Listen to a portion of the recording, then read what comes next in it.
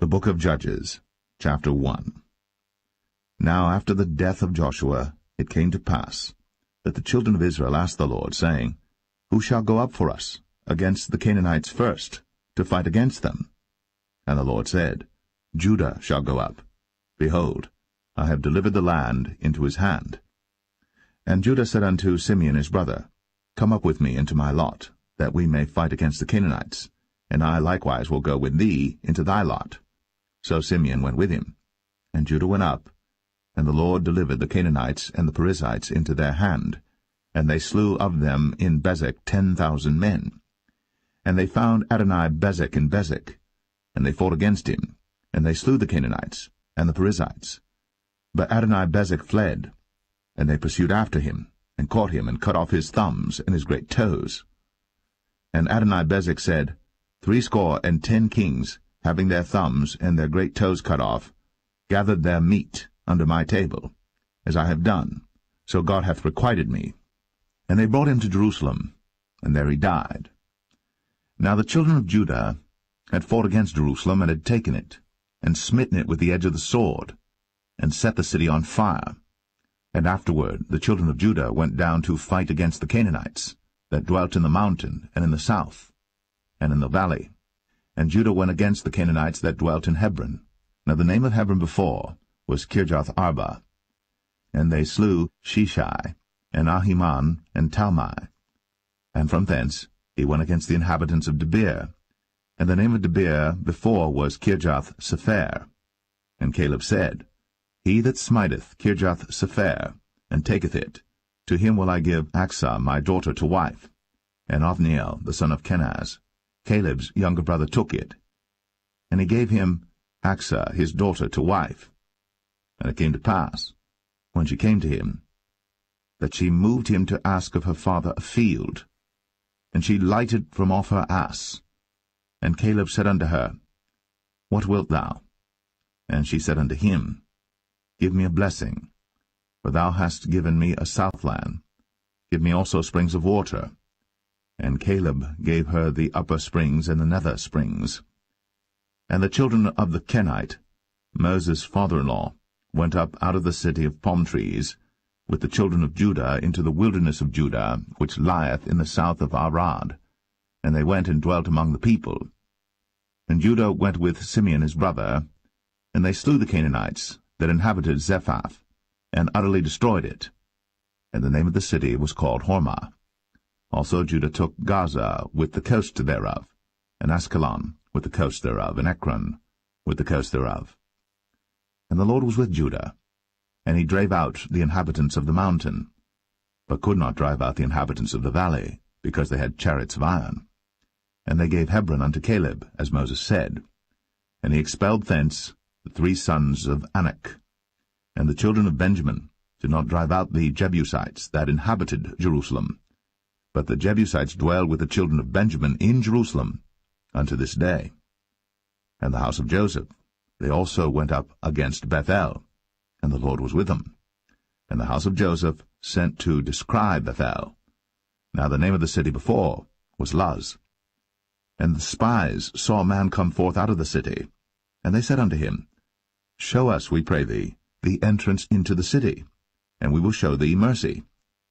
And when he showed them the entrance into the city, they smote the city with the edge of the sword, but they let go the man and all his family. And the man went into the land of the Hittites, and built a city, and called the name thereof Luz, which is the name thereof unto this day. Neither did Manasseh drive out the inhabitants of Beth-shan and her towns, nor Tanakh and her towns, nor the inhabitants of Dor and her towns, nor the inhabitants of Ibleam and her towns, nor the inhabitants of Megiddo and her towns, but the Canaanites would dwell in that land. And it came to pass, when Israel was strong, that they put the Canaanites to tribute, and did not utterly drive them out. Neither did Ephraim drive out the Canaanites that dwelt in Gezer, but the Canaanites dwelt in Gezer among them. Neither did Zebulun drive out the inhabitants of Kitron, nor the inhabitants of Nahalol, but the Canaanites dwelt among them, and became tributaries. Neither did Asher drive out the inhabitants of Akko, nor the inhabitants of Zidon, nor of Alab, nor of Agzib, nor of Helba, nor of Aphik, nor of Rehob. But the Asherites dwelt among the Canaanites, the inhabitants of the land, for they did not drive them out.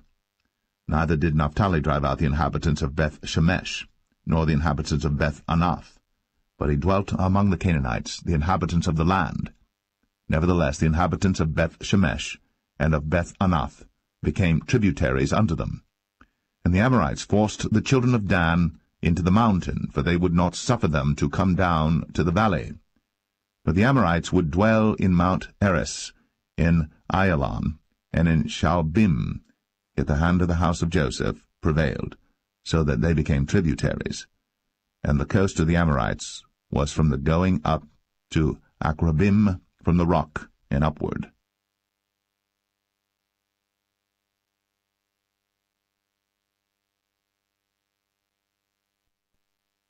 Judges 2. And an angel of the Lord came up from Gilgal to Bochim, and said, I made you to go up out of Egypt, and have brought you unto the land which I sware unto your fathers. And I said, I will never break my covenant with you. And ye shall make no league with the inhabitants of this land, ye shall throw down their altars. But ye have not obeyed my voice. Why have ye done this? Wherefore I also said, I will not drive them out from before you, but they shall be as thorns in your sides, and their gods shall be a snare unto you. And it came to pass, when the angel of the Lord spake these words unto all the children of Israel, that the people lifted up their voice, and wept. And they called the name of that place Bochim, and they sacrificed there unto the Lord. And when Joshua had let the people go, the children of Israel went every man unto his inheritance to possess the land. And the people served the Lord all the days of Joshua, and all the days of the elders that outlived Joshua, who had seen all the great works of the Lord that he did for Israel. And Joshua the son of Nun, the servant of the Lord, died, being 110 years old. And they buried him in the border of his inheritance, in Timnath-Eres, in the mount of Ephraim, on the north side of the hill Gaash. And also all that generation were gathered unto their fathers. And there arose another generation after them, which knew not the Lord, nor yet the works which he had done for Israel. And the children of Israel did evil in the sight of the Lord, and served Baalim. And they forsook the Lord God of their fathers, which brought them out of the land of Egypt, and followed other gods of the people that were round about them, and bowed themselves unto them, and provoked the Lord to anger. And they forsook the Lord, and served Baal and Ashtoreth. And the anger of the Lord was hot against Israel, and he delivered them into the hands of spoilers that spoiled them, and he sold them into the hands of their enemies round about, so that they could not any longer stand before their enemies. Whithersoever they went out, the hand of the Lord was against them for evil, as the Lord had said, and as the Lord had sworn unto them, and they were greatly distressed. Nevertheless the Lord raised up judges, which delivered them out of the hand of those that spoiled them. And yet they would not hearken unto their judges, but they went a-whoring after other gods, and bowed themselves unto them. They turned quickly out of the way which their fathers walked in, obeying the commandments of the Lord. But they did not so. And when the Lord raised them up judges, then the Lord was with the judge, and delivered them out of the hand of their enemies all the days of the judge. For it repented the Lord because of their groanings by reason of them that oppressed them and vexed them. And it came to pass, when the judge was dead, that they returned and corrupted themselves more than their fathers, in following other gods to serve them, and to bow down unto them. They ceased not from their own doings, nor from their stubborn way. And the anger of the Lord was hot against Israel, and he said, Because that this people hath transgressed my covenant which I commanded their fathers, and have not hearkened unto my voice, I also will not henceforth drive out any from before them of the nations which Joshua left when he died, that through them I may prove Israel, whether they will keep the way of the Lord to walk therein, as their fathers did keep it, or not.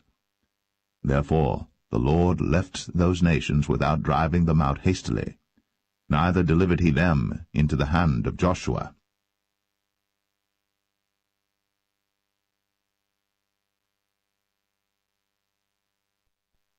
Judges 3. Now these are the nations which the Lord left, to prove Israel by them, even as many of Israel as had not known all the wars of Canaan.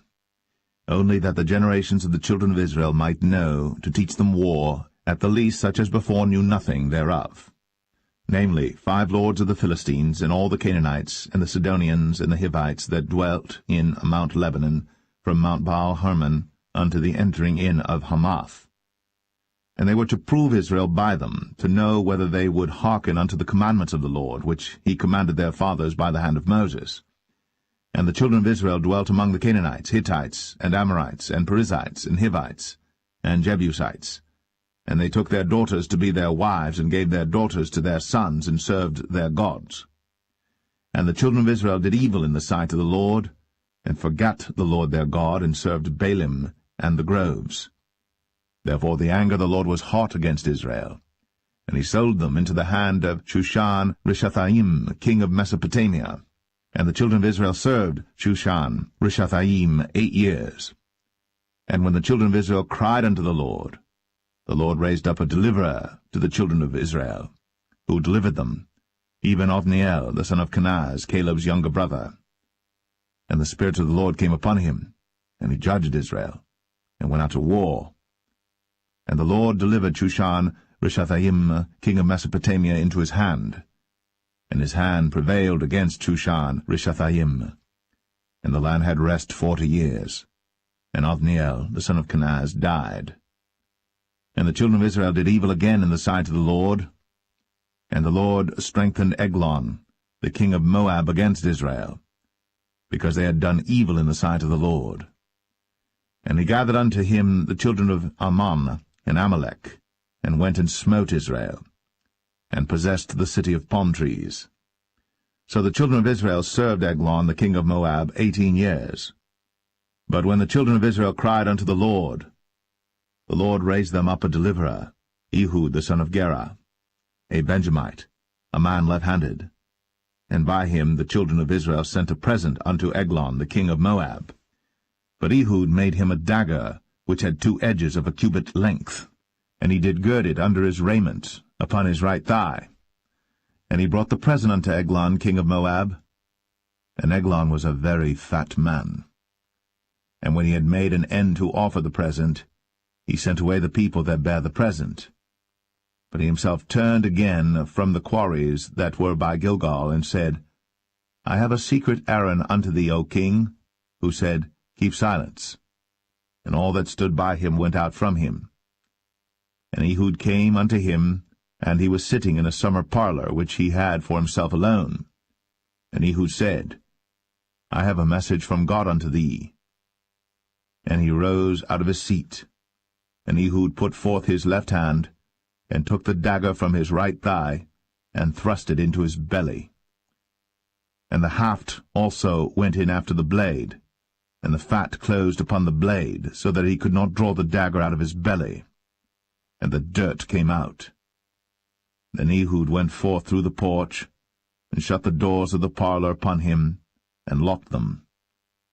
When he was gone out, his servants came, and when they saw that, behold, the doors of the parlor were locked, they said, Surely he covereth his feet in his summer chamber. And they tarried till they were ashamed, and behold, he opened not the doors of the parlor. Therefore they took a key and opened them, and behold, their lord was fallen down dead on the earth. And Ehud escaped while they tarried, and passed beyond the quarries, and escaped unto Seirath. And it came to pass, when he was come, that he blew a trumpet in the mountain of Ephraim, and the children of Israel went down with him from the mount, and he before them. And he said unto them, Follow after me, for the Lord hath delivered your enemies the Moabites into your hand. And they went down after him, and took the fords of Jordan toward Moab, and suffered not a man to pass over.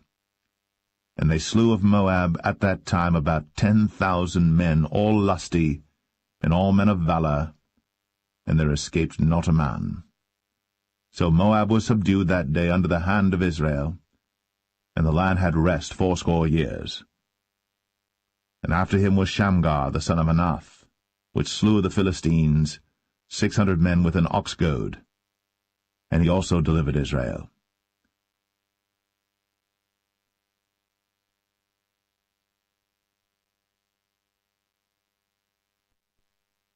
Judges 4. And the children of Israel again did evil in the sight of the Lord, when Ehud was dead. And the Lord sold them into the hand of Jabin, king of Canaan, that reigned in Hazor, the captain of whose host was Sisera, which dwelt in Harosheth of the Gentiles. And the children of Israel cried unto the Lord, for he had 900 chariots of iron. And 20 years he mightily oppressed the children of Israel. And Deborah prophetess, the wife of Lapidoth, she judged Israel at that time. And she dwelt under the palm tree of Deborah between Ramah and Bethel in Mount Ephraim. And the children of Israel came up to her for judgment. And she sent and called Barak, the son of Abinoam, out of Kadesh Naphtali, and said unto him, Hath not the Lord God of Israel commanded, saying, Go and draw toward Mount Tabor, and take with thee 10,000 men of the children of Naphtali and of the children of Zebulun? And I will draw unto thee to the river Kishon Sisera, the captain of Jabin's army, with his chariots and his multitude, and I will deliver him into thine hand. And Barak said unto her, If thou wilt go with me, then I will go. But if thou wilt not go with me, then I will not go. And she said, I will surely go with thee. Notwithstanding the journey that thou takest shall not be for thine honour, for the Lord shall sell Sisera into the hand of a woman. And Deborah rose, and went with Barak to Kadesh. And Barak called Zebulun and Naphtali to Kadesh. And he went up with 10,000 men at his feet, and Deborah went up with him. Now Heber the Kenite, which was of the children of Hobab, the father-in-law of Moses, had severed himself from the Kenites, and pitched his tent unto the plain of Zanaim, which is by Kadesh. And they showed Sisera that Barak the son of Abinoam was gone up to Mount Tabor. And Sisera gathered together all his chariots, even 900 chariots of iron, and all the people that were with him, from Harosheth of the Gentiles unto the river of Kishon. And Deborah said unto Barak, Up, for this is the day in which the Lord hath delivered Sisera into thine hand. Is not the Lord gone out before thee? So Barak went down from Mount Tabor, and 10,000 men after him. And the Lord discomfited Sisera, and all his chariots and all his hosts with the edge of the sword before Barak, so that Sisera lighted down off his chariot, and fled away on his feet. But Barak pursued after the chariots and after the host, unto Harosheth of the Gentiles, and all the host of Sisera fell upon the edge of the sword, and there was not a man left. Howbeit Sisera fled away on his feet to the tent of Jael, the wife of Heber the Kenite. For there was peace between Jabin, the king of Hazor, and the house of Heber the Kenite. And Jael went out to meet Sisera, and said unto him, Turn in, my lord, turn in to me, fear not. And when he had turned in unto her into the tent, she covered him with a mantle. And he said unto her, Give me, I pray thee, a little water to drink, for I am thirsty. And she opened a bottle of milk, and gave him drink, and covered him. Again he said to her, Stand in the door of the tent. And it shall be, when any man doth come and inquire of thee, and say, Is there any man here?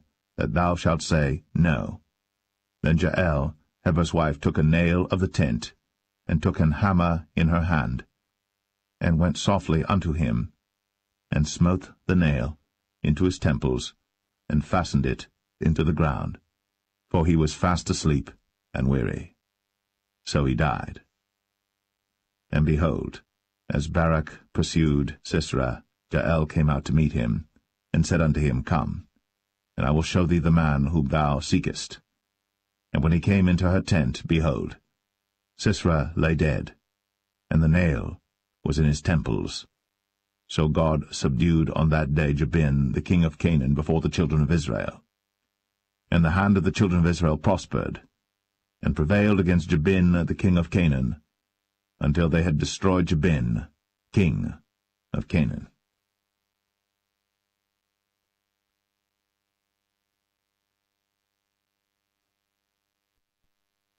Judges 5. Then sang Deborah and Barak, the son of Abinoam, on that day, saying, Praise ye the Lord for the avenging of Israel, when the people willingly offered themselves. Hear, O ye kings, give ear, O ye princes. I, even I, will sing unto the Lord. I will sing praise to the Lord God of Israel. Lord, when thou wentest out of Seir, when thou marchedst out of the field of Edom, the earth trembled, and the heavens dropped. The clouds also dropped water. The mountains melted from before the Lord, even that Sinai from before the Lord God of Israel.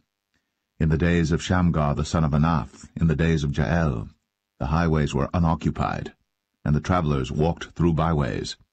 The inhabitants of the villages ceased. They ceased in Israel until that I, Deborah, arose, that I arose a mother in Israel.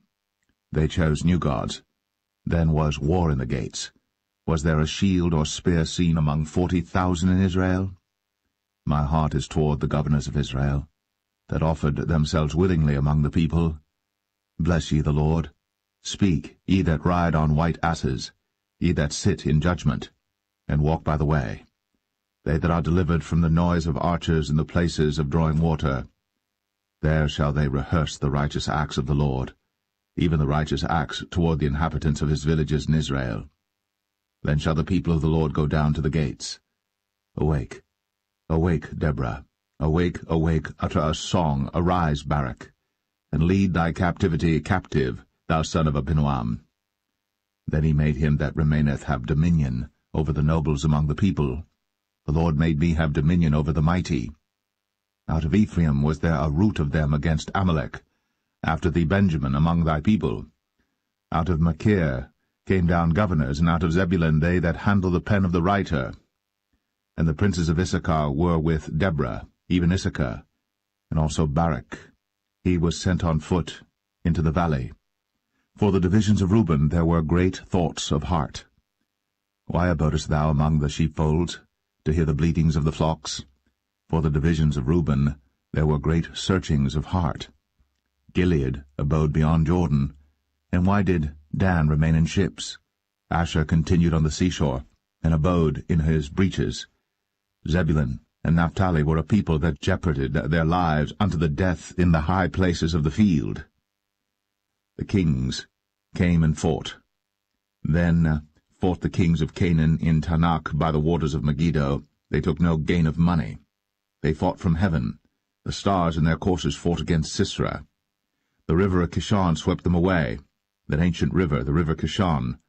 O my soul, thou hast trodden down strength.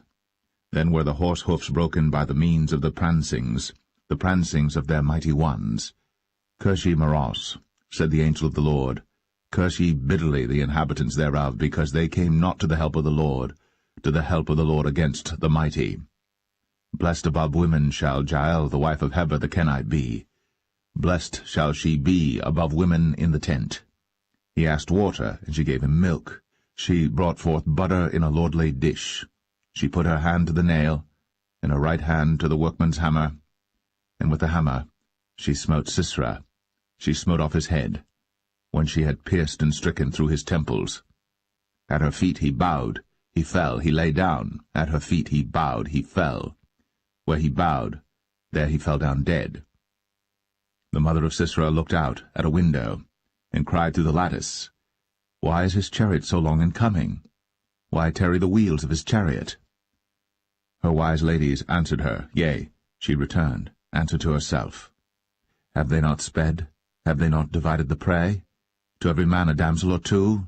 To Sisera a prey of divers colours, a prey of divers colours of needlework, of divers colours of needlework on both sides, meat for the necks of them that take the spoil?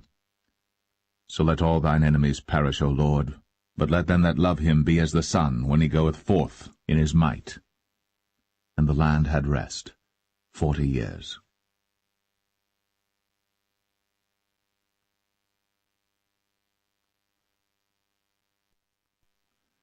Judges 6. And the children of Israel did evil in the sight of the Lord, and the Lord delivered them into the hand of Midian 7 years. And the hand of Midian prevailed against Israel, and because of the Midianites, the children of Israel made them the dens which are in the mountains, and caves, and strongholds. And so it was, when Israel had sown, that the Midianites came up, and the Amalekites and the children of the east, even they came up against them, and they encamped against them, and destroyed the increase of the earth, till thou come unto Gaza, and left no sustenance for Israel, neither sheep, nor ox, nor ass. For they came up with their cattle and their tents, and they came as grasshoppers for multitude, for both they and their camels were without number. And they entered into the land to destroy it. And Israel was greatly impoverished because of the Midianites, and the children of Israel cried unto the Lord. And it came to pass, when the children of Israel cried unto the Lord because of the Midianites, that the Lord sent a prophet unto the children of Israel, which said unto them, Thus saith the Lord God of Israel, I brought you up from Egypt, and brought you forth out of the house of bondage. And I delivered you out of the hand of the Egyptians, and out of the hand of all that oppressed you, and drave them out from before you, and gave you their land. I said unto you, I am the Lord your God. Fear not the gods of the Amorites, in whose land ye dwell. But ye have not obeyed my voice. And there came an angel of the Lord, and sat under an oak which was in Ophrah, that pertained unto Joash the Abiezrite. And his son Gideon threshed wheat by the winepress to hide it from the Midianites. And the angel of the Lord appeared unto him, and said unto him, The Lord is with thee, thou mighty man of valour. And Gideon said unto him, O my Lord, if the Lord be with us, why then is all this befallen us? And where be all his miracles which our fathers told us of, saying, Did not the Lord bring us up from Egypt? But now the Lord hath forsaken us, and delivered us into the hands of the Midianites. And the Lord looked upon him, and said, Go in this thy might, and thou shalt save Israel from the hand of the Midianites. Have not I sent thee? And he said unto him, O my Lord, wherewith shall I save Israel? Behold, my family is poor in Manasseh, and I am the least in my father's house. And the Lord said unto him, Surely I will be with thee, and thou shalt smite the Midianites as one man. And he said unto him, If now I have found grace in thy sight, then show me a sign that thou talkest with me. Depart not hence, I pray thee, until I come unto thee, and bring forth my present, and set it before thee. And he said, I will tarry until thou come again. And Gideon went in, and made ready a kid, and unleavened cakes of an ephah of flour. The flesh he put in a basket, and he put the broth in a pot, and brought it out unto him under the oak, and presented it. And the angel of God said unto him, Take the flesh and the unleavened cakes, and lay them upon this rock, and pour out the broth. And he did so.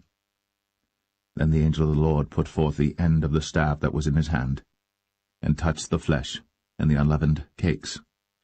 And there rose up fire out of the rock, and consumed the flesh and the unleavened cakes. Then the angel of the Lord departed out of his sight. And when Gideon perceived that he was an angel of the Lord, Gideon said, Alas, O Lord God, for because I have seen an angel of the Lord face to face. And the Lord said unto him, Peace be unto thee, fear not, thou shalt not die. Then Gideon built an altar there unto the Lord, and called it Jehovah Shalom. Until this day it is yet in Ophrah of the Abiezrites. And it came to pass the same night that the Lord said unto him, Take thy father's young bullock, even the second bullock of 7 years old, and throw down the altar of Baal that thy father hath, and cut down the grove that is by it. And build an altar unto the Lord thy God upon the top of this rock, in the ordered place, and take the second bullock, and offer a burnt sacrifice with the wood of the grove which thou shalt cut down. Then Gideon took 10 men of his servants, and did as the Lord had said unto him. And so it was, because he feared his father's household and the men of the city, that he could not do it by day, that he did it by night. And when the men of the city arose early in the morning, behold, the altar of Baal was cast down, and the grove was cut down that was by it, and the second bullock was offered upon the altar that was built. And they said one to another, Who hath done this thing? And when they inquired and asked, they said, Gideon the son of Joash hath done this thing. Then the men of the city said unto Joash, Bring out thy son, that he may die, because he hath cast down the altar of Baal, and because he hath cut down the grove that was by it. And Joash said unto all that stood against him, Will ye plead for Baal? Will ye save him? He that will plead for him, let him be put to death, whilst it is yet morning, if he be a god. Let him plead for himself, because one hath cast down his altar. Therefore on that day he called him Jerubbaal, saying, Let Baal plead against him, because he hath thrown down his altar. Then all the Midianites and the Amalekites and the children of the east were gathered together, and went over and pitched in the valley of Jezreel. But the Spirit of the Lord came upon Gideon, and he blew a trumpet, and Abiezer was gathered after him. And he sent messengers throughout all Manasseh, who also was gathered after him. And he sent messengers unto Asher, and unto Zebulun, and unto Naphtali, and they came up to meet them. And Gideon said unto God, If thou wilt save Israel by mine hand, as thou hast said, behold, I will put a fleece of wool in the floor. And if the dew be on the fleece only, and it be dry upon all the earth beside, then shall I know that thou wilt save Israel by mine hand, as thou hast said. And it was so. For he rose up early on the morrow, and thrust the fleece together, and wringed the dew out of the fleece, a bowl full of water. And Gideon said unto God, Let not thine anger be hot against me, and I will speak but this once. Let me prove, I pray thee, but this once with the fleece. Let it now be dry only upon the fleece, and upon all the ground let there be dew. And God did so that night, for it was dry upon the fleece only, and there was dew on all the ground.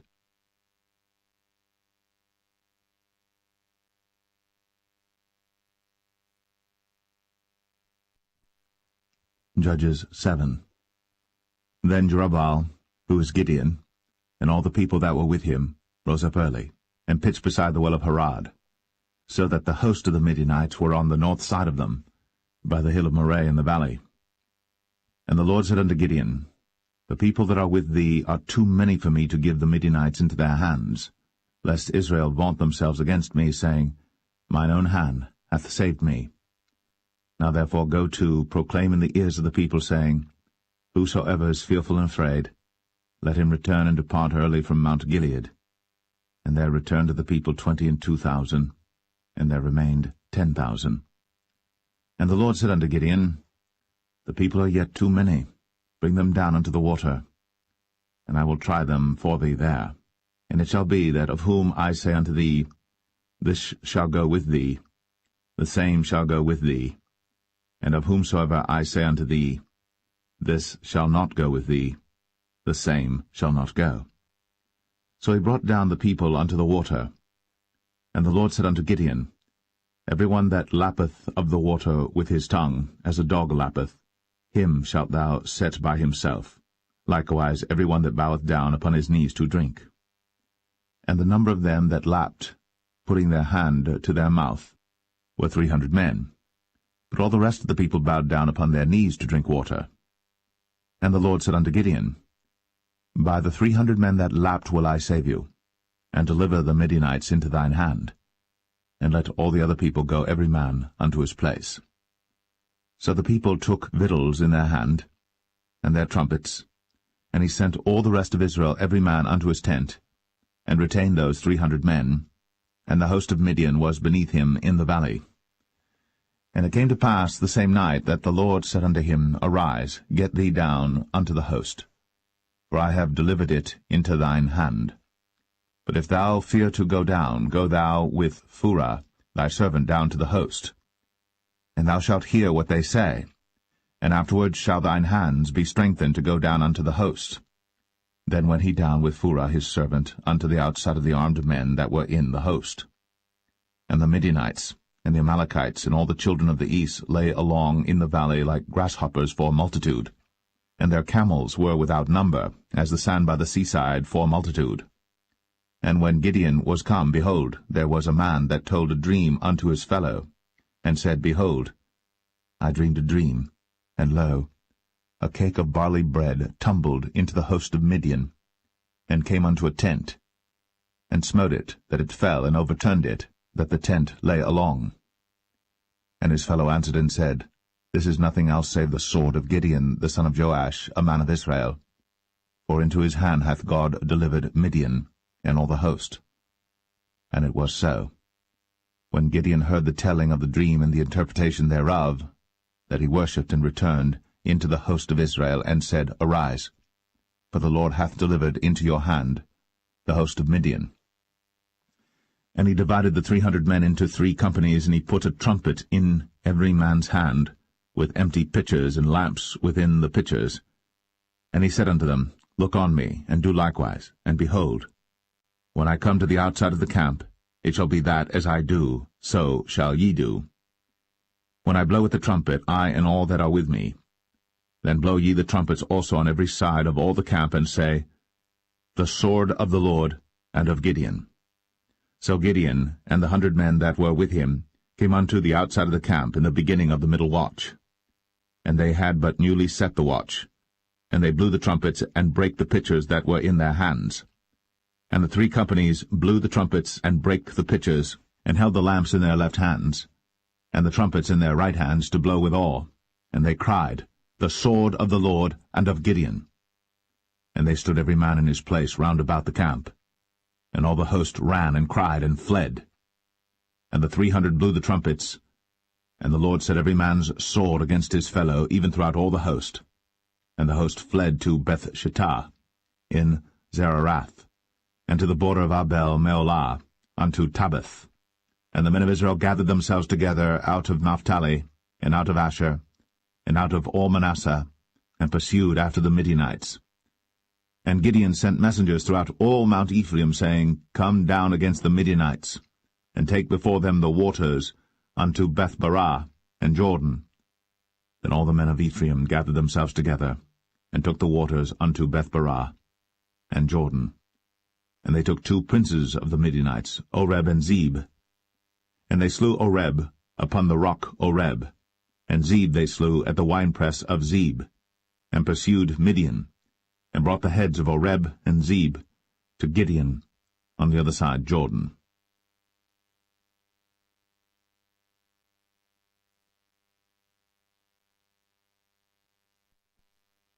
Judges 8. And the men of Ephraim said unto him, Why hast thou served us thus, that thou callest us not, when thou wentest to fight with the Midianites? And they did chide with him sharply. And he said unto them, What have I done now in comparison of you? Is not the gleaning of the grapes of Ephraim better than the vintage of Abiezer? God hath delivered into your hands the princes of Midian, Oreb, and Zeb. And what was I able to do in comparison of you? Then their anger was abated toward him, when he had said that. And Gideon came to Jordan and passed over, he and the 300 men that were with him, faint yet pursuing them. And he said unto the men of Succoth, Give, I pray you, loaves of bread unto the people that follow me, for they be faint, and I am pursuing after Zebah and Zalmunna, kings of Midian.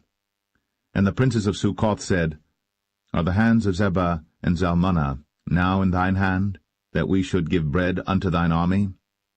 And Gideon said, Therefore when the Lord hath delivered Zebah and Zalmunna into mine hand, then I will tear your flesh with the thorns of the wilderness and with briars.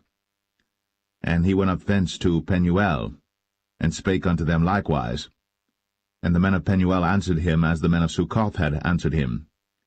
And he spake also unto the men of Penuel, saying, When I come again in peace, I will break down this tower.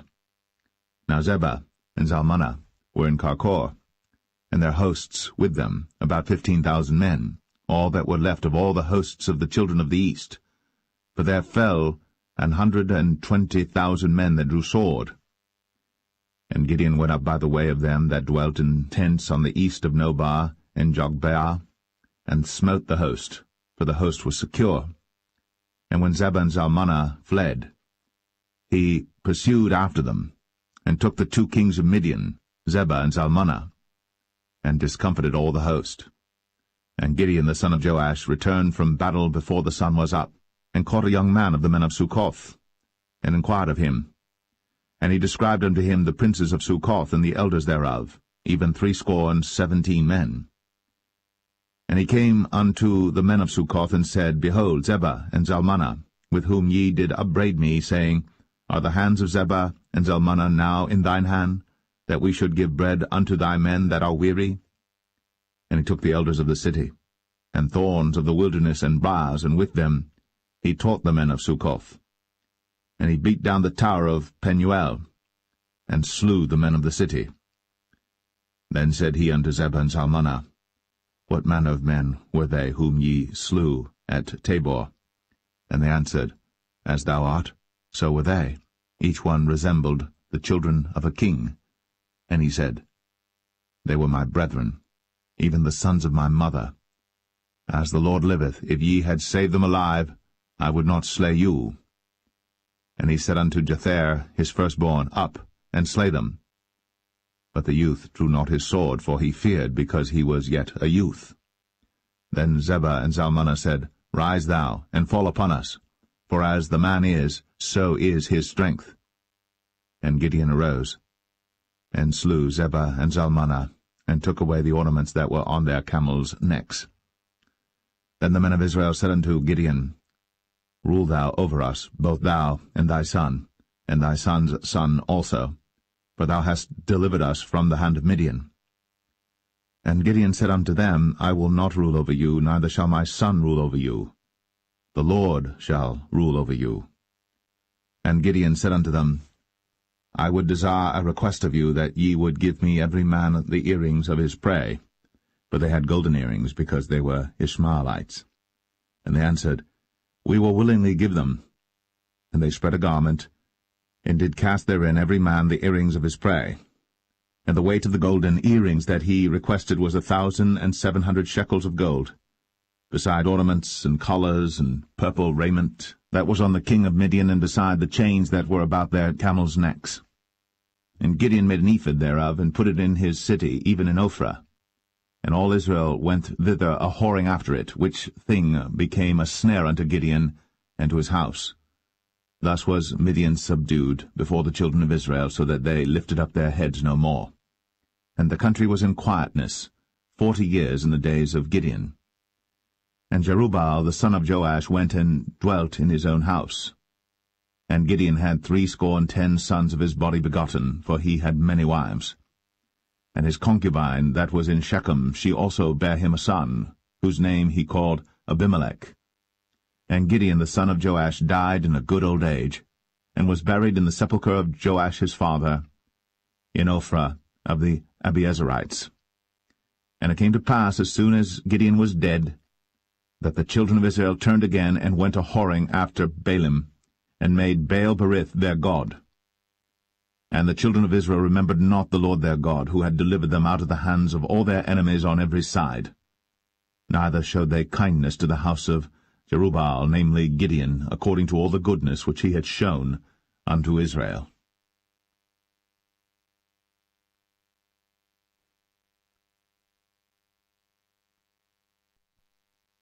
Judges 9.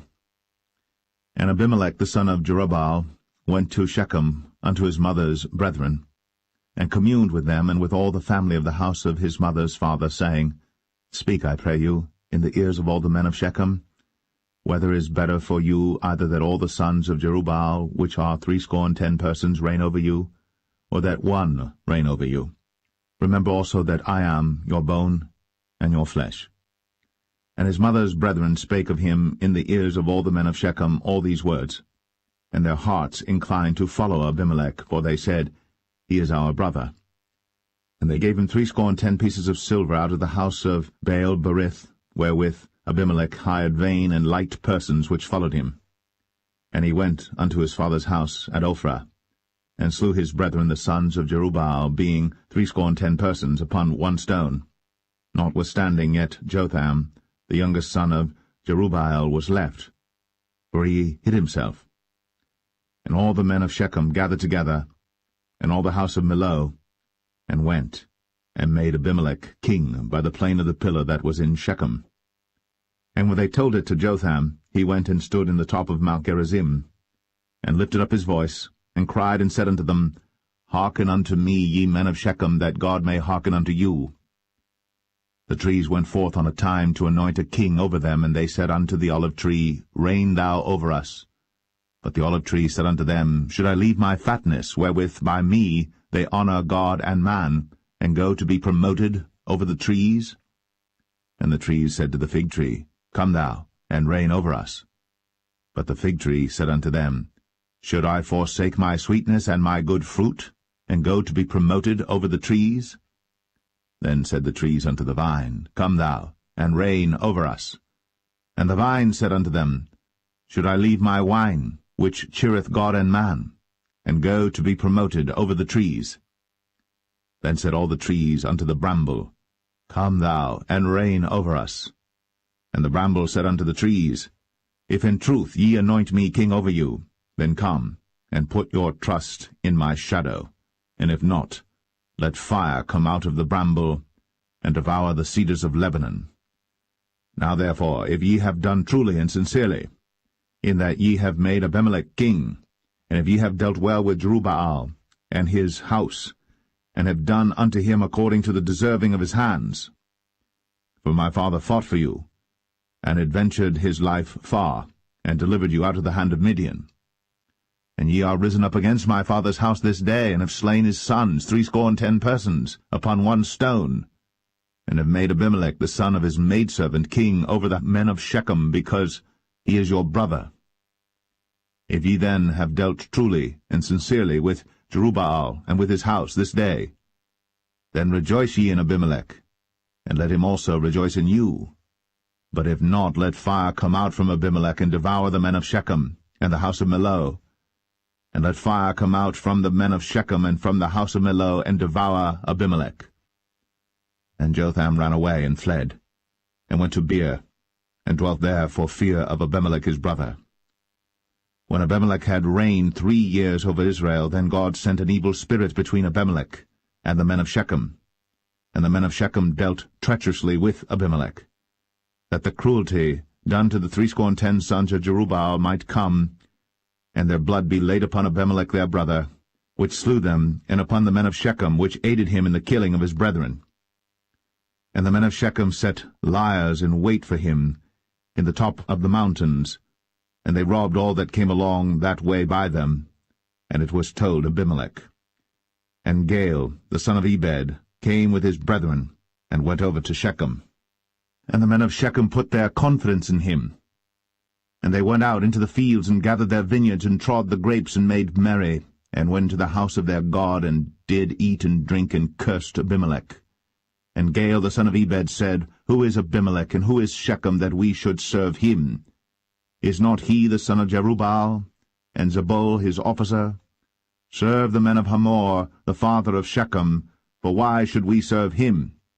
And would to God this people were under my hand, then would I remove Abimelech. And he said to Abimelech, Increase thine army, and come out.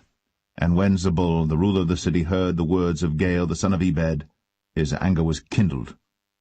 And he sent messengers unto Abimelech privily, saying, Behold, Gaal the son of Ebed and his brethren be come to Shechem, and behold, they fortify the city against thee. Now therefore up by night thou and the people that is with thee, and lie in wait in the field. And it shall be that in the morning, as soon as the sun is up, thou shalt rise early, and set upon the city, and behold, when he and the people that is with him come out against thee, then mayest thou do to them as thou shalt find occasion. And Abimelech rose up, and all the people that were with him by night, and they laid wait against Shechem in 4 companies. And Gaal the son of Ebed went out and stood in the entering of the gate of the city.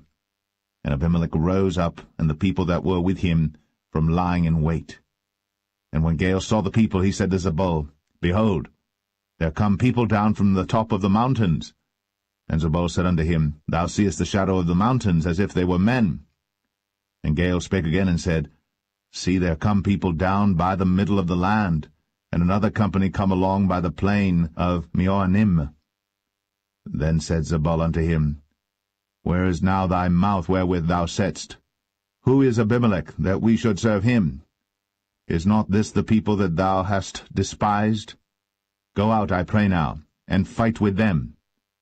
And Gaal went out before the men of Shechem, and fought with Abimelech. And Abimelech chased him, and he fled before him, and many were overthrown and wounded, even unto the entering of the gate. And Abimelech dwelt at Arumah. And Zebul thrust out Gaal and his brethren, that they should not dwell in Shechem. And it came to pass on the morrow that the people went out into the field. And they told Abimelech.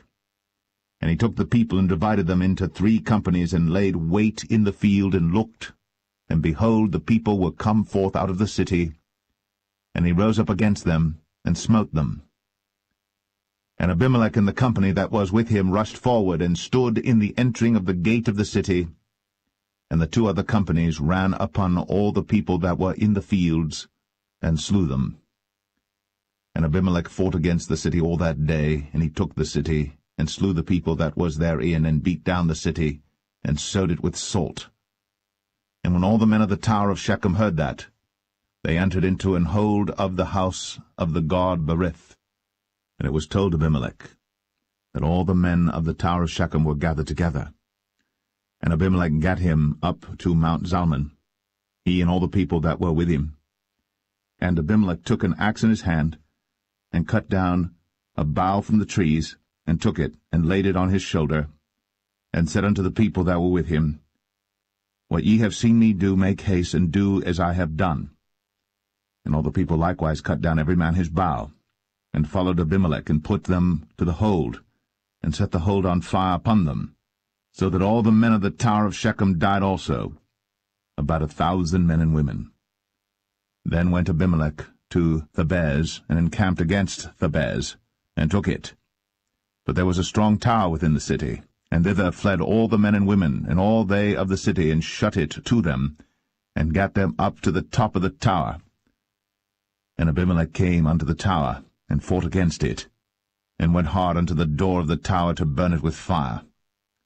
And a certain woman cast a piece of a millstone upon Abimelech's head, and all to break his skull. Then he called hastily unto the young man his armor-bearer, and said unto him, Draw thy sword, and slay me, that men say not of me, A woman slew him. And his young man thrust him through, and he died. And when the men of Israel saw that Abimelech was dead, they departed every man unto his place. Thus God rendered the wickedness of Abimelech, which he did unto his father, in slaying his 70 brethren. And all the evil of the men of Shechem did God render upon their heads, and upon them came the curse of Jotham, the son of Jerubbaal.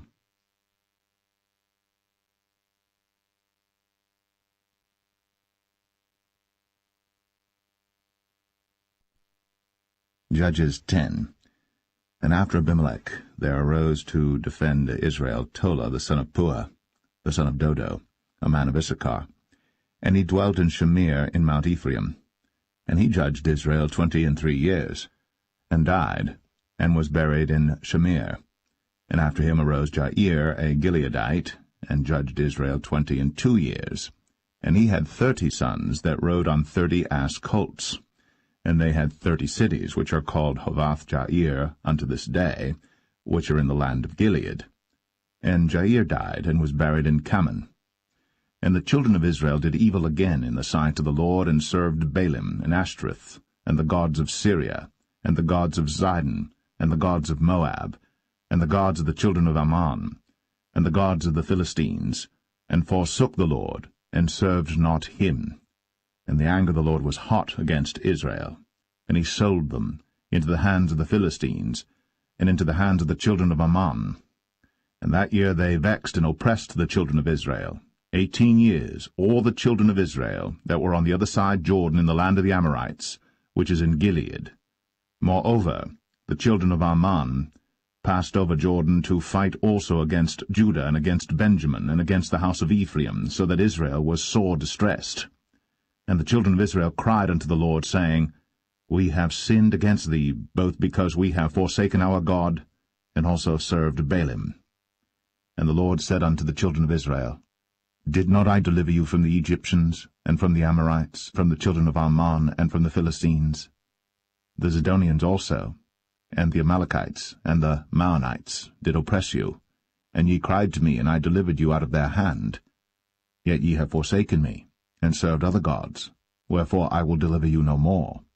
Go, and cry unto the gods which ye have chosen, let them deliver you in the time of your tribulation. And the children of Israel said unto the Lord, We have sinned. Do thou unto us whatsoever seemeth good unto thee. Deliver us only, we pray thee, this day. And they put away the strange gods from among them, and served the Lord. And his soul was grieved for the misery of Israel. Then the children of Ammon were gathered together, and encamped in Gilead. And the children of Israel assembled themselves together, and encamped in Mizpeh. And the people and princes of Gilead said one to another, What man is he that will begin to fight against the children of Ammon? He shall be head over all the inhabitants of Gilead.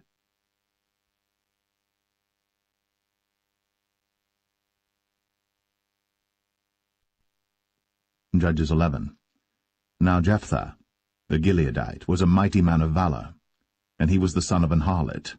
And Gilead begat Jephthah. And Gilead's wife bare him sons, and his wife's sons grew up. And they thrust out Jephthah, and said unto him, Thou shalt not inherit in our father's house, for thou art the son of a strange woman.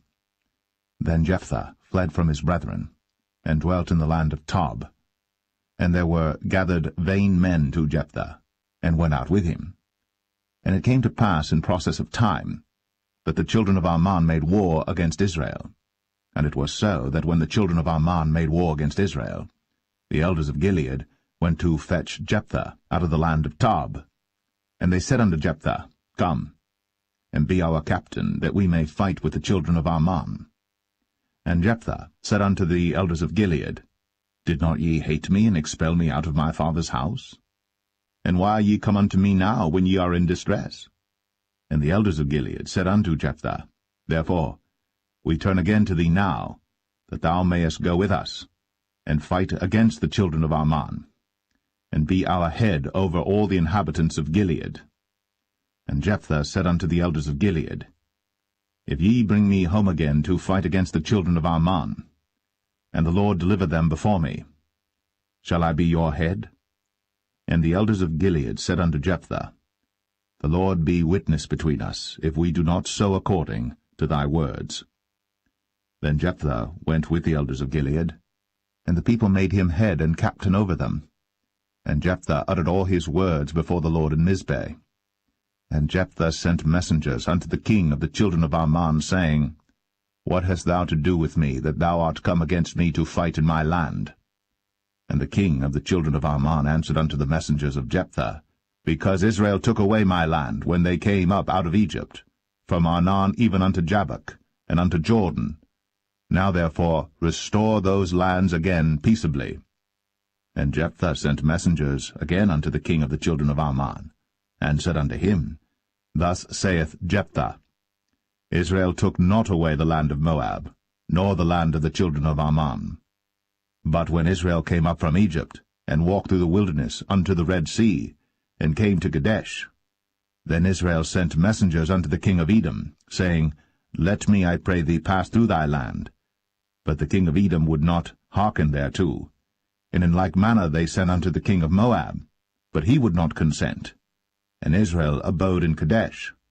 Then they went along through the wilderness, and compassed the land of Edom, and the land of Moab, and came by the east side of the land of Moab, and pitched on the other side of Arnon, but came not within the border of Moab, for Arnon was the border of Moab. And Israel sent messengers unto Sihon, king of the Amorites, the king of Heshbon. And Israel said unto him, Let us pass, we pray thee, through thy land into my place. But Sihon trusted not Israel to pass through his coast. But Sihon gathered all his people together, and pitched in Jahaz, and fought against Israel. And the Lord God of Israel delivered Sihon and all his people into the hand of Israel, and they smote them. So Israel possessed all the land of the Amorites, the inhabitants of that country. And they possessed all the coasts of the Amorites, from Arnon even unto Jabbok, and from the wilderness even unto Jordan. So now the Lord God of Israel hath dispossessed the Amorites from before his people Israel. And shouldst thou possess it? Wilt not thou possess that which Chemosh thy God giveth thee to possess? So, whomsoever the Lord our God shall drive out from before us, then will we possess. And now, art thou anything better than Balak the son of Zippor, king of Moab? Did he ever strive against Israel, or did he ever fight against them? While Israel dwelt in Heshbon and her towns, and in Aroer and her towns, and in all the cities that be along by the coasts of Arnon, 300 years? Why therefore did ye not recover them within that time? Wherefore I have not sinned against thee, but thou dost me wrong to war against me. The Lord, the judge, be judged this day between the children of Israel and the children of Ammon. Howbeit the king of the children of Ammon hearkened not unto the words of Jephthah, which he sent him. Then the Spirit of the Lord came upon Jephthah, and he passed over Gilead and Manasseh, and passed over Mizpeh of Gilead, and from Mizpeh of Gilead he passed over unto the children of Ammon. And Jephthah vowed a vow unto the Lord, and said, If thou shalt without fail deliver the children of Ammon into mine hands, then it shall be, that whatsoever cometh forth of the doors of my house to meet me, when I return in peace from the children of Ammon, shall surely be the Lord's, and I will offer it up for a burnt offering. So Jephthah passed over unto the children of Ammon to fight against them, and the Lord delivered them into his hands. And he smote them from Aroer, even till thou come to Minnith, even 20 cities, and unto the plain of the vineyards, with a very great slaughter. Thus the children of Ammon were subdued before the children of Israel. And Jephthah came to Mizpeh unto his house, and behold, his daughter came out to meet him, with timbrels and with dances, and she was his only child.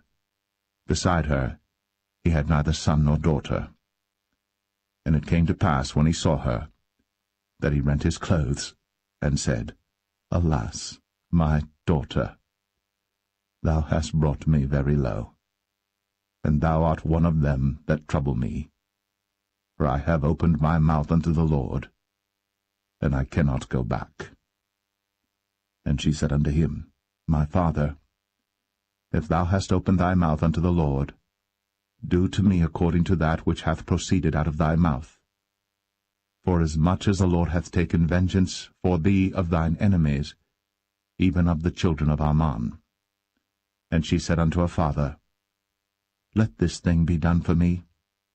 Let me alone 2 months, that I may go up and down upon the mountains and bewail my virginity, I and my fellows. And he said, Go. And he sent her away for 2 months. And she went with her companions, and bewailed her virginity upon the mountains. And it came to pass at the end of 2 months, that she returned unto her father, who did with her according to his vow which he had vowed. And she knew no man. And it was a custom in Israel, that the daughters of Israel went yearly to lament the daughter of Jephthah the Gileadite, 4 days in a year.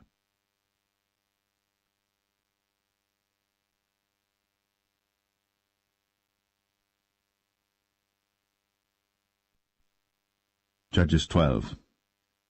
And the men of Ephraim gathered themselves together, and went northward, and said unto Jephthah, Wherefore passedst thou over to fight against the children of Ammon, and didst not call us to go with thee?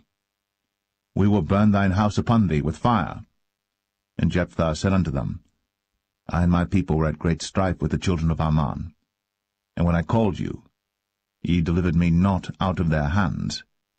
And when I saw that ye delivered me not, I put my life in my hands, and passed over against the children of Ammon. And the Lord delivered them into my hand. Wherefore then are ye come up unto me this day, to fight against me? Then Jephthah gathered together all the men of Gilead, and fought with Ephraim. And the men of Gilead smote Ephraim, because they said, Ye Gileadites are fugitives of Ephraim among the Ephraimites, and among the Manassites. And the Gileadites took the passages of Jordan before the Ephraimites. And it was so, that when those Ephraimites which were escaped said, Let me go over, that the men of Gilead said unto him, Art thou an Ephraimite? If he said, Nay, then said they unto him, Say now, Shibboleth. And he said, Sibboleth, for he could not frame to pronounce it right. Then they took him, and slew him at the passages of Jordan. And there fell at that time of the Ephraimites 42,000. And Jephthah judged Israel 6 years. Then died Jephthah the Gileadite, and was buried in one of the cities of Gilead. And after him Ibzan of Bethlehem judged Israel. And he had 30 sons, and 30 daughters, whom he sent abroad, and took in 30 daughters from abroad for his sons. And he judged Israel 7 years. Then died Ibzan, and was buried at Bethlehem. And after him Elon, a Zebulunite, judged Israel. And he judged Israel 10 years. And Elon the Zebulunite died, and was buried in Ailon in the country of Zebulun. And after him Abdon the son of Hillel, a Pirathonite, judged Israel. And he had 40 sons and 30 nephews, that rode on 60 ass colts. And he judged Israel 8 years. And Abdon the son of Hillel, the Pirathonite, died, and was buried in Pirathon, in the land of Ephraim, in the mount of the Amalekites.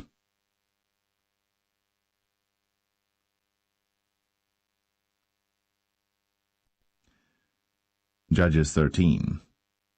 And the children of Israel did evil again in the sight of the Lord, and the Lord delivered them into the hand of the Philistines 40 years. And there was a certain man of Zorah, of the family of the Danites, whose name was Manoah, and his wife was barren, and bare not. And the angel of the Lord appeared unto the woman, and said unto her, Behold now, thou art barren, and bearest not, but thou shalt conceive, and bear a son. Now therefore beware, I pray thee, and drink not wine nor strong drink, and eat not any unclean thing. For lo, thou shalt conceive and bear a son, and no razor shall come on his head, for the child shall be a Nazarite unto God from the womb, and he shall begin to deliver Israel out of the hand of the Philistines. Then the woman came and told her husband, saying, A man of God came unto me, and his countenance was like the countenance of an angel of God, very terrible. But I asked him not whence he was, neither told he me his name. But he said unto me, Behold, thou shalt conceive, and bear a son. And now drink no wine nor strong drink, neither eat any unclean thing, for the child shall be a Nazarite to God from the womb to the day of his death. Then Manoah entreated the Lord, and said, O my Lord, let the man of God which thou didst send come again unto us, and teach us what we shall do unto the child that shall be born. And God hearkened to the voice of Manoah. And the angel of God came again unto the woman as she sat in the field. But Manoah, her husband, was not with her.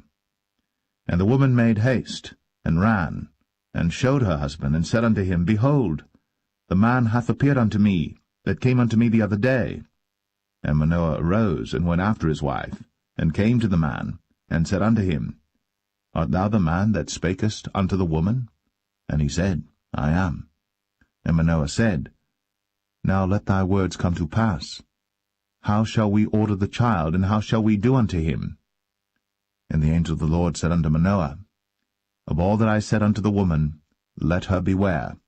She may not eat of anything that cometh of the vine, neither let her drink wine or strong drink, nor eat any unclean thing. All that I commanded her let her observe. And Manoah said unto the angel of the Lord, I pray thee, let us detain thee, until we shall have made ready a kid for thee. And the angel of the Lord said unto Manoah, Though thou detain me, I will not eat of thy bread, and if thou wilt offer a burnt offering, thou must offer it unto the Lord. For Manoah knew not that he was an angel of the Lord. And Manoah said unto the angel of the Lord, What is thy name, that when thy sayings come to pass, we may do thee honor? And the angel of the Lord said unto him, Why askest thou thus after my name, seeing it is secret? So Manoah took a kid with a meat offering, and offered it upon a rock unto the Lord. And the angel did wondrously. And Manoah and his wife looked on. For it came to pass, when the flame went up toward heaven from off the altar, that the angel of the Lord ascended in the flame of the altar. And Manoah and his wife looked on it, and fell on their faces to the ground. But the angel of the Lord did no more appear to Manoah and to his wife. Then Manoah knew that he was an angel of the Lord. And Manoah said unto his wife, We shall surely die, because we have seen God. But his wife said unto him, If the Lord were pleased to kill us, he would not have received a burnt offering and a meat offering at our hands, neither would he have shown us all these things, nor would as at this time have told us such things as these. And the woman bare a son, and called his name Samson. And the child grew, and the Lord blessed him. And the Spirit of the Lord began to move him at times in the camp of Dan, between Zorah and Eshtaol.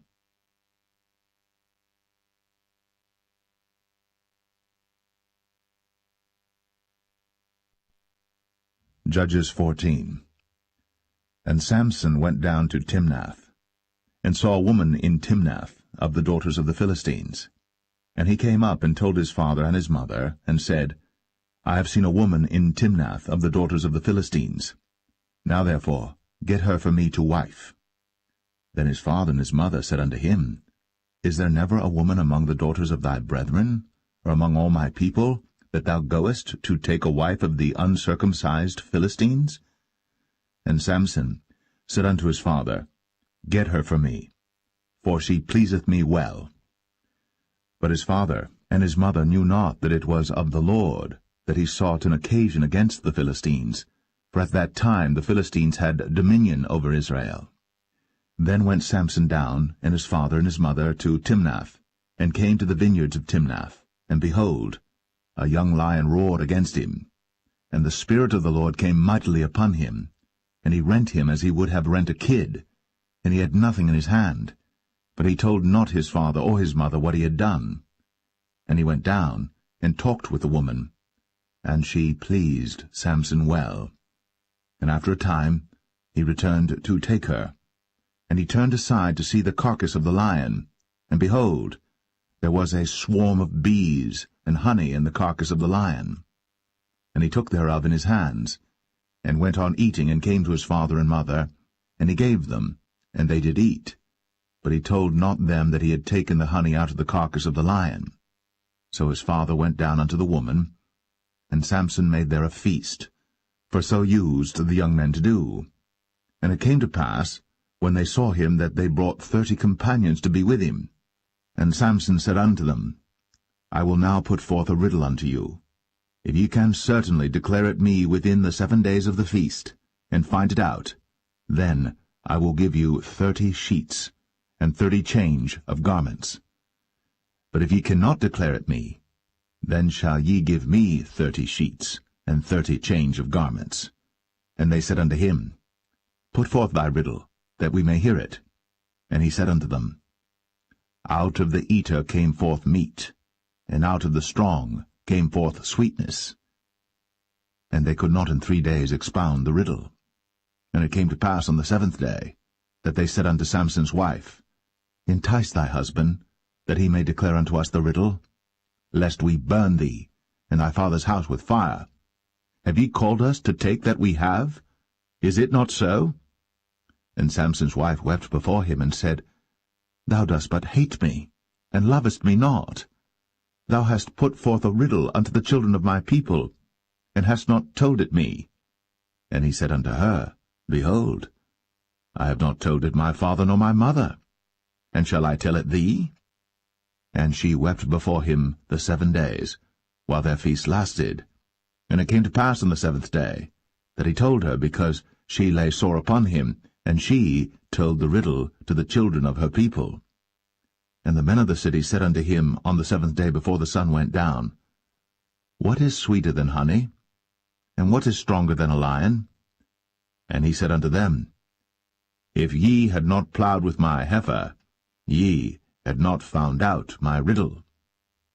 And the Spirit of the Lord came upon him, And he went down to Ashkelon, and slew 30 men of them, and took their spoil, and gave change of garments unto them which expounded the riddle.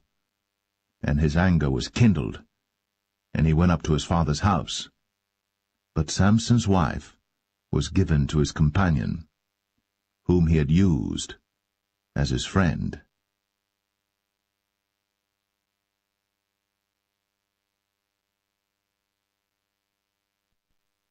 Judges 15.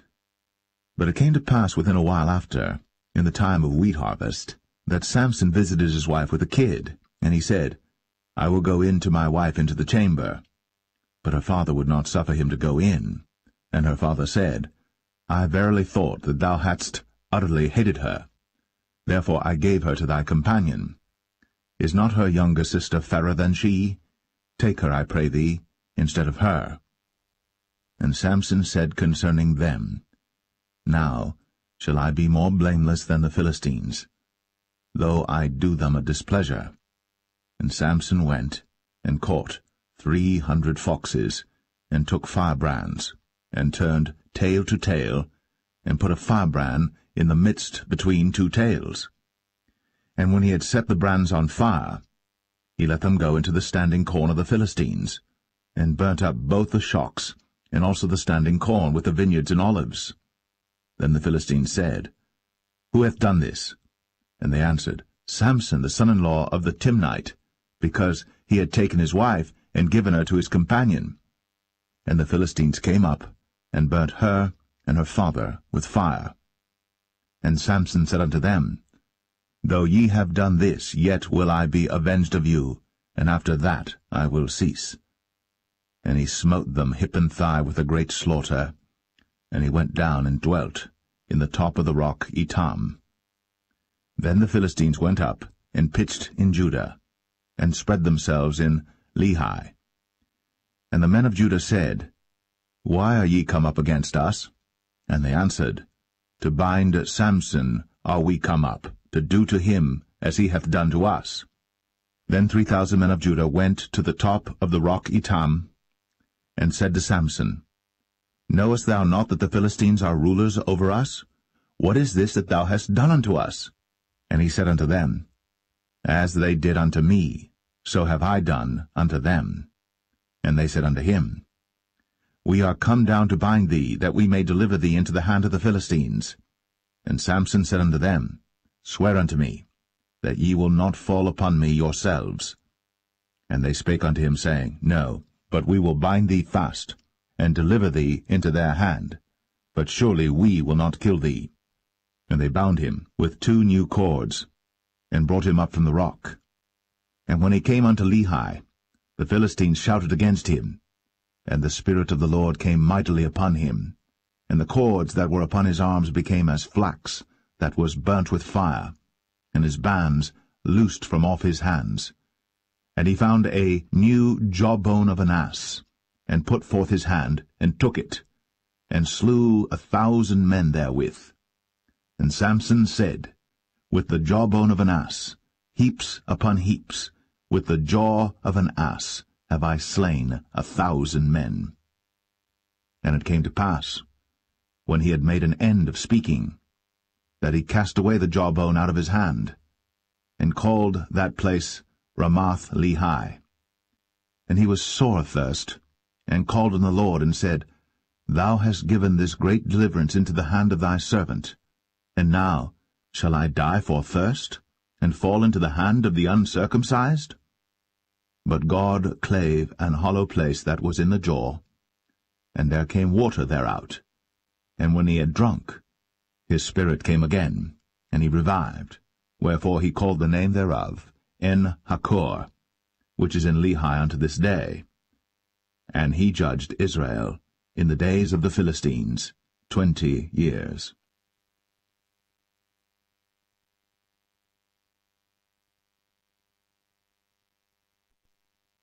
Judges 16. Then went Samson to Gaza, and saw there an harlot, and went in unto her. And it was told the Gazites, saying, Samson is come hither. And they compassed him in, and laid wait for him all night in the gate of the city. and were quiet all the night, saying, In the morning, when it is day, we shall kill him. And Samson lay till midnight, and arose at midnight, and took the doors of the gate of the city, and the 2 posts, and went away with them, bar and all, and put them upon his shoulders, and carried them up to the top of an hill that is before Hebron. And it came to pass afterward, that he loved a woman in the valley of Sorek, whose name was Delilah. And the lords of the Philistines came up unto her, and said unto her, Entice him, and see wherein his great strength lieth, and by what means we may prevail against him, that we may bind him to afflict him. And we will give thee every one of us 1,100 pieces of silver. And Delilah said to Samson, Tell me, I pray thee, wherein thy great strength lieth, and wherewith thou mightest be bound to afflict thee? And Samson said unto her, If they bind me with 7 green withs that were never dried, then shall I be weak, and be as another man. Then the lords of the Philistines brought up to her 7 green withs, which had not been dried, and she bound him with them. Now there were men lying in wait, abiding with her in the chamber. And she said unto him, The Philistines be upon thee, Samson. And he brake the withs, as a thread of tow is broken when it toucheth the fire. So his strength was not known. And Delilah said unto Samson, Behold, thou hast mocked me, and told me lies. Now tell me, I pray thee, wherewith thou mightest be bound. And he said unto her, If they bind me fast with new ropes, that never were occupied, then shall I be weak, and be as another man. Delilah therefore took new ropes, and bound him therewith, and said unto him, The Philistines be upon thee, Samson. And there were liers in wait, abiding in the chamber. And he brake them from off his arms like a thread. And Delilah said unto Samson, Hitherto thou hast mocked me, and told me lies. Tell me wherewith thou mightest be bound. And he said unto her, If thou weavest the 7 locks of my head with the web. And she fastened it with the pin, and said unto him, The Philistines be upon thee, Samson. And he awaked out of his sleep, and went away with the pin of the beam, and with the web. And she said unto him, How canst thou say, I love thee, when thine heart is not with me? Thou hast mocked me these 3 times, and hast not told me wherein thy great strength lieth. And it came to pass, when she pressed him daily with her words, and urged him, so that his soul was vexed unto death, that he told her all his heart, and said unto her, There hath not come a razor upon mine head, for I have been a Nazarite unto God from my mother's womb.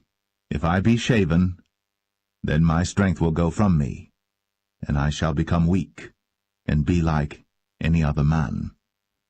And when Delilah saw that he had told her all his heart, she sent and called for the lords of the Philistines, saying, Come up this once, for he hath shown me all his heart.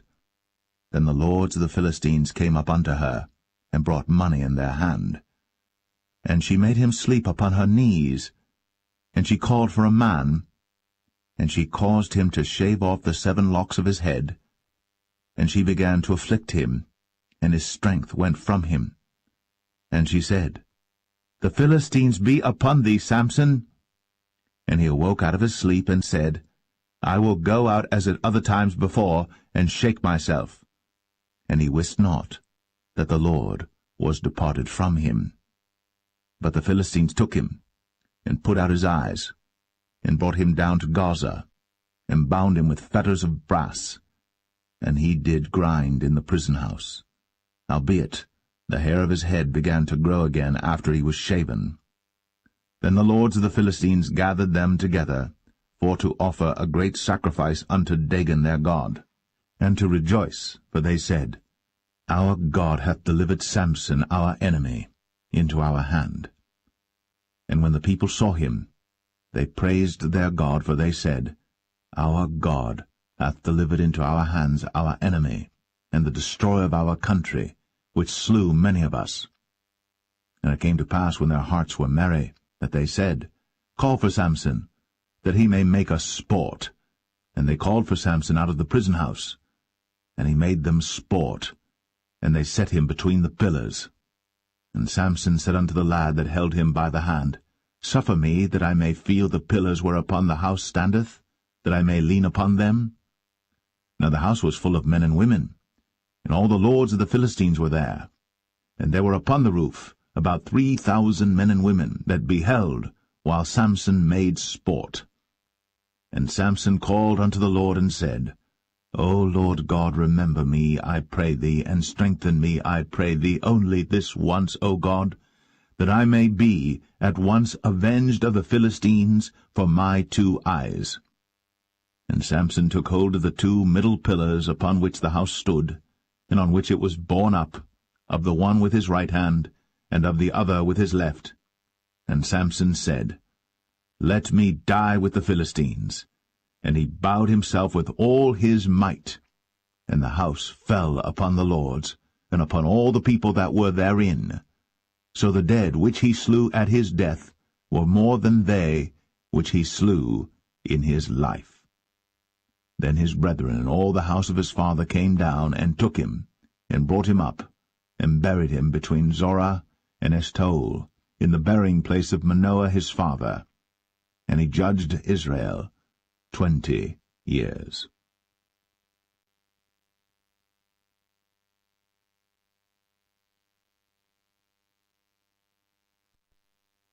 Judges 17. And there was a man of Mount Ephraim, whose name was Micah. And he said unto his mother, The 1,100 shekels of silver that were taken from thee, about which thou cursedst, and spakest of also in mine ears, behold, the silver is with me, I took it. And his mother said, Blessed be thou of the Lord, my son. And when he had restored the 1,100 shekels of silver to his mother said, I had wholly dedicated the silver unto the Lord from my hand for my son, to make a graven image and a molten image. Now therefore I will restore it unto thee. Yet he restored the money unto his mother, and his mother took 200 shekels of silver, and gave them to the founder, who made thereof a graven image and a molten image, and they were in the house of Micah. And the man Micah had an house of gods, and made an ephod, and teraphim, and consecrated one of his sons, who became his priest. In those days there was no king in Israel, but every man did that which was right in his own eyes. And there was a young man out of Bethlehem, Judah, of the family of Judah, who was a Levite, and he sojourned there. And the man departed out of the city from Bethlehem, Judah, to sojourn where he could find a place. And he came to Mount Ephraim, to the house of Micah, as he journeyed. And Micah said unto him, Whence comest thou? And he said unto him, I am a Levite of Bethlehem, Judah, and I go to sojourn where I may find a place. And Micah said unto him, Dwell with me, and be unto me a father and a priest, and I will give thee 10 shekels of silver by the year, and a suit of apparel, and thy victuals. So the Levite went in, and the Levite was content to dwell with the man, and the young man was unto him as one of his sons. And Micah consecrated the Levite, and the young man became his priest, and was in the house of Micah. Then said Micah, Now know I that the Lord will do me good, seeing I have a Levite to my priest.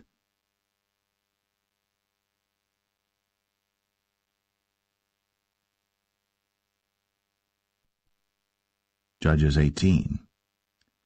In those days there was no king in Israel, and in those days the tribe of the Danites sought them an inheritance to dwell in. For unto that day all their inheritance had not fallen unto them among the tribes of Israel. And the children of Dan sent of their family 5 men from their coasts, men of valor, from Zorah and from Eshtaol, to spy out the land, and to search it. And they said unto them, Go, search the land. Who, when they came to Mount Ephraim, to the house of Micah, they lodged there. When they were by the house of Micah, they knew the voice of the young man the Levite, and they turned in thither, and said unto him, Who brought thee hither? And what makest thou in this place? And what hast thou here? And he said unto them, Thus and thus dealeth Micah with me, and hath hired me, and I am his priest. And they said unto him, Ask counsel, we pray thee, of God, that we may know whether our way which we go shall be prosperous. And the priest said unto them, Go in peace. Before the Lord is your way wherein ye go. Then the 5 men departed, and came to Laish, and saw the people that were therein, how they dwelt careless, after the manner of the Zidonians, quiet and secure, and there was no magistrate in the land that might put them to shame in any thing, and they were far from the Zidonians, and had no business with any man. And they came unto their brethren to Zoar and Eshtaol, and their brethren said unto them, What say ye? And they said, Arise, that we may go up against them, for we have seen the land, and behold, it is very good. And are ye still? Be not slothful to go, and to enter to possess the land. When ye go, ye shall come unto a people secure, and to a large land, for God hath given it into your hands, a place where there is no want of anything that is in the earth. And there went from thence of the family of the Danites, out of Zorah and out of Eshtaol, 600 men appointed with weapons of war. And they went up and pitched in Kirjath-jearim, in Judah, wherefore they call that place Mahane Dan unto this day. Behold, it is behind Kirjath-jearim. And they passed thence unto Mount Ephraim, and came unto the house of Micah. Then answered the 5 men that went to spy out the country of Laish, and said unto their brethren, Do ye know that there is in these houses an ephod, and teraphim, and a graven image, and a molten image? Now therefore consider what ye have to do. And they turned thitherward, and came to the house of the young man the Levite, even unto the house of Micah, and saluted him. And the 600 men appointed with their weapons of war, which were of the children of Dan, stood by the entering of the gate. And the 5 men that went to spy out the land went up, and came in thither, and took the graven image, and the ephod, and the teraphim, and the molten image. And the priest stood in the entering of the gate with the 600 men that were appointed with weapons of war. And these went into Micah's house, and fetched the carved image, the ephod, and the teraphim, and the molten image. Then said the priest unto them, What do ye? And they said unto him, Hold thy peace, lay thine hand upon thy mouth, and go with us, and be to us a father and a priest. Is it better for thee to be a priest unto the house of one man, or that thou be a priest unto a tribe and a family in Israel? And the priest's heart was glad, and he took the ephod, and the teraphim, and the graven image, and went in the midst of the people. So they turned, and departed, and put the little ones and the cattle in the carriage before them. And when they were a good way from the house of Micah, the men that were in the houses near to Micah's house were gathered together, and overtook the children of Dan. And they cried unto the children of Dan, and they turned their faces, and said unto Micah, What aileth thee, that thou comest with such a company? And he said, Ye have taken away my gods which I made, and the priest and ye are gone away. And what have I more? And what is this that ye say unto me? What aileth thee? And the children of Dan said unto him, Let not thy voice be heard among us, lest angry fellows run upon thee, and thou lose thy life, with the lives of thy household. And the children of Dan went their way. And when Micah saw that they were too strong for him, he turned, and went back unto his house. And they took the things which Micah had made, and the priest which he had, and came unto Laish, unto a people that were at quiet and secure. And they smote them with the edge of the sword, and burnt the city with fire. And there was no deliverer, because it was far from Zidon, and they had no business with any man. And it was in the valley that lieth by Beth-rehob, and they built a city, and dwelt therein. And they called the name of the city Dan, after the name of Dan their father, who was born unto Israel. Howbeit, the name of the city was Laish at the first. And the children of Dan set up the graven image, and Jonathan the son of Gershom, the son of Manasseh, He and his sons were priests to the tribe of Dan until the day of the captivity of the land. And they set them up, Micah's graven image, which he made, all the time that the house of God was in Shiloh.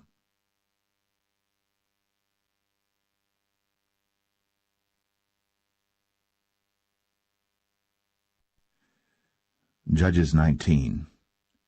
And it came to pass in those days, when there was no king in Israel, that there was a certain Levite sojourning on the side of Mount Ephraim, who took to him a concubine out of Bethlehem Judah. And his concubine played the whore against him, and went away from him unto her father's house to Bethlehem Judah, and was there 4 whole months. And her husband arose, and went after her, to speak friendly unto her, and to bring her again, having his servant with him, and a couple of asses. And she brought him into her father's house. And when the father of the damsel saw him, he rejoiced to meet him. And his father-in-law, the damsel's father, retained him, and he abode with him 3 days. So they did eat and drink and lodged there. And it came to pass on the 4th day, when they arose early in the morning, that he rose up to depart.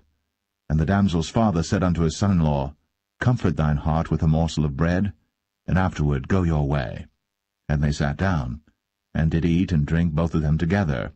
For the damsel's father had said unto the man, Be content, I pray thee, and tarry all night, and let thine heart be merry. And when the man rose up to depart, his father-in-law urged him, therefore he lodged there again. And he rose early in the morning on the 5th day to depart. And the damsel's father said, Comfort thine heart, I pray thee. And they tarried until afternoon, and they did eat both of them. And when the man rose up to depart, he and his concubine, and his servant, his father-in-law, the damsel's father, said unto him, Behold, now the day draweth toward evening. I pray you, tarry all night. Behold, the day groweth to an end. Lodge here, that thine heart may be merry. And tomorrow get you early on your way, that thou mayest go home. But the man would not tarry that night, but he rose up and departed, and came over against Jebus, which is Jerusalem. And there were with him 2 asses saddled. His concubine also was with him. And when they were by Jebus, the day was far spent. And the servant said unto his master, Come, I pray thee, and let us turn into this city of the Jebusites, and lodge in it. And his master said unto him, We will not turn aside hither into the city of a stranger, that is not of the children of Israel. We will pass over to Gibeah. And he said unto his servant, Come, and let us draw near to one of these places to lodge all night in Gibeah, or in Ramah. And they passed on, and went their way. And the sun went down upon them when they were by Gibeah, which belongeth to Benjamin. And they turned aside thither, to go in and to lodge in Gibeah. And when he went in, he sat him down in a street of the city, for there was no man that took them into his house to lodging. And behold, there came an old man from his work out of the field at even, which was also of Mount Ephraim, and he sojourned in Gibeah. But the men of the place were Benjamites. And when he had lifted up his eyes, he saw a wayfaring man in the street of the city. And the old man said, Whither goest thou? And whence comest thou? And he said unto him, We are passing from Bethlehem Judah toward the side of Mount Ephraim. From thence am I. And I went to Bethlehem Judah, but I am now going to the house of the Lord, and there is no man that receiveth me to house. Yet there is both straw and provender for our asses, and there is bread and wine also for me, and for thy handmaid, and for the young man which is with thy servants. There is no want of anything. And the old man said, Peace be with thee. Howsoever let all thy wants lie upon me, only lodge not in the street. So he brought him into his house, and gave provender unto the asses, and they washed their feet, and did eat and drink. Now as they were making their hearts merry, behold, the men of the city, certain sons of Belial, beset the house round about, and beat at the door, and spake to the master of the house, the old man, saying, Bring forth the man that came into thine house, that we may know him. And the man, the master of the house, went out unto them, and said unto them, Nay, my brethren, nay, I pray you, do not so wickedly, seeing that this man is come into mine house. Do not this folly. Behold, here is my daughter, a maiden, and his concubine. Them I will bring out now, and humble ye them, and do with them what seemeth good unto you. But unto this man do not so vile a thing. But the men would not hearken to him. So the man took his concubine, and brought her forth unto them. And they knew her, and abused her all the night until the morning. And when the day began to spring, they let her go. Then came the woman in the dawning of the day, and fell down at the door of the man's house, where her lord was, till it was light. And her lord rose up in the morning, and opened the doors of the house, and went out to go his way. And behold, the woman, his concubine, was fallen down at the door of the house, and her hands were upon the threshold. And he said unto her, Up, and let us be going. But none answered. Then the man took her up upon an ass. And the man rose up, and gat him unto his place. And when he was come into his house, he took a knife, and laid hold on his concubine, and divided her, together with her bones, into 12 pieces, and sent her into all the coasts of Israel. And it was so, that all that saw it said, There was no such deed done, nor seen from the day that the children of Israel came up out of the land of Egypt, unto this day. Consider of it, take advice, and speak your minds.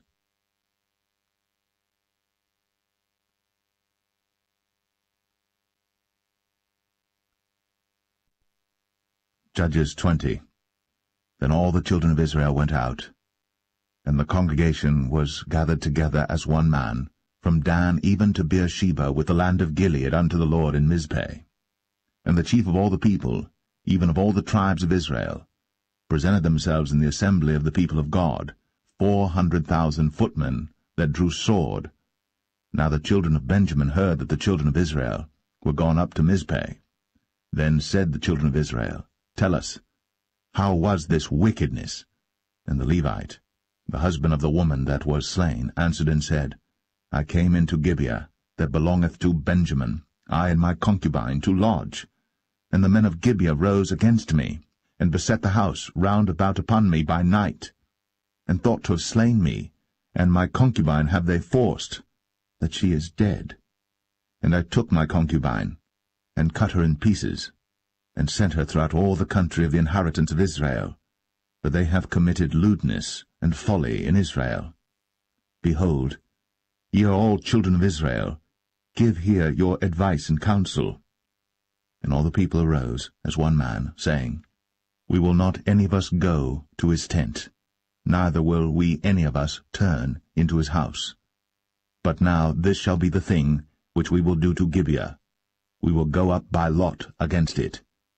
And we will take 10 men of 100 throughout all the tribes of Israel, and 100 of 1,000, and 1,000 out of 10,000, to fetch victual for the people, that they may do, when they come to Gibeah of Benjamin, according to all the folly that they have wrought in Israel. So all the men of Israel were gathered against the city, knit together as one man. And the tribes of Israel sent men through all the tribe of Benjamin, saying, What wickedness is this that is done among you? Now therefore deliver us the men, the children of Belial, which are in Gibeah, that we may put them to death, and put away evil from Israel. But the children of Benjamin would not hearken to the voice of their brethren, the children of Israel. But the children of Benjamin gathered themselves together out of the cities unto Gibeah, to go out to battle against the children of Israel. And the children of Benjamin were numbered at that time out of the cities 26,000 men that drew sword, beside the inhabitants of Gibeah, which were numbered 700 chosen men. Among all this people there were 700 chosen men left-handed. Every one could sling stones at an hairbreadth, and not miss. And the men of Israel beside Benjamin were numbered 400,000 men that drew sword. All these were men of war. And the children of Israel arose, and went up to the house of God, and asked counsel of God, and said, Which of us shall go up first to the battle against the children of Benjamin? And the Lord said, Judah shall go up first. And the children of Israel rose up in the morning, and encamped against Gibeah. And the men of Israel went out to battle against Benjamin. And the men of Israel put themselves in array to fight against them at Gibeah.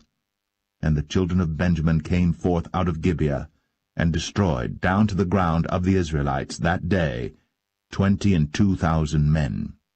And the people, the men of Israel, encouraged themselves, and set their battle again in array in the place where they put themselves in array the first day. And the children of Israel went up and wept before the Lord until even, and asked counsel of the Lord, saying, Shall I go up again to battle against the children of Benjamin my brother? And the Lord said, Go up against him. And the children of Israel came near against the children of Benjamin the second day. And Benjamin went forth against them out of Gibeah the second day, and destroyed down to the ground of the children of Israel again 18,000 men. All these drew the sword. Then all the children of Israel and all the people went up, and came unto the house of God, and wept, and sat there before the Lord, and fasted that day until even, and offered burnt offerings and peace offerings before the Lord. And the children of Israel inquired of the Lord, for the ark of the covenant of God was there in those days. And Phinehas, the son of Eleazar, the son of Aaron, stood before it in those days, saying, Shall I yet again go out to battle against the children of Benjamin my brother? Or shall I cease? And the Lord said, Go up, for tomorrow I will deliver them into thine hand. And Israel set liers in wait round about Gibeah. And the children of Israel went up against the children of Benjamin on the third day, and put themselves in array against Gibeah, as at other times. And the children of Benjamin went out against the people, and were drawn away from the city.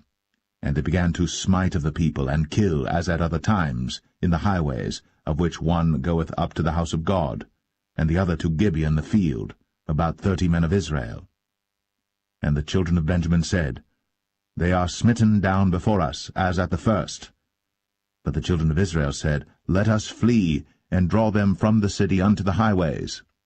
And all the men of Israel rose up out of their place, and put themselves in array at Baal-Tamar. And the liers in wait of Israel came forth out of their places, even out of the meadows of Gibeah. And there came against Gibeah 10,000 chosen men out of all Israel. And the battle was sore, but they knew not that evil was near them. And the Lord smote Benjamin before Israel. And the children of Israel destroyed of the Benjamites that day 25,100 men. All these drew the sword. So the children of Benjamin saw that they were smitten. For the men of Israel gave place to the Benjamites, because they trusted unto the liers in wait, which they had set beside Gibeah. And the liers in wait hasted, and rushed upon Gibeah. And the liers in wait drew themselves along, and smote all the city with the edge of the sword. Now there was an appointed sign between the men of Israel and the liers in wait, that they should make a great flame with smoke rise up out of the city. And when the men of Israel retired in the battle, Benjamin began to smite and kill of the men of Israel about 30 persons.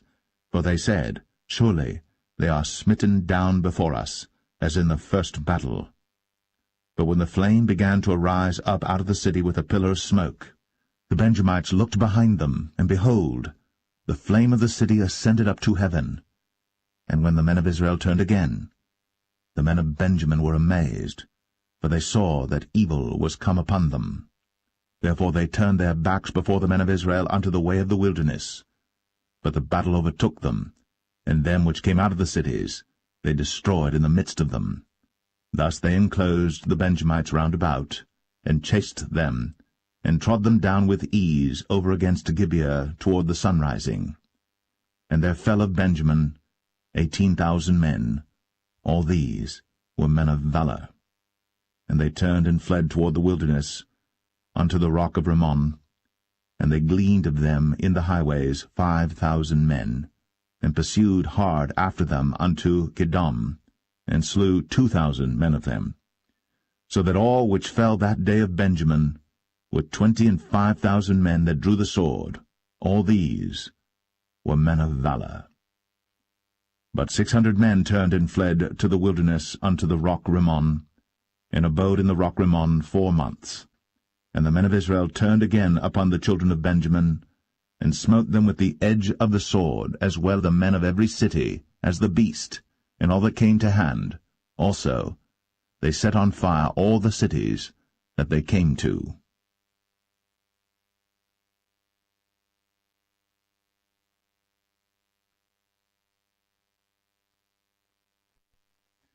Judges 21. Now the men of Israel had sworn in Mizpeh, saying, There shall not any of us give his daughter unto Benjamin to wife. And the people came to the house of God, and abode there till even before God, and lifted up their voices, and wept sore, and said, O Lord God of Israel, why is this come to pass in Israel, that there should be today one tribe lacking in Israel? And it came to pass on the morrow, that the people rose early, and built there an altar, and offered burnt offerings and peace offerings. And the children of Israel said, Who is there among all the tribes of Israel that came not up with the congregation unto the Lord? For they had made a great oath concerning him that came not up to the Lord to Mizpeh, saying, He shall surely be put to death. And the children of Israel repented them for Benjamin their brother, and said, There is one tribe cut off from Israel this day. How shall we do for wives for them that remain, seeing we have sworn by the Lord that we will not give them of our daughters to wives? And they said, What one is there of the tribes of Israel that came not up to Mizpeh to the Lord? And behold, there came none to the camp from Jabesh-Gilead to the assembly. For the people were numbered, and behold, there were none of the inhabitants of Jabesh-Gilead there. And the congregation sent thither 12,000 men, of the valiantest, and commanded them, saying, Go, and smite the inhabitants of Jabesh-Gilead with the edge of the sword, with the women and the children. And this is the thing that ye shall do. Ye shall utterly destroy every male, and every woman that hath lain by man. And they found among the inhabitants of Jabesh-Gilead 400 young virgins, that had known no man by lying with any male. And they brought them unto the camp to Shiloh, which is in the land of Canaan. And the whole congregation sent some to speak to the children of Benjamin that were in the rock Rimmon, and to call peaceably unto them. And Benjamin came again at that time, and they gave them wives which they had saved alive of the women of Jabesh-Gilead, and yet so they sufficed them not. And the people repented them for Benjamin, because that the Lord had made a breach in the tribes of Israel. Then the elders of the congregation said, How shall we do for wives for them that remain, seeing the women are destroyed out of Benjamin? And they said, There must be an inheritance for them that be escaped of Benjamin, that a tribe be not destroyed out of Israel. Howbeit we may not give them wives of our daughters, for the children of Israel have sworn, saying, Cursed be he that giveth a wife to Benjamin. Then they said, Behold, there is a feast of the Lord in Shiloh yearly, in a place which is on the north side of Bethel, on the east side of the highway that goeth up from Bethel to Shechem, and on the south of Lebonah. Therefore they commanded the children of Benjamin, saying, Go, and lie in wait in the vineyards, and see, and behold, if the daughters of Shiloh come out to dance in dances. Then come ye out of the vineyards, and catch you every man his wife of the daughters of Shiloh, and go to the land of Benjamin. And it shall be, when their fathers or their brethren come unto us to complain, that we will say unto them, Be favorable unto them for our sakes, because we reserved not to each man his wife in the war. For ye did not give unto them at this time, that ye should be guilty. And the children of Benjamin did so, and took them wives, according to their number of them that danced, whom they caught. And they went and returned unto their inheritance, and repaired the cities, and dwelt in them. And the children of Israel departed thence at that time, every man to his tribe and to his family. And they went out from thence every man to his inheritance. In those days there was no king in Israel. Every man did that which was right in his own eyes.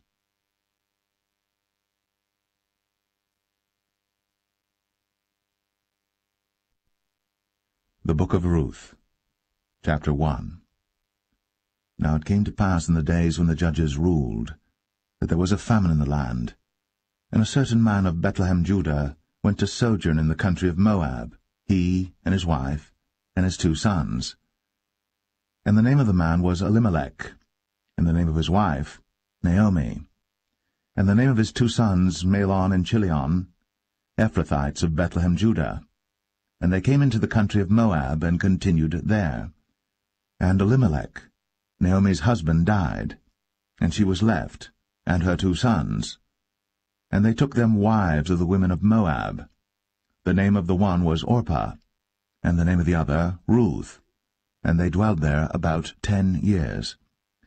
And Mahlon and Chilion died also, both of them, and the woman was left of her 2 sons and her husband.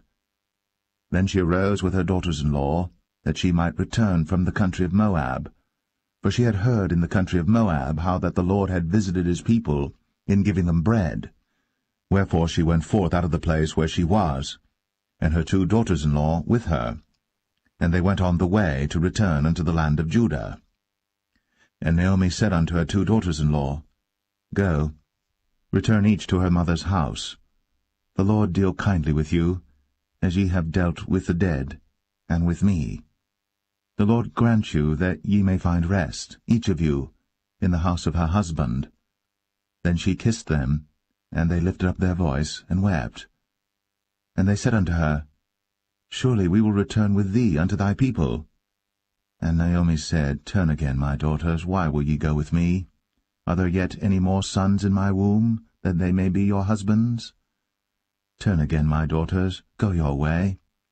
For I am too old to have an husband. If I should say I have hope, if I should have an husband also tonight, and should also bear sons, would ye tarry for them till they were grown? Would ye stay for them from having husbands? Nay, my daughters, for it grieveth me much for your sakes that the hand of the Lord is gone out against me. And they lifted up their voice, and wept again. And Orpah kissed her mother-in-law. But Ruth clave unto her, and she said, Behold, thy sister-in-law is gone back unto her people, and unto her gods. Return thou after thy sister-in-law.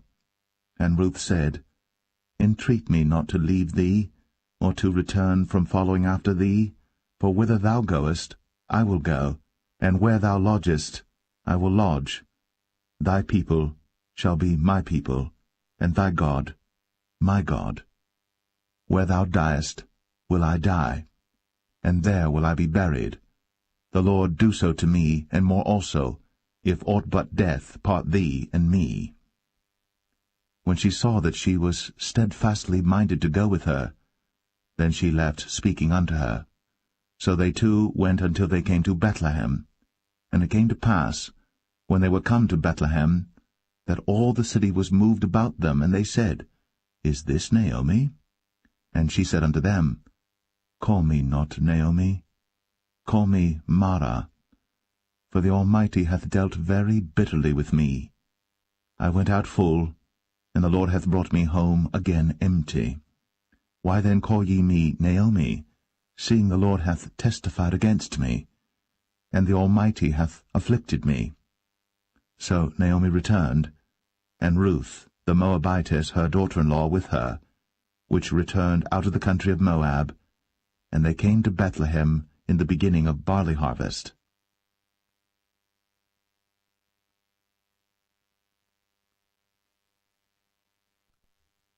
Ruth 2. And Naomi had a kinsman of her husband's, a mighty man of wealth, of the family of Elimelech, and his name was Boaz. And Ruth the Moabitess said unto Naomi, Let me now go to the field, and glean ears of corn after him in whose sight I shall find grace.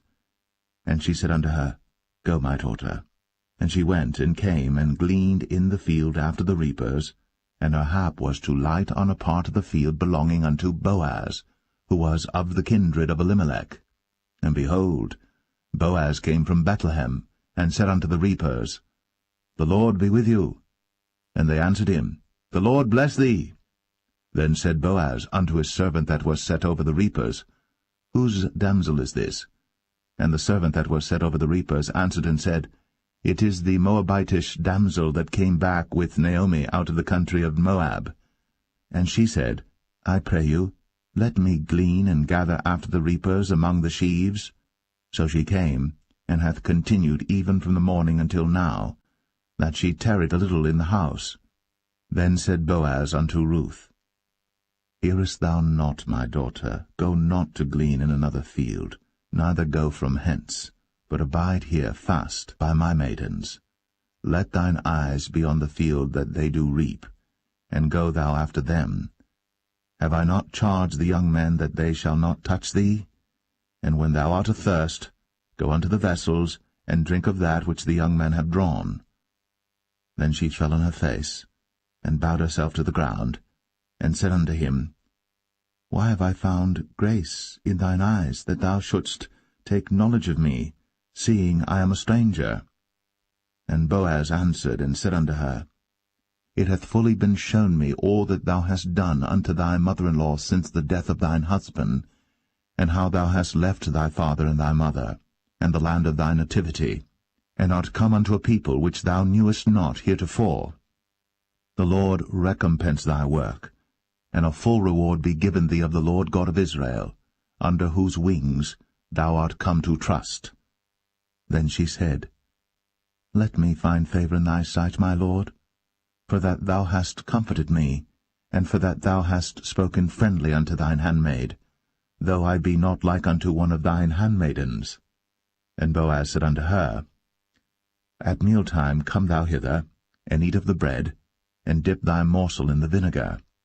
And she sat beside the reapers, and he reached her parched corn, and she did eat, and was sufficed, and left. And when she was risen up to glean, Boaz commanded his young men, saying, Let her glean even among the sheaves, and reproach her not. And let fall also some of the handfuls of purpose for her, and leave them, that she may glean them, and rebuke her not. So she gleaned in the field until even, and beat out that she had gleaned, and it was about an ephah of barley. And she took it up, and went into the city, and her mother-in-law saw what she had gleaned, and she brought forth, and gave to her that she had reserved after she was sufficed. And her mother-in-law said unto her, Where hast thou gleaned today? And where wroughtest thou? Blessed be he that did take knowledge of thee. And she showed her mother-in-law with whom she had wrought, and said, The man's name with whom I wrought today is Boaz. And Naomi said unto her daughter-in-law, Blessed be he of the Lord, who hath not left off his kindness to the living and to the dead. And Naomi said unto her, The man is near of kin unto us, one of our next kinsmen. And Ruth, the Moabitess, said, He said unto me also, Thou shalt keep fast by my young men, until they have ended all my harvest. And Naomi said unto Ruth her daughter-in-law, It is good, my daughter, that thou go out with his maidens, that they meet thee not in any other field.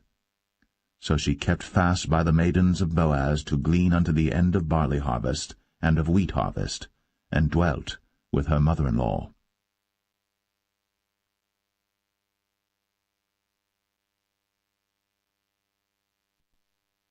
Ruth 3. Then Naomi her mother-in-law said unto her, My daughter, shall I not seek rest for thee, that it may be well with thee? And now is not Boaz of our kindred, with whose maidens thou wast? Behold, he winnoweth barley tonight in the threshing floor. Wash thyself therefore, and anoint thee, and put thy raiment upon thee, and get thee down to the floor. But make not thyself known unto the man until he shall have done eating and drinking. And it shall be, when he lieth down, that thou shalt mark the place where he shall lie, and thou shalt go in, and uncover his feet, and lay thee down, and he will tell thee what thou shalt do. And she said unto her, All that thou sayest unto me, I will do. And she went down unto the floor, and did according to all that her mother-in-law bade her. And when Boaz had eaten and drunk, and his heart was merry, he went to lie down at the end of the heap of corn, And she came softly, and uncovered his feet, and laid her down. And it came to pass at midnight, that the man was afraid, and turned himself, and behold, a woman lay at his feet. And he said, Who art thou? And she answered, I am Ruth thine handmaid. Spread therefore thy skirt over thine handmaid, for thou art a near kinsman. And he said, Blessed be thou of the Lord, my daughter, for thou hast shown more kindness in the latter end than at the beginning, inasmuch as thou followest not young men, whether poor or rich. And now, my daughter, fear not. I will do to thee all that thou requirest, for all the city of my people doth know that thou art a virtuous woman. And now it is true that I am thy near kinsman, howbeit there is a kinsman nearer than I.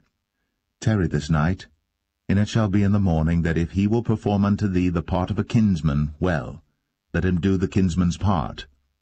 But if he will not do the part of a kinsman to thee, then will I do the part of a kinsman to thee, as the Lord liveth. Lie down until the morning. And she lay at his feet until the morning, and she rose up before one could know another. And he said, Let it not be known that a woman came into the floor. Also he said, Bring the veil that thou hast upon thee, and hold it.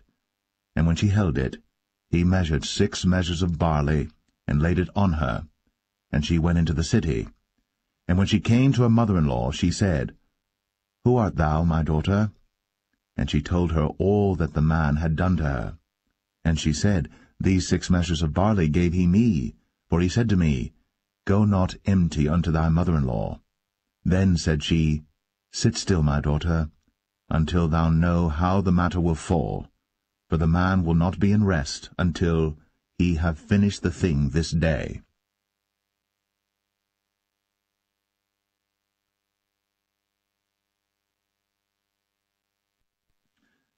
Ruth 4. Then went Boaz up to the gate, and sat him down there, and behold, the kinsman of whom Boaz spake came by, unto whom he said, Ho, such a one, turn aside, sit down here. And he turned aside, and sat down. And he took 10 men of the elders of the city, and said, Sit ye down here. And they sat down. And he said unto the kinsman, Naomi, that is come again out of the country of Moab, selleth a parcel of land, which was our brother Elimelech's. And I thought to advertise thee, saying, Buy it before the inhabitants, and before the elders of my people.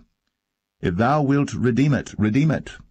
But if thou wilt not redeem it, then tell me, that I may know. For there is none to redeem it beside thee, and I am after thee.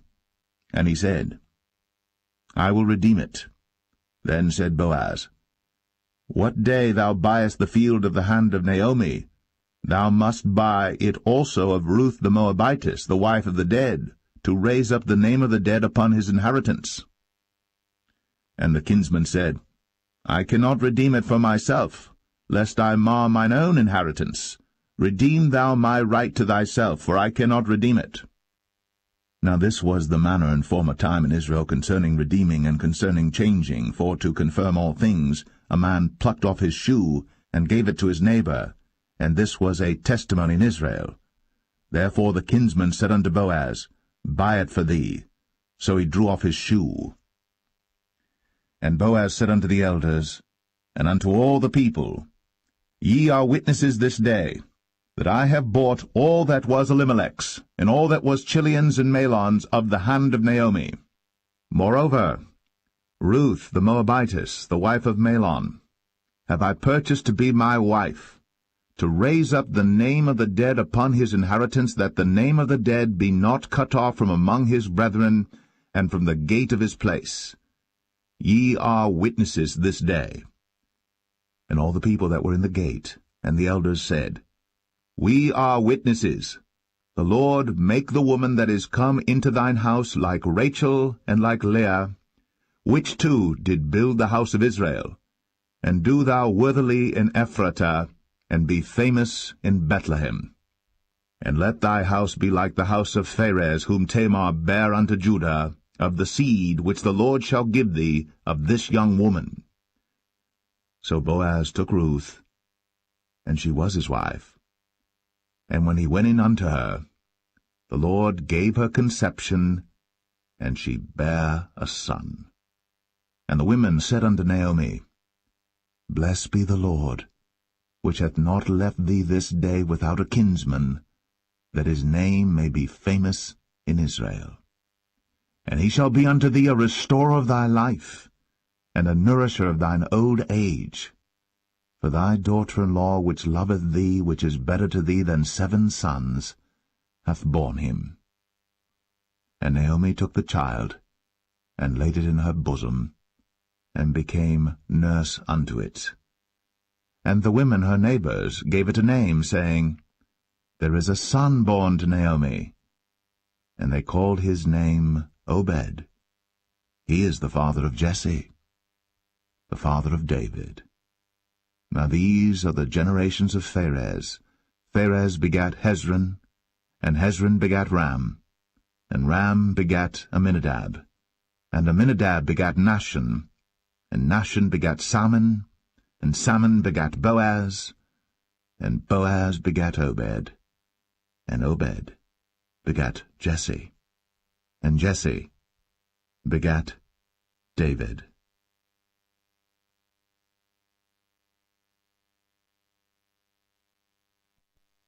The first book of Samuel, chapter 1. Now there was a certain man of Ramathaim Zophim of Mount Ephraim, and his name was Elkanah, the son of Jeroham, the son of Elihu, the son of Tohu, the son of Zoph, an Ephrathite. And he had 2 wives. The name of the one was Hannah, and the name of the other was Peninnah. And Peninnah had children, but Hannah had no children. And this man went up out of his city yearly to worship and to sacrifice unto the Lord of hosts in Shiloh.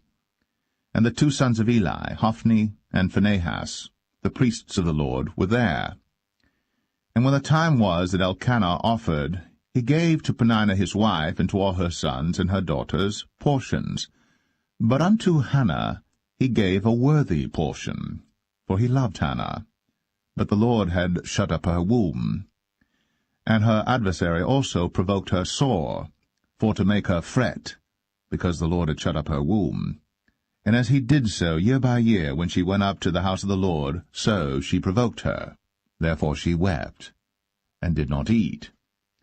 Then said Elkanah her husband to her, Hannah, why weepest thou? And why eatest thou not? And why is thy heart grieved? Am not I better to thee than 10 sons? So Hannah rose up after they had eaten in Shiloh, and after they had drunk.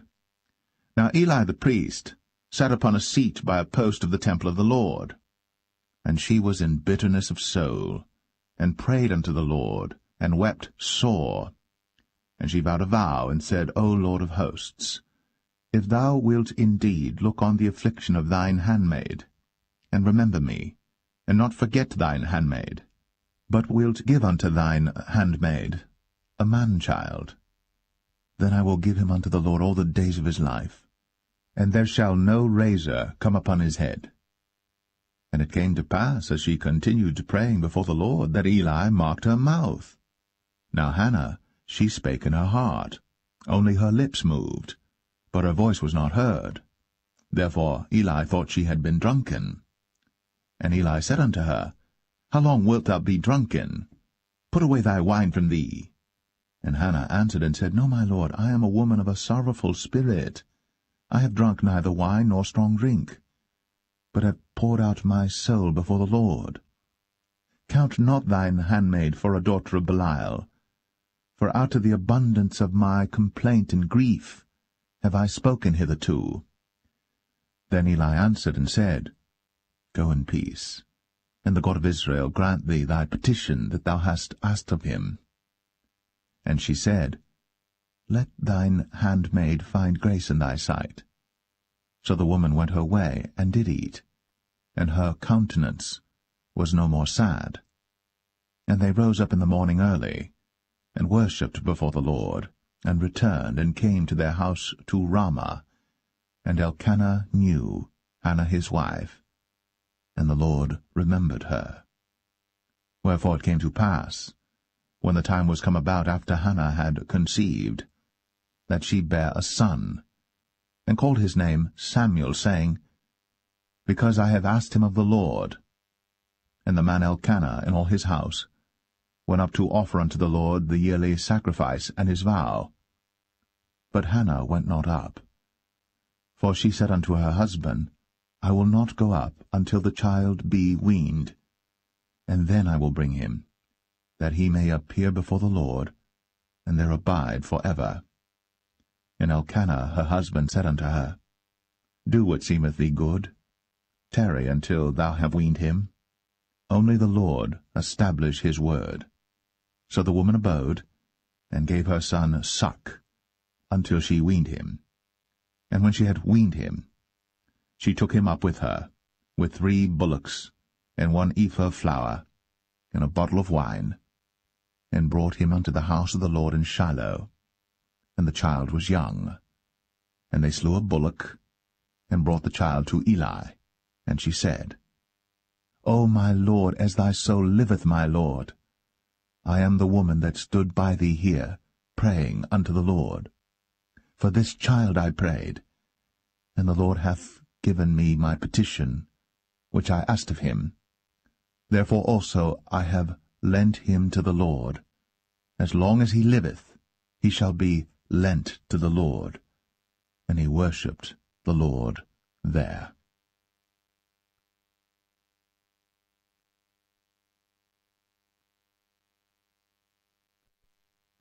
1 Samuel chapter 2. And Hannah prayed and said, My heart rejoiceth in the Lord. Mine horn is exalted in the Lord. My mouth is enlarged over mine enemies, because I rejoice in thy salvation. There is none holy as the Lord, for there is none beside thee, neither is there any rock like our God. Talk no more so exceeding proudly. Let not arrogancy come out of your mouth. For the Lord is a God of knowledge, and by him actions are weighed.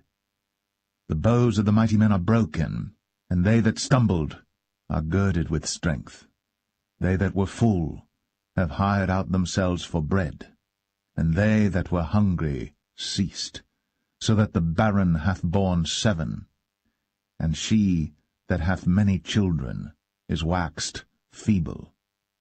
The Lord killeth, and maketh alive. He bringeth down to the grave, and bringeth up. The Lord maketh poor, and maketh rich. He bringeth low, and lifteth up.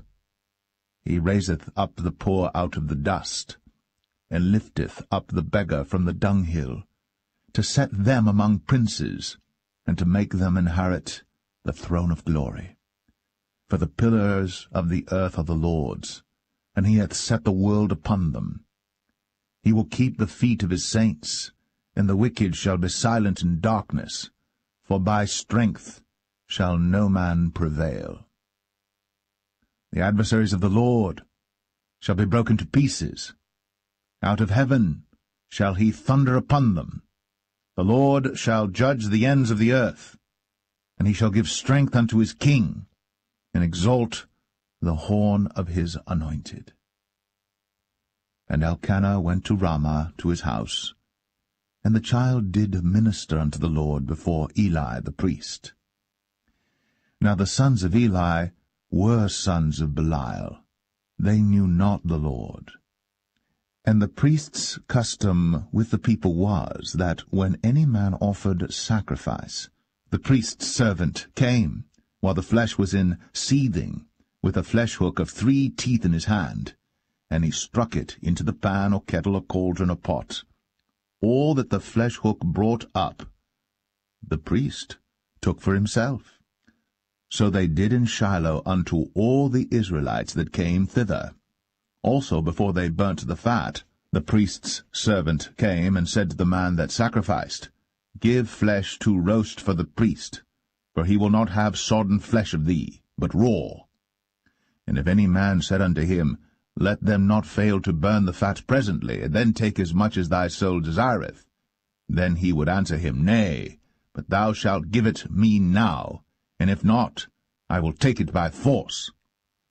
Wherefore the sin of the young men was very great before the Lord, for men abhorred the offering of the Lord.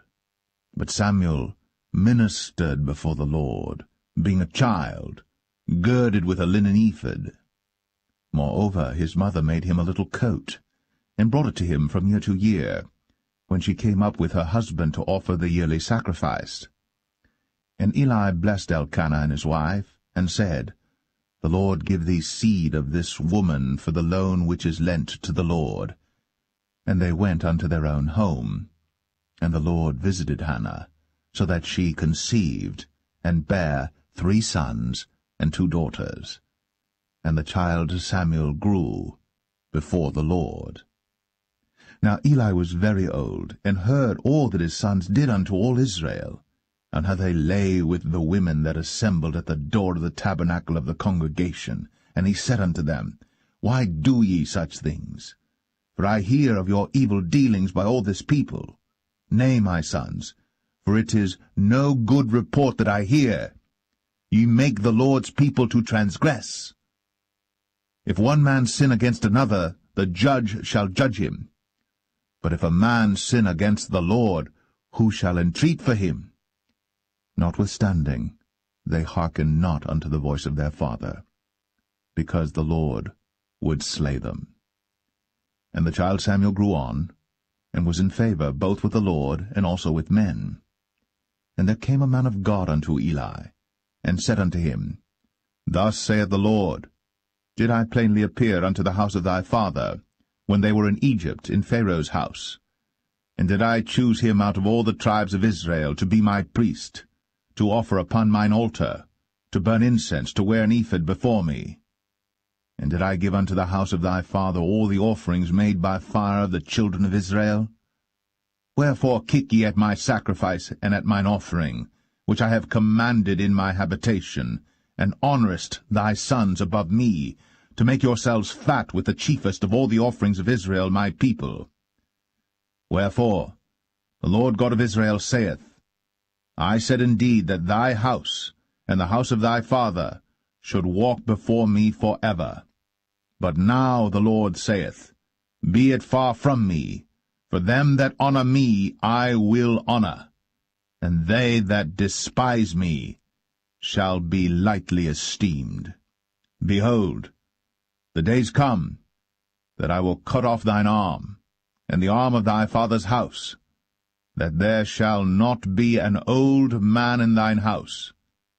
And thou shalt see an enemy in my habitation, in all the wealth which God shall give Israel. And there shall not be an old man in thine house for ever. And the man of thine whom I shall not cut off from mine altar shall be to consume thine eyes and to grieve thine heart, and all the increase of thine house shall die in the flower of their age. And this shall be a sign unto thee, that shall come upon thy 2 sons, on Hophni and Phinehas, in one day. They shall die, both of them. And I will raise me up a faithful priest, that shall do according to that which is in mine heart and in my mind. And I will build him a sure house, and he shall walk before mine anointed for ever. And it shall come to pass, that every one that is left in thine house shall come and crouch to him for a piece of silver and a morsel of bread, and shall say, Put me, I pray thee, into one of the priest's offices, that I may eat a piece of bread.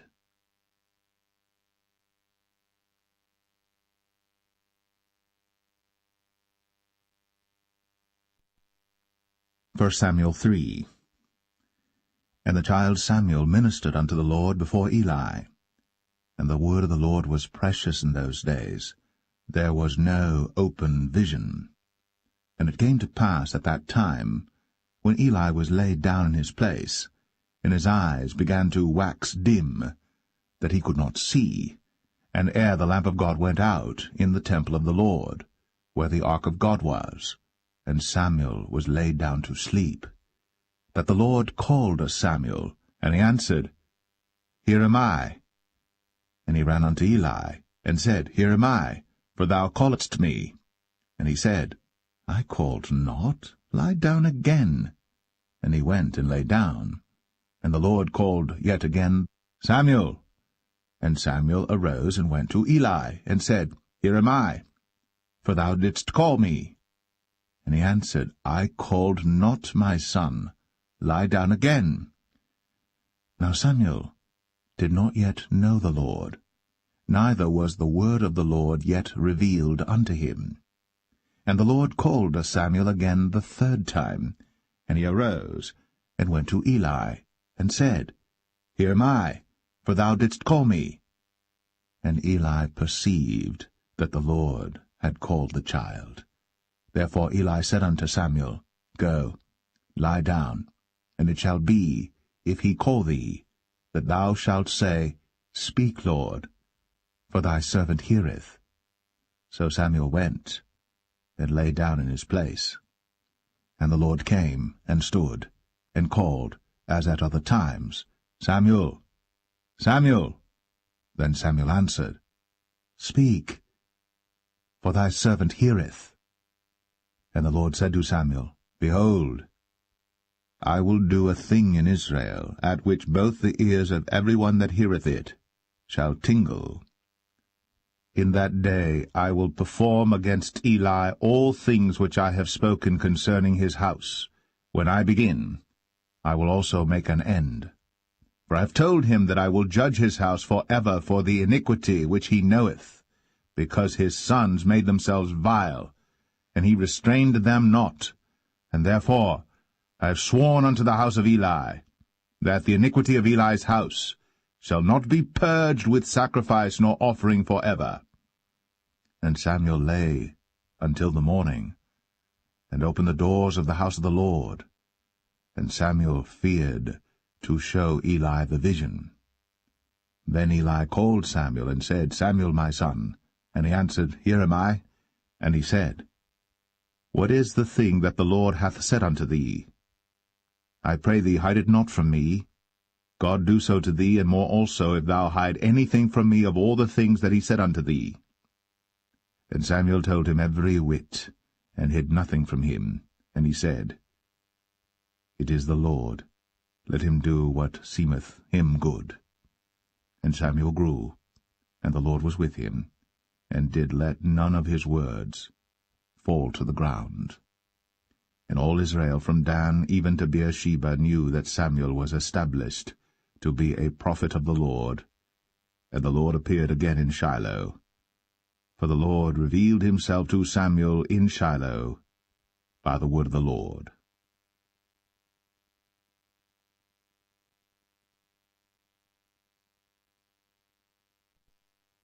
1 Samuel 4.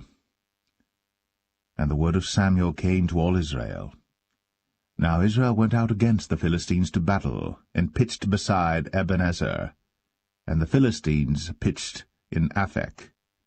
And the Philistines put themselves in array against Israel. And when they joined battle, Israel was smitten before the Philistines, and they slew of the army in the field about 4,000 men. And when the people were come into the camp, the elders of Israel said, Wherefore hath the Lord smitten us today before the Philistines? Let us fetch the ark of the covenant of the Lord out of Shiloh unto us, that, when it cometh among us, it may save us out of the hand of our enemies. So the people sent to Shiloh, that they might bring from thence the ark of the covenant of the Lord of hosts, which dwelleth between the cherubims. And the two sons of Eli, Hophni and Phinehas, were there with the ark of the covenant of God. And when the ark of the covenant of the Lord came into the camp, all Israel shouted with a great shout, so that the earth rang again. And when the Philistines heard the noise of the shout, they said, What meaneth the noise of this great shout in the camp of the Hebrews? And they understood that the ark of the Lord was come into the camp. And the Philistines were afraid, for they said, God is come into the camp. And they said, Woe unto us, for there hath not been such a thing heretofore. Woe unto us! Who shall deliver us out of the hand of these mighty gods? These are the gods that smote the Egyptians with all the plagues in the wilderness. Be strong, and quit yourselves like men, O ye Philistines, that ye be not servants unto the Hebrews, as they have been to you. Quit yourselves like men, and fight. And the Philistines fought, and Israel was smitten, and they fled every man into his tent. And there was a very great slaughter, for there fell of Israel 30,000 footmen. And the ark of God was taken, and the 2 sons of Eli, Hophni and Phinehas, were slain. And there ran a man of Benjamin out of the army, and came to Shiloh the same day with his clothes rent, and with earth upon his head. And when he came, lo, Eli sat upon a seat by the wayside, watching, for his heart trembled for the ark of God.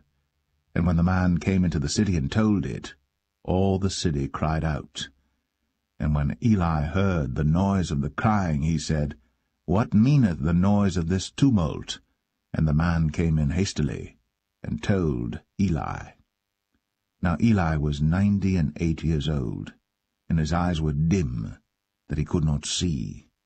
And the man said unto Eli, I am he that came out of the army, and I fled today out of the army. And he said, What is that done, my son? And the messenger answered and said, Israel is fled before the Philistines, and there hath been also a great slaughter among the people. And thy 2 sons also, Hophni and Phinehas, are dead, and the ark of God is taken.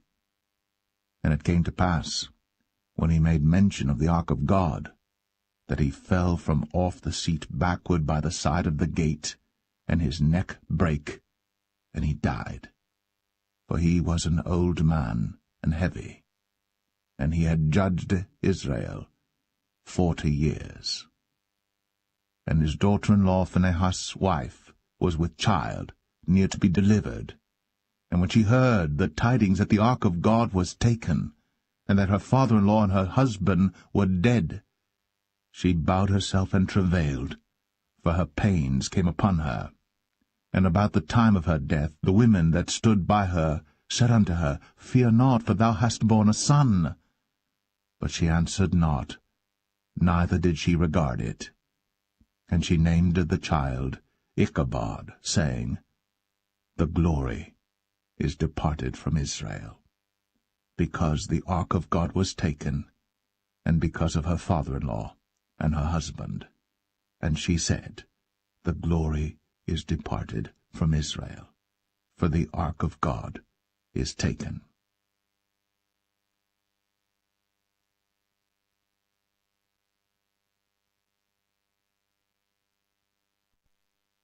First Samuel 5. And the Philistines took the ark of God, and brought it from Ebenezer unto Ashdod. When the Philistines took the ark of God, they brought it into the house of Dagon, and set it by Dagon. And when they of Ashdod arose early on the morrow, behold, Dagon was fallen upon his face to the earth before the ark of the Lord. And they took Dagon, and set him in his place again. And when they arose early on the morrow morning, behold, Dagon was fallen upon his face to the ground before the ark of the Lord, and the head of Dagon and both the palms of his hands were cut off upon the threshold. Only the stump of Dagon was left to him. Therefore neither the priests of Dagon, nor any that come into Dagon's house, tread on the threshold of Dagon in Ashdod unto this day. But the hand of the Lord was heavy upon them of Ashdod, and he destroyed them, and smote them with emerods, even Ashdod, and the coast thereof. And when the men of Ashdod saw that it was so, they said, The ark of the God of Israel shall not abide with us, for his hand is sore upon us, and upon Dagon our God. They sent therefore, and gathered all the lords of the Philistines unto them, and said, What shall we do with the ark of the God of Israel? And they answered, Let the ark of the God of Israel be carried about unto Gath. And they carried the ark of the God of Israel about thither. And it was so, that after they had carried it about, the hand of the Lord was against the city with a very great destruction, and he smote the men of the city, both small and great, and they had emerods in their secret parts. Therefore they sent the ark of God to Ekron, and it came to pass, as the ark of God came to Ekron, that the Ekronites cried out, saying, They have brought about the ark of the God of Israel to us, to slay us and our people. So they sent and gathered together all the lords of the Philistines, and said, Send away the ark of the God of Israel, and let it go again to his own place, that it slay us not and our people. For there was a deadly destruction throughout all the city. The hand of God was very heavy there. And the men that died not were smitten with the emerods, and the cry of the city went up to heaven.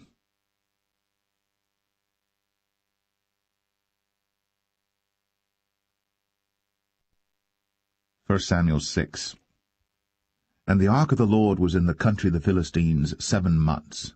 And the Philistines called for the priests and the diviners, saying, What shall we do to the ark of the Lord? Tell us wherewith we shall send it to his place. And they said, If ye send away the ark of the God of Israel, send it not empty, but in any wise return him a trespass offering. Then ye shall be healed, and it shall be known to you why his hand is not removed from you. Then said they, What shall be the trespass offering which we shall return to him? They answered, 5 golden emerods, and 5 golden mice, according to the number of the lords of the Philistines. For one plague was on you all, and on your lords. Wherefore ye shall make images of your emerods, and images of your mice that mar the land, and ye shall give glory unto the God of Israel. Peradventure he will lighten his hand from off you, and from off your gods, and from off your land. Wherefore then do ye harden your hearts, as the Egyptians and Pharaoh hardened their hearts, when he had wrought wonderfully among them? Did they not let the people go, and they departed? Now therefore make a new cart, and take 2 milch kine, on which there hath come no yoke, and tie the kine to the cart, and bring their calves home from them. And take the ark of the Lord, and lay it upon the cart, and put the jewels of gold, which ye return him for a trespass offering, in a coffer by the side thereof, and send it away, that it may go. And see, if it goeth up by the way of his own coast, to Bethshemesh, then he hath done us this great evil. But if not, then we shall know that it is not his hand that smote us. It was a chance that happened to us. And the men did so, and took 2 milch kine, and tied them to the cart, and shut up their calves at home. And they laid the ark of the Lord upon the cart, and the coffer with the mice of gold, and the images of their emerods. And the kine took the straight way to the way of Bethshemesh, and went along the highway, lowing as they went, and turned not aside to the right hand or to the left. And the lords of the Philistines went after them unto the border of Bethshemesh. And they of Bethshemesh were reaping their wheat harvest in the valley. And they lifted up their eyes, and saw the ark, and rejoiced to see it. And the cart came into the field of Joshua, a Bethshemite, and stood there, where there was a great stone. And they clave the wood of the cart, and offered the kine a burnt offering unto the Lord. And the Levites took down the ark of the Lord, and the coffer that was with it, wherein the jewels of gold were, and put them on the great stone. And the men of Bethshemesh offered burnt offerings, and sacrificed sacrifices the same day unto the Lord. And when the 5 lords of the Philistines had seen it, they returned to Ekron the same day. And these are the golden emerods, which the Philistines returned for a trespass offering unto the Lord: for Ashdod 1, for Gaza 1, for Ashkelon 1, for Gath 1, for Ekron 1. And the golden mice, according to the number of all the cities of the Philistines, belonging to the 5 lords, both of fenced cities and of country villages, even unto the great stone of Abel, whereon they set down the ark of the Lord, which stone remaineth unto this day in the field of Joshua the Bethshemite. And he smote the men of Bethshemesh, because they had looked into the ark of the Lord. Even he smote of the people 50,000 and 60 men. And the people lamented, because the Lord had smitten many of the people with a great slaughter. And the men of Bethshemesh said, Who is able to stand before this holy Lord God? And to whom shall he go up from us? And they sent messengers to the inhabitants of Kirjath-jearim, saying, The Philistines have brought again the ark of the Lord. Come ye down, and fetch it up to you.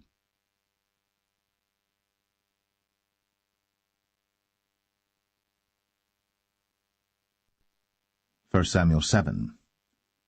And the men of Kirjath-jearim came and fetched up the ark of the Lord, and brought it into the house of Abinadab in the hill, and sanctified Eleazar his son to keep the ark of the Lord. And it came to pass, while the ark abode in Kirjath-jearim, that the time was long, for it was 20 years. And all the house of Israel lamented after the Lord. And Samuel spake unto all the house of Israel, saying, If ye do return unto the Lord with all your hearts, then put away the strange gods, and Ashtoreth from among you, and prepare your hearts unto the Lord, and serve him only, and he will deliver you out of the hand of the Philistines. Then the children of Israel did put away Baalim and Ashtoreth, and served the Lord only. And Samuel said, Gather all Israel to Mizpeh, and I will pray for you unto the Lord. And they gathered together to Mizpeh, and drew water, and poured it out before the Lord, and fasted on that day, and said there, We have sinned against the Lord. And Samuel judged the children of Israel in Mizpeh. And when the Philistines heard that the children of Israel were gathered together to Mizpeh, the lords of the Philistines went up against Israel. And when the children of Israel heard it, they were afraid of the Philistines. And the children of Israel said to Samuel, Cease not to cry unto the Lord our God for us, that he will save us out of the hand of the Philistines. And Samuel took a sucking lamb, and offered it for a burnt offering holy unto the Lord. And Samuel cried unto the Lord for Israel. And the Lord heard him. And as Samuel was offering up the burnt offering, the Philistines drew near to battle against Israel. But the Lord thundered with a great thunder on that day upon the Philistines, and discomfited them, and they were smitten before Israel. And the men of Israel went out of Mizpeh, and pursued the Philistines, and smote them until they came under Bethkar. Then Samuel took a stone, and set it between Mizpeh and Shen, and called the name of it Ebenezer, saying, Hitherto hath the Lord helped us. So the Philistines were subdued, and they came no more into the coast of Israel. And the hand of the Lord was against the Philistines all the days of Samuel. And the cities which the Philistines had taken from Israel were restored to Israel, from Ekron even unto Gath. And the coasts thereof did Israel deliver out of the hands of the Philistines. And there was peace between Israel and the Amorites. And Samuel judged Israel all the days of his life. And he went from year to year in circuit to Bethel, and Gilgal, and Mizpeh, and judged Israel in all those places. And his return was to Ramah, for there was his house, and there he judged Israel, and there he built an altar unto the Lord.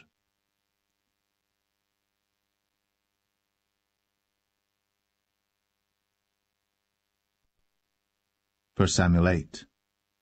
And it came to pass, when Samuel was old, that he made his sons judges over Israel. That the name of his firstborn was Joel, and the name of his second Abiah. They were judges in Beersheba. And his sons walked not in his ways, but turned aside after lucre, and took bribes, and perverted judgment. And all the elders of Israel gathered themselves together, and came to Samuel unto Ramah, and said unto him, Behold, thou art old, and thy sons walk not in thy ways. Now make us a king to judge us like all the nations. But the thing displeased Samuel, when they said, Give us a king to judge us. And Samuel prayed unto the Lord. And the Lord said unto Samuel, Hearken unto the voice of the people in all that they say unto thee.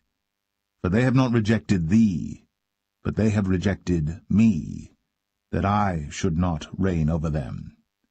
According to all the works which they have done since the day that I brought them up out of Egypt, even unto this day, wherewith they have forsaken me, and served other gods, so do they also unto thee.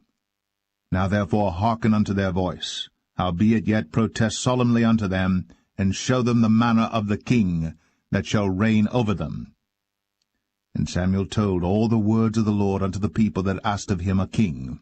And he said, This will be the manner of the king that shall reign over you. He will take your sons, and appoint them for himself, for his chariots, and to be his horsemen, and some shall run before his chariots. And he will appoint him captains over thousands, and captains over fifties, and will set them to ear his ground, and to reap his harvest, and to make his instruments of war, and instruments of his chariots. And he will take your daughters to be confectionaries, and to be cooks, and to be bakers. And he will take your fields, and your vineyards, and your oliveyards, even the best of them, and give them to his servants. And he will take the tenth of your seed, and of your vineyards, and give to his officers, and to his servants. And he will take your men-servants, and your maid-servants, and your goodliest young men, and your asses, and put them to his work.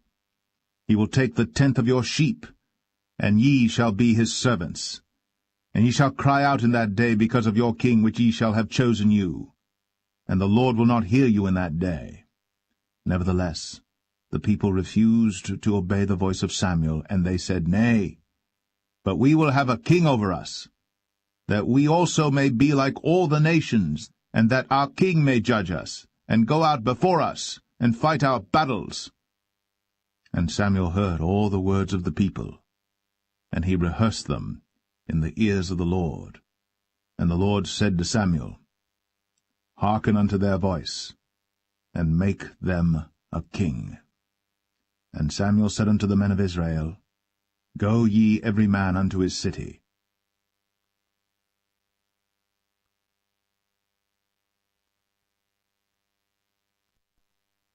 1 Samuel 9. Now there was a man of Benjamin, whose name was Kish, the son of Abiel, the son of Zeror, the son of Bechorath, the son of Aphiah, a Benjamite, a mighty man of power. And he had a son whose name was Saul, a choice young man, and a goodly. And there was not among the children of Israel a goodlier person than he. From his shoulders and upward he was higher than any of the people. And the asses of Kish, Saul's father, were lost. And Kish said to Saul his son, Take now one of the servants with thee, and arise, go seek the asses. And he passed through Mount Ephraim, and passed through the land of Shalisha. But they found them not. Then they passed through the land of Shalim, and there they were not. And he passed through the land of the Benjamites, but they found them not. And when they were come to the land of Zuph, Saul said to his servant that was with him, Come, and let us return, lest my father leave caring for the asses, and take thought for us. And he said unto him, Behold now, there is in this city a man of God, and he is an honorable man. All that he saith cometh surely to pass. Now let us go thither. Peradventure he can show us our way that we should go. Then said Saul to his servant, But behold, if we go, what shall we bring the man? For the bread is spent in our vessels, and there is not a present to bring to the man of God. What have we? And the servant answered Saul again, and said, Behold, I have here at hand the fourth part of a shekel of silver. That will I give to the man of God, to tell us our way. Before time in Israel, when a man went to inquire of God, thus he spake, Come, and let us go to the seer.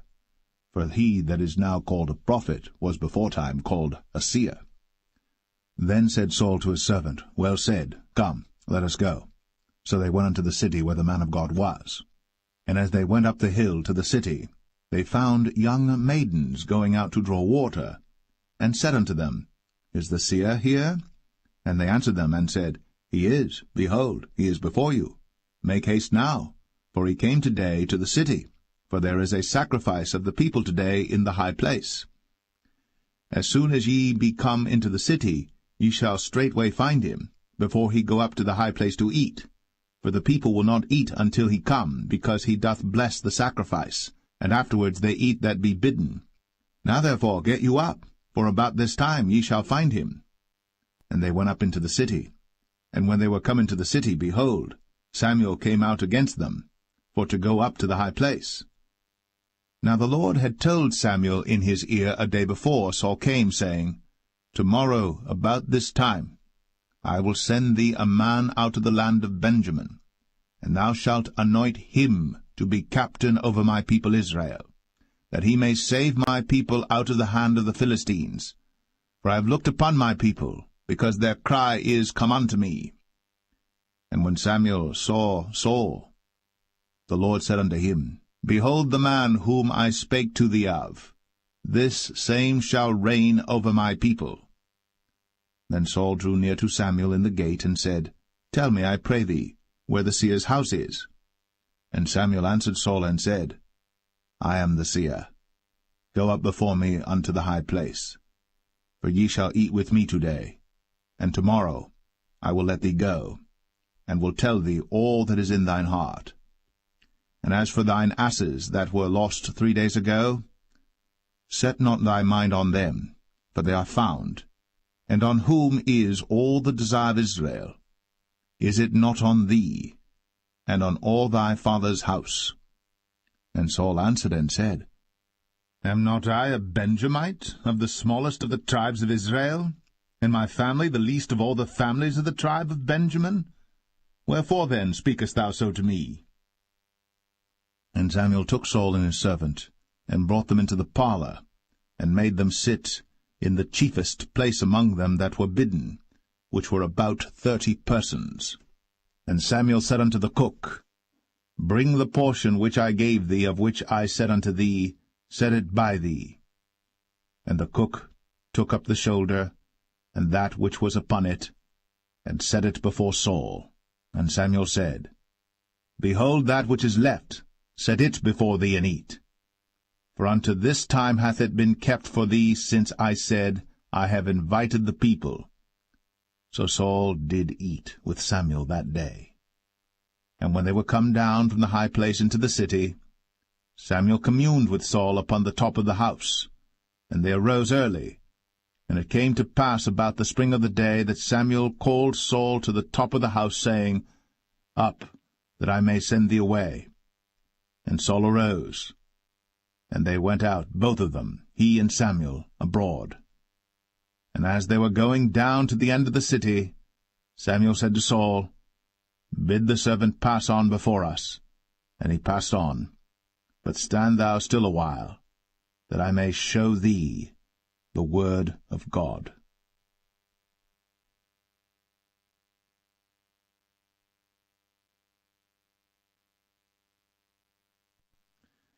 1 Samuel 10.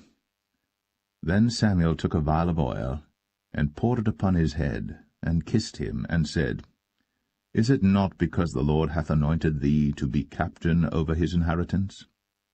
When thou art departed from me today, then thou shalt find 2 men by Rachel's sepulchre, in the border of Benjamin at Zelzah. And they will say unto thee, The asses which thou wentest to seek are found. And lo, thy father hath left the care of the asses, and sorroweth for you, saying, What shall I do for my son?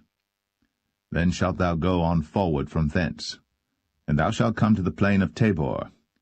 And there shall meet thee 3 men going up to God to Bethel, one carrying 3 kids, and another carrying 3 loaves of bread, and another carrying a bottle of wine. And they will salute thee, and give thee 2 loaves of bread, which thou shalt receive of their hands. After that thou shalt come to the hill of God, where is the garrison of the Philistines. And it shall come to pass, when thou art come thither to the city, that thou shalt meet a company of prophets coming down from the high place, with a psaltery, and a tabret, and a pipe, and a harp before them, and they shall prophesy. And the Spirit of the Lord will come upon thee, and thou shalt prophesy with them, and shalt be turned into another man. And let it be, when these signs are come unto thee, that thou do as occasion serve thee, for God is with thee. And thou shalt go down before me to Gilgal, and behold, I will come down unto thee to offer burnt offerings, and to sacrifice sacrifices of peace offerings. 7 days shalt thou tarry, till I come to thee, and show thee what thou shalt do. And it was so that when he had turned his back to go from Samuel, God gave him another heart. And all those signs came to pass that day. And when they came thither to the hill, behold, a company of prophets met him, and the Spirit of God came upon him, and he prophesied among them. And it came to pass, when all that knew him beforetime saw that, behold, he prophesied among the prophets, then the people said one to another, What is this that is come unto the son of Kish? Is Saul also among the prophets? And one of the same place answered and said, But who is their father? Therefore it became a proverb, Is Saul also among the prophets? And when he had made an end of prophesying, he came to the high place. And Saul's uncle said unto him and to his servant, Whither went ye? And he said, To seek the asses. And when we saw that they were nowhere, we came to Samuel. And Saul's uncle said, Tell me, I pray thee, what Samuel said unto you. And Saul said unto his uncle, He told us plainly that the asses were found. But of the matter of the kingdom whereof Samuel spake, he told him not. And Samuel called the people together unto the Lord to Mizpeh, and said unto the children of Israel, Thus saith the Lord God of Israel, I brought up Israel out of Egypt, and delivered you out of the hand of the Egyptians, and out of the hand of all kingdoms, and of them that oppressed you. And ye have this day rejected your God, who himself saved you out of all your adversities and your tribulations. And ye have said unto him, Nay, but set a king over us. Now therefore present yourselves before the Lord by your tribes and by your thousands. And when Samuel had caused all the tribes of Israel to come near, the tribe of Benjamin was taken. When he had caused the tribe of Benjamin to come near by their families, the family of Matri was taken.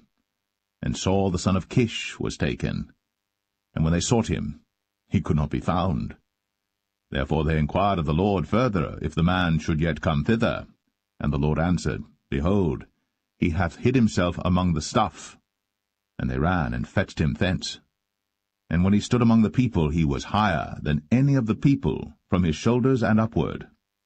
And Samuel said to all the people, See ye him, whom the Lord hath chosen, that there is none like him among all the people? And all the people shouted and said, God save the king.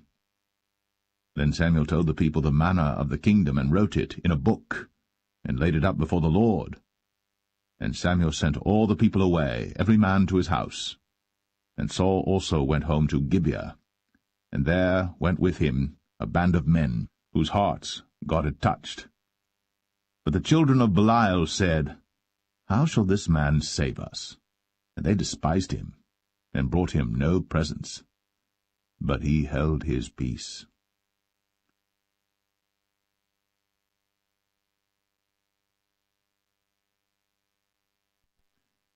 1 Samuel 11. Then Nahash the Ammonite came up, and encamped against Jabesh-Gilead. And all the men of Jabesh said unto Nahash, Make a covenant with us, and we will serve thee. And Nahash the Ammonite answered them, On this condition will I make a covenant with you, that I may thrust out all your right eyes, and lay it for a reproach upon all Israel.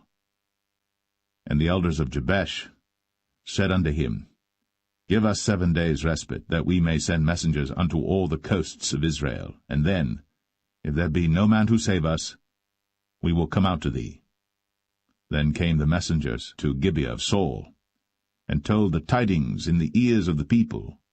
And all the people lifted up their voices and wept.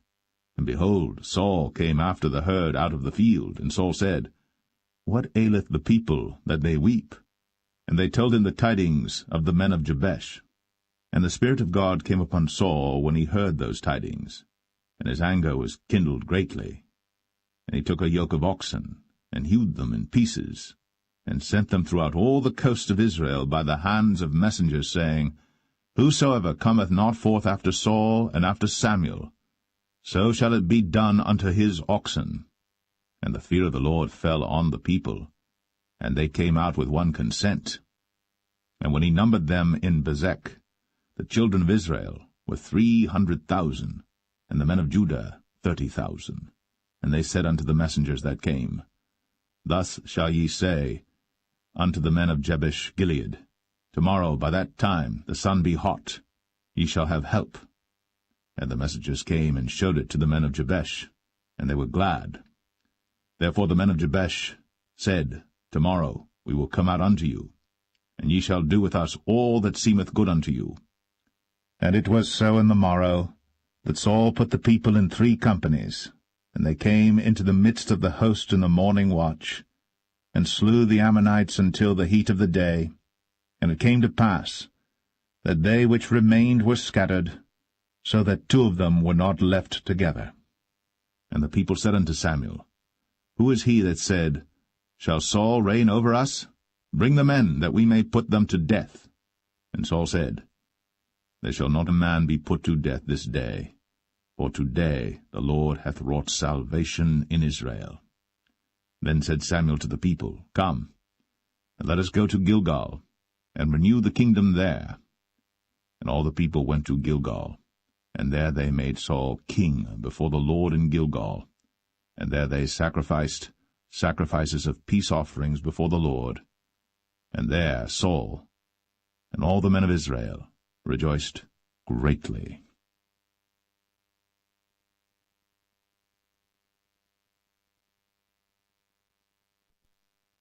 1 Samuel 12. And Samuel said unto all Israel, Behold, I have hearkened unto your voice in all that ye said unto me, and have made a king over you. And now, behold, the king walketh before you, and I am old and grey-headed, and behold, my sons are with you. And I have walked before you from my childhood unto this day. Behold, here I am. Witness against me before the Lord and before his anointed, whose ox have I taken? Or whose ass have I taken? Or whom have I defrauded? Whom have I oppressed? Or of whose hand have I received any bribe to blind mine eyes therewith? And I will restore it you. And they said, Thou hast not defrauded us, nor oppressed us, neither hast thou taken aught of any man's hand. And he said unto them, The Lord is witness against you, and his anointed is witness this day, that ye have not found aught in my hand. And they answered, He is witness. And Samuel said unto the people, It is the Lord that advanced Moses and Aaron, and that brought your fathers up out of the land of Egypt. Now therefore stand still, that I may reason with you before the Lord of all the righteous acts of the Lord, which he did to you and to your fathers. When Jacob was come into Egypt, and your fathers cried unto the Lord, then the Lord sent Moses and Aaron, which brought forth your fathers out of Egypt, and made them dwell in this place. And when they forgat the Lord their God, he sold them into the hand of Sisera, captain of the host of Hazor, and into the hand of the Philistines, and into the hand of the king of Moab. And they fought against them. And they cried unto the Lord, and said, We have sinned, because we have forsaken the Lord, and have served Balaam and Ashtoreth. But now deliver us out of the hand of our enemies, and we will serve thee. And the Lord sent Jerubbaal, and Bedan, and Jephthah, and Samuel, and delivered you out of the hand of your enemies on every side, and ye dwelled safe. And when ye saw that Nahash the king of the children of Ammon came against you, ye said unto me, Nay, but a king shall reign over us, when the Lord your God was your king. Now therefore, behold, the king whom ye have chosen, and whom ye have desired, and behold, the Lord hath set a king over you. If ye will fear the Lord, and serve him, and obey his voice, and not rebel against the commandment of the Lord, then shall both ye and also the king that reigneth over you continue following the Lord your God. But if ye will not obey the voice of the Lord, but rebel against the commandment of the Lord, then shall the hand of the Lord be against you, as it was against your fathers. Now therefore stand and see this great thing which the Lord will do before your eyes. Is it not wheat harvest today? I will call unto the Lord, and he shall send thunder and rain, that ye may perceive and see that your wickedness is great, which ye have done in the sight of the Lord in asking you a king. So Samuel called unto the Lord, and the Lord sent thunder and rain that day. And all the people greatly feared the Lord and Samuel. And all the people said unto Samuel, Pray for thy servants unto the Lord thy God, that we die not. For we have added unto all our sins this evil, to ask us a king. And Samuel said unto the people, Fear not. Ye have done all this wickedness. Yet turn not aside from following the Lord, but serve the Lord with all your heart. And turn ye not aside, for then should ye go after vain things which cannot profit nor deliver, for they are vain. For the Lord will not forsake his people for his great name's sake, because it hath pleased the Lord to make you his people. Moreover, as for me, God forbid that I should sin against the Lord in ceasing to pray for you. But I will teach you the good and the right way. Only fear the Lord, and serve him in truth with all your heart. For consider how great things he hath done for you. But if ye shall still do wickedly, ye shall be consumed, both ye and your king.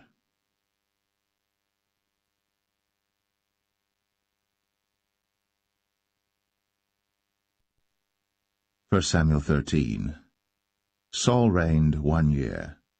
And when he had reigned 2 years over Israel, Saul chose him 3,000 men of Israel, whereof 2,000 were with Saul in Michmash and in Mount Bethel, and 1,000 were with Jonathan in Gibeah of Benjamin. And the rest of the people he sent every man to his tent. And Jonathan smote the garrison of the Philistines that was in Geba. And the Philistines heard of it. And Saul blew the trumpet throughout all the land, saying, Let the Hebrews hear. And all Israel heard say that Saul had smitten a garrison of the Philistines, and that Israel also was had in abomination with the Philistines. And the people were called together after Saul to Gilgal.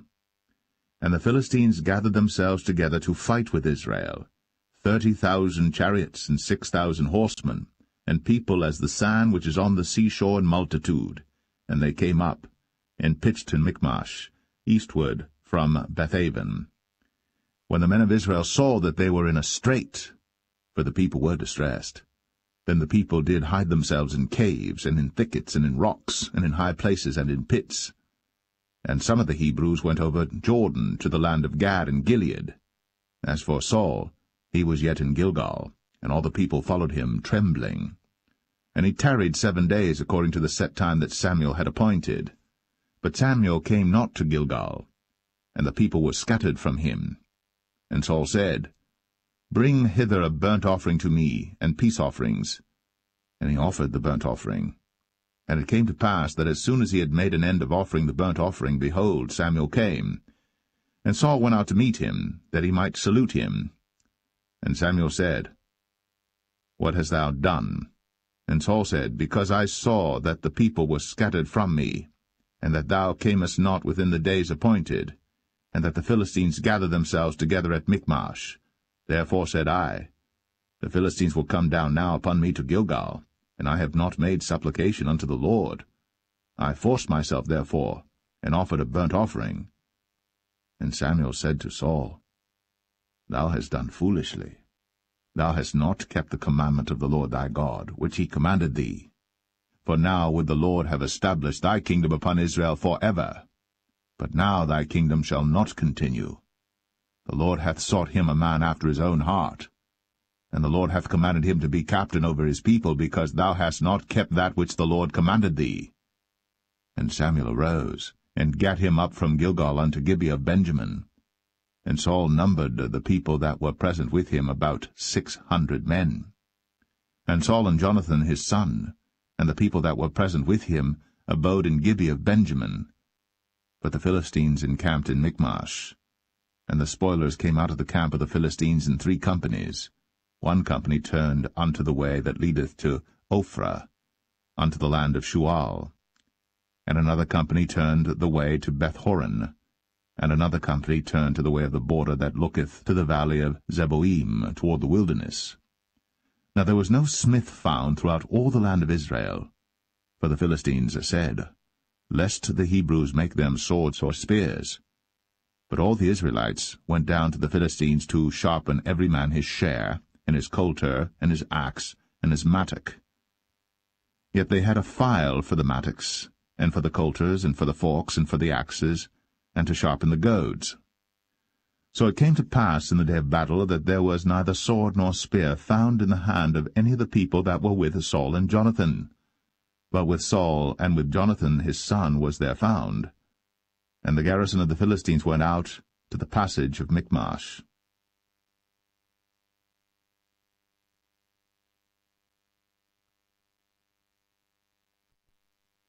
1 Samuel 14. Now it came to pass upon a day that Jonathan the son of Saul said unto the young man that bare his armor, Come, and let us go over to the Philistines' garrison that is on the other side. But he told not his father.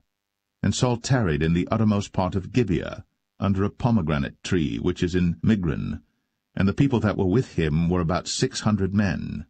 And Ahiah, the son of Ahitub, Ichabod's brother, the son of Phinehas, the son of Eli, the Lord's priest in Shiloh, wearing an ephod. And the people knew not that Jonathan was gone. And between the passages, by which Jonathan sought to go over unto the Philistines' garrison, there was a sharp rock on the one side, and a sharp rock on the other side. And the name of the one was Bozez, and the name of the other Sinai. The forefront of the one was situate northward over against Michmash, and the other southward over against Gibeah. And Jonathan said to the young men that bare his armor, Come, and let us go over unto the garrison of these uncircumcised. It may be that the Lord will work for us, for there is no restraint to the Lord to save by many or by few. And his armor-bearer said unto him, Do all that is in thine heart, turn thee, behold, I am with thee according to thy heart. Then said Jonathan, Behold, we will pass over unto these men, and we will discover ourselves unto them. If they say thus unto us, Tarry until we come to you, then we will stand still in our place, and will not go up unto them. But if they say thus, Come up unto us, then we will go up, for the Lord hath delivered them into our hand, and this shall be a sign unto us. And both of them discovered themselves unto the garrison of the Philistines. And the Philistines said, Behold, the Hebrews come forth out of the holes where they had hid themselves. And the men of the garrison answered Jonathan and his armor-bearer, and said, Come up to us, and we will show you a thing. And Jonathan said unto his armor-bearer, Come up after me, for the Lord hath delivered them into the hand of Israel. And Jonathan climbed up upon his hands and upon his feet, and his armor-bearer after him, and they fell before Jonathan, and his armor-bearer slew after him. And that first slaughter which Jonathan and his armor-bearer made was about 20 men, within as it were an half-acre of land, which a yoke of oxen might plough. And there was trembling in the host, in the field, and among all the people. The garrison and the spoilers, they also trembled, and the earth quaked. So it was a very great trembling. And the watchmen of Saul and Gibeah of Benjamin looked, and behold, the multitude melted away, and they went on beating down one another. Then said Saul unto the people that were with him, Number now, and see who is gone from us. And when they had numbered, behold, Jonathan and his armor-bearer were not there. And Saul said unto Ahiah, Bring hither the ark of God. For the ark of God was at that time with the children of Israel. And it came to pass, while Saul talked unto the priest, that the noise that was in the host of the Philistines went on and increased. And Saul said unto the priest, Withdraw thine hand. And Saul and all the people that were with him assembled themselves. And they came to the battle. And behold, every man's sword was against his fellow, and there was a very great discomfiture. Moreover, the Hebrews that were with the Philistines before that time, which went up with them into the camp from the country round about, even they also turned to be with the Israelites that were with Saul and Jonathan. Likewise all the men of Israel, which had hid themselves in Mount Ephraim, when they heard that the Philistines fled, even they also followed hard after them in the battle. So the Lord saved Israel that day. And the battle passed over unto Bethaven. And the men of Israel were distressed that day. For Saul had adjured the people, saying, Cursed be the man that eateth any food until evening, that I may be avenged on mine enemies. So none of the people tasted any food. And all they of the land came to a wood, and there was honey upon the ground. And when the people were come into the wood, behold, the honey dropped. But no man put his hand to his mouth, for the people feared the oath. But Jonathan heard not, when his father charged the people with the oath. Wherefore he put forth the end of the rod that was in his hand, and dipped it in an honeycomb, and put his hand to his mouth, and his eyes were enlightened. Then answered one of the people, and said, Thy father straitly charged the people with an oath, saying, Cursed be the man that eateth any food this day. And the people were faint. Then said Jonathan, My father hath troubled the land. See, I pray you, how mine eyes have been enlightened, because I tasted a little of this honey. How much more, if haply the people had eaten freely today of the spoil of their enemies which they found? For had there not been now a much greater slaughter among the Philistines? And they smote the Philistines that day, from Michmash to Ailon. And the people were very faint. And the people flew upon the spoil, and took sheep and oxen and calves, and slew them on the ground. And the people did eat them with the blood. Then they told Saul, saying, Behold, the people sin against the Lord, in that they eat with the blood. And he said, Ye have transgressed. Roll a great stone unto me this day. And Saul said, Disperse yourselves among the people, and say unto them, Bring me hither every man his ox, and every man his sheep, and slay them here, and eat, and sin not against the Lord in eating with the blood. And all the people brought every man his ox with him that night, and slew them there. And Saul built an altar unto the Lord. The same was the first altar that he built unto the Lord. And Saul said, Let us go down after the Philistines by night, and spoil them until the morning light, and let us not leave a man of them. And they said, Do whatsoever seemeth good unto thee. Then said the priest, Let us draw near hither unto God. And Saul asked counsel of God, Shall I go down after the Philistines? Wilt thou deliver them into the hand of Israel? But he answered him not that day. And Saul said, Draw ye near hither, all the chief of the people, and know and see wherein this sin hath been this day. For as the Lord liveth, which saveth Israel, though it be in Jonathan my son, he shall surely die. But there was not a man among all the people that answered him. Then said he unto all Israel, Be ye on one side, and I and Jonathan my son will be on the other side. And the people said unto Saul, Do what seemeth good unto thee. Therefore Saul said unto the Lord God of Israel, Give a perfect lot. And Saul and Jonathan were taken, but the people escaped. And Saul said, Cast lots between me and Jonathan my son. And Jonathan was taken. Then Saul said to Jonathan, Tell me what thou hast done. And Jonathan told him, and said, I did but taste a little honey with the end of the rod that was in mine hand, and lo, I must die. And Saul answered, God do so, and more also, for thou shalt surely die, Jonathan. And the people said unto Saul, Shall Jonathan die, who hath wrought this great salvation in Israel? God forbid, as the Lord liveth. There shall not one hair of his head fall to the ground, for he hath wrought with God this day. So the people rescued Jonathan, that he died not. Then Saul went up from following the Philistines, and the Philistines went to their own place. So Saul took the kingdom over Israel, and fought against all his enemies on every side, against Moab, and against the children of Ammon, and against Edom, and against the kings of Zobah, and against the Philistines. And whithersoever he turned himself, he vexed them. And he gathered an host, and smote the Amalekites, and delivered Israel out of the hands of them that spoiled them. Now the sons of Saul were Jonathan and Ishui, and Melch-Ishui. And the names of his two daughters were these, the name of the firstborn Merab, and the name of the younger Michal. And the name of Saul's wife was Ahinoam, the daughter of Ahimaaz. And the name of the captain of his host was Abner, the son of Ner, Saul's uncle. And Kish was the father of Saul, and Ner, the father of Abner, was the son of Abiel. And there was sore war against the Philistines all the days of Saul. And when Saul saw any strong man or any valiant man, he took him unto him.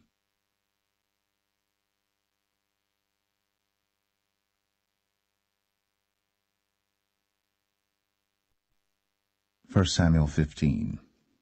Samuel also said unto Saul, The Lord sent me to anoint thee to be king over his people, over Israel. Now therefore hearken thou unto the voice of the words of the Lord. Thus saith the Lord of hosts, I remember that which Amalek did to Israel, how he laid wait for him in the way when he came up from Egypt. Now go, and smite Amalek, and utterly destroy all that they have, and spare them not, but slay both man and woman, infant and suckling, ox and sheep, camel and ass. And Saul gathered the people together, and numbered them in Telaim 200,000 footmen, and 10,000 men of Judah. And Saul came to a city of Amalek, and laid wait in the valley. And Saul said unto the Kenites, Go, depart, get you down from among the Amalekites, lest I destroy you with them. For ye showed kindness to all the children of Israel when they came up out of Egypt. So the Kenites departed from among the Amalekites. And Saul smote the Amalekites from Havilah until thou comest to Shur, that is over against Egypt. And he took Agag, the king of the Amalekites, alive, and utterly destroyed all the people with the edge of the sword. But Saul and the people spared Agag, and the best of the sheep, and of the oxen, and of the fatlings, and the lambs, and all that was good, and would not utterly destroy them. But everything that was vile and refuse, that they destroyed utterly. Then came the word of the Lord unto Samuel, saying, It repenteth me that I have set up Saul to be king, for he is turned back from following me, and hath not performed my commandments. And it grieved Samuel, and he cried unto the Lord all night. And when Samuel rose early to meet Saul in the morning, it was told Samuel, saying, Saul came to Carmel, and behold, he set him up a place, and is gone about, and passed on, and gone down to Gilgal.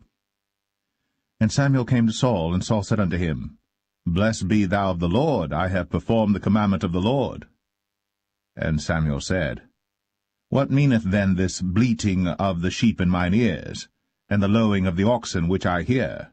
And Saul said, They have brought them from the Amalekites, for the people spared the best of the sheep and of the oxen to sacrifice unto the Lord thy God, and the rest we have utterly destroyed. Then Samuel said unto Saul, Stay, and I will tell thee what the Lord hath said to me this night. And he said unto him, Say on. And Samuel said, When thou wast little in thine own sight, wast thou not made the head of the tribes of Israel? And the Lord anointed thee king over Israel? And the Lord sent thee on a journey, and said, Go, and utterly destroy the sinners, the Amalekites, and fight against them until they be consumed.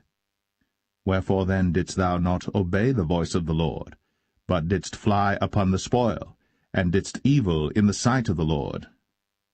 And Saul said unto Samuel, Yea, I have obeyed the voice of the Lord, and have gone the way which the Lord sent me, and have brought Agag, the king of Amalek, and have utterly destroyed the Amalekites. But the people took of the spoil sheep and oxen, the chief of the things which should have been utterly destroyed, to sacrifice unto the Lord thy God in Gilgal. And Samuel said, Hath the Lord as great delight in burnt offerings and sacrifices as in obeying the voice of the Lord?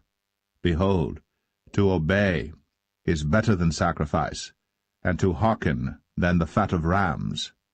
For rebellion is as the sin of witchcraft, and stubbornness is as iniquity and idolatry. Because thou hast rejected the word of the Lord, he hath also rejected thee from being king. And Saul said unto Samuel, I have sinned, for I have transgressed the commandment of the Lord, and thy words, because I feared the people, and obeyed their voice. Now therefore, I pray thee, pardon my sin, and turn again with me, that I may worship the Lord. And Samuel said unto Saul, I will not return with thee, for thou hast rejected the word of the Lord, and the Lord hath rejected thee from being king over Israel. And as Samuel turned about to go away, he laid hold upon the skirt of his mantle, and it rent. And Samuel said unto him, The Lord hath rent the kingdom of Israel from thee this day, and hath given it to a neighbor of thine, that is better than thou. And also the strength of Israel will not lie nor repent, for he is not a man that he should repent. Then he said, I have sinned. Yet honor me now, I pray thee, before the elders of my people, and before Israel, and turn again with me, that I may worship the Lord thy God. So Samuel turned again after Saul, and Saul worshipped the Lord. Then said Samuel, Bring ye hither to me Agag the king of the Amalekites. And Agag came unto him delicately, and Agag said, Surely the bitterness of death is past. And Samuel said, As thy sword hath made women childless, so shall thy mother be childless among women. And Samuel hewed Agag in pieces before the Lord in Gilgal. Then Samuel went to Ramah, and Saul went up to his house to Gibeah of Saul. And Samuel came no more to see Saul until the day of his death. Nevertheless Samuel mourned for Saul, and the Lord repented that he had made Saul king over Israel.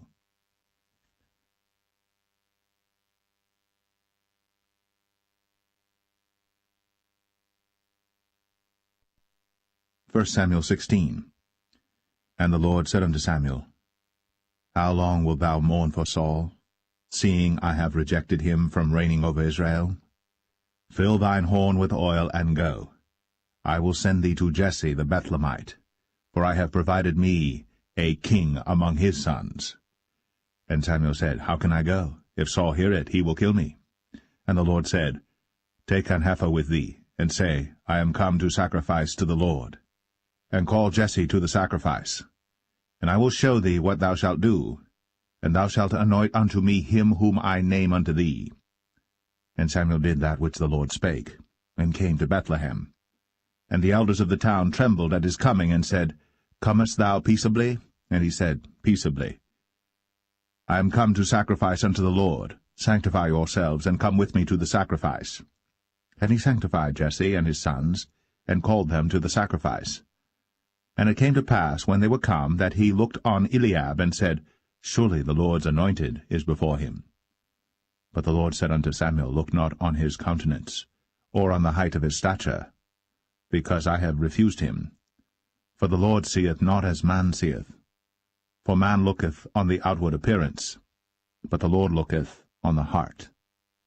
Then Jesse called Abinadab, and made him pass before Samuel, and he said, Neither hath the Lord chosen this.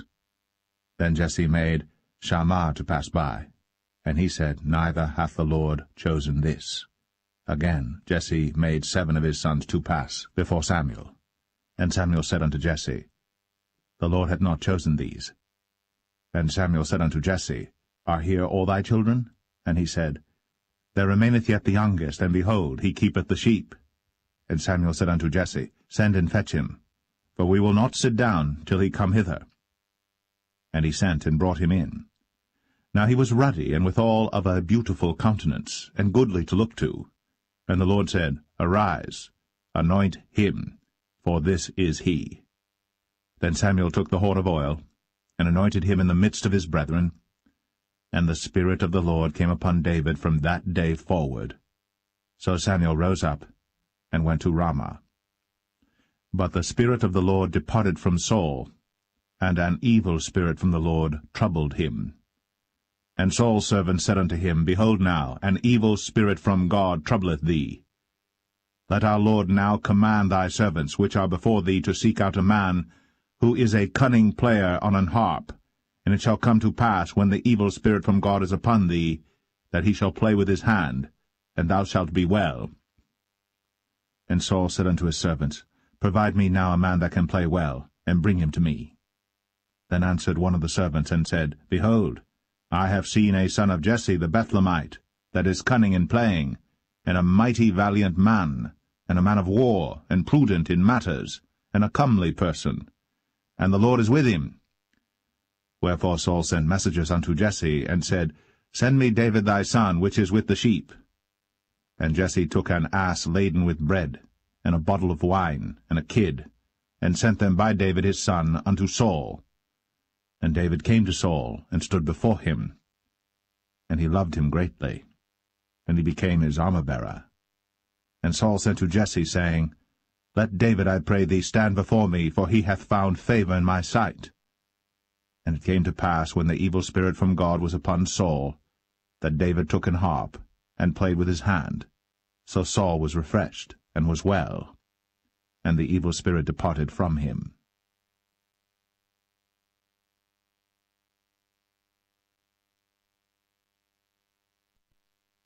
1 Samuel 17.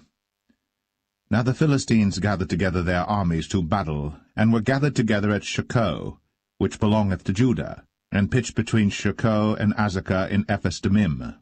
And Saul and the men of Israel were gathered together and pitched by the valley of Elah, and set the battle in array against the Philistines. And the Philistines stood on a mountain on the one side, and Israel stood on a mountain on the other side, and there was a valley between them. And there went out a champion out of the camp of the Philistines, named Goliath of Gath, whose height was 6 cubits and a span. And he had an helmet of brass upon his head, and he was armed with a coat of mail, and the weight of the coat was 5,000 shekels of brass. And he had greaves of brass upon his legs, and a target of brass between his shoulders. And the staff of his spear was like a weaver's beam, and his spear's head weighed 600 shekels of iron, and one bearing a shield went before him. And he stood and cried unto the armies of Israel, and said unto them, Why are ye come out to set your battle in array? Am not I a Philistine, and ye servants to Saul? Choose you a man for you, and let him come down to me. If he be able to fight with me and to kill me, then will we be your servants. But if I prevail against him, and kill him, then shall ye be our servants, and serve us. And the Philistine said, I defy the armies of Israel this day. Give me a man, that we may fight together. When Saul and all Israel heard those words of the Philistine, they were dismayed, and greatly afraid. Now David was the son of that Ephrathite of Bethlehem, Judah, whose name was Jesse, and he had 8 sons. And the man went among men for an old man in the days of Saul. And the 3 eldest sons of Jesse went and followed Saul to the battle. And the names of his 3 sons that went to the battle were Eliab the firstborn, and next unto him Abinadab, and the third Shammah. And David was the youngest, and the 3 eldest followed Saul. But David went and returned from Saul to feed his father's sheep at Bethlehem. And the Philistine drew near morning and evening, and presented himself 40 days. And Jesse said unto David his son, Take now for thy brethren an ephah of this parched corn, and these 10 loaves, and run to the camp to thy brethren. And carry these 10 cheeses unto the captain of their 1,000, and look how thy brethren fare, and take their pledge. Now Saul and they, and all the men of Israel, were in the valley of Elah, fighting with the Philistines. And David rose up early in the morning, and left the sheep with a keeper, and took and went, as Jesse had commanded him. And he came to the trench, as the host was going forth to the fight, and shouted for the battle. For Israel and the Philistines had put the battle in array, army against army. And David left his carriage in the hand of the keeper of the carriage, and ran into the army, and came and saluted his brethren. And as he talked with them, behold, there came up the champion, the Philistine of Gath, Goliath by name, out of the armies of the Philistines, and spake according to the same words, and David heard them. And all the men of Israel, when they saw the man, fled from him, and were sore afraid. And the men of Israel said, Have ye seen this man that is come up? Surely to defy Israel is he come up. And it shall be that the man who killeth him, the king will enrich him with great riches, and will give him his daughter, and make his father's house free in Israel.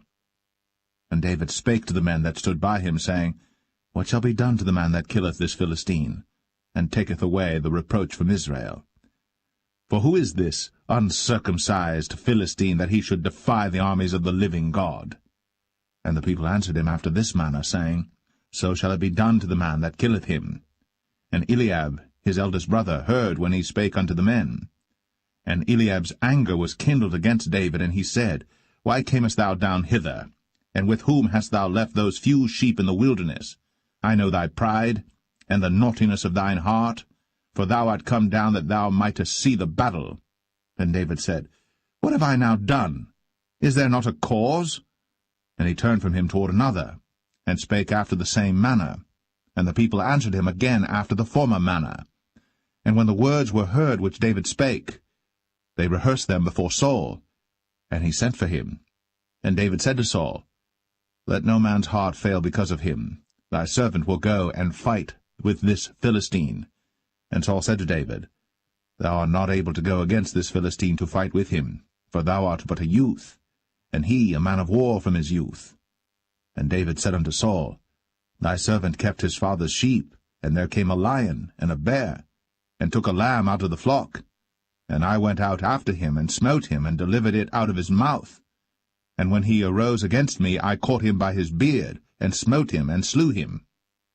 Thy servant slew both the lion and the bear, and this uncircumcised Philistine shall be as one of them, seeing he hath defied the armies of the living God. David said, moreover, The Lord that delivered me out of the paw of the lion, and out of the paw of the bear, he will deliver me out of the hand of this Philistine. And Saul said unto David, Go, and the Lord be with thee. And Saul armed David with his armor, and he put an helmet of brass upon his head. Also he armed him with a coat of mail. And David girded his sword upon his armor, and he essayed to go, for he had not proved it. And David said unto Saul, I cannot go with these, for I have not proved them. And David put them off him. And he took his staff in his hand, and chose him 5 smooth stones out of the brook, and put them in a shepherd's bag which he had, even in a scrip, and his sling was in his hand. And he drew near to the Philistine. And the Philistine came on and drew near unto David, and the man that bare the shield went before him. And when the Philistine looked about and saw David, he disdained him, for he was but a youth, and ruddy, and of a fair countenance. And the Philistine said unto David, Am I a dog that thou comest to me with staves? And the Philistine cursed David by his gods. And the Philistine said to David, Come to me, and I will give thy flesh unto the fowls of the air, and to the beasts of the field. Then said David to the Philistine, Thou comest to me with a sword, and with a spear, and with a shield. But I come to thee in the name of the Lord of hosts, the God of the armies of Israel, whom thou hast defied. This day will the Lord deliver thee into mine hand, and I will smite thee, and take thine head from thee. And I will give the carcasses of the host of the Philistines this day unto the fowls of the air, and to the wild beasts of the earth, that all the earth may know that there is a God in Israel. And all this assembly shall know that the Lord saveth not with sword and spear, for the battle is the Lord's, and he will give you into our hands. And it came to pass, when the Philistine arose, and came and drew nigh to meet David, that David hasted, and ran toward the army to meet the Philistine. And David put his hand in his bag, and took thence a stone, and slang it, and smote the Philistine in his forehead, that the stone sunk into his forehead, and he fell upon his face to the earth. So David prevailed over the Philistine with a sling and with a stone, and smote the Philistine, and slew him. But there was no sword in the hand of David. Therefore David ran, and stood upon the Philistine, and took his sword, and drew it out of the sheath thereof, and slew him, and cut off his head therewith. And when the Philistines saw their champion was dead, they fled. And the men of Israel and of Judah arose, and shouted, and pursued the Philistines until thou come to the valley, and to the gates of Ekron. And the wounded of the Philistines fell down by the way to Sharaim, even unto Gath and unto Ekron.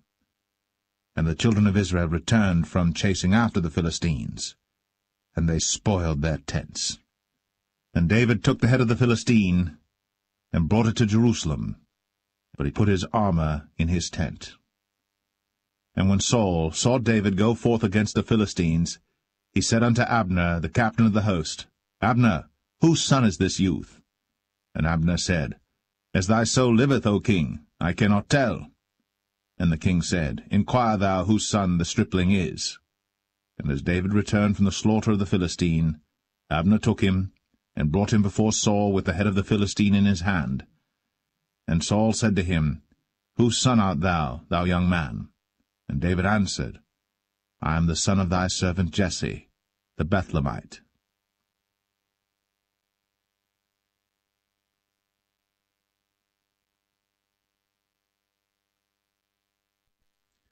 1 Samuel 18. And it came to pass, when he had made an end of speaking unto Saul, that the soul of Jonathan was knit with the soul of David, and Jonathan loved him as his own soul. And Saul took him that day, and would let him go no more home to his father's house. Then Jonathan and David made a covenant, because he loved him as his own soul.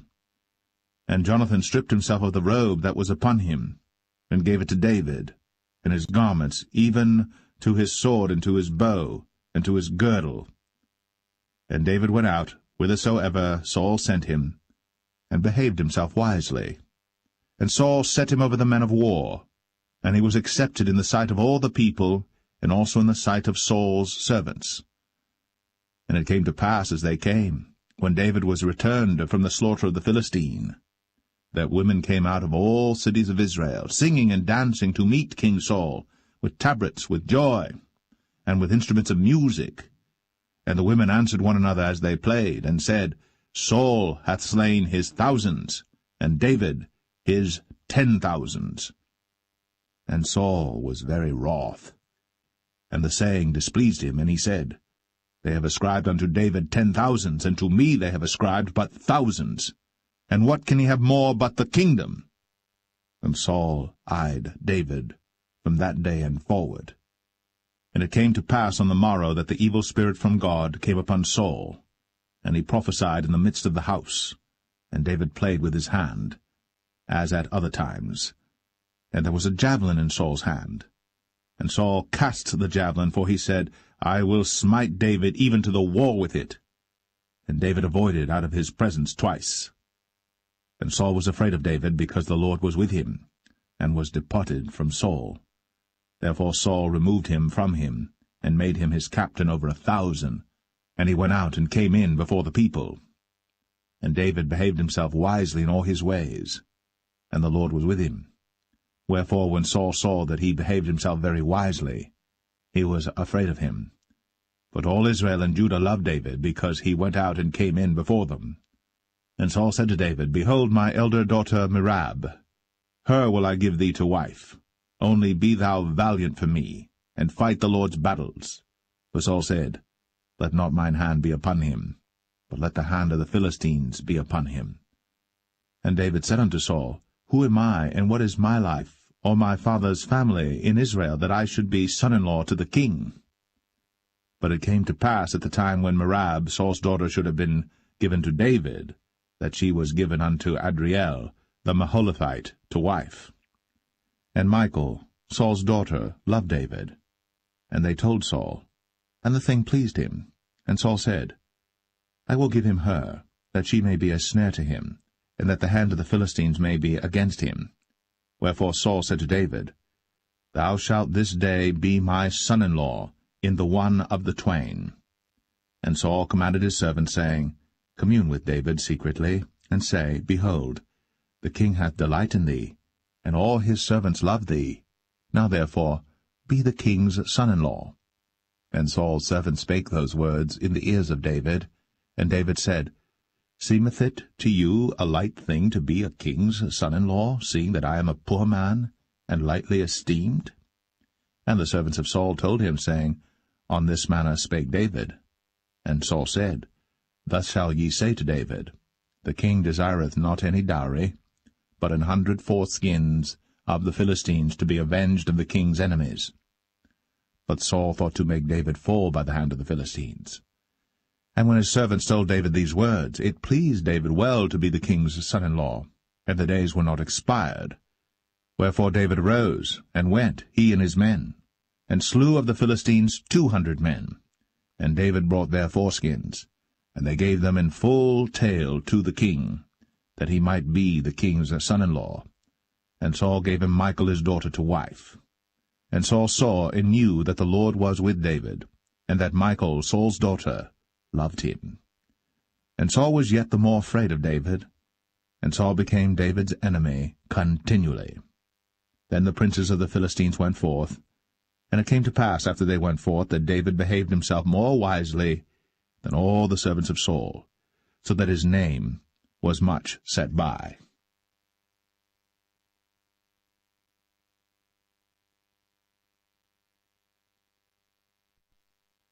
1 Samuel 19. And Saul spake to Jonathan his son, and to all his servants, that they should kill David. But Jonathan Saul's son delighted much in David. And Jonathan told David, saying, Saul my father seeketh to kill thee.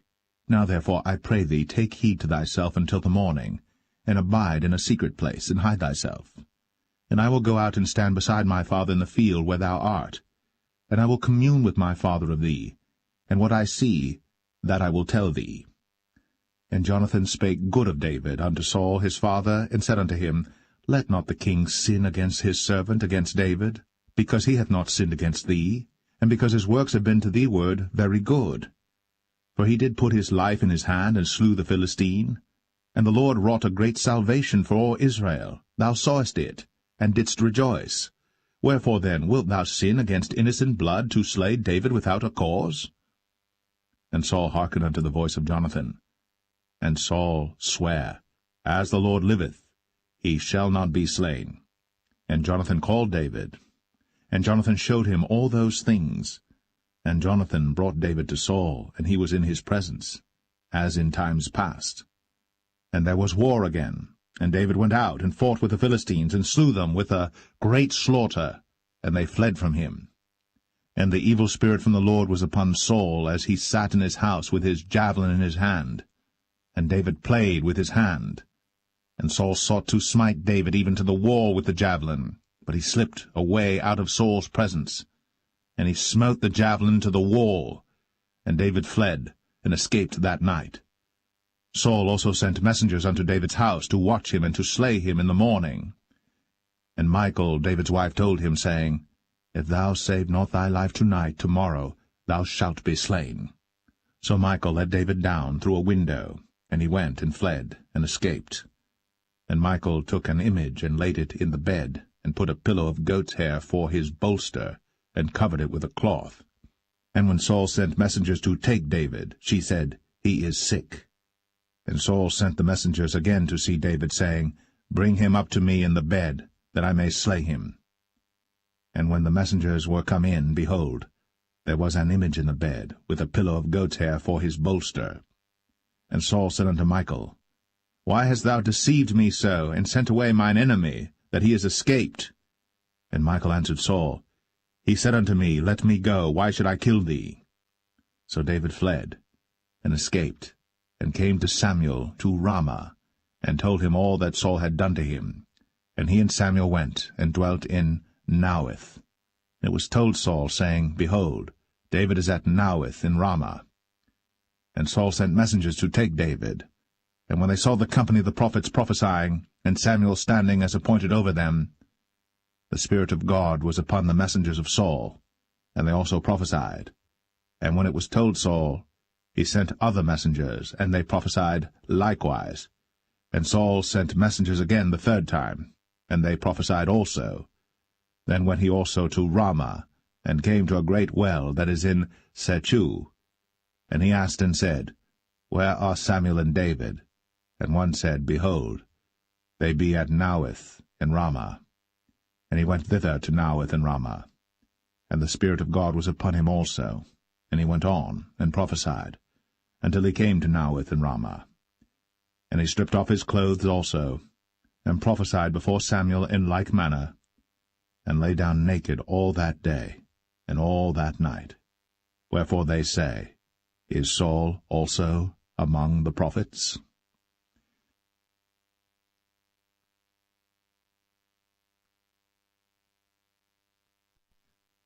First Samuel 20. And David fled from Naueth in Ramah, and came and said before Jonathan, What have I done? What is mine iniquity? And what is my sin before thy father, that he seeketh my life? And he said unto him, God forbid, thou shalt not die. Behold, my father will do nothing either great or small, but that he will show it me. And why should my father hide this thing from me? It is not so. And David sware moreover, and said, Thy father certainly knoweth that I have found grace in thine eyes. And he saith, Let not Jonathan know this, lest he be grieved. But truly as the Lord liveth, and as thy soul liveth, there is but a step between me and death. Then said Jonathan unto David, Whatsoever thy soul desireth, I will even do it for thee. And David said unto Jonathan, Behold, tomorrow is the new moon, and I should not fail to sit with the king at meat, but let me go, that I may hide myself in the field unto the 3rd day at even. If thy father at all miss me, then say, David earnestly asked leave of me that he might run to Bethlehem his city, for there is a yearly sacrifice there for all the family. If he say thus, it is well, thy servant shall have peace. But if he be very wroth, then be sure that evil is determined by him. Therefore thou shalt deal kindly with thy servant, for thou hast brought thy servant into a covenant of the Lord with thee. Notwithstanding, if there be in me iniquity, slay me thyself. For why shouldest thou bring me to thy father? And Jonathan said, Far be it from thee, for if I knew certainly that evil were determined by my father to come upon thee, then would not I tell it thee? Then said David to Jonathan, Who shall tell me? Or what if thy father answer thee roughly? And Jonathan said unto David, Come, and let us go out into the field.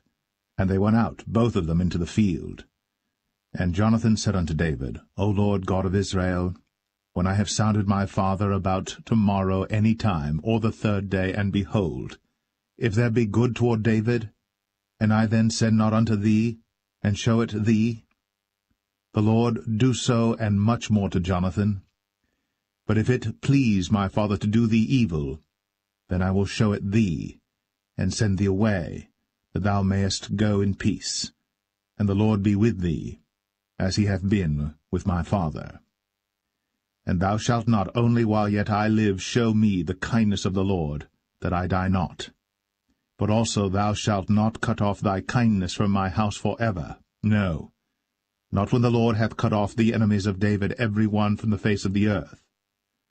So Jonathan made a covenant with the house of David, saying, Let the Lord even require it at the hand of David's enemies. And Jonathan caused David to swear again, because he loved him, for he loved him as he loved his own soul. Then Jonathan said to David, Tomorrow is the new moon, and thou shalt be missed, because thy seat will be empty. And when thou hast stayed 3 days, then thou shalt go down quickly, and come to the place where thou didst hide thyself when the business was in hand, and shalt remain by the stone Ezel. And I will shoot 3 arrows on the side thereof, as though I shot at a mark, and behold, I will send a lad, saying, Go, find out the arrows. If I expressly say unto the lad, Behold, the arrows are on this side of thee, take them, then come thou. For there is peace to thee, and no hurt, as the Lord liveth. But if I say thus unto the young man, Behold, the arrows are beyond thee, go thy way, for the Lord hath sent thee away. And as touching the matter which thou and I have spoken of, behold, the Lord be between thee and me for ever. So David hid himself in the field. And when the new moon was come, the king sat him down to eat meat. And the king sat upon his seat as at other times, even upon a seat by the wall. And Jonathan arose, and Abner sat by Saul's side, and David's place was empty. Nevertheless Saul spake not anything that day, for he thought, Something hath befallen him. He is not clean. Surely he is not clean. And it came to pass on the morrow, which was the 2nd day of the month, that David's place was empty. And Saul said unto Jonathan his son, Wherefore cometh not the son of Jesse to meat, neither yesterday nor today? And Jonathan answered Saul, David earnestly asked leave of me to go to Bethlehem. And he said, Let me go, I pray thee. For our family hath a sacrifice in the city, and my brother, he hath commanded me to be there. And now, if I have found favor in thine eyes, let me get away, I pray thee, and see my brethren. Therefore he cometh not unto the king's table. Then Saul's anger was kindled against Jonathan. And he said unto him, Thou son of the perverse, rebellious woman, do not I know that thou hast chosen the son of Jesse to thine own confusion, and unto the confusion of thy mother's nakedness? For as long as the son of Jesse liveth upon the ground, thou shalt not be established, nor thy kingdom. Wherefore, now send and fetch him unto me, for he shall surely die. And Jonathan answered Saul his father, and said unto him, Wherefore shall he be slain? What hath he done?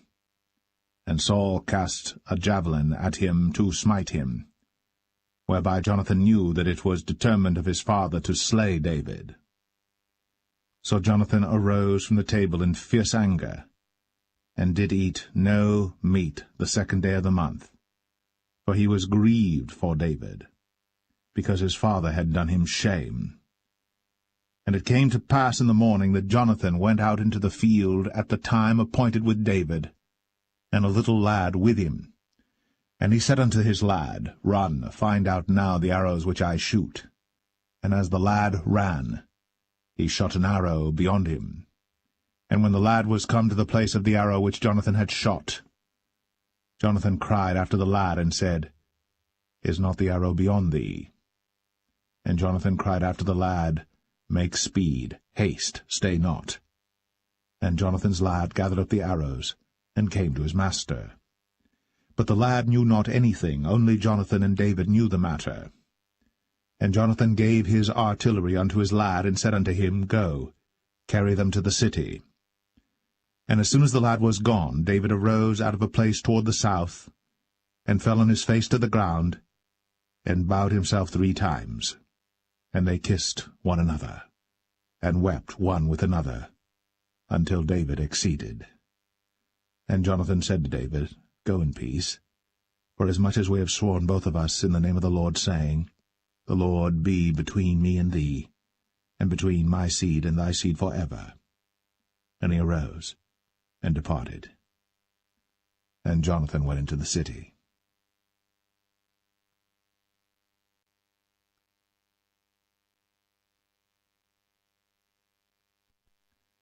1 Samuel 21.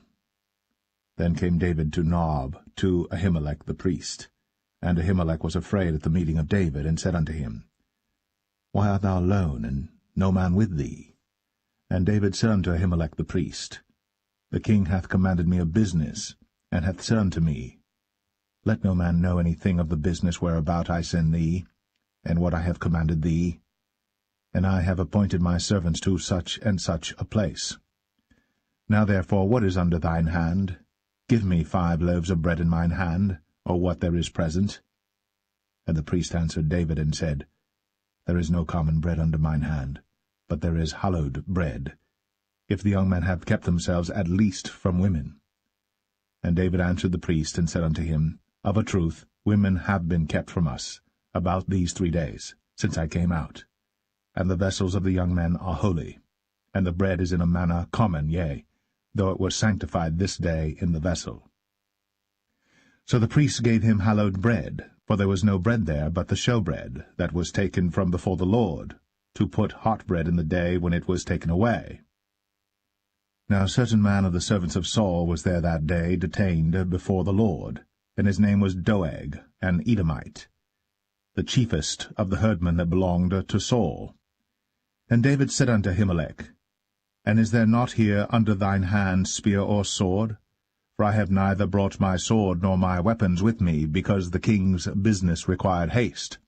And the priest said, The sword of Goliath the Philistine, whom thou slewest in the valley of Elah, behold, it is here, wrapped in a cloth behind the ephod. If thou wilt take that, take it, for there is no other save that here. And David said, There is none like that, give it me. And David arose, and fled that day for fear of Saul, and went to Achish, the king of Gath. And the servants of Achish said unto him, Is not this David the king of the land? Did they not sing one to another of him in dances, saying, Saul hath slain his thousands, and David his 10,000s? And David laid up these words in his heart, and was sore afraid of Achish, the king of Gath. And he changed his behavior before them, and feigned himself mad in their hands, and scrabbled on the doors of the gate, and let his spittle fall down upon his beard. Then said Achish unto his servants, Lo, ye see the man is mad. Wherefore then have ye brought him to me? Have I need of madmen, that ye have brought this fellow to play the madman in my presence? Shall this fellow come into my house?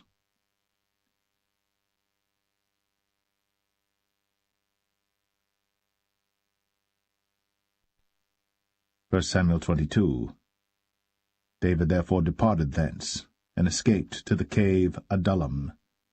And when his brethren and all his father's house heard it, they went down thither to him. And every one that was in distress, and every one that was in debt, and every one that was discontented gathered themselves unto him. And he became a captain over them. And there were with him about 400 men.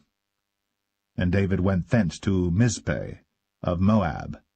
And he said unto the king of Moab, Let my father and my mother, I pray thee, come forth, and be with you, till I know what God will do for me. And he brought them before the king of Moab, and they dwelt with him all the while that David was in the hold. And the prophet Gad said unto David, Abide not in the hold, depart, and get thee into the land of Judah. Then David departed, and came into the forest of Hareth.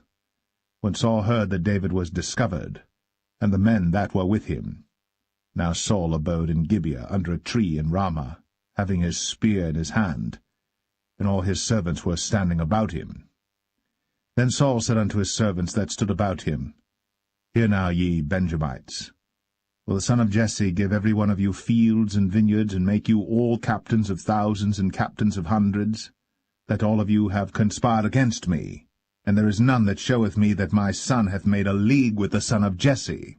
And there is none of you that is sorry for me, or showeth unto me that my son hath stirred up my servant against me, to lie in wait, as at this day. Then answered Doeg the Edomite, which was set over the servants of Saul, and said, I saw the son of Jesse coming to Nob, to Ahimelech, the son of Ahitub. And he inquired of the Lord for him, and gave him victuals, and gave him the sword of Goliath the Philistine. Then the king sent to call Ahimelech the priest, the son of Ahitub, and all his father's house, the priests that were in Nob, and they came all of them to the king. And Saul said, Hear now, thou son of Ahitub. And he answered, Here I am, my lord. And Saul said unto him, Why have ye conspired against me, thou and the son of Jesse, in that thou hast given him bread and a sword, and hast inquired of God for him, that he should rise against me to lie in wait, as at this day? Then Ahimelech answered the king, and said, And who is so faithful among all thy servants as David, which is the king's son-in-law, and goeth at thy bidding, and is honourable in thine house? Did I then begin to inquire of God for him? Be it far from me. Let not the king impute anything unto his servant, nor to all the house of my father, for thy servant knew nothing of all this, less or more. And the king said, Thou shalt surely die, Ahimelech, thou, and all thy father's house. And the king said unto the footmen that stood about him, Turn, and slay the priests of the Lord, because their hand also is with David, and because they knew when he fled, and did not show it to me. But the servants of the king would not put forth their hand to fall upon the priests of the Lord. And the king said to Doeg, Turn thou, and fall upon the priests. And Doeg the Edomite turned, and he fell upon the priests, and slew on that day 75 persons that did wear a linen ephod. And Nob, the city of the priests, smote he with the edge of the sword both men and women, children and sucklings, and oxen and asses, and sheep, with the edge of the sword. And one of the sons of Ahimelech, the son of Ahitub, named Abiathar, escaped, and fled after David. And Abiathar showed David that Saul had slain the Lord's priests. And David said unto Abiathar, I knew it that day when Doeg the Edomite was there, that he would surely tell Saul, I have occasioned the death of all the persons of thy father's house. Abide thou with me. Fear not, for he that seeketh my life seeketh thy life. But with me thou shalt be in safeguard.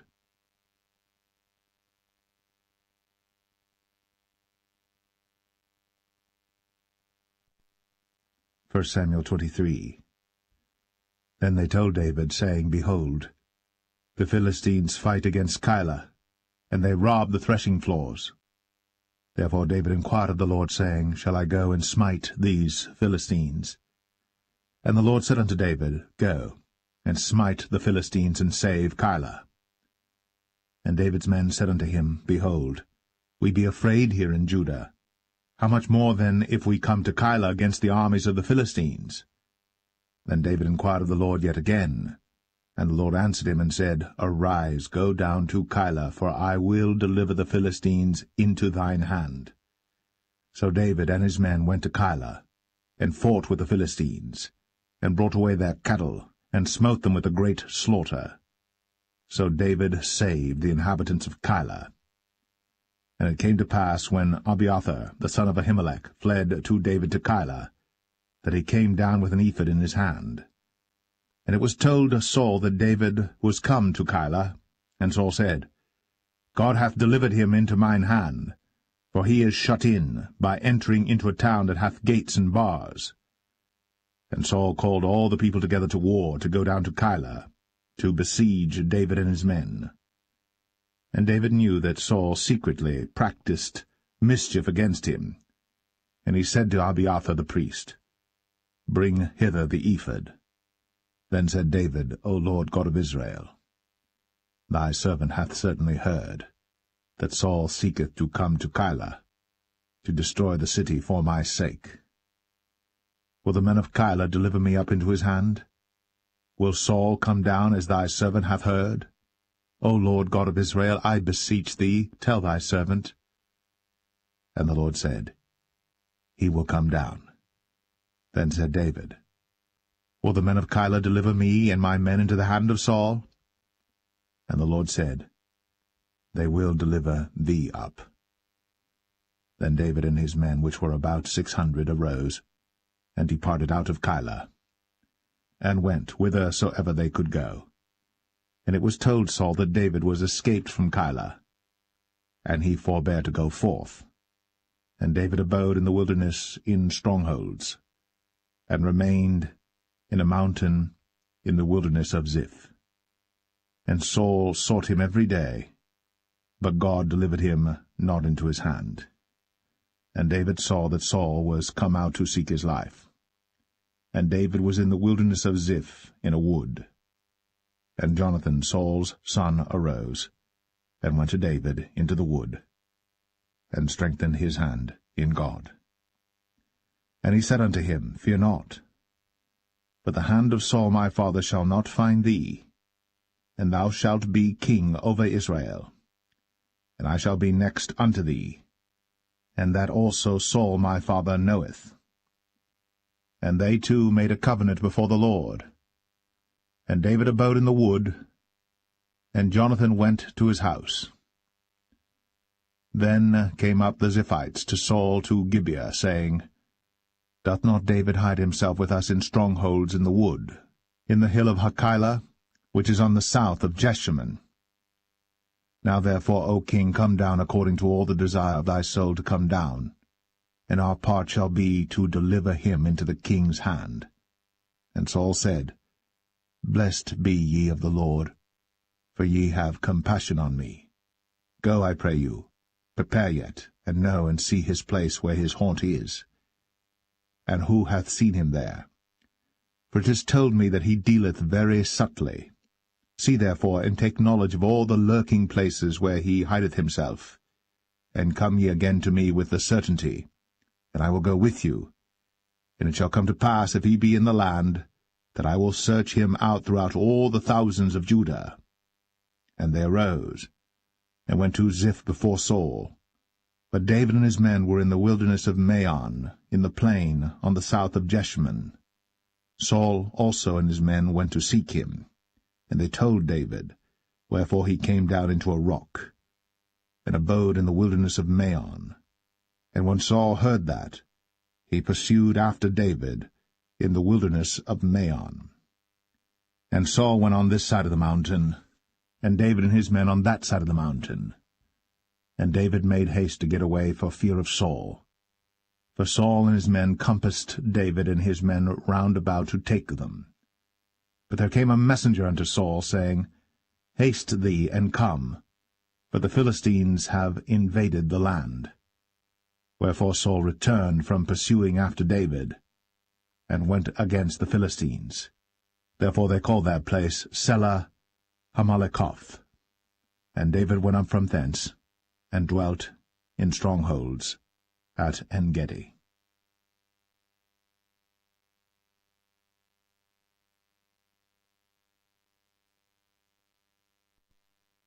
1 Samuel 24.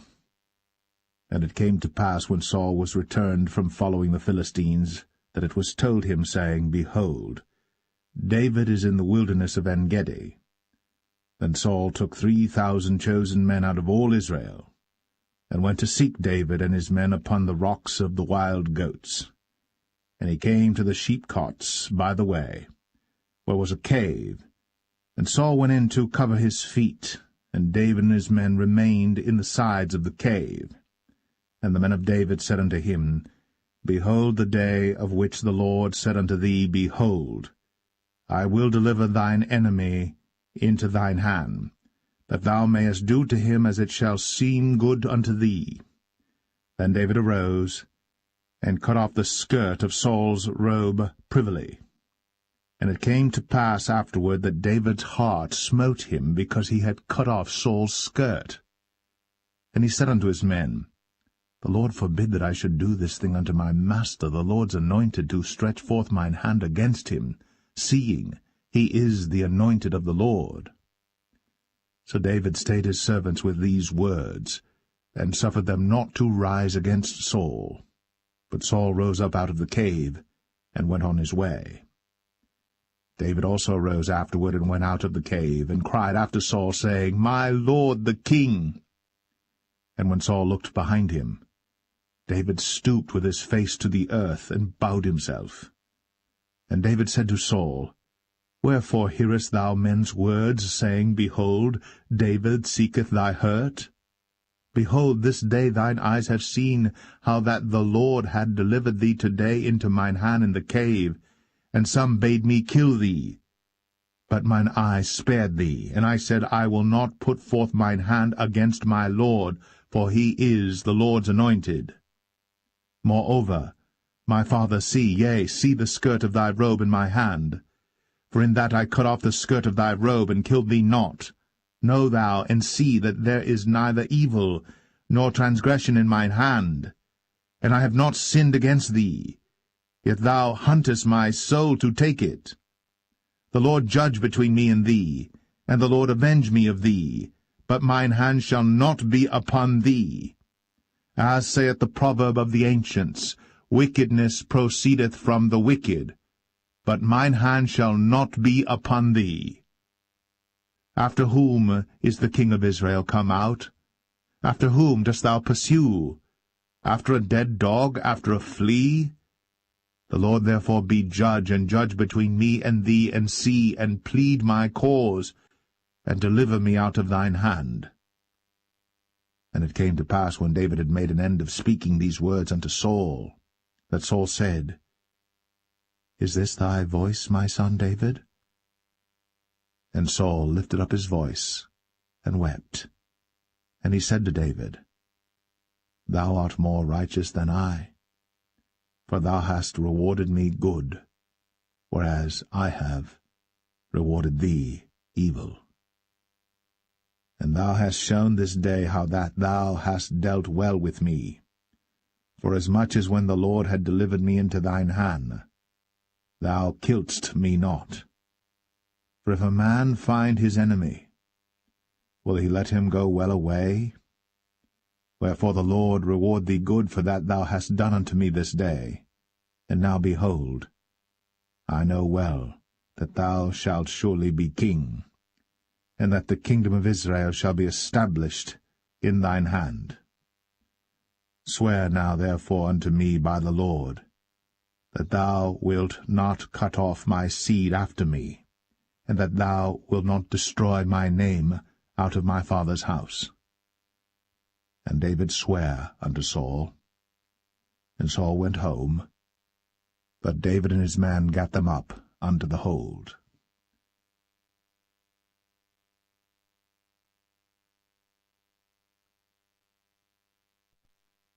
1 1 Samuel 25.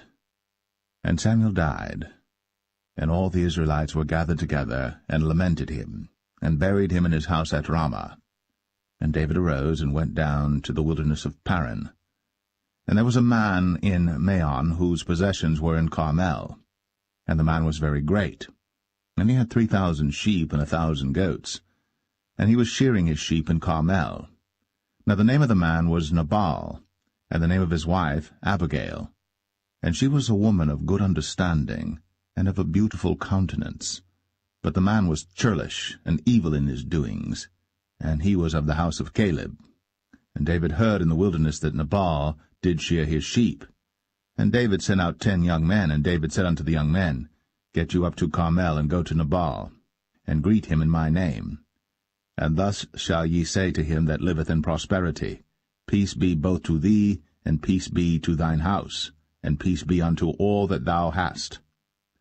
And now I have heard that thou hast shearers. Now thy shepherds which were with us, we hurt them not, neither was there aught missing unto them all the while they were in Carmel.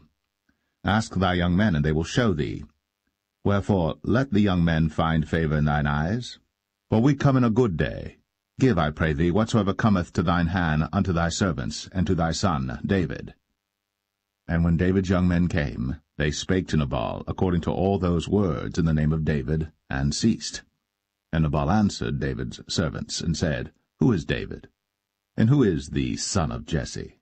There be many servants nowadays that break away every man from his master. Shall I then take my bread and my water and my flesh that I have killed for my shearers, and give it unto men whom I know not whence they be?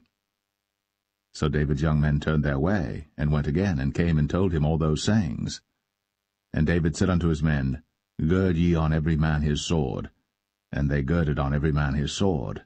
And David also girded on his sword. And there went up after David about 400 men, and 200 abode by the stuff. But one of the young men told Abigail, Nabal's wife, saying, Behold, David sent messengers out of the wilderness to salute our master, and he railed on them. But the men were very good unto us, and we were not hurt, neither missed we any thing as long as we were conversant with them when we were in the fields. They were a wall unto us both by night and day. All the while we were with them keeping the sheep.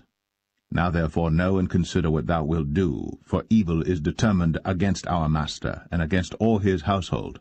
For he is such a son of Belial, that a man cannot speak to him. Then Abigail made haste, and took 200 loaves and 2 bottles of wine, and 5 sheep ready dressed, and 5 measures of parched corn, and 100 clusters of raisins, and 200 cakes of figs, and laid them on asses. And she said unto her servants, Go on before me, behold, I come after you. But she told not her husband Nabal. And it was so, as she rode on the ass, that she came down by the covert of the hill, and behold, David and his men came down against her, and she met them. Now David had said, Surely in vain have I kept all that this fellow hath in the wilderness, so that nothing was missed of all that pertained unto him, and he hath requited me evil for good. So, and more also do God unto the enemies of David, if I leave of all that pertain to him by the morning light any that pisseth against the wall. And when Abigail saw David, she hasted, and lighted off the ass, and fell before David on her face, and bowed herself to the ground, and fell at his feet, and said, Upon me, my lord, upon me let this iniquity be, and let thine handmaid, I pray thee, speak in thine audience, and hear the words of thine handmaid. Let not, my lord, I pray thee, regard this man of Belial, even Nabal. For as his name is, so is he. Nabal is his name, and folly is with him. But I, thine handmaid, saw not the young men of my lord, whom thou didst send.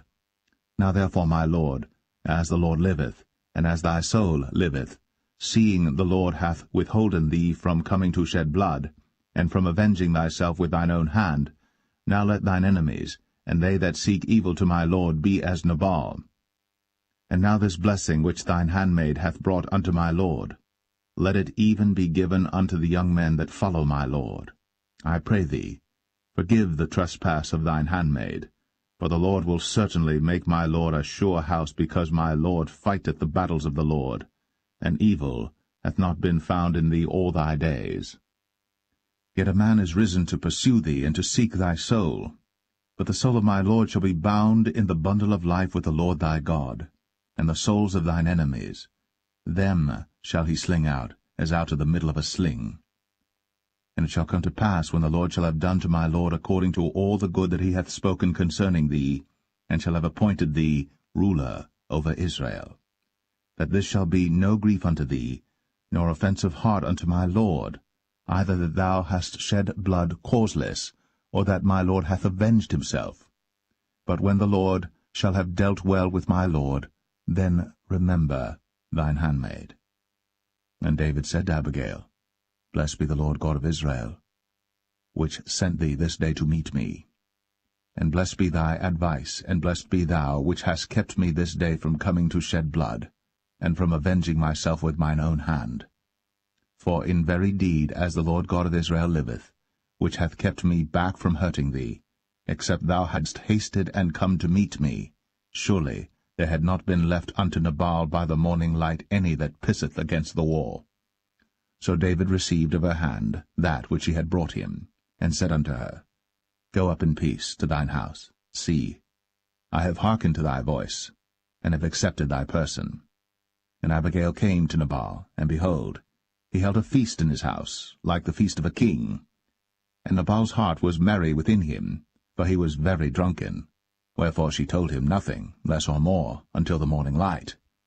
But it came to pass in the morning, when the wine was gone out of Nabal, and his wife had told him these things, that his heart died within him, and he became as a stone. And it came to pass about 10 days after, that the Lord smote Nabal, that he died. And when David heard that Nabal was dead, he said, Blessed be the Lord, that hath pleaded the cause of my reproach from the hand of Nabal, and hath kept his servant from evil. For the Lord hath returned the wickedness of Nabal upon his own head. And David sent and communed with Abigail, to take her to him to wife. And when the servants of David were come to Abigail to Carmel, they spake unto her, saying, David sent us unto thee, to take thee to him to wife. And she arose, and bowed herself on her face to the earth, and said, Behold, let thine handmaid be a servant to wash the feet of the servants of my Lord. And Abigail hasted, and arose, and rode upon an ass, with 5 damsels of hers that went after her. And she went after the messengers of David, and became his wife. David also took Ahinoam of Jezreel, and they were also both of them his wives. But Saul had given Michal his daughter, David's wife, to Phalti, the son of Laish, which was of Galim.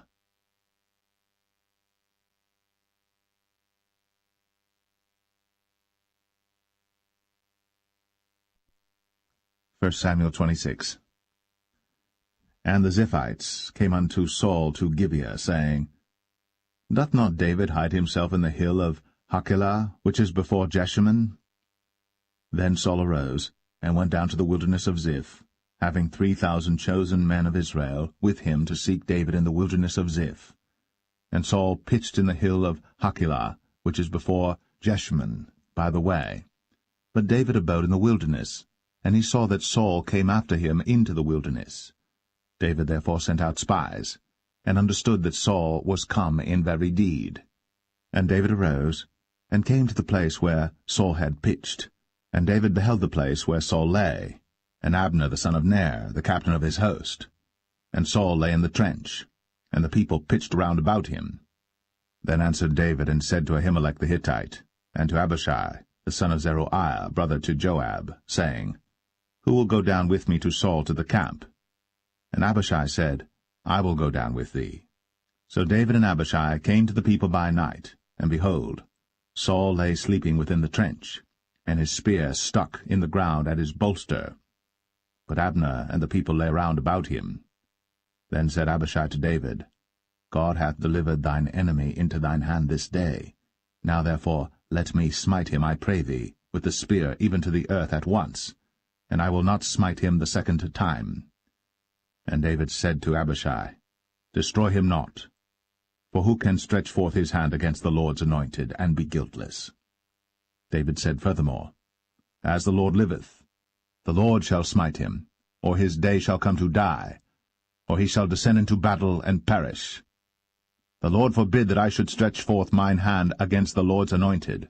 But I pray thee, take thou now the spear that is at his bolster, and the cruse of water, and let us go. So David took the spear and the cruse of water from Saul's bolster, and they gat them away. And no man saw it, nor knew it, neither awaked, for they were all asleep, because a deep sleep from the Lord was fallen upon them. Then David went over to the other side, and stood on the top of an hill afar off, a great space being between them. And David cried to the people, and to Abner the son of Ner, saying, Answerest thou not, Abner? Then Abner answered and said, Who art thou that criest to the king? And David said to Abner, Art not thou a valiant man? And who is like to thee in Israel? Wherefore then hast thou not kept thy lord the king? For there came one of the people in to destroy the king thy lord. This thing is not good that thou hast done. As the Lord liveth, ye are worthy to die, because ye have not kept your master the Lord's anointed. And now see where the king's spear is, and the cruse of water that was at his bolster. And Saul knew David's voice, and said, Is this thy voice, my son, David? And David said, It is my voice, my lord, O king. And he said, Wherefore doth my lord thus pursue after his servant? For what have I done, or what evil is in mine hand? Now therefore, I pray thee, let my lord the king hear the words of his servant. If the Lord have stirred thee up against me, let him accept an offering.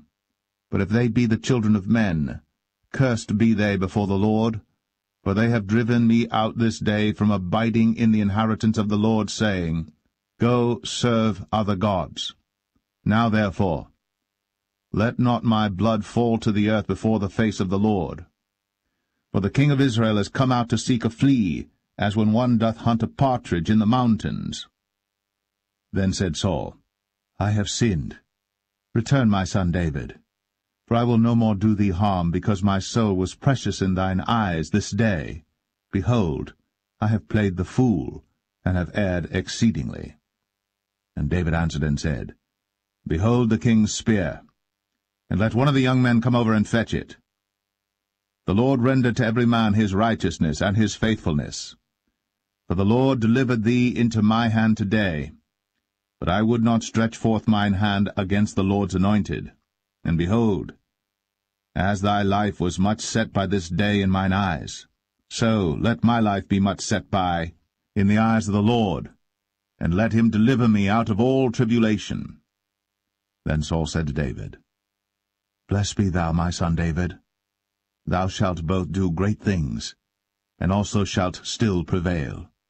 So David went on his way, and Saul returned to his place.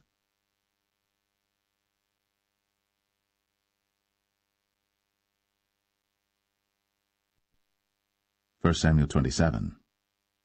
And David said in his heart, I shall now perish one day by the hand of Saul. There is nothing better for me than that I should speedily escape into the land of the Philistines, and Saul shall despair of me, to seek me any more in any coast of Israel. So shall I escape out of his hand. And David arose, and he passed over with the 600 men that were with him unto Achish, the son of Maoch, king of Gath. And David dwelt with Achish at Gath, he and his men, every man with his household, even David with his 2 wives, Ahinoam the Jezreelitess, and Abigail the Carmelitess, Nabal's wife. And it was told Saul that David was fled to Gath, and he sought no more again for him. And David said unto Achish, If I have now found grace in thine eyes, let them give me a place in some town in the country, that I may dwell there. For why should thy servant dwell in the royal city with thee? Then Achish gave him Ziklag that day. Wherefore Ziklag pertaineth unto the kings of Judah unto this day. And the time that David dwelt in the country of the Philistines was a full year and 4 months. And David and his men went up, and invaded the Geshurites, and the Gezrites, and the Amalekites.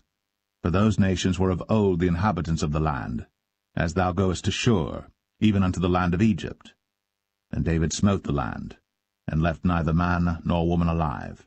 and took away the sheep and the oxen and the asses and the camels and the apparel, and returned and came to Achish. And Achish said, Whither have ye made a road today?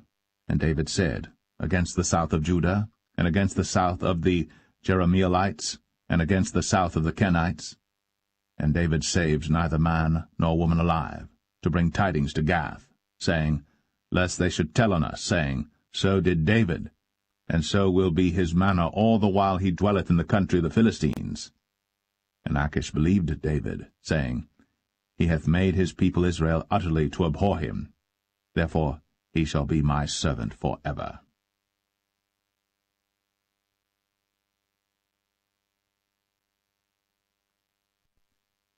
1 Samuel 28. And it came to pass in those days that the Philistines gathered their armies together for warfare, to fight with Israel. And Achish said unto David, Know thou assuredly that thou shalt go out with me to battle, thou and thy men. And David said to Achish, Surely thou shalt know what thy servant can do?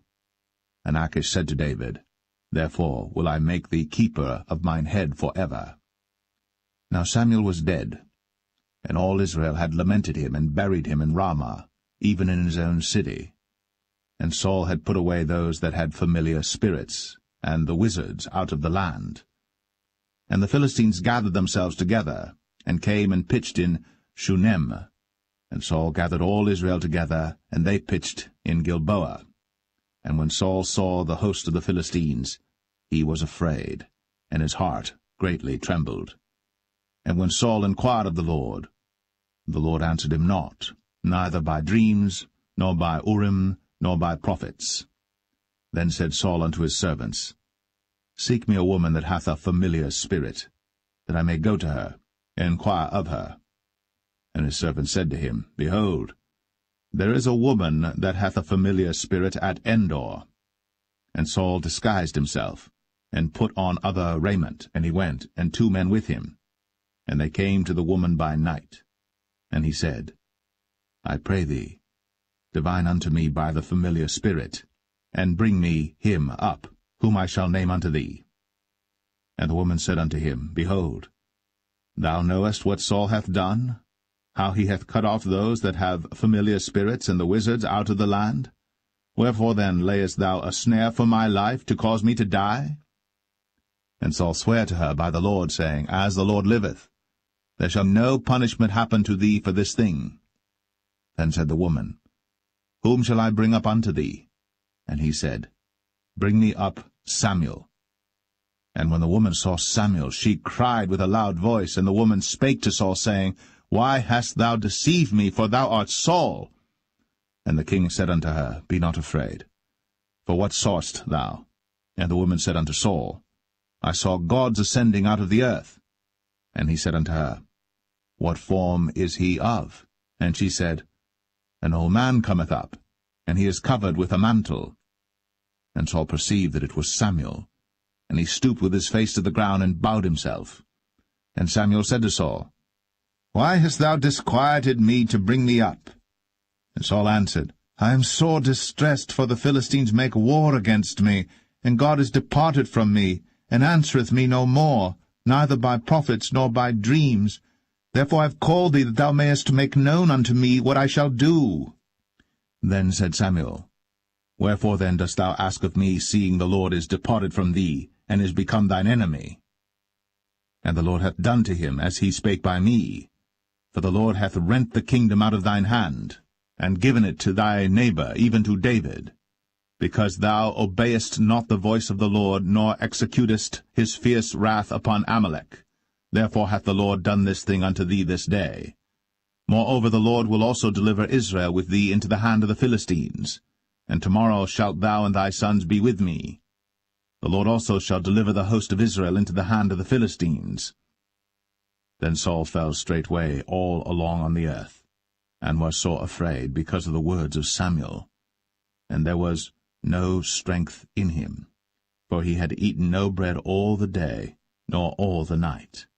And the woman came unto Saul, and saw that he was sore troubled, and said unto him, Behold, thine handmaid hath obeyed thy voice. and I have put my life in my hand, and have hearkened unto thy words which thou spakest unto me. Now therefore, I pray thee, hearken thou also unto the voice of thine handmaid, and let me set a morsel of bread before thee, and eat, that thou mayest have strength, when thou goest on thy way. But he refused, and said, I will not eat. But his servants, together with the woman, compelled him, and he hearkened unto their voice. So he arose from the earth, and sat upon the bed. And the woman had a fat calf in the house, and she hasted and killed it, and took flour and kneaded it, and did bake unleavened bread thereof. And she brought it before Saul, and before his servants, and they did eat. Then they rose up, and went away that night.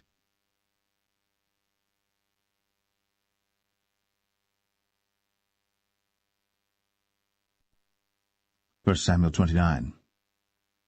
Now the Philistines gathered together all their armies to Aphek, and the Israelites pitched by a fountain which is in Jezreel.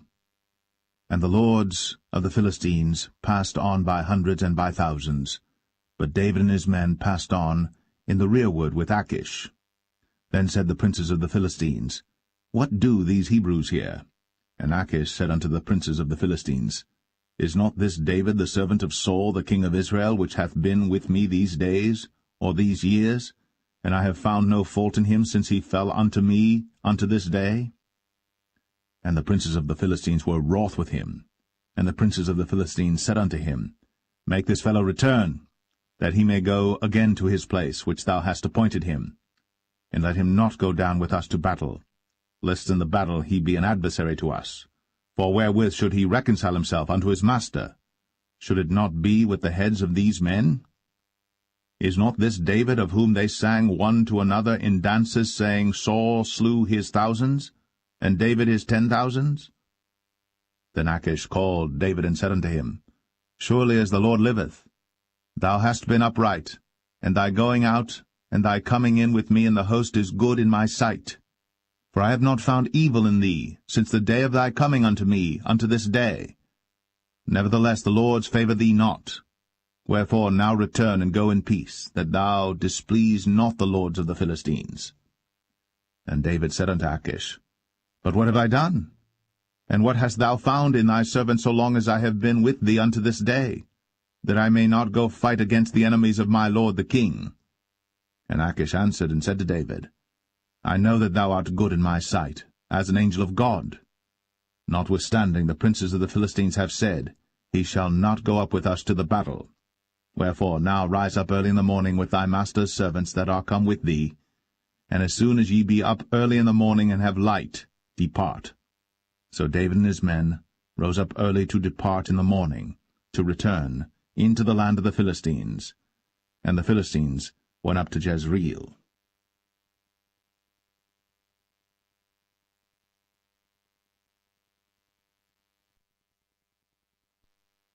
1 Samuel 30.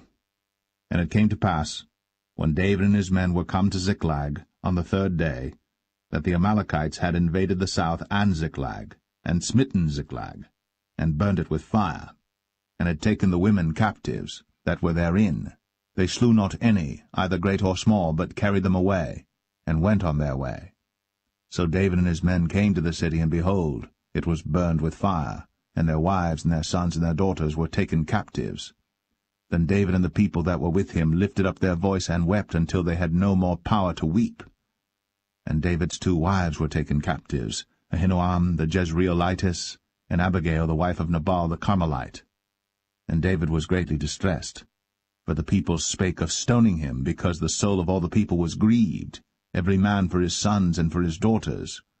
But David encouraged himself in the Lord his God. And David said to Abiathar the priest, Ahimelech's son, I pray thee, bring me hither the ephod.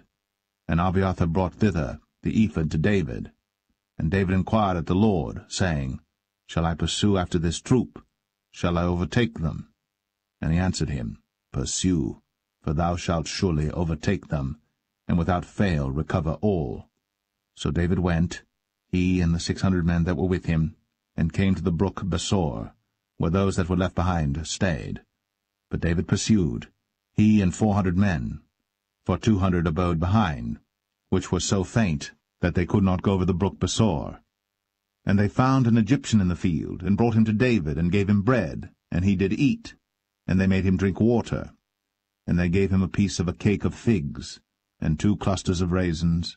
And when he had eaten, his spirit came again to him. For he had eaten no bread, nor drunk any water 3 days and 3 nights. And David said unto him, To whom belongest thou? And whence art thou? And he said, I am a young man of Egypt, servant to an Amalekite. And my master left me, because 3 days agone I fell sick. We made an invasion upon the south of the Cherethites, and upon the coast which belongeth to Judah, and upon the south of Caleb. And we burned Ziklag with fire. And David said to him, Canst thou bring me down to this company? And he said, Swear unto me by God, that thou wilt neither kill me, nor deliver me into the hands of my master, and I will bring thee down to this company. And when he had brought him down, behold, they were spread abroad upon all the earth, eating and drinking and dancing, because of all the great spoil that they had taken out of the land of the Philistines, and out of the land of Judah. And David smote them from the twilight even unto the evening of the next day. And there escaped not a man of them, save 400 young men which rode upon camels and fled. And David recovered all that the Amalekites had carried away. And David rescued his 2 wives.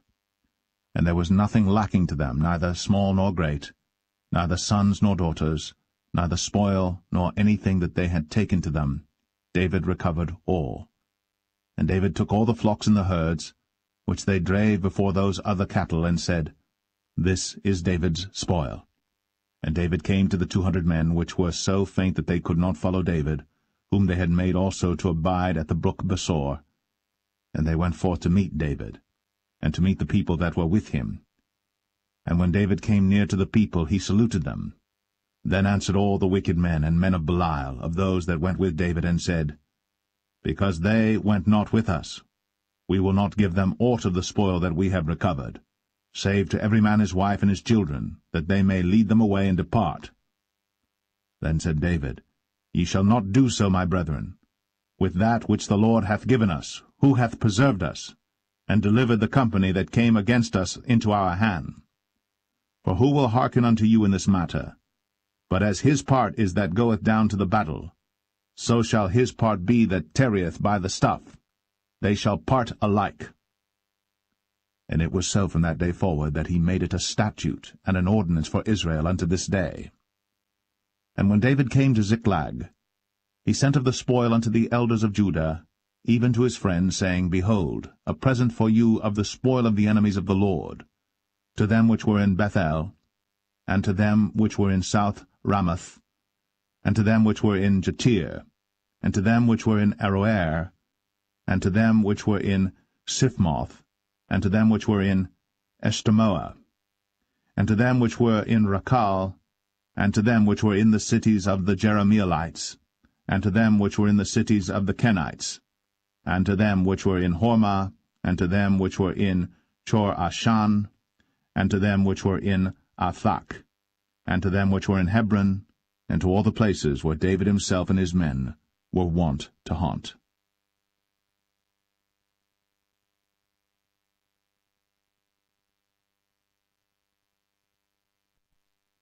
1 Samuel 31.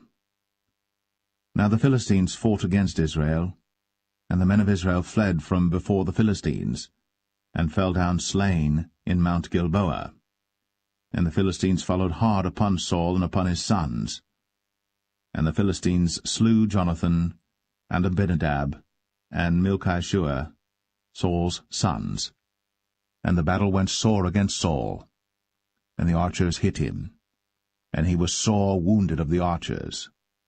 Then said Saul unto his armor-bearer, Draw thy sword, and thrust me through therewith, lest these uncircumcised come and thrust me through and abuse me.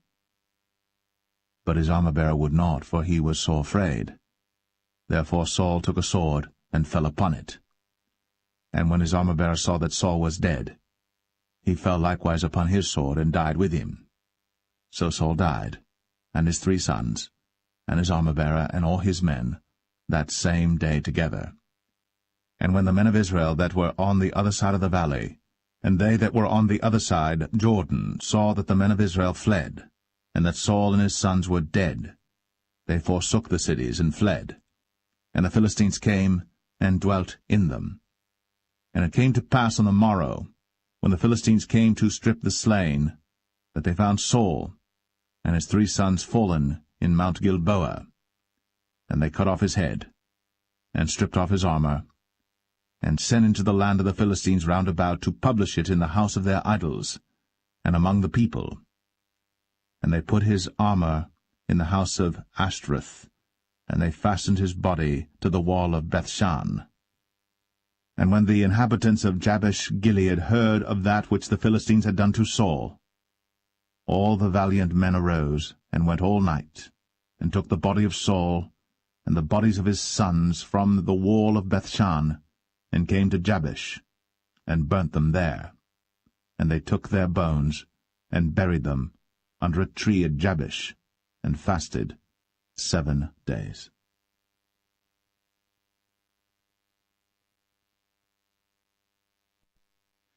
The second book of Samuel, chapter 1.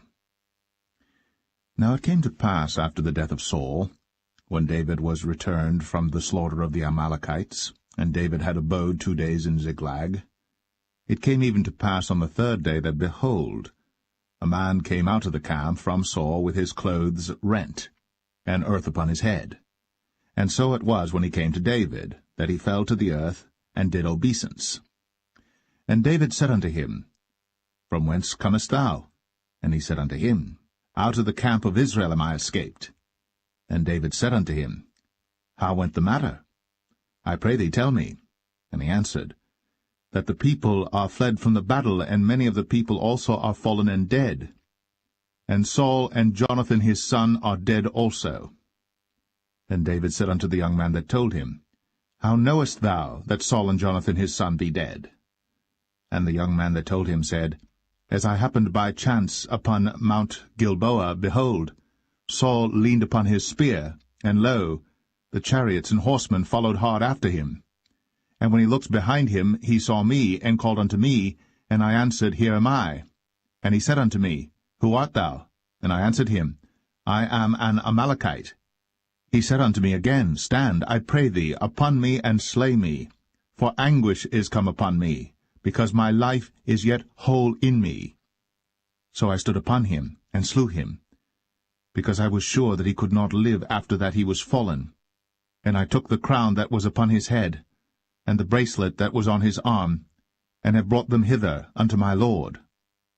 Then David took hold on his clothes, and rent them, and likewise all the men that were with him. And they mourned, and wept, and fasted until even, for Saul and for Jonathan his son, and for the people of the Lord, and for the house of Israel, because they were fallen by the sword. And David said unto the young man that told him, Whence art thou? And he answered, I am the son of a stranger, an Amalekite. And David said unto him, How wast thou not afraid to stretch forth thine hand to destroy the Lord's anointed? And David called one of the young men, and said, Go near, and fall upon him. And he smote him that he died.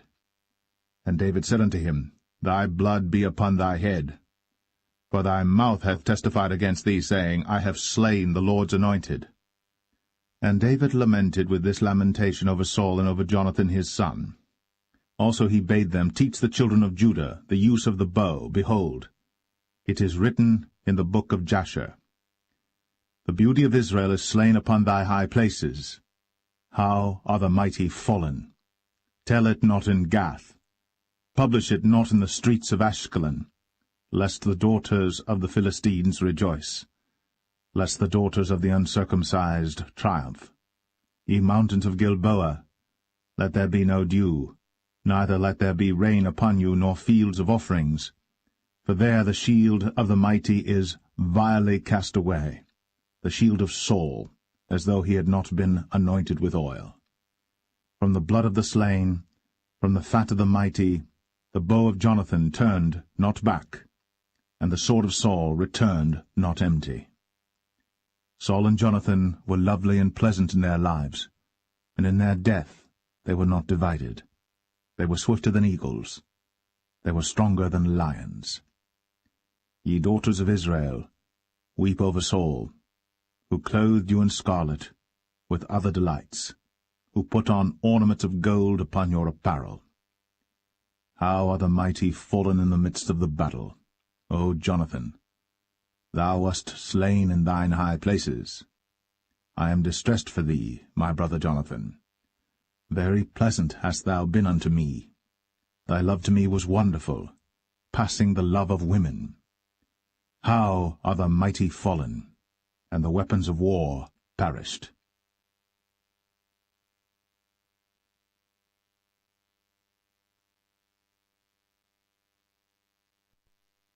2 Samuel 2. And it came to pass after this that David inquired of the Lord, saying, Shall I go up into any of the cities of Judah? And the Lord said unto him, Go up. And David said, Whither shall I go up? And he said, Unto Hebron. So David went up thither, and his 2 wives also, Ahinoam the Jezreelitess, and Abigail Nabal's wife, the Carmelite. And his men that were with him did David bring up, every man with his household, and they dwelt in the cities of Hebron. And the men of Judah came, and there they anointed David king over the house of Judah. And they told David, saying, that the men of Jabesh-Gilead were they that buried Saul. And David sent messengers unto the men of Jabesh-Gilead, and said unto them, Blessed be ye of the Lord, that ye have shown this kindness unto your Lord, even unto Saul, and have buried him. And now the Lord show kindness and truth unto you, and I also will requite you this kindness, because ye have done this thing. Therefore now let your hands be strengthened, and be ye valiant, for your master Saul is dead, and also the house of Judah have anointed me king over them. But Abner, the son of Ner, captain of Saul's host, took Ishbosheth, the son of Saul, and brought him over to Mahanaim, and made him king over Gilead, and over the Asherites, and over Jezreel, and over Ephraim, and over Benjamin, and over all Israel. Ishbosheth, Saul's son, was 40 years old when he began to reign over Israel, and reigned 2 years. But the house of Judah followed David. And the time that David was king in Hebron over the house of Judah was 7 years and 6 months. And Abner the son of Ner, and the servants of Ishbosheth the son of Saul, went out from Mahanaim to Gibeon. And Joab the son of Zeruiah, and the servants of David went out, and met together by the pool of Gibeon. And they sat down, the one on the one side of the pool, and the other on the other side of the pool. And Abner said to Joab, Let the young men now arise, and play before us. And Joab said, Let them arise. Then there arose and went over by number 12 of Benjamin, which pertained to Ishbosheth the son of Saul, and 12 of the servants of David. And they caught every one his fellow by the head, and thrust his sword in his fellow's side, so they fell down together. Wherefore that place was called Helkath Hazurim, which is in Gibeon. And there was a very sore battle that day, and Abner was beaten, and the men of Israel, before the servants of David. And there were 3 sons of Zeruiah there, Joab, and Abishai, and Asahel. And Asahel was as light of foot as a wild roe. And Asahel pursued after Abner, and in going he turned not to the right hand nor to the left from following Abner. Then Abner looked behind him, and said, Art thou Asahel? And he answered, I am. And Abner said to him, Turn thee aside to thy right hand or to thy left, and lay thee hold on one of the young men, and take thee his armor. But Asahel would not turn aside from following of him. And Abner said again to Asahel, Turn thee aside from following me. Wherefore should I smite thee to the ground? How then should I hold up my face to Joab thy brother? Howbeit he refused to turn aside. Wherefore Abner with the hinder end of the spear smote him under the 5th rib, that the spear came out behind him, and he fell down there, and died in the same place. And it came to pass that as many as came to the place where Asahel fell down and died stood still. Joab also and Abishai pursued after Abner, and the sun went down when they were come to the hill of Ammah, that lieth before Giah by the way of the wilderness of Gibeon. And the children of Benjamin gathered themselves together after Abner, and became one troop, and stood on the top of an hill. Then Abner called to Joab and said, Shall the sword devour for ever? Knowest thou not that it will be bitterness in the latter end? How long shall it be then, ere thou bid the people return from following their brethren? And Joab said, As God liveth, unless thou hadst spoken. Surely then in the morning the people had gone up every one from following his brother. So Joab blew a trumpet, and all the people stood still, and pursued after Israel no more, neither fought they any more. And Abner and his men walked all that night through the plain, and passed over Jordan, and went through all Bithron, and they came to Mahanaim. And Joab returned from following Abner. And when he had gathered all the people together, there lacked of David's servants 19 men, and Asahel. But the servants of David had smitten of Benjamin, and of Abner's men, so that 360 men died. And they took up Asahel, and buried him in the sepulchre of his father, which was in Bethlehem. And Joab and his men went all night, and they came to Hebron at break of day.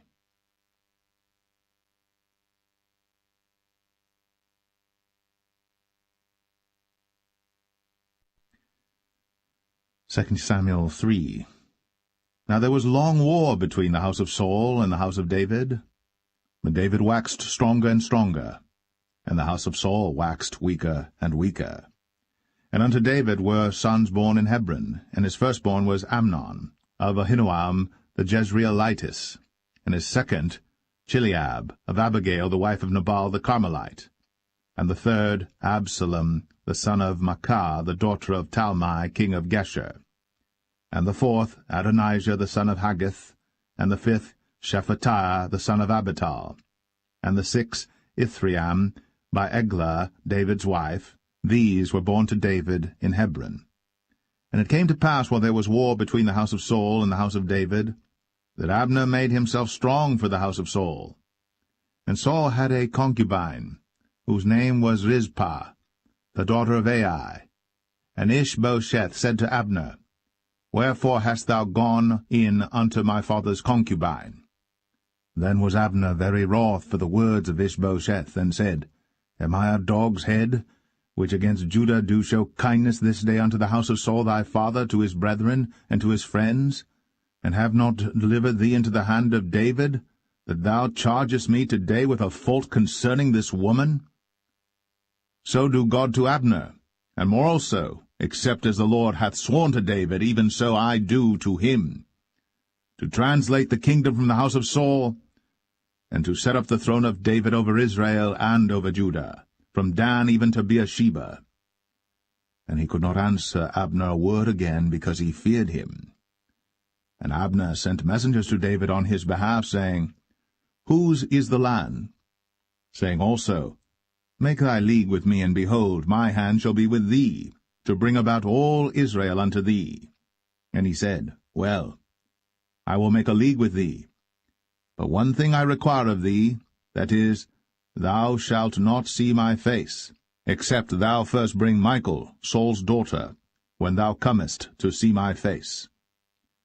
And David sent messengers to Ishbosheth, Saul's son, saying, Deliver me my wife Michal, which I espoused to me, for 100 foreskins of the Philistines. And Ishbosheth sent and took her from her husband, even from Phaltiel, the son of Laish. And her husband went with her, along weeping, behind her to Bahurim. Then said Abner unto him, Go, return. And he returned. And Abner had communication with the elders of Israel, saying, Ye sought for David in times past to be king over you. Now then do it. For the Lord hath spoken of David, saying, By the hand of my servant David I will save my people Israel out of the hand of the Philistines, and out of the hand of all their enemies. And Abner also spake in the ears of Benjamin. And Abner went also to speak in the ears of David in Hebron all that seemed good to Israel, and that seemed good to the whole house of Benjamin. So Abner came to David to Hebron, and 20 men with him. And David made Abner and the men that were with him a feast.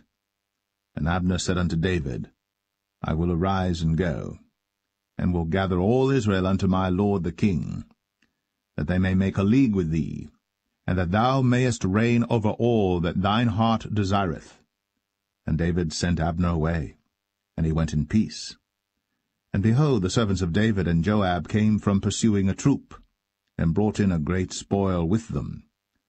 But Abner was not with David in Hebron, for he had sent him away, and he was gone in peace. When Joab and all the host that was with him were come, they told Joab, saying, Abner the son of Ner came to the king, and he hath sent him away, and he is gone in peace. Then Joab came to the king and said, What hast thou done? Behold, Abner came unto thee. Why is it that thou hast sent him away, and he is quite gone? Thou knowest Abner the son of Ner, that he came to deceive thee, and to know thy going out and thy coming in, and to know all that thou doest. And when Joab was come out from David, he sent messengers after Abner, which brought him again from the well of Sirah. But David knew it not. And when Abner was returned to Hebron, Joab took him aside in the gate to speak with him quietly, and smote him there, under the 5th rib, that he died, for the blood of Asahel his brother. And afterward, when David heard it, he said, I and my kingdom are guiltless before the Lord, for ever, from the blood of Abner the son of Ner. Let it rest on the head of Joab, and on all his father's house. And let there not fail from the house of Joab one that hath an issue, or that is a leper, or that leaneth on a staff, or that falleth on the sword, or that lacketh bread. So Joab and Abishai his brother slew Abner, because he had slain their brother Asahel at Gibeon in the battle. And David said to Joab and to all the people that were with him, Rend your clothes, and gird you with sackcloth, and mourn before Abner. And King David himself followed the bier. And they buried Abner in Hebron. And the king lifted up his voice, and wept at the grave of Abner. And all the people wept. And the king lamented over Abner, and said, Died Abner as a fool dieth. Thy hands were not bound, nor thy feet put into fetters. As a man falleth before wicked men, so fellest thou. And all the people wept again over him. And when all the people came to cause David to eat meat while it was yet day, David sware, saying, So do God to me, and more also, if I taste bread or aught else, till the sun be down. And all the people took notice of it, and it pleased them, as whatsoever the king did pleased all the people. For all the people and all Israel understood that day that it was not of the king to slay Abner the son of Ner. And the king said unto his servants, Know ye not that there is a prince and a great man fallen this day in Israel? And I am this day weak, though anointed king. And these men, the sons of Zeruiah, be too hard for me. The Lord shall reward the doer of evil according to his wickedness.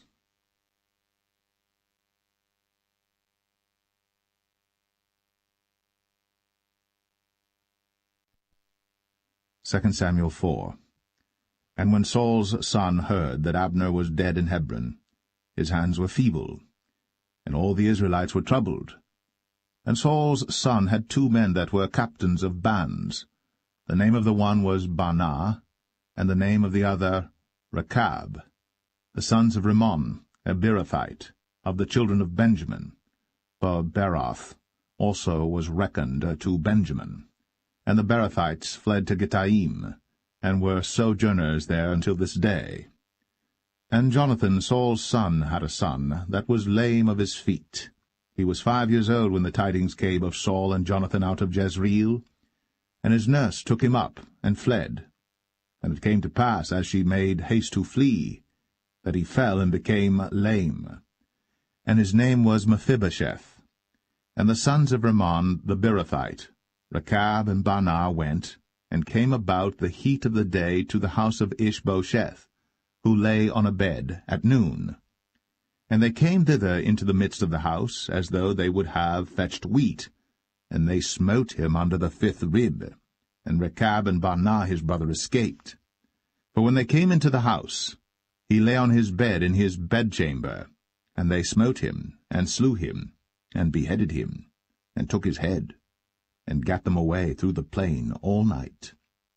And they brought the head of Ishbosheth unto David to Hebron, and said to the king, Behold, the head of Ishbosheth, the son of Saul, thine enemy, which sought thy life.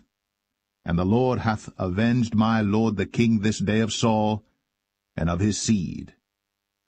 And David answered Rechab and Baanah his brother, the sons of Rimmon the Beerothite, and said unto them, As the Lord liveth, who hath redeemed my soul out of all adversity? When one told me, saying, Behold, Saul is dead, thinking to have brought good tidings, I took hold of him, and slew him in Ziklag, who thought that I would have given him a reward for his tidings. How much more, when wicked men have slain a righteous person in his own house upon his bed? Shall I not therefore now require his blood of your hand, and take you away from the earth? And David commanded his young men, and they slew them, and cut off their hands and their feet, and hanged them up over the pool in Hebron. But they took the head of Ishbosheth, and buried it in the sepulchre of Abner in Hebron.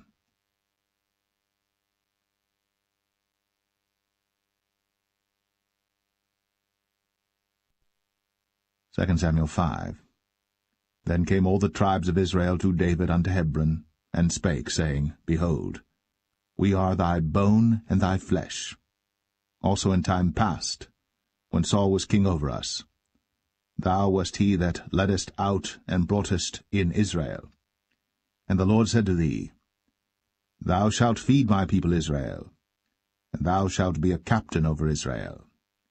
So all the elders of Israel came to the king to Hebron, and King David made a league with them in Hebron before the Lord, and they anointed David king over Israel. David was 30 years old when he began to reign, and he reigned 40 years. In Hebron he reigned over Judah 7 years and 6 months, and in Jerusalem he reigned 33 years over all Israel and Judah. And the king and his men went to Jerusalem unto the Jebusites, the inhabitants of the land, which spake unto David, saying, Except thou take away the blind and the lame, thou shalt not come in hither, thinking, David cannot come in hither. Nevertheless, David took the stronghold of Zion, the same is the city of David. And David said on that day, Whosoever getteth up to the gutter, and smiteth the Jebusites, and the lame and the blind, that are hated of David's soul, he shall be chief and captain. Wherefore they said, The blind and the lame shall not come into the house. So David dwelt in the fort, and called it the city of David. And David built round about from Millo and inward. And David went on, and grew great, and the Lord God of hosts was with him. And Hiram king of Tyre sent messengers to David, and cedar trees, and carpenters, and masons, and they built David an house. And David perceived that the Lord had established him king over Israel, and that he had exalted his kingdom for his people Israel's sake. And David took him more concubines and wives out of Jerusalem, after he was come from Hebron, and there were yet sons and daughters born to David. And these be the names of those that were born unto him in Jerusalem, Shammua, and Shobab, and Nathan, and Solomon, Ibhar also, and Elishua, and Nepheg, and Japhia, and Elishama, and Eliada, and Eliphalet. But when the Philistines heard that they had anointed David king over Israel, all the Philistines came up to seek David, and David heard of it, and went down to the hold. The Philistines also came and spread themselves in the valley of Rephaim. And David inquired of the Lord, saying, Shall I go up to the Philistines? Wilt thou deliver them into mine hand? And the Lord said unto David, Go up, for I will doubtless deliver the Philistines into thine hand. And David came to Baal Perazim, And David smote them there, and said, The Lord hath broken forth upon mine enemies before me, as the breach of waters. Therefore he called the name of that place Baal-perazim. And there they left their images, and David and his men burned them. And the Philistines came up yet again, and spread themselves in the valley of Rephaim. And when David inquired of the Lord, he said, Thou shalt not go up, but fetch a compass behind them, and come upon them over against the mulberry trees. And let it be, when thou hearest the sound of a going in the tops of the mulberry trees, that then thou shalt bestir thyself, for then shall the Lord go out before thee to smite the host of the Philistines. And David did so, as the Lord had commanded him, and smote the Philistines from Geba until thou come to Gazer.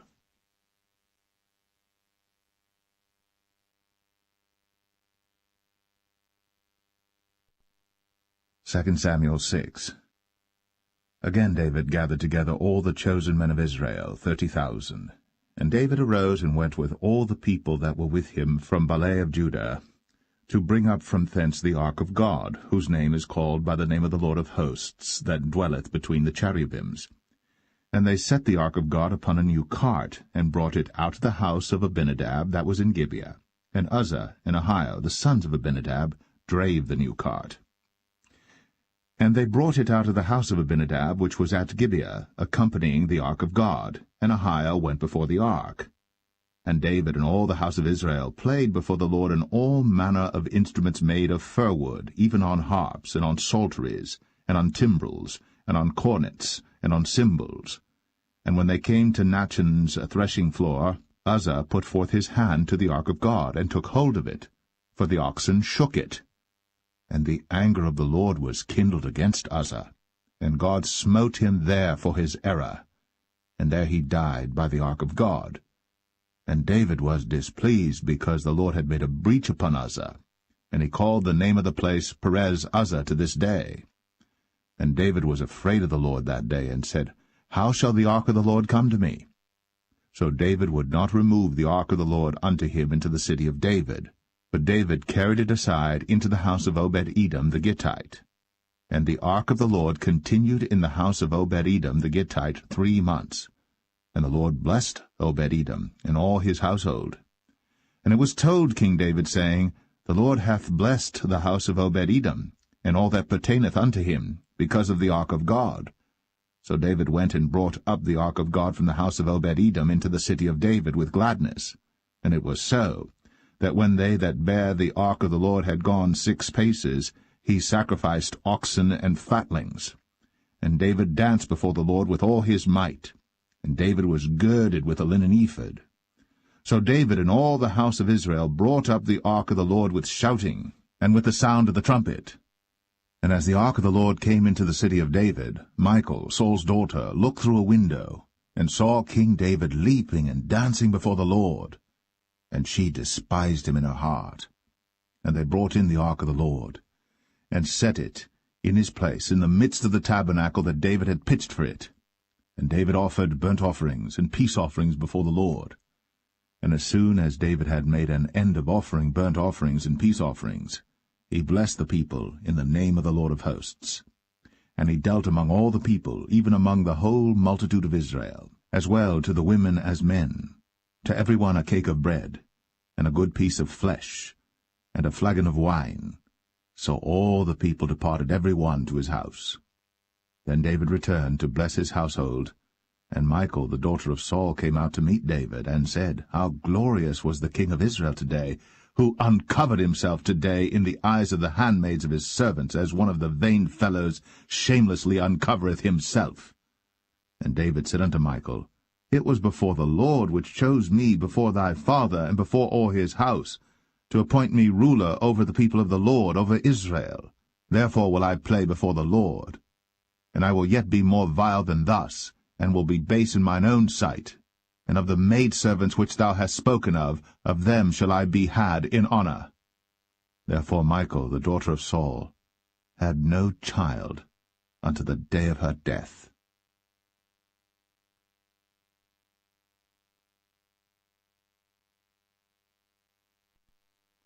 2 Samuel 7.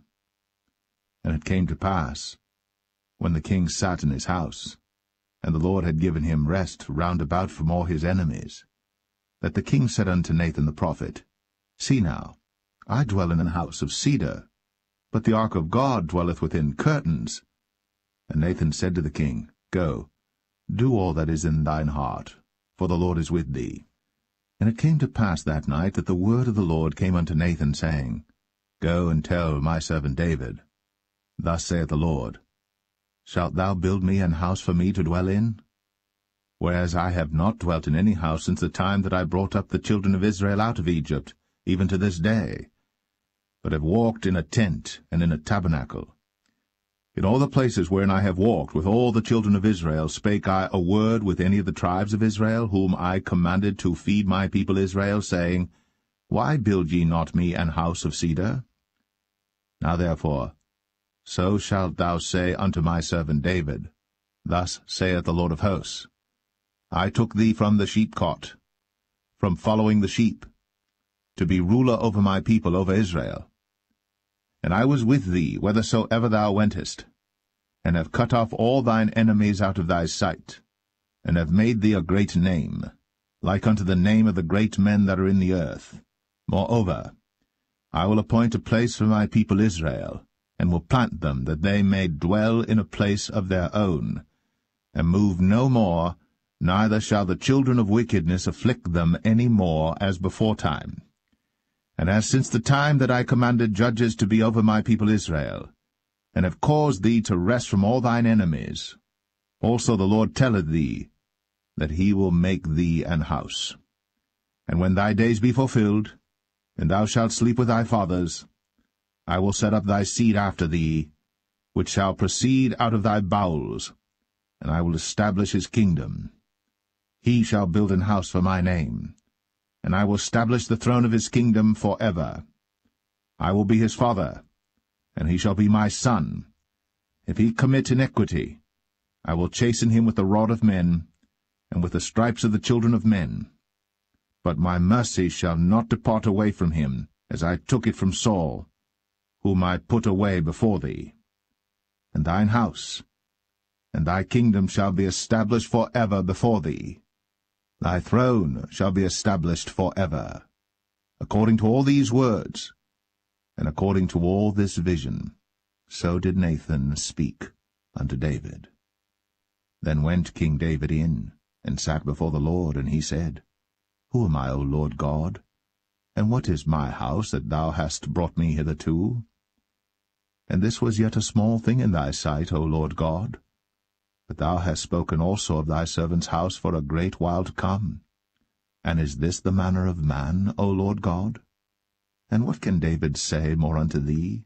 For thou, Lord God, knowest thy servant. For thy word's sake, and according to thine own heart, hast thou done all these great things, to make thy servant know them. Wherefore thou art great, O Lord God. For there is none like thee, neither is there any God beside thee, according to all that we have heard with our ears. And what one nation in the earth is like thy people, even like Israel, whom God went to redeem for a people to himself, and to make him a name, and to do for you great things and terrible for thy land, before thy people, which thou redeemedst to thee from Egypt, from the nations and their gods. For thou hast confirmed to thyself thy people Israel to be a people unto thee for ever, and thou, Lord, art become their God. And now, O Lord God, the word that thou hast spoken concerning thy servant, and concerning his house, establish it for ever, and do as thou hast said. And let thy name be magnified for ever, saying, The Lord of hosts is the God of Israel. And let the house of thy servant David be established before thee. For thou, O Lord of hosts, God of Israel, hast revealed to thy servant, saying, I will build thee an house. Therefore hath thy servant found in his heart to pray this prayer unto thee. And now, O Lord God, thou art that God, and thy words be true, and thou hast promised this goodness unto thy servant. Therefore now, let it please thee to bless the house of thy servant, that it may continue for ever before thee. For thou, O Lord God, hast spoken it, and with thy blessing let the house of thy servant be blessed for ever.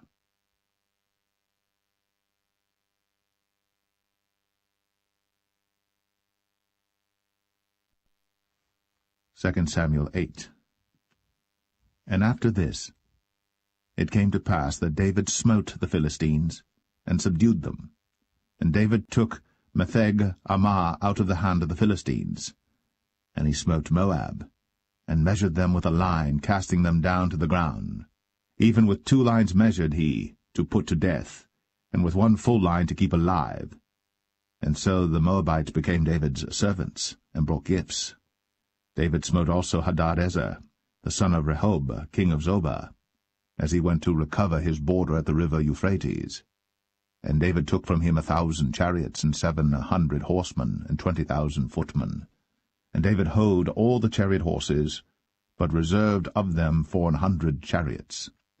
And when the Syrians of Damascus came to succor Hadadezer, king of Zobah, David slew of the Syrians 22,000 men. Then David put garrisons in Syria of Damascus, and the Syrians became servants to David and brought gifts. And the Lord preserved David whithersoever he went. And David took the shields of gold that were on the servants of Hadadezer, and brought them to Jerusalem. And from Betah and from Berothai, cities of Hadadezer, King David took exceeding much brass. When Toi, king of Hamath, heard that David had smitten all the host of Hadadezer, then Toi sent Joram his son unto King David to salute him and to bless him, because he had fought against Hadadezer, and smitten him. For Hadadezer had wars with Toi. And Joram brought with him vessels of silver, and vessels of gold, and vessels of brass, which also King David did dedicate unto the Lord, with the silver and gold that he had dedicated of all nations which he subdued, of Syria, and of Moab, and of the children of Ammon, and of the Philistines, and of Amalek, and of the spoil of Hadadezer, son of Rehob, king of Zobah. And David gat him a name when he returned from smiting of the Syrians in the valley of Salt, being 18,000 men. And he put garrisons in Edom. Throughout all Edom put he garrisons, and all they of Edom became David's servants. And the Lord preserved David whithersoever he went. And David reigned over all Israel. And David executed judgment and justice unto all his people. And Joab the son of Zeruiah was over the host, and Jehoshaphat the son of Ahilud was recorder, and Zadok the son of Ahitub, and Ahimelech the son of Abiathar were the priests, and Seraiah was the scribe, and Benaniah the son of Jehoiada was over both the Cherethites and the Pelethites, and David's sons were chief rulers.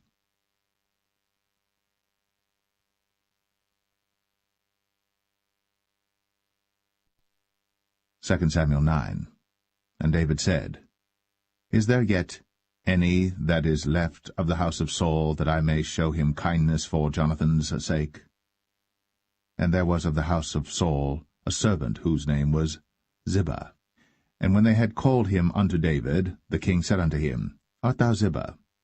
And he said, Thy servant is he. And the king said, Is there not yet any of the house of Saul, that I may show the kindness of God unto him? And Ziba said unto the king, Jonathan hath yet a son which is lame on his feet. And the king said unto him, Where is he? And Ziba said unto the king, Behold, he is in the house of Machir, the son of Ammiel, in Lo-debar. Then King David sent and fetched him out of the house of Machir, the son of Ammiel, from Lo-debar. Now when Mephibosheth, the son of Jonathan, the son of Saul, was come unto David, he fell on his face, and did reverence. And David said, Mephibosheth. And he answered, Behold, thy servant. And David said unto him, Fear not, for I will surely show thee kindness for Jonathan thy father's sake, and will restore thee all the land of Saul thy father, and thou shalt eat bread at my table continually. And he bowed himself, and said, What is thy servant, that thou shouldst look upon such a dead dog as I am? Then the king called to Ziba, Saul's servant, and said unto him, I have given unto thy master's son all that pertained to Saul and to all his house. Thou therefore, and thy sons and thy servants, shall till the land for him, and thou shalt bring in the fruits, that thy master's son may have food to eat. But Mephibosheth, thy master's son, shall eat bread always at my table. Now Ziba had 15 sons and 20 servants. Then said Ziba unto the king, According to all that my lord the king hath commanded his servant, so shall thy servant do. As for Mephibosheth, said the king, he shall eat at my table as one of the king's sons. And Mephibosheth had a young son whose name was Micah. And all that dwelt in the house of Ziba were servants unto Mephibosheth. So Mephibosheth dwelt in Jerusalem, for he did eat continually at the king's table, and was lame on both his feet.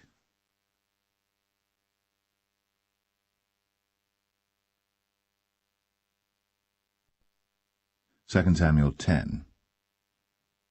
And it came to pass after this, that the king of the children of Ammon died, and Hanan his son reigned in his stead. Then said David, I will show kindness unto Hanan the son of Nahash, as his father showed kindness unto me. And David sent to comfort him by the hand of his servants for his father. And David's servants came into the land of the children of Ammon. And the princes of the children of Ammon said unto Hanan their lord, Thinkest thou that David doth honour thy father, that he hath sent comforters unto thee? Hath not David rather sent his servants unto thee to search the city, and to spy it out, and to overthrow it? Wherefore Hanan took David's servants, and shaved off the one half of their beards, and cut off their garments in the middle, even to their buttocks, and sent them away. When they told it unto David, he sent to meet them, because the men were greatly ashamed. And the king said, Tarry at Jericho until your beards be grown, and then return. And when the children of Ammon saw that they stank before David, the children of Ammon sent and hired the Syrians of Beth-rehob, and the Syrians of Zobah, 20,000 footmen, and of King Maacah 1,000 men, and of Ishtab 12,000 men. And when David heard of it, he sent Joab and all the host of the mighty men. And the children of Ammon came out and put the battle in array at the entering in of the gate. And the Syrians of Zobah, and of Rehob, and Ishtab, and Maacah were by themselves in the field. When Joab saw that the front of the battle was against him before and behind, he chose of all the choice men of Israel, and put them in array against the Syrians. And the rest of the people he delivered into the hand of Abishai his brother, that he might put them in array against the children of Ammon. And he said, If the Syrians be too strong for me, then thou shalt help me. But if the children of Ammon be too strong for thee, then I will come and help thee. Be of good courage. Let us play the men for our people, and for the cities of our God. And the Lord do that which seemeth him good. And Joab drew nigh, and the people that were with him, unto the battle against the Syrians. And they fled before him. And when the children of Ammon saw that the Syrians were fled, then fled they also before Abishai, and entered into the city. So Joab returned from the children of Ammon, and came to Jerusalem. And when the Syrians saw that they were smitten before Israel, they gathered themselves together. And Hadarezer sent, and brought out the Syrians that were beyond the river. And they came to Helam, and Shobach, the captain of the host of Hadarezer, went before them. And when it was told David, he gathered all Israel together, and passed over Jordan, and came to Helam. And the Syrians set themselves in array against David, and fought with him. And the Syrians fled before Israel. And David slew the men of 700 chariots of the Syrians, and 40,000 horsemen, and smote Shobach, the captain of their host, who died there. And when all the kings that were servants to Hadarezer saw that they were smitten before Israel, they made peace with Israel, and served them. So the Syrians feared to help the children of Ammon any more.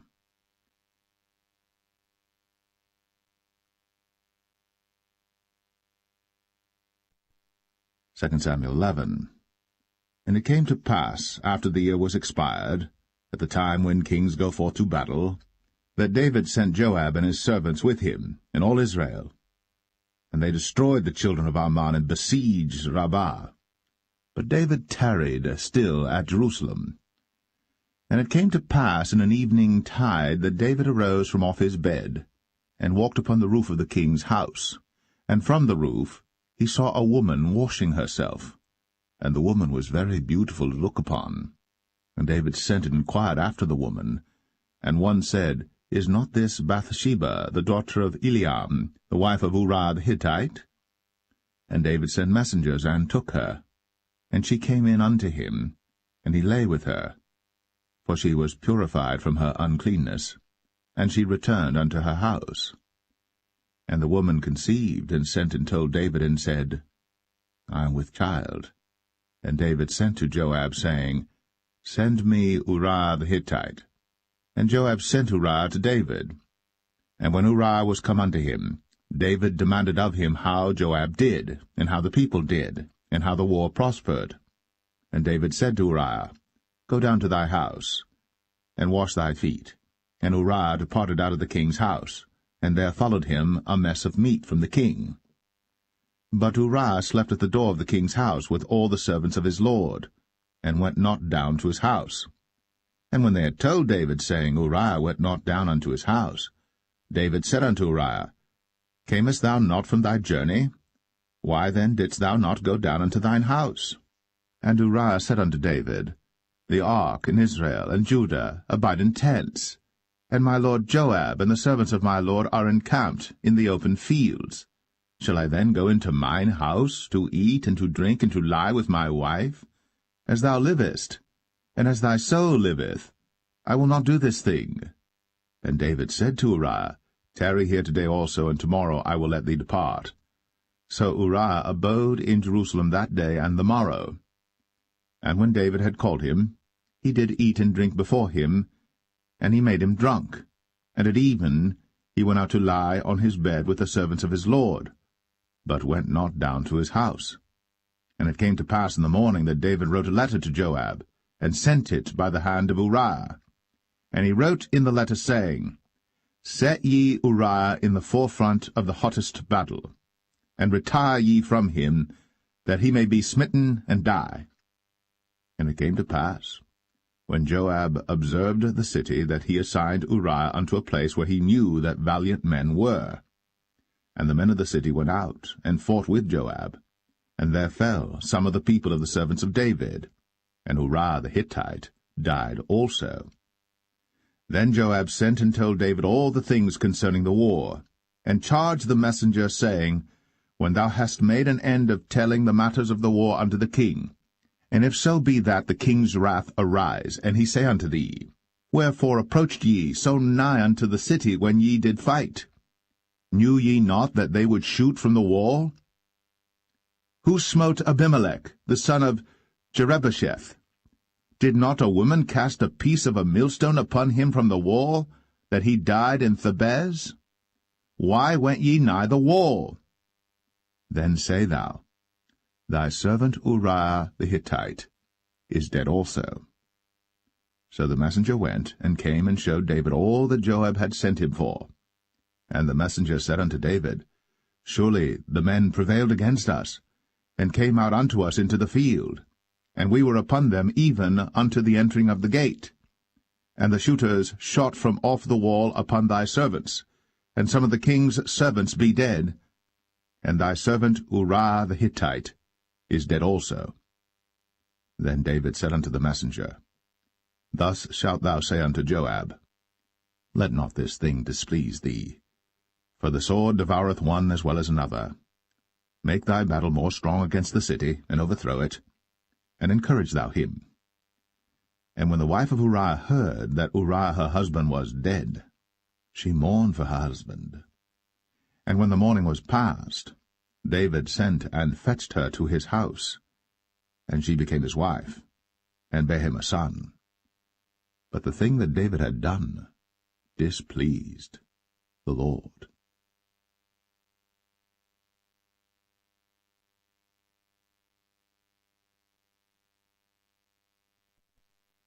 2 Samuel 12. And the Lord sent Nathan unto David. And he came unto him, and said unto him, There were 2 men in one city, the one rich and the other poor. The rich man had exceeding many flocks and herds, But the poor man had nothing save one little ewe lamb, which he had bought and nursed up. And it grew up together with him, and with his children. It did eat of his own meat, and drank of his own cup, and lay in his bosom, and was unto him as a daughter. And there came a traveller unto the rich man, and he spared to take of his own flock and of his own herd to dress for the wayfaring man that was come unto him, but took the poor man's lamb, and dressed it for the man that was come to him. And David's anger was greatly kindled against the man, and he said to Nathan, As the Lord liveth, the man that hath done this thing shall surely die, and he shall restore the lamb fourfold, because he did this thing, and because he had no pity. And Nathan said to David, Thou art the man. Thus saith the Lord God of Israel, I anointed thee king over Israel, and I delivered thee out of the hand of Saul. And I gave thee thy master's house, and thy master's wives into thy bosom, and gave thee the house of Israel and of Judah. And if that had been too little, I would moreover have given unto thee such and such things. Wherefore hast thou despised the commandment of the Lord to do evil in his sight? Thou hast killed Uriah the Hittite with the sword, and hast taken his wife to be thy wife, and hast slain him with the sword of the children of Ammon. Now, therefore, the sword shall never depart from thine house, because thou hast despised me, and hast taken the wife of Uriah the Hittite to be thy wife. Thus saith the Lord, Behold, I will raise up evil against thee out of thine own house, and I will take thy wives before thine eyes, and give them unto thy neighbor, and he shall lie with thy wives in the sight of this sun. For thou didst it secretly, but I will do this thing before all Israel, and before the sun. And David said unto Nathan, I have sinned against the Lord. And Nathan said unto David, The Lord also hath put away thy sin. Thou shalt not die. Howbeit, because by this deed thou hast given great occasion to the enemies of the Lord to blaspheme, the child also that is born unto thee shall surely die. And Nathan departed unto his house. And the Lord struck the child that Uriah's wife bare unto David, and it was very sick. David therefore besought God for the child. And David fasted, and went in, and lay all night upon the earth. And the elders of his house arose, and went to him, to raise him up from the earth. But he would not, neither did he eat bread with them. And it came to pass on the 7th day that the child died.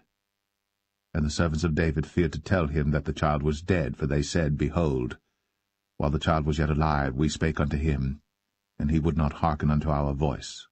How will he then vex himself, if we tell him that the child is dead? But when David saw that his servants whispered, David perceived that the child was dead. Therefore David said unto his servants, Is the child dead? And they said, He is dead. Then David arose from the earth, and washed, and anointed himself, and changed his apparel, and came into the house of the Lord, and worshipped. Then he came to his own house, and when he required, they set bread before him, and he did eat. Then said his servants unto him, What thing is this that thou hast done? Thou didst fast and weep for the child while it was alive, but when the child was dead thou didst rise and eat bread. And he said, While the child was yet alive, I fasted and wept, for I said, Who can tell whether God will be gracious to me, that the child may live? But now he is dead. Wherefore should I fast? Can I bring him back again? I shall go to him, but he shall not return to me. And David comforted Bathsheba his wife, and went in unto her, and lay with her. And she bare a son, and he called his name Solomon. And the Lord loved him. And he sent by the hand of Nathan the prophet, and he called his name Jedediah, because of the Lord. And Joab fought against Rabbah of the children of Ammon, and took the royal city. And Joab sent messengers to David, and said, I have fought against Rabbah, and have taken the city of waters. Now therefore gather the rest of the people together, and encamp against the city, and take it, lest I take the city, and it be called after my name. And David gathered all the people together, and went to Rabbah, and fought against it, and took it. And he took their king's crown from off his head, the weight whereof was a talent of gold, with the precious stones, and it was set on David's head. And he brought forth the spoil of the city in great abundance. And he brought forth the people that were therein, and put them under saws, and under harrows of iron, and under axes of iron, and made them pass through the brick kiln. And thus did he unto all the cities of the children of Ammon. So David and all the people returned unto Jerusalem.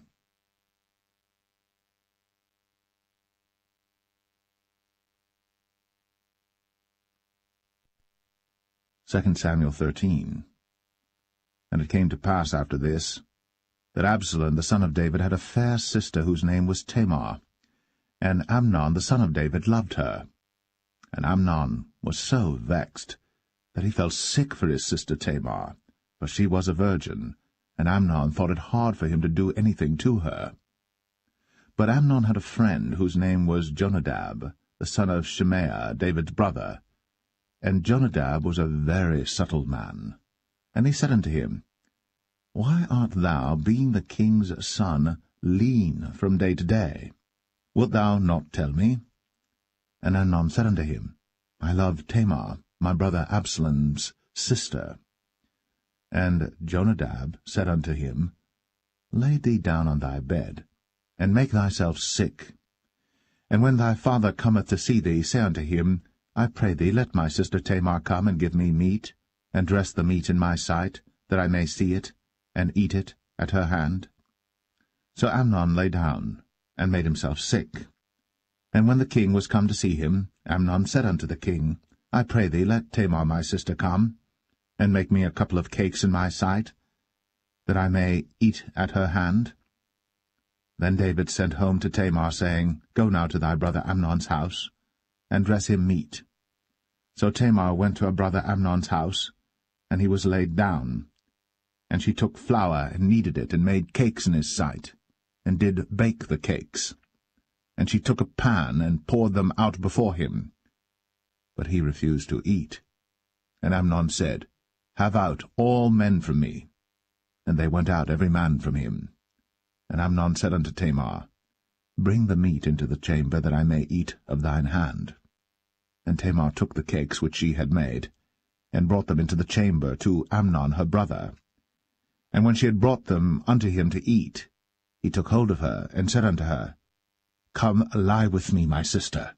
And she answered him, Nay, my brother, do not force me. For no such thing ought to be done in Israel. Do not thou this folly. And I, whither shall I cause my shame to go? And as for thee, thou shalt be as one of the fools in Israel. Now therefore I pray thee, speak unto the king, for he will not withhold me from thee. Howbeit, he would not hearken unto her voice, but being stronger than she, forced her, and lay with her. Then Amnon hated her exceedingly, so that the hatred wherewith he hated her was greater than the love wherewith he had loved her. And Amnon said unto her, Arise, be gone. And she said unto him, There is no cause. This evil in sending me away is greater than the other that thou didst unto me. But he would not hearken unto her. Then he called his servant that ministered unto him, and said, Put now this woman out from me, and bolt the door after her. And she had a garment of divers colours upon her, for with such robes were the king's daughters that were virgins apparelled. Then his servant brought her out, and bolted the door after her. And Tamar put ashes on her head, and rent her garment of divers colours that was on her, and laid her hand on her head, and went on crying. And Absalom, her brother, said unto her, Hath Amnon thy brother been with thee? But hold now thy peace, my sister. He is thy brother. Regard not this thing. So Tamar remained desolate in her brother Absalom's house. But when King David heard of all these things, he was very wroth. And Absalom spake unto his brother Amnon, neither good nor bad, for Absalom hated Amnon, because he had forced his sister Tamar. And it came to pass after 2 full years that Absalom had sheep-shearers in Baal-Hazor, which is beside Ephraim. And Absalom invited all the king's sons. And Absalom came to the king and said, Behold now, thy servant hath sheep-shearers. Let the king, I beseech thee, and his servants go with thy servant. And the king said to Absalom, Nay, my son, let us not all now go, lest we be chargeable unto thee. And he pressed him, howbeit he would not go, but blessed him. Then said Absalom, If not, I pray thee, let my brother Amnon go with us. And the king said unto him, Why should he go with thee? But Absalom pressed him that he let Amnon and all the king's sons go with him. Now Absalom had commanded his servant, saying, Mark ye now, when Amnon's heart is merry with wine, and when I say unto you, Smite Amnon, then kill him. Fear not. Have not I commanded you? Be courageous, and be valiant. And the servants of Absalom did unto Amnon, as Absalom had commanded. Then all the king's sons arose, and every man gat him up upon his mule, and fled. And it came to pass, while they were in the way, that tidings came to David, saying, Absalom hath slain all the king's sons, and there is not one of them left. Then the king arose, and tare his garments, and lay on the earth, and all his servants stood by with their clothes rent. And Jonadab, the son of Shemaiah, David's brother, answered and said, Let not my lord suppose that they have slain all the young men, the king's sons, for Amnon only is dead. For by the appointment of Absalom this hath been determined from the day that he forced his sister Tamar. Now therefore, let not my lord the king take the thing to his heart, to think that all the king's sons are dead, for Amnon only is dead. But Absalom fled. And the young man that kept the watch lifted up his eyes, and looked, and behold, there came much people by the way of the hillside behind him. And Jonadab said unto the king, Behold, the king's sons come, as thy servant said, so it is. And it came to pass, as soon as he had made an end of speaking, that, behold, the king's sons came, and lifted up their voice, and wept. And the king also and all his servants wept very sore. But Absalom fled and went to Talmai, the son of Ammihud, king of Geshur. And David mourned for his son every day. So Absalom fled, and went to Geshur, and was there 3 years. And the soul of King David longed to go forth unto Absalom, for he was comforted concerning Amnon, seeing he was dead.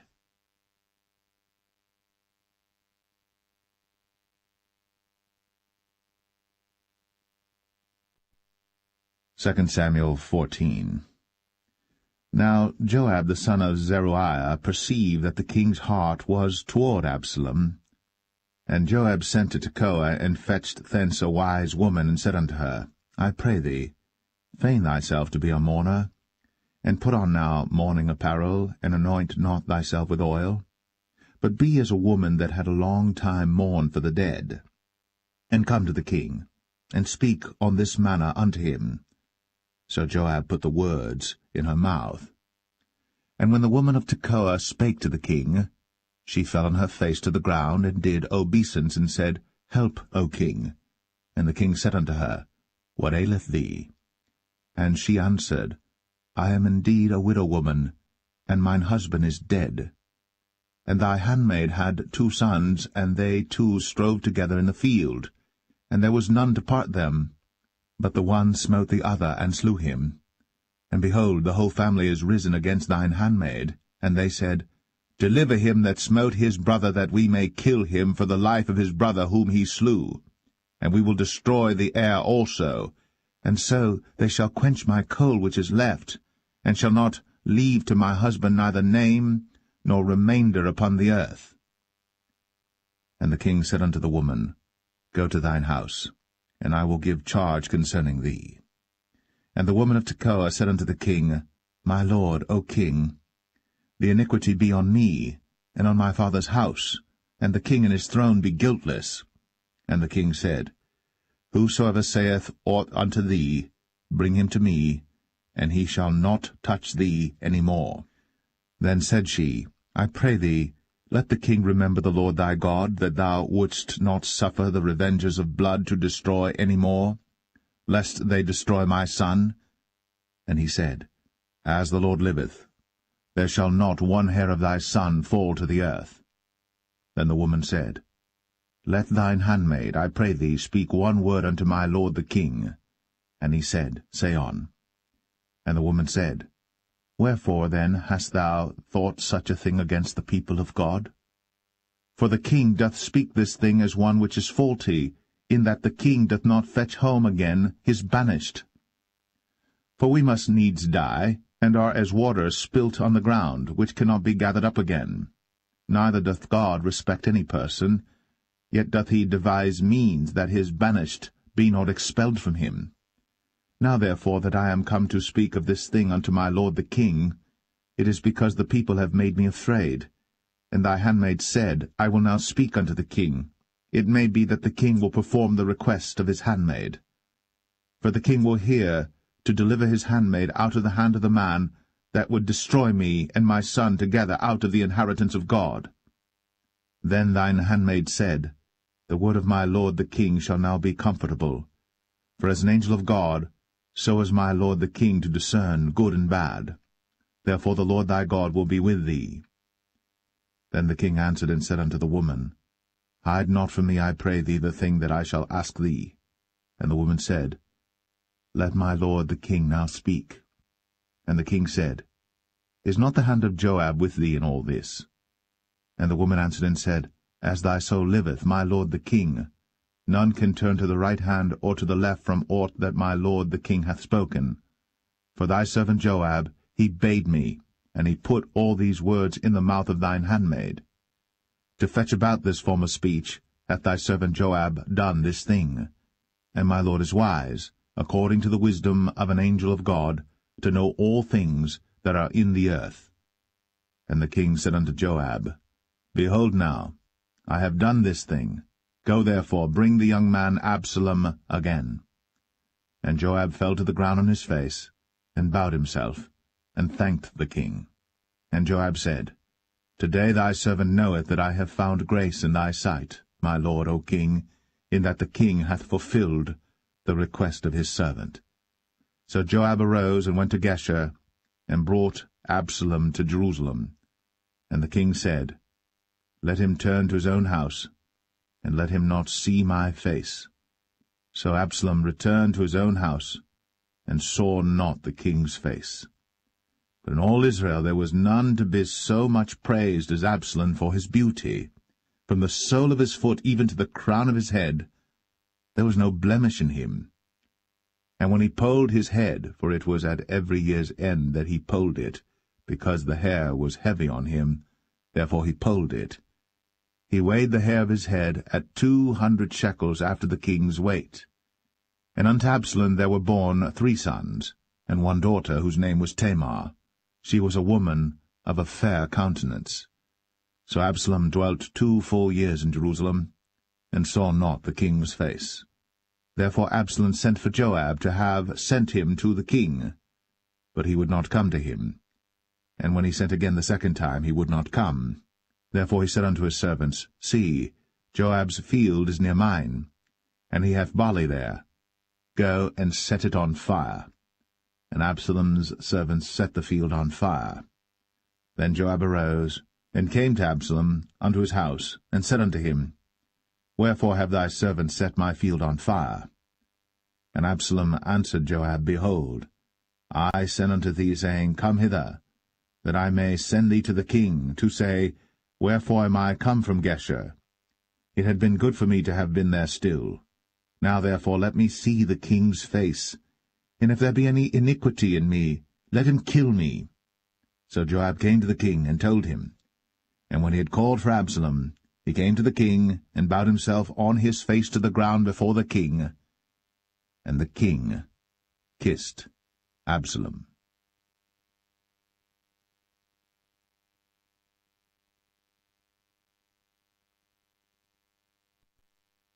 2 Samuel 15.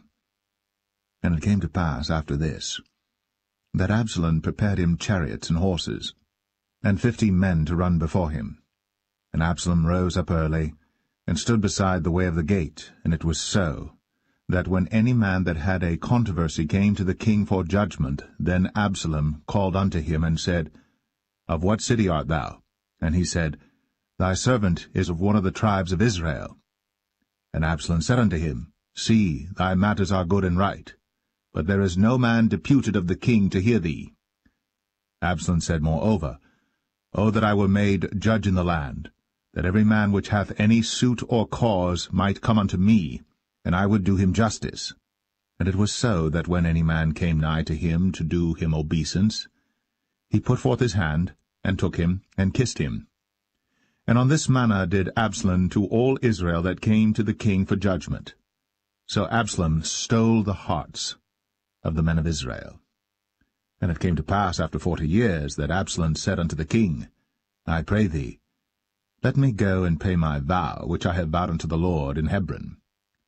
For thy servant vowed a vow while I abode at Geshur in Syria, saying, If the Lord shall bring me again indeed to Jerusalem, then I will serve the Lord. And the king said unto him, Go in peace. So he arose, and went to Hebron. But Absalom sent spies throughout all the tribes of Israel, saying, As soon as ye hear the sound of the trumpet, then ye shall say, Absalom reigneth in Hebron. And with Absalom went 200 men out of Jerusalem, that were called, and they went in their simplicity, and they knew not anything.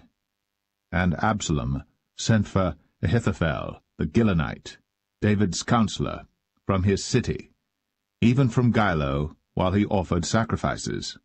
And the conspiracy was strong, for the people increased continually with Absalom.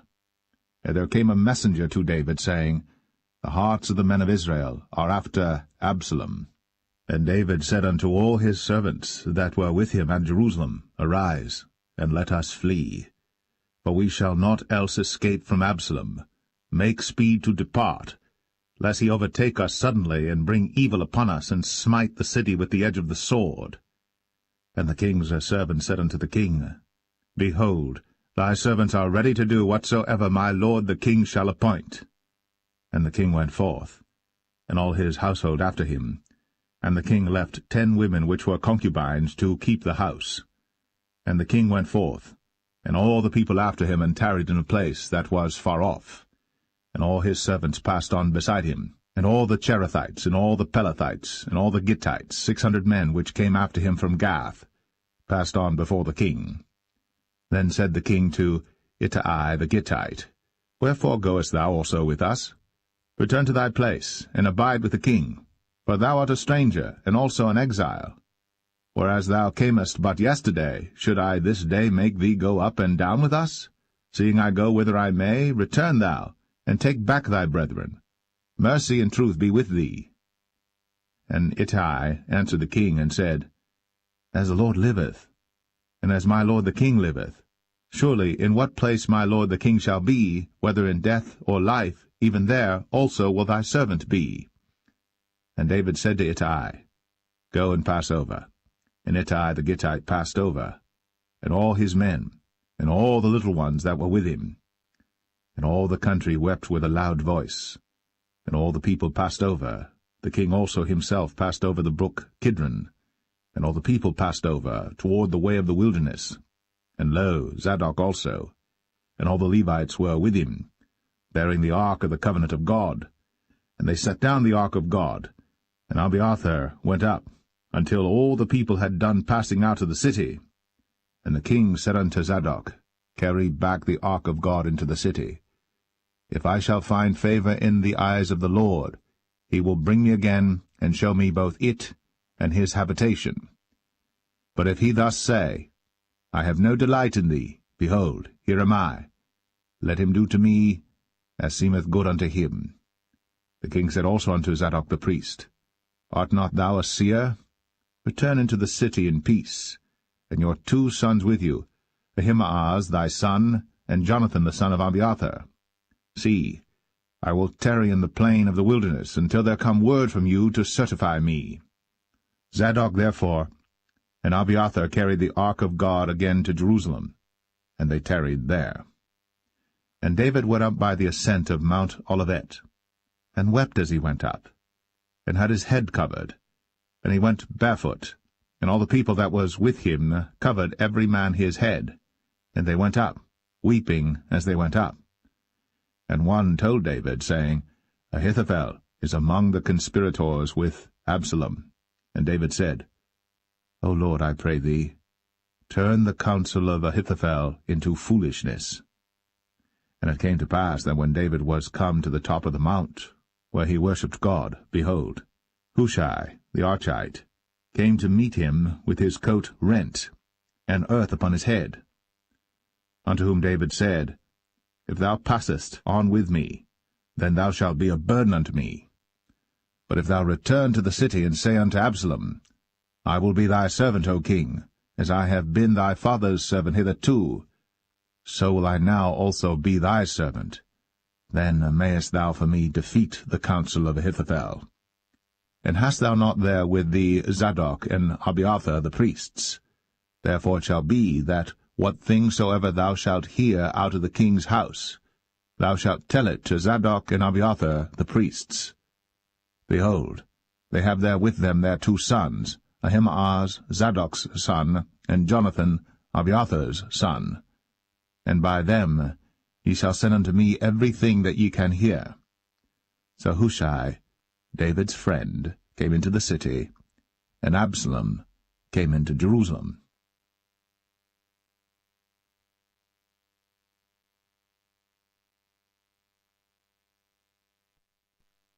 2 Samuel 16. And when David was a little past the top of the hill, behold, Ziba, the servant of Mephibosheth, met him with a couple of asses saddled, and upon them 200 loaves of bread, and 100 bunches of raisins, and 100 of summer fruits, and a bottle of wine. And the king said unto Ziba, What meanest thou by these? And Ziba said, The asses be for the king's household to ride on, and the bread and summer fruit for the young men to eat, and the wine, that such as be faint in the wilderness may drink. And the king said, And where is thy master's son? And Ziba said unto the king, Behold, he abideth at Jerusalem, for he said, Today shall the house of Israel restore me the kingdom of my father. Then said the king to Ziba, Behold, thine are all that pertained unto Mephibosheth. And Ziba said, I humbly beseech thee that I may find grace in thy sight, my lord, O king. And when King David came to Bahurim, behold, thence came out a man of the family of the house of Saul, whose name was Shimei, the son of Gera. He came forth, and cursed still as he came. And he cast stones at David, and at all the servants of King David. And all the people and all the mighty men were on his right hand and on his left. And thus said Shimei, when he cursed, Come out, thou bloody man, and thou man of Belial. The Lord hath returned upon thee all the blood of the house of Saul, in whose stead thou hast reigned. And the Lord hath delivered the kingdom into the hand of Absalom thy son, and behold, thou art taken in thy mischief, because thou art a bloody man. Then said Abishai the son of Zeruiah unto the king, Why should this dead dog curse my lord the king? Let me go over, I pray thee, and take off his head. And the king said, What have I to do with you, ye sons of Zeruiah? So let him curse, because the Lord hath said unto him, Curse David. Who shall then say, Wherefore hast thou done so? And David said to Abishai and to all his servants, Behold, my son, which came forth of my bowels, seeketh my life. How much more now may this Benjamite do it? Let him alone, and let him curse. For the Lord hath bidden him. It may be that the Lord will look on mine affliction, and that the Lord will requite me good for his cursing this day.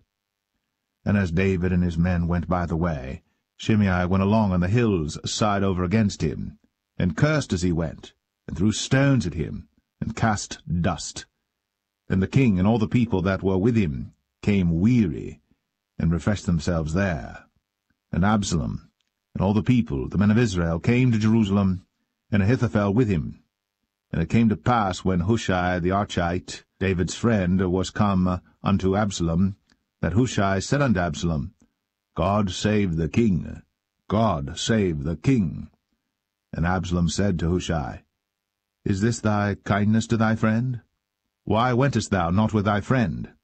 And Hushai said unto Absalom, Nay, but whom the Lord and this people, and all the men of Israel choose, his will I be, and with him will I abide. And again, whom should I serve?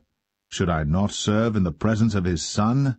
As I have served in thy father's presence, so will I be in thy presence. Then said Absalom to Ahithophel, Give counsel among you what we shall do. And Ahithophel said unto Absalom, Go in unto thy father's concubines, which he hath left to keep the house. And all Israel shall hear that thou art abhorred of thy father. Then shall the hands of all that are with thee be strong. So they spread Absalom a tent upon the top of the house.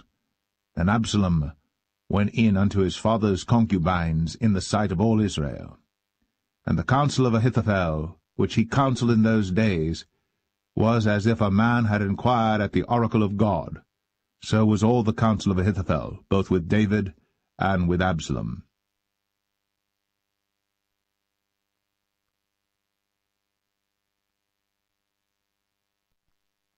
2 Samuel 17.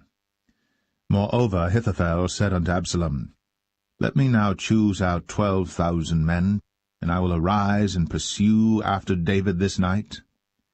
And I will come upon him while he is weary and weak-handed, and will make him afraid, and all the people that are with him shall flee, and I will smite the king only. And I will bring back all the people unto thee. The man whom thou seekest is as if all returned, so all the people shall be in peace. And the saying pleased Absalom well, and all the elders of Israel. Then said Absalom, Call now Hushai the Archite also, and let us hear likewise what he saith. And when Hushai was come to Absalom, Absalom spake unto him, saying, Ahithophel hath spoken after this manner. Shall we do after his saying? If not, speak thou. And Hushai said unto Absalom, The counsel that Ahithophel hath given is not good at this time. For, said Hushai, Thou knowest thy father and his men, that they be mighty men, and they be chafed in their minds, as a bear robbed of her whelps in the field. And thy father is a man of war, and will not lodge with the people. Behold, he is hid now in some pit, or in some other place, and it will come to pass, when some of them be overthrown at the first, that whosoever heareth it will say, There is a slaughter among the people that follow Absalom. And he also that is valiant, whose heart is as the heart of a lion, shall utterly melt. For all Israel knoweth that thy father is a mighty man, and they which be with him are valiant men.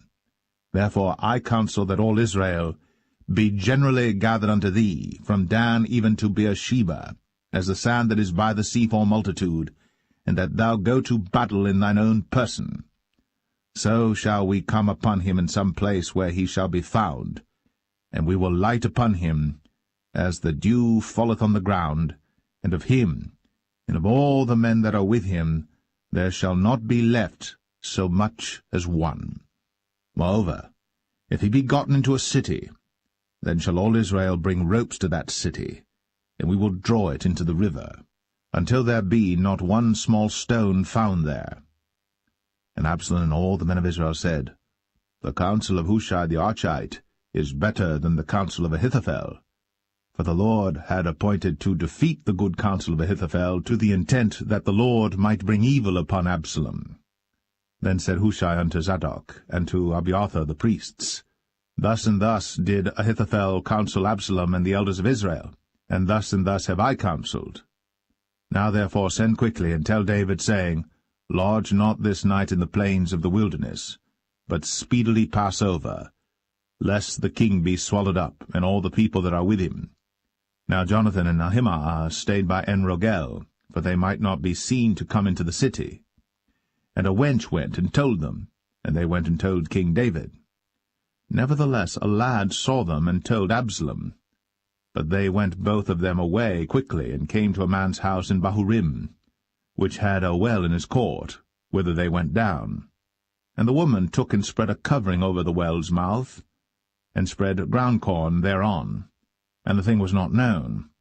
And when Absalom's servants came to the woman to the house, they said, Where is Ahimaaz and Jonathan? And the woman said unto them, They be gone over the brook of water.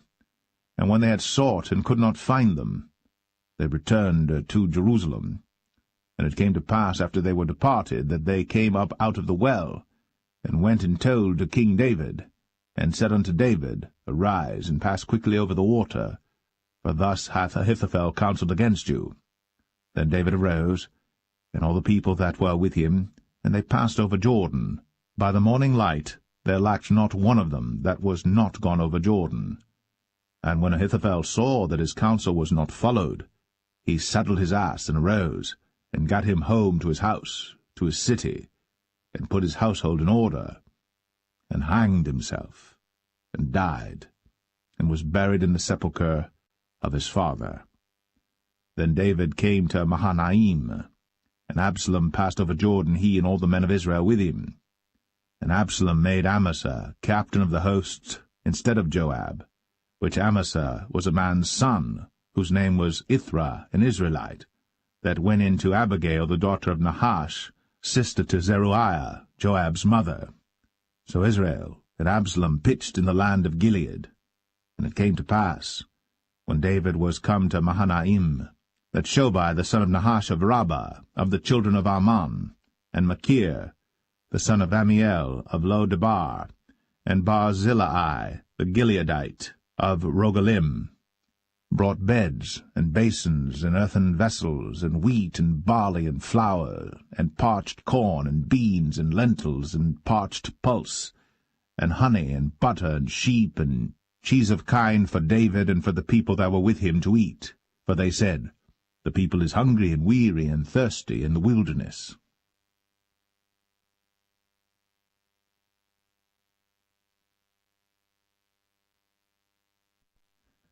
2 Samuel 18.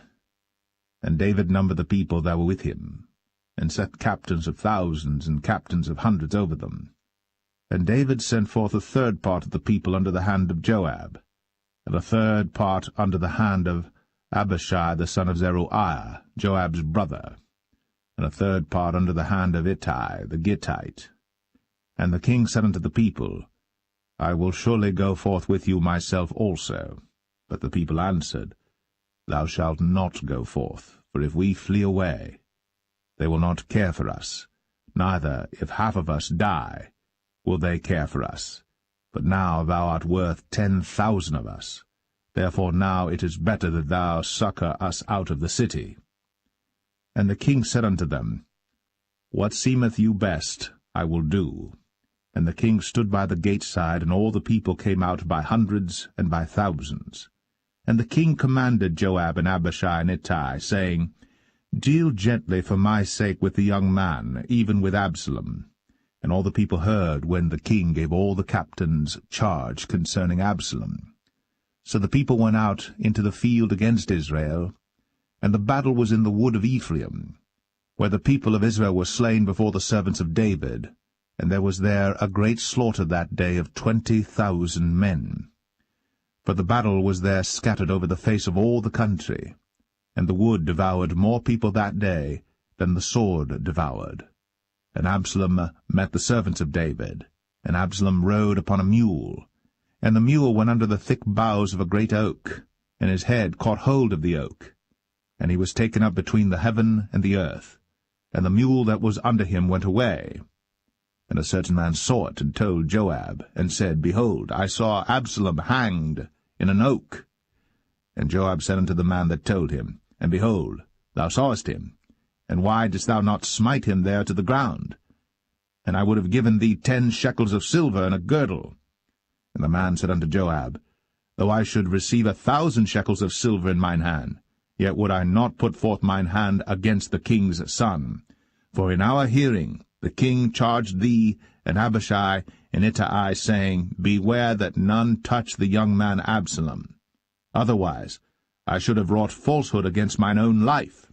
For there is no matter hid from the king, and thou thyself wouldest have set thyself against me. Then said Joab, I may not tarry thus with thee. And he took 3 darts in his hand, and thrust them through the heart of Absalom, while he was yet alive, in the midst of the oak. And 10 young men that bare Joab's armour compassed about, and smote Absalom, and slew him. And Joab blew the trumpet, and the people returned from pursuing after Israel. For Joab held back the people. And they took Absalom, and cast him into a great pit in the wood, and laid a very great heap of stones upon him. And all Israel fled every one to his tent. Now Absalom, in his lifetime, had taken and reared up for himself a pillar which is in the king's dale, for he said, I have no son to keep my name in remembrance. And he called the pillar after his own name, and it is called unto this day Absalom's place.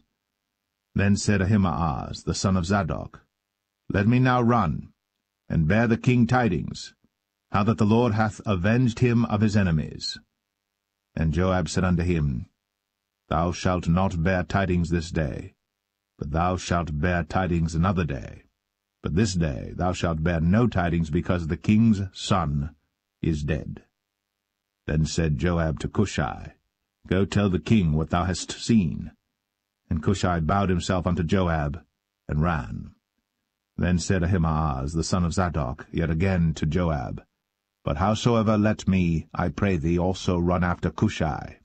And Joab said, Wherefore wilt thou run, my son, seeing that thou hast no tidings ready? But howsoever said he, Let me run. And he said unto him, Run. Then Ahimaaz ran by the way of the plain, and overran Cushai. And David sat between the 2 gates, and the watchman went up to the roof over the gate unto the wall, and lifted up his eyes, and looked, and behold, a man running alone. And the watchman cried, and told the king. And the king said, If he be alone, there is tidings in his mouth. And he came apace, and drew near. And the watchman saw another man running. And the watchman called unto the porter, and said, Behold, another man running alone. And the king said, He also bringeth tidings. And the watchman said, Methinketh the running of the foremost is like the running of Ahimaaz the son of Zadok. And the king said, He is a good man, and cometh with good tidings. And Ahimaaz called, and said unto the king, All is well. And he fell down to the earth upon his face before the king, and said, Blessed be the Lord thy God, which hath delivered up the men that lifted up their hand against my lord the king. And the king said, Is the young man Absalom safe? And Ahimaaz answered, When Joab sent the king's servant, and me thy servant, I saw a great tumult, but I knew not what it was.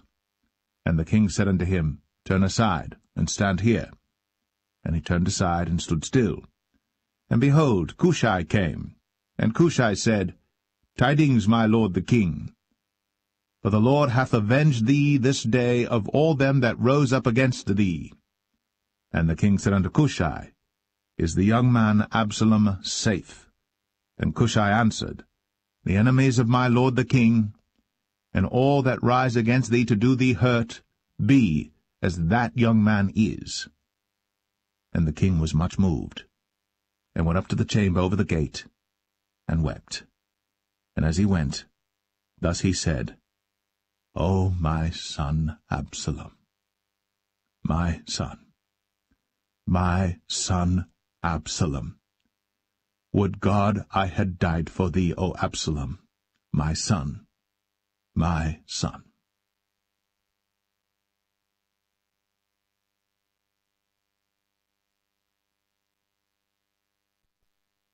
2 Samuel 19.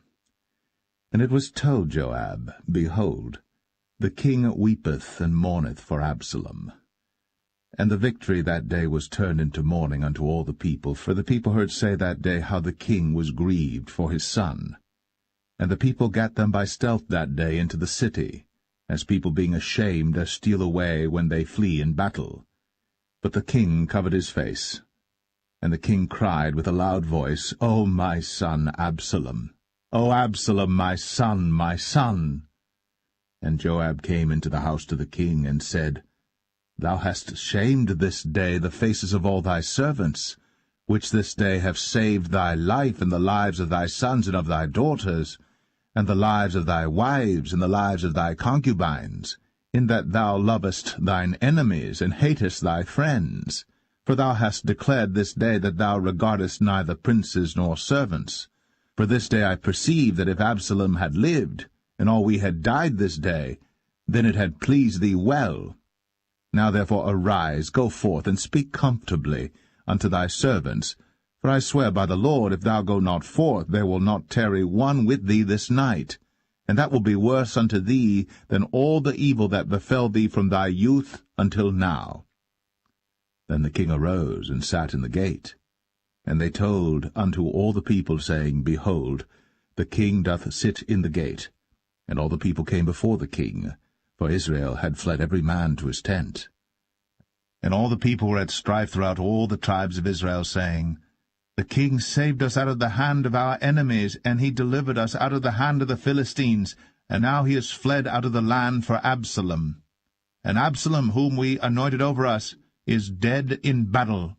Now therefore why speak ye not a word of bringing the king back? And King David sent to Zadok and to Abiathar the priests, saying, Speak unto the elders of Judah, saying, Why are ye the last to bring the king back to his house, seeing the speech of all Israel is come to the king, even to his house? Ye are my brethren, ye are my bones and my flesh, wherefore then are ye the last to bring back the king? And say ye to Amasa, Art thou not of my bone and of my flesh? God do so to me, and more also, if thou be not captain of the host before me continually in the room of Joab. And he bowed the heart of all the men of Judah, even as the heart of one man, so that they sent this word unto the king, Return thou, and all thy servants. So the king returned, and came to Jordan, and Judah came to Gilgal, to go to meet the king, to conduct the king over Jordan. And Shimei the son of Gera, a Benjamite, which was of Bahurim, hasted and came down with the men of Judah to meet King David. And there were 1,000 men of Benjamin with him, and Ziba the servant of the house of Saul, and his 15 sons and his 20 servants with him. And they went over Jordan before the king. And there went over a ferry boat to carry over the king's household, and to do what he thought good. And Shimei the son of Gera fell down before the king, as he was come over Jordan, and said unto the king, Let not my lord impute iniquity unto me, neither do thou remember that which thy servant did perversely the day that my lord the king went out of Jerusalem, that the king should take it to his heart. For thy servant doth know that I have sinned. Therefore, behold, I am come the first this day of all the house of Joseph, to go down to meet my lord the king. But Abishai the son of Zeruiah answered and said, Shall not Shimei be put to death for this, because he cursed the Lord's anointed? And David said, What have I to do with you, ye sons of Zeruiah, that ye should this day be adversaries unto me? Shall there any man be put to death this day in Israel? For do not I know that I am this day king over Israel? Therefore the king said unto Shimei, Thou shalt not die. And the king sware unto him. And Mephibosheth, the son of Saul, came down to meet the king, and had neither dressed his feet, nor trimmed his beard, nor washed his clothes, from the day the king departed until the day he came again in peace. And it came to pass, when he was come to Jerusalem to meet the king, that the king said unto him, Wherefore wentest not thou with me, Mephibosheth? And he answered, My lord, O king, my servant deceived me. For thy servant said, I will saddle me an ass, that I may ride thereon, and go to the king, because thy servant is lame. And he hath slandered thy servant unto my lord the king. But my lord the king is as an angel of God. Do therefore what is good in thine eyes. For all of my father's house were but dead men before my lord the king. Yet didst thou set thy servant among them that did eat at thine own table? What right therefore have I yet to cry any more unto the king? And the king said unto him, Why speakest thou any more of thy matters? I have said, Thou and Ziba divide the land.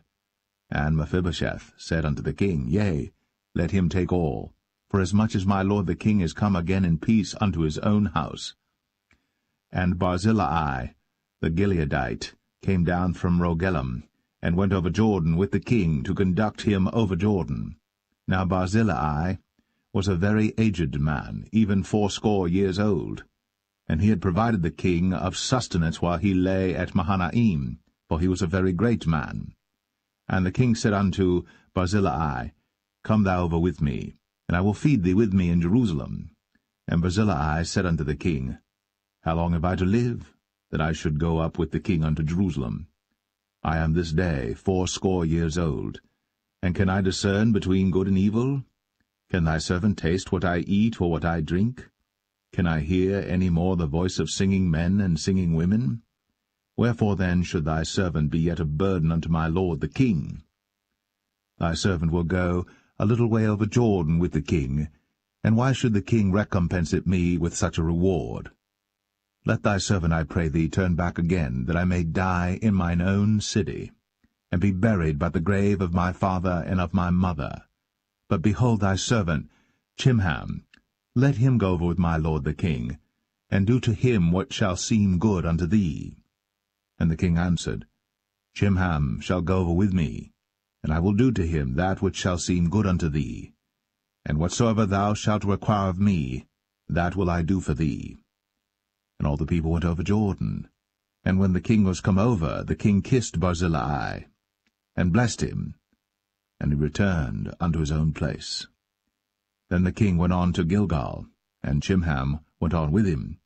And all the people of Judah conducted the king, and also half the people of Israel. And behold, all the men of Israel came to the king, and said unto the king, Why have our brethren the men of Judah stolen thee away, and have brought the king and his household and all David's men with him over Jordan?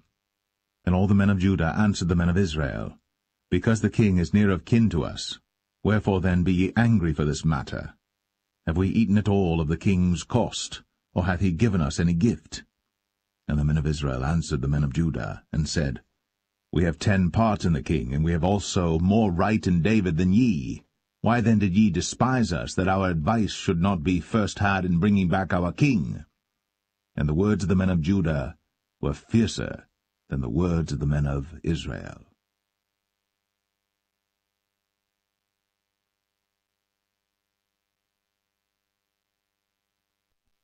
Second Samuel 20. And there happened to be there a man of Belial, whose name was Sheba, the son of Bichri, a Benjamite. And he blew a trumpet, and said, We have no part in David, neither have we inheritance in the son of Jesse. Every man to his tents, O Israel. So every man of Israel went up from after David, and followed Sheba the son of Bichri. But the men of Judah clave unto their king, from Jordan even to Jerusalem. And David came to his house at Jerusalem. And the king took the 10 women his concubines, whom he had left to keep the house, and put them in ward, and fed them, but went not in unto them. So they were shut up unto the day of their death, living in widowhood. Then said the king to Amasa, Assemble me the men of Judah within 3 days, and be thou here present. So Amasa went to assemble the men of Judah, but he tarried longer than the set time which he had appointed him. And David said to Abishai, Now shall Sheba the son of Bichri do us more harm than did Absalom. Take thou thy lord's servants, and pursue after him, lest he get him fenced cities and escape us. And there went out after him Joab's men, and the Cherethites and the Pelethites, and all the mighty men, and they went out of Jerusalem, to pursue after Sheba the son of Bichri. When they were at the great stone which is in Gibeon, Amasa went before them, and Joab's garment that he had put on was girded unto him, and upon it a girdle with a sword fastened upon his loins in the sheath thereof. And as he went forth it fell out. And Joab said to Amasa, Art thou in health, my brother? And Joab took Amasa by the beard with the right hand to kiss him. But Amasa took no heed to the sword that was in Joab's hand.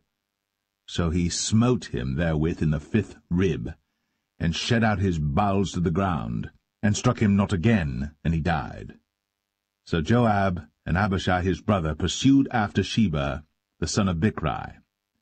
And one of Joab's men stood by him, and said, He that favoureth Joab, and he that is for David, let him go after Joab. And Amasa wallowed in blood in the midst of the highway. And when the man saw that all the people stood still, he removed Amasa out of the highway into the field, and cast a cloth upon him when he saw that every one that came by him stood still.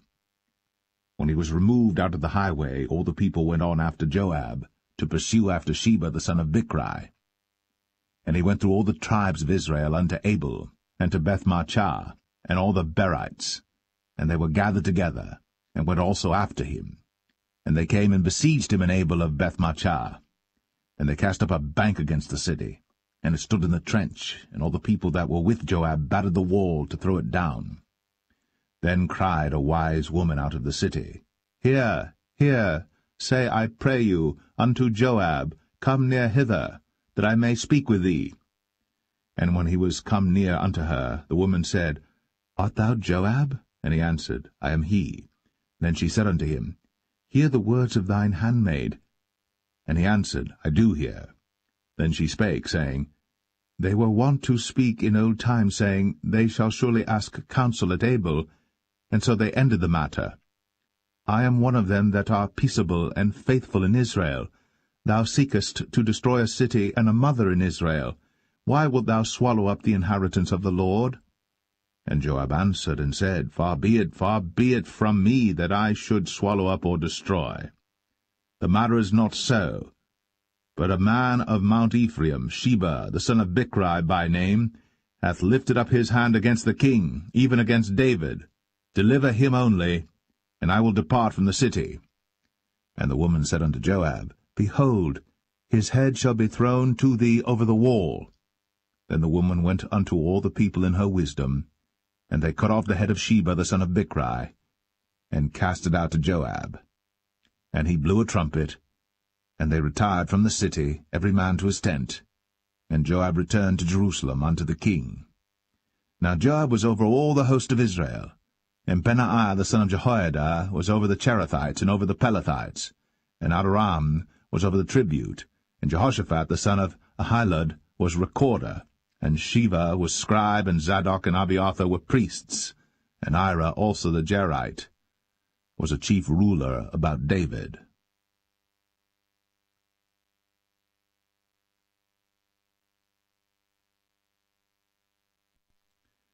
Second Samuel 21. Then there was a famine in the days of David 3 years, year after year. And David inquired of the Lord. And the Lord answered, It is for Saul and for his bloody house, because he slew the Gibeonites. And the king called the Gibeonites, and said unto them, Now the Gibeonites were not of the children of Israel, but of the remnant of the Amorites, and the children of Israel had sworn unto them. And Saul sought to slay them in his zeal to the children of Israel and Judah. Wherefore David said unto the Gibeonites, What shall I do for you? And wherewith shall I make the atonement, that ye may bless the inheritance of the Lord? And the Gibeonites said unto him, We will have no silver nor gold of Saul, nor of his house, neither for us shalt thou kill any man in Israel. And he said, What ye shall say, that will I do for you. And they answered the king, The man that consumed us, and that devised against us, that we should be destroyed from remaining in any of the coasts of Israel. Let 7 men of his sons be delivered unto us, and we will hang them up unto the Lord in Gibeah of Saul, whom the Lord did choose. And the king said, I will give them. But the king spared Mephibosheth, the son of Jonathan the son of Saul, because of the Lord's oath that was between them, between David and Jonathan the son of Saul. But the king took the 2 sons of Rizpah, the daughter of Aiah, whom she bare unto Saul, Armoni and Mephibosheth, and the 5 sons of Michal the daughter of Saul, whom she brought up for Adriel the son of Barzillai the Maholathite. And he delivered them into the hands of the Gibeonites, and they hanged them in the hill before the Lord. And they fell all 7 together, and were put to death in the days of harvest, in the first days, in the beginning of barley harvest. And Rizpah the daughter of Aiah took sackcloth, and spread it for her upon the rock, from the beginning of harvest until water dropped upon them out of heaven, and suffered neither the birds of the air to rest on them by day, nor the beast of the field by night. And it was told David what Rizpah the daughter of Aiah, the concubine of Saul, had done.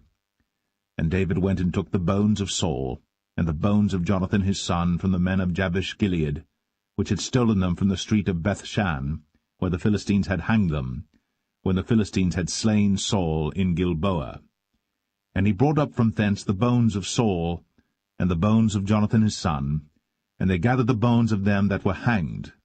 And the bones of Saul and Jonathan his son buried they in the country of Benjamin in Zelah, in the sepulchre of Kish his father, and they performed all that the king commanded, and after that God was entreated for the land. Moreover, the Philistines had yet war again with Israel, and David went down, and his servants with him, and fought against the Philistines, and David waxed faint.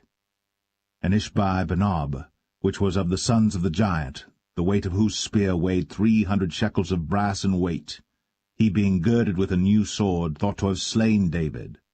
But Abishai the son of Zeruiah succoured him, and smote the Philistine, and killed him.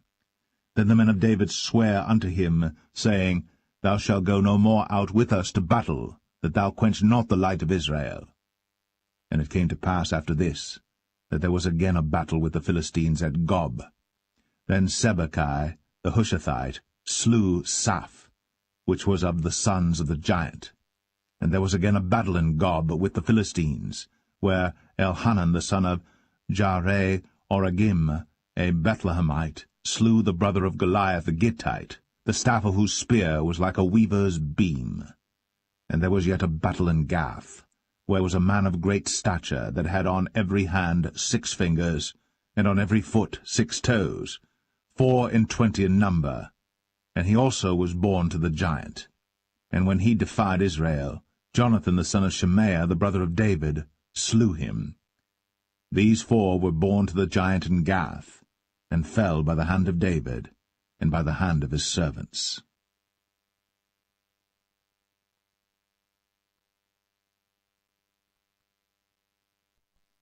Second Samuel 22. And David spake unto the Lord the words of this song in the day that the Lord had delivered him out of the hand of all his enemies, and out of the hand of Saul. And he said, The Lord is my rock, and my fortress, and my deliverer. The God of my rock, in him will I trust. He is my shield, and the horn of my salvation, my high tower, and my refuge, my Saviour. Thou savest me from violence. I will call on the Lord, who is worthy to be praised. So shall I be saved from mine enemies. When the waves of death compassed me, the floods of ungodly men made me afraid. The sorrows of hell compassed me about, the snares of death prevented me. In my distress I called upon the Lord, and cried to my God, and he did hear my voice out of his temple, and my cry did enter into his ears. Then the earth shook and trembled, the foundations of heaven moved and shook, because he was wroth. There went up a smoke out of his nostrils, and fire out of his mouth devoured. Coals were kindled by it. He bowed the heavens also, and came down, and darkness was under his feet. And he rode upon a cherub, and did fly, and he was seen upon the wings of the wind. And he made darkness pavilions round about him, dark waters, and thick clouds of the skies. Through the brightness before him were coals of fire kindled. The Lord thundered from heaven, and the Most High uttered his voice, and he sent out arrows and scattered them, lightning and discomfited them. And the channels of the sea appeared, the foundations of the world were discovered, at the rebuking of the Lord, at the blast of the breath of his nostrils. He sent from above, he took me, he drew me out of many waters. He delivered me from my strong enemy, and from them that hated me, for they were too strong for me. They prevented me in the day of my calamity. But the Lord was my stay. He brought me forth also into a large place. He delivered me because he delighted in me. The Lord rewarded me according to my righteousness, according to the cleanness of my hands hath he recompensed me. For I have kept the ways of the Lord, and have not wickedly departed from my God. For all his judgments were before me, and as for his statutes, I did not depart from them. I was also upright before him, and have kept myself from mine iniquity. Therefore the Lord hath recompensed me according to my righteousness, according to my cleanness in his eyesight. With the merciful thou wilt show thyself merciful, and with the upright man thou wilt show thyself upright. With the pure thou wilt show thyself pure, and with the froward thou wilt show thyself unsavoury. And the afflicted people thou wilt save, but thine eyes are upon the haughty, that thou mayest bring them down. For thou art my lamp, O Lord, and the Lord will lighten my darkness. For by thee I have run through a troop, by my God have I leaped over a wall. As for God, his way is perfect. The word of the Lord is tried. He is a buckler to all them that trust in him. For who is God save the Lord? And who is a rock save our God? God is my strength and power, and he maketh my way perfect. He maketh my feet like hinds' feet, and setteth me upon my high places. He teacheth my hands to war, so that a bow of steel is broken by mine arms. Thou hast also given me the shield of thy salvation, and thy gentleness hath made me great. Thou hast enlarged my steps under me, so that my feet did not slip. I have pursued mine enemies, and destroyed them, and turned not again until I had consumed them. And I have consumed them and wounded them, that they could not arise, yea, they are fallen under my feet. For thou hast girded me with strength to battle. Them that rose up against me hast thou subdued under me. Thou hast also given me the necks of mine enemies, that I might destroy them that hate me. They looked, but there was none to save, even unto the Lord. But he answered them not. Then did I beat them as small as the dust of the earth. I did stamp them as the mire of the street, and did spread them abroad. Thou also hast delivered me from the strivings of my people. Thou hast kept me to be head of the heathen. A people which I knew not shall serve me. Strangers shall submit themselves unto me. As soon as they hear, they shall be obedient unto me. Strangers shall fade away, and they shall be afraid out of their close places. The Lord liveth, and blessed be my rock, and exalted be the God of the rock of my salvation. It is God that avengeth me, and that bringeth down the people unto me, and that bringeth me forth from mine enemies. Thou also hast lifted me up on high above them that rose up against me. Thou hast delivered me from the violent man. Therefore I will give thanks unto thee, O Lord, among the heathen, and I will sing praises unto thy name.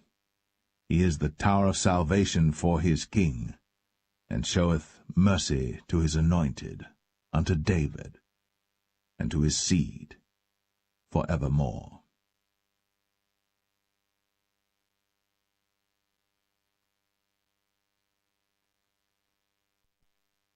2 Samuel 23. Now these be the last words of David. David the son of Jesse said, and the man who was raised up on high, the anointed of the God of Jacob, and the sweet psalmist of Israel, said, The Spirit of the Lord spake by me, and his word was in my tongue. The God of Israel said, The rock of Israel spake to me. He that ruleth over men must be just, ruling in the fear of God.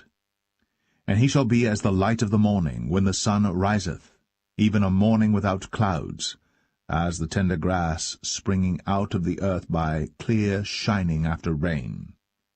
Although my house be not so with God, yet he hath made with me an everlasting covenant, ordered in all things and sure. For this is all my salvation and all my desire, although he make it not to grow. But the sons of Belial shall be all of them as thorns thrust away, because they cannot be taken with hands. But the man that shall touch them must be fenced with iron, and the staff of a spear, and they shall be utterly burned with fire in the same place. These be the names of the mighty men whom David had. The Tachmonite, that sat in the seat, chief among the captains. The same was Adino, the Eznite. he lift up his spear against 800, whom he slew at one time. And after him was Eleazar the son of Dodo the Ahohite, one of the 3 mighty men with David, when they defied the Philistines that were there gathered together to battle, and the men of Israel were gone away. He arose, and smote the Philistines until his hand was weary, and his hand clave unto the sword. And the Lord wrought a great victory that day, and the people returned after him only to spoil. And after him was Shammah the son of Agi, the Harahite. And the Philistines were gathered together into a troop, where was a piece of ground full of lentils, and the people fled from the Philistines. But he stood in the midst of the ground, and defended it, and slew the Philistines, and the Lord wrought a great victory. And 3 of the 30 chief went down, and came to David, in the harvest time, unto the cave of Adullam. And the troop of the Philistines pitched in the valley of Rephaim. And David was then in an hold, and the garrison of the Philistines was then in Bethlehem. And David longed, and said, O that one would give me drink of the water of the well of Bethlehem, which is by the gate. And the 3 mighty men brake through the host of the Philistines, and drew water out of the well of Bethlehem that was by the gate, and took it, and brought it to David. Nevertheless he would not drink thereof, but poured it out unto the Lord. And he said, Be it far from me, O Lord, that I should do this. Is not this the blood of the men that went in jeopardy of their lives? Therefore he would not drink it. These things did these 3 mighty men. And Abishai the brother of Joab, the son of Zeruiah, was chief among 3. And he lifted up his spear against 300, and slew them, and had the name among 3. Was he not most honourable of 3? Therefore he was their captain, howbeit he attained not unto the first 3. And Benaiah the son of Jehoiada, the son of a valiant man of Kabzeel, who had done many acts, he slew 2 lion-like men of Moab. He went down also and slew a lion in the midst of a pit in time of snow. And he slew an Egyptian, a goodly man. And the Egyptian had a spear in his hand. But he went down to him with a staff, and plucked the spear out of the Egyptian's hand, and slew him with his own spear. These things did Benaiah the son of Jehoiada, and had the name among 3 mighty men. He was more honourable than the 30, but he attained not to the first 3. And David set him over his guard. Asahel the brother of Joab was one of the 30, Elhanan the son of Dodo of Bethlehem, Shammah the Harodite, Elika the Harodite, Helez the Paltite, Ira the son of Ikesh the Tekoite, Abiezer the Anethathite, Mebunai the Hushathite, Zalman the Ahohite, Maharai the Netophathite, Heleb the son of Baanah a Netophathite, Ittai the son of Ribai, out of Gibeah of the children of Benjamin, Benaiah the Parathonite, Hiddai of the brooks of Gaash, Abialbon the Arbathite, Asmaveth the Bahumite, Eliabah the Shaalbanite, of the sons of Jashan, Jonathan, Shammah the Hararite, Ahiam the son of Sharah, the Hararite, Eliphalet the son of Ahasbai, the son of the Maacathite, Eliam the son of Ahithophel the Gelonite, Hezrai the Carmelite, Parai the Arbite, Igal the son of Nathan of Zobah, Bani the Gadite, Zelek the Ammonite, Naharai the Barathite, Armabera to Joab the son of Zeruiah, Ira and Ithrite, Gareb and Ithrite, Uriah the Hittite, 37 in all.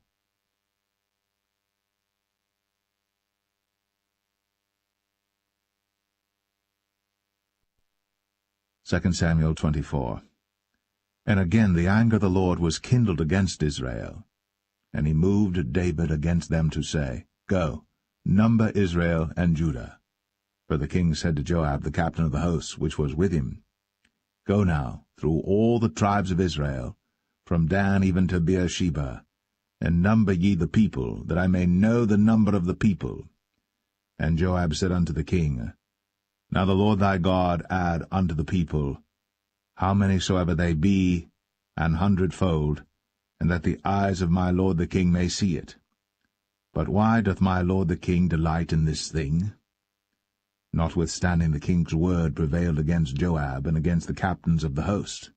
And Joab and the captains of the host went out from the presence of the king, to number the people of Israel.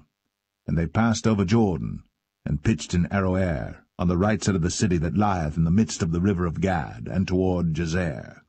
Then they came to Gilead, and to the land of Tatim Hoshai, and they came to Dan Jaan, and about to Zidon, and came to the stronghold of Tyre, and to all the cities of the Hivites and of the Canaanites, and they went out to the south of Judah, even to Beersheba. So when they had gone through all the land, they came to Jerusalem at the end of 9 months and 20 days.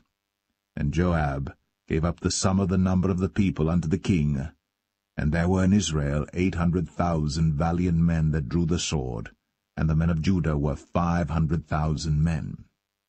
And David's heart smote him after that he had numbered the people. And David said unto the Lord, I have sinned greatly in that I have done. And now, I beseech thee, O Lord, take away the iniquity of thy servant, for I have done very foolishly. For when David was up in the morning, the word of the Lord came unto the prophet Gad, David's seer, saying, Go, and say unto David, Thus saith the Lord, I offer thee 3 things. Choose thee one of them, that I may do it unto thee. So Gad came to David, and told him, and said unto him, Shall 7 years of famine come unto thee in thy land? Or wilt thou flee 3 months before thine enemies, while they pursue thee? Or that there be 3 days' pestilence in thy land? Now advise, and see what answer I shall return to him that sent me. And David said unto Gad, I am in a great strait. Let us fall now into the hand of the Lord, for his mercies are great, and let me not fall into the hand of man. So the Lord sent a pestilence upon Israel, from the morning even to the time appointed. And there died of the people from Dan even to Beersheba 70,000 men. And when the angel stretched out his hand upon Jerusalem to destroy it, the Lord repented him of the evil, and said to the angel that destroyed the people, It is enough. Stay now thine hand. And the angel of the Lord was by the threshing place of Araunah the Jebusite. And David spake unto the Lord when he saw the angel that smote the people, and said, Lo, I have sinned, and I have done wickedly. But these sheep, what have they done? Let thine hand, I pray thee, be against me, and against my father's house. And Gad came that day to David, and said unto him, Go up, rear an altar unto the Lord in the threshing floor of Araunah the Jebusite. And David, according to the saying of Gad, went up as the Lord commanded. And Araunah looked, and saw the king and his servants coming on toward him. And Araunah went out, and bowed himself before the king on his face upon the ground. And Araunah said, Wherefore is my lord the king come to his servant? And David said, To buy the threshing floor of thee, to build an altar unto the Lord, that the plague may be stayed from the people. And Araunah said unto David, Let my lord the king take and offer up what seemeth good unto him. Behold, here be oxen for burnt sacrifice, and threshing instruments, and other instruments of the oxen for wood. All these things did Araunah as a king give unto the king. And Araunah said unto the king, The Lord thy God accept thee. And the king said unto Araunah, Nay, but I will surely buy it of thee at a price. Neither will I offer burnt offerings unto the Lord my God of that which doth cost me nothing. So David bought the threshing floor and the oxen for 50 shekels of silver. And David built there an altar unto the Lord, and offered burnt offerings and peace offerings. So the Lord was entreated for the land, and the plague was stayed from Israel.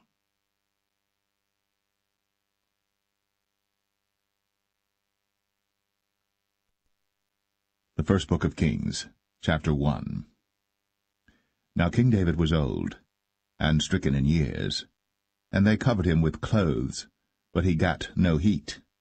Wherefore his servant said unto him, Let there be sought for my lord the king a young virgin, and let her stand before the king, and let her cherish him, and let her lie in thy bosom, that my lord the king may get heat. So they sought for a fair damsel throughout all the coasts of Israel, and found Abishag, a Shunammite, and brought her to the king. And the damsel was very fair, and cherished the king, and ministered to him. But the king knew her not. Then Adonijah the son of Haggith exalted himself, saying, I will be king. And he prepared him chariots and horsemen, and 50 men to run before him. And his father had not displeased him at any time in saying, Why hast thou done so? And he also was a very goodly man. And his mother bare him after Absalom.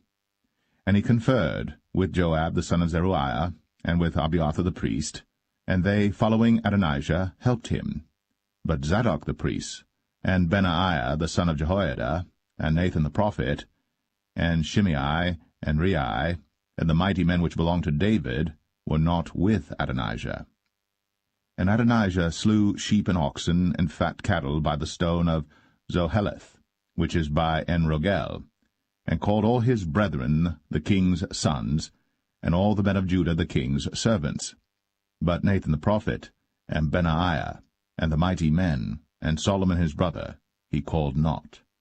Wherefore Nathan spake unto Bathsheba, the mother of Solomon, saying, Hast thou not heard that Adonijah the son of Haggith doth reign, and David our Lord knoweth it not? Now therefore come, let me, I pray thee, give thee counsel, that thou mayest save thine own life, and the life of thy son Solomon. Go and get thee in unto King David, and say unto him, Didst not thou, my lord, O king, swear unto thine handmaid, saying, Assuredly Solomon thy son shall reign after me, and he shall sit upon my throne. Why then doth Adonijah reign? Behold, while thou yet talkest there with the king, I also will come in after thee, and confirm thy words. And Bathsheba went in unto the king into the chamber. And the king was very old, and Abishag the Shunammite ministered unto the king. And Bathsheba bowed, and did obeisance unto the king. And the king said, What wouldst thou? And she said unto him, My lord, thou swearest by the Lord thy God unto thine handmaid, saying, Assuredly Solomon thy son shall reign after me, and he shall sit upon my throne. And now, behold, Adonijah reigneth. And now, my lord the king, thou knowest it not. And he hath slain oxen and fat cattle, and sheep in abundance, and hath called all the sons of the king, and Abiathar the priest, and Joab the captain of the host. But Solomon thy servant hath he not called.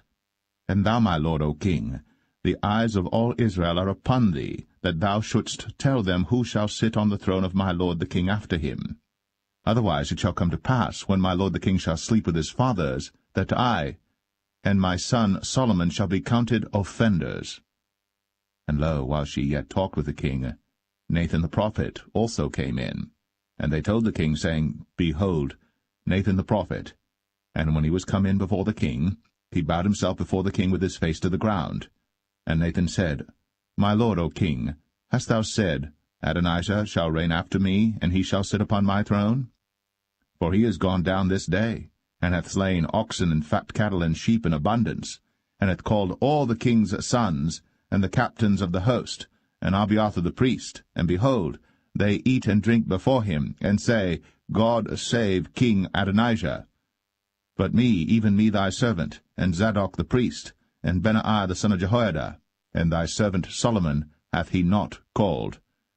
Is this thing done by my lord the king, and thou hast not showed it unto thy servant, who should sit on the throne of my lord the king after him? Then King David answered and said, Call me Bathsheba. And she came into the king's presence, and stood before the king. And the king sware, and said, As the Lord liveth, that hath redeemed my soul out of all distress, even as I swear unto thee by the Lord God of Israel, saying, Assuredly Solomon thy son shall reign after me, and he shall sit upon my throne in my stead, even so will I certainly do this day. Then Bathsheba bowed with her face to the earth, and did reverence to the king, and said, Let my lord King David live for ever. And King David said, Call me Zadok the priest, and Nathan the prophet, and Benaiah the son of Jehoiada. And they came before the king. The king also said unto them, Take with you the servants of your lord, and cause Solomon my son to ride upon mine own mule, and bring him down to Gihon. And let Zadok the priest and Nathan the prophet anoint him there king over Israel.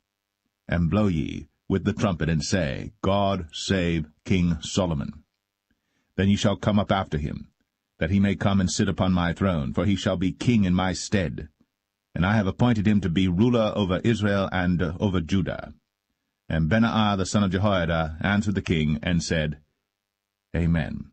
The Lord God of my lord the king say so too. As the Lord hath been with my lord the king, even so be he with Solomon, and make his throne greater than the throne of my lord, King David. So Zadok the priest, and Nathan the prophet, and Benaiah the son of Jehoiada, and the Cherethites, and the Pelethites, went down, and caused Solomon to ride upon King David's mule, and brought him to Gihon. And Zadok the priest took an horn of oil out of the tabernacle, and anointed Solomon.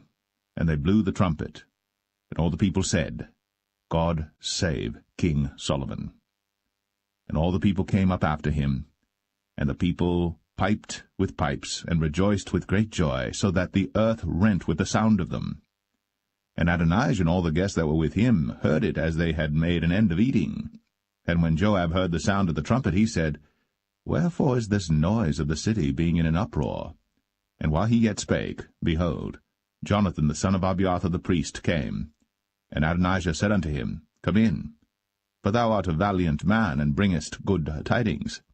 And Jonathan answered and said to Adonijah, Verily, our lord King David hath made Solomon king. And the king hath sent with him Zadok the priest, and Nathan the prophet, and Benaiah the son of Jehoiada, and the Cherethites and the Pelethites, and they have caused him to ride upon the king's mule. And Zadok the priest, and Nathan the prophet, have anointed him king in Gihon, and they are come up from thence, rejoicing, so that the city rang again.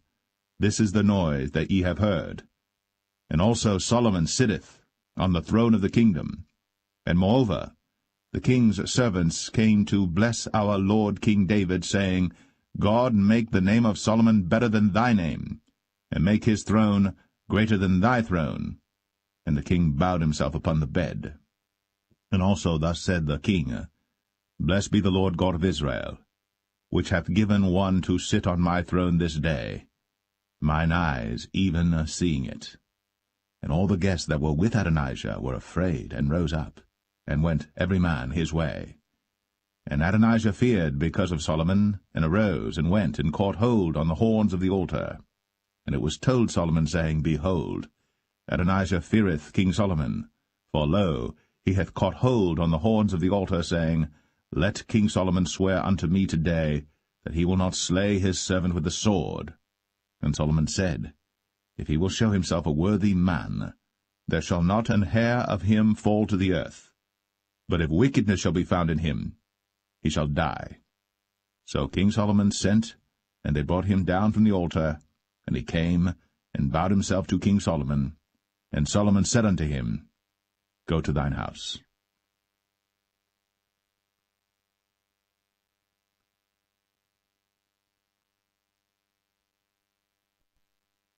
1 Kings 2.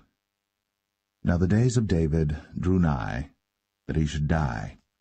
And he charged Solomon his son, saying, I go the way of all the earth.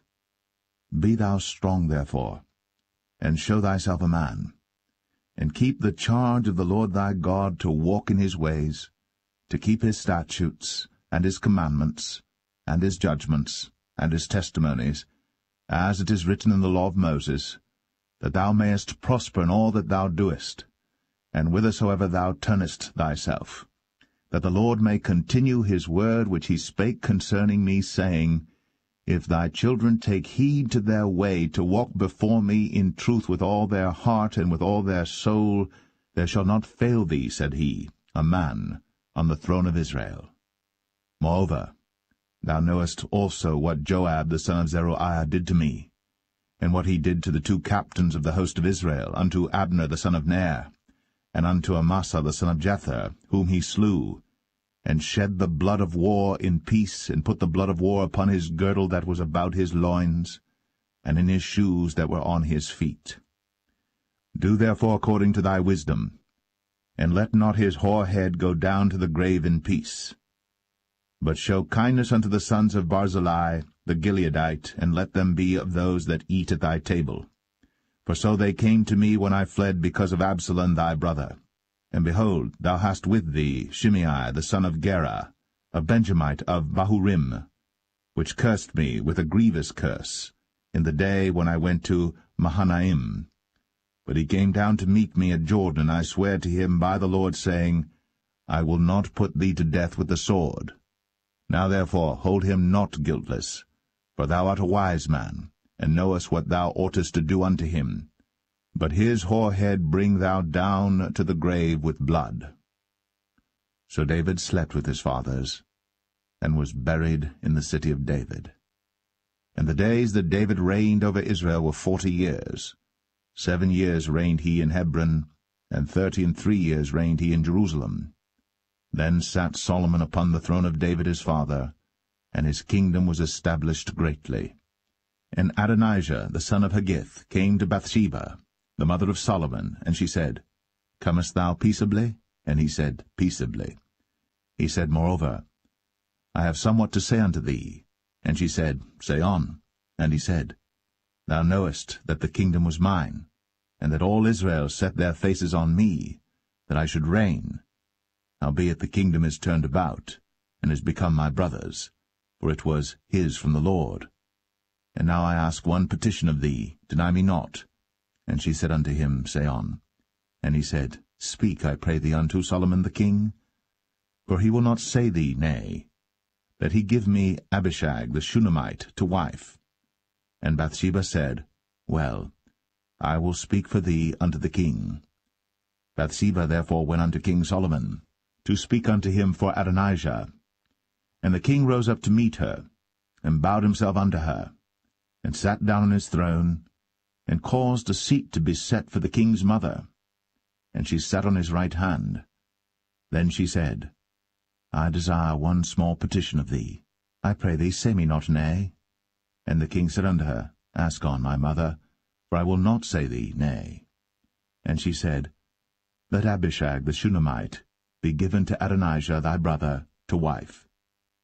And King Solomon answered and said unto his mother, And why dost thou ask Abishag the Shunammite for Adonijah?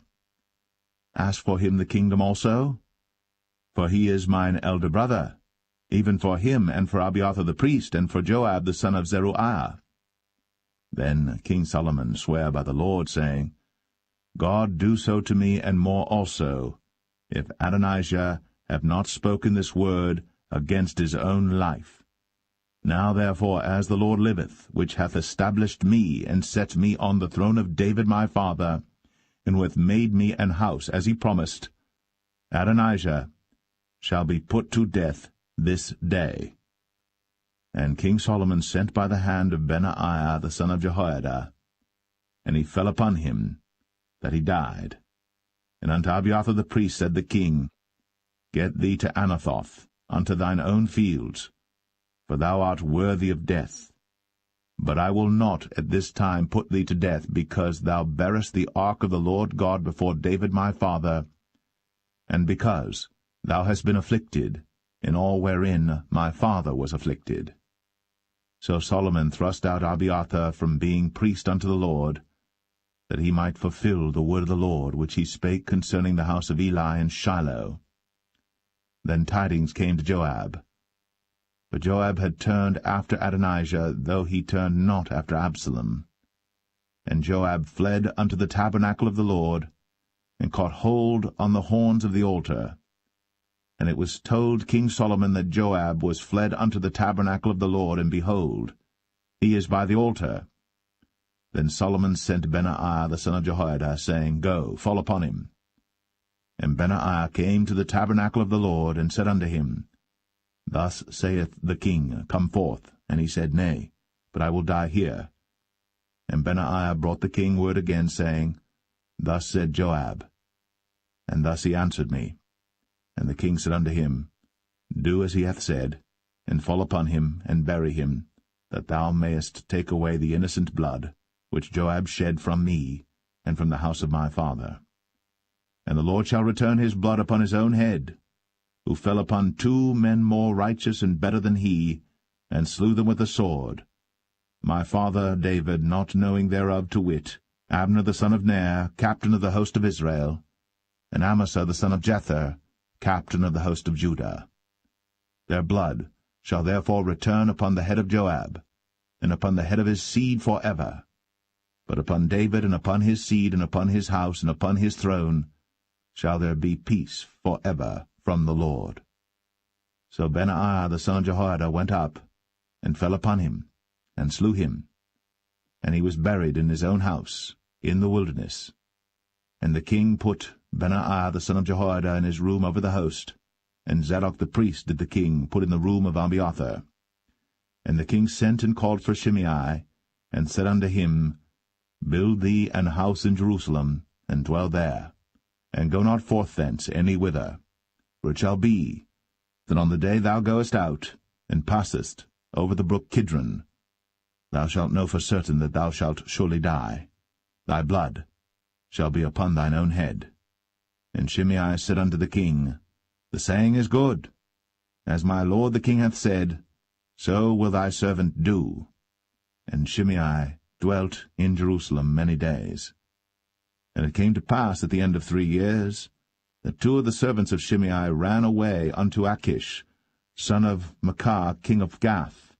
And they told Shimei, saying, Behold, thy servants be in Gath.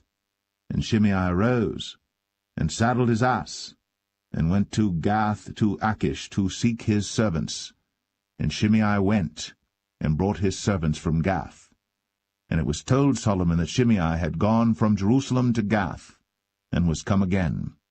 And the king sent and called for Shimei, and said unto him, Did I not make thee to swear by the Lord, and protested unto thee, saying, Know for a certain, on the day thou goest out, and walkest abroad any whither, that thou shalt surely die?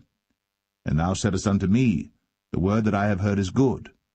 Why then hast thou not kept the oath of the Lord, and the commandment that I have charged thee with? The king said moreover to Shimei, Thou knowest all the wickedness which thine heart is privy to, that thou didst to David my father. Therefore the Lord shall return thy wickedness upon thine own head. And King Solomon shall be blessed, and the throne of David shall be established before the Lord for ever. So the king commanded Benaiah the son of Jehoiada, which went out, and fell upon him that he died. And the kingdom was established in the hand of Solomon.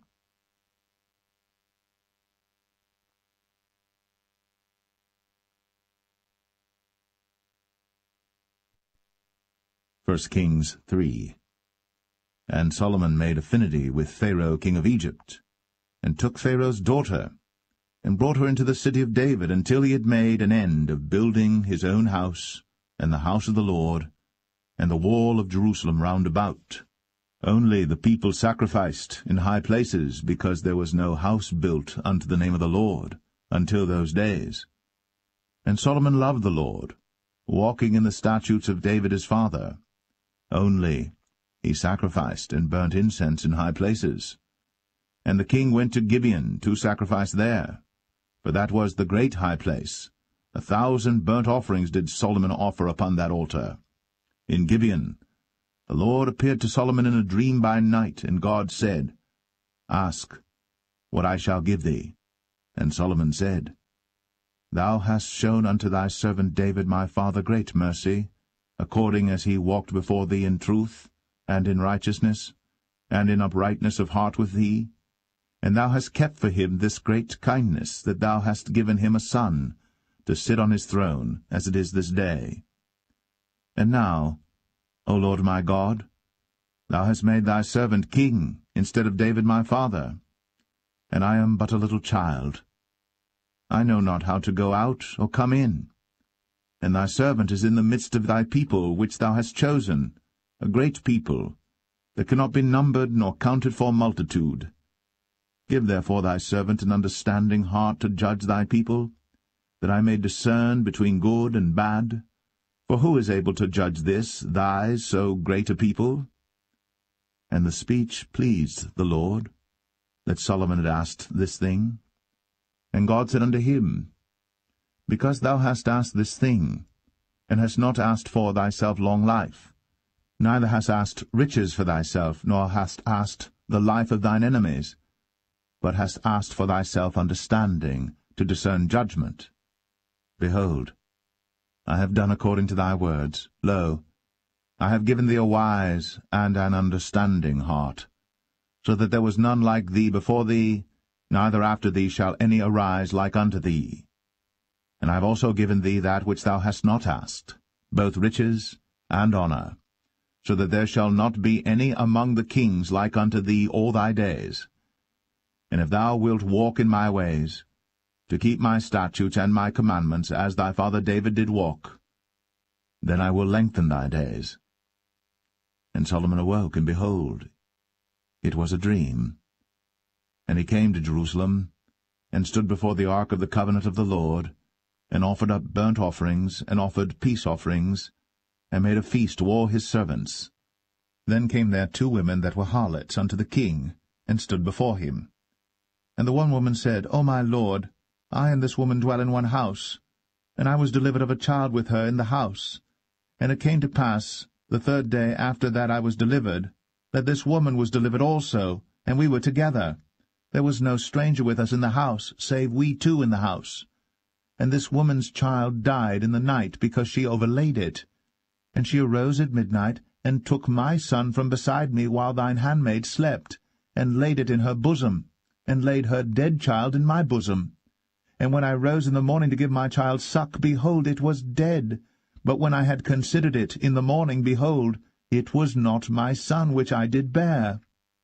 And the other woman said, Nay, but the living is my son, and the dead is thy son. And this said, No, but the dead is thy son, and the living is my son. Thus they spake before the king. Then said the king, The one saith, This is my son that liveth, and thy son is the dead. And the other saith, Nay, but thy son is the dead, and my son is the living. And the king said, Bring me a sword. And they brought a sword before the king. And the king said, Divide the living child in 2, and give half to the one, and half to the other. Then spake the woman, whose the living child was, unto the king. For her bowels yearned upon her son, and she said, O my lord, give her the living child, and in no wise slay it. But the other said, Let it be neither mine nor thine, but divide it. Then the king answered and said, Give her the living child, and in no wise slay it. She is the mother thereof. And all Israel heard of the judgment which the king had judged. And they feared the king, for they saw that the wisdom of God was in him, to do judgment.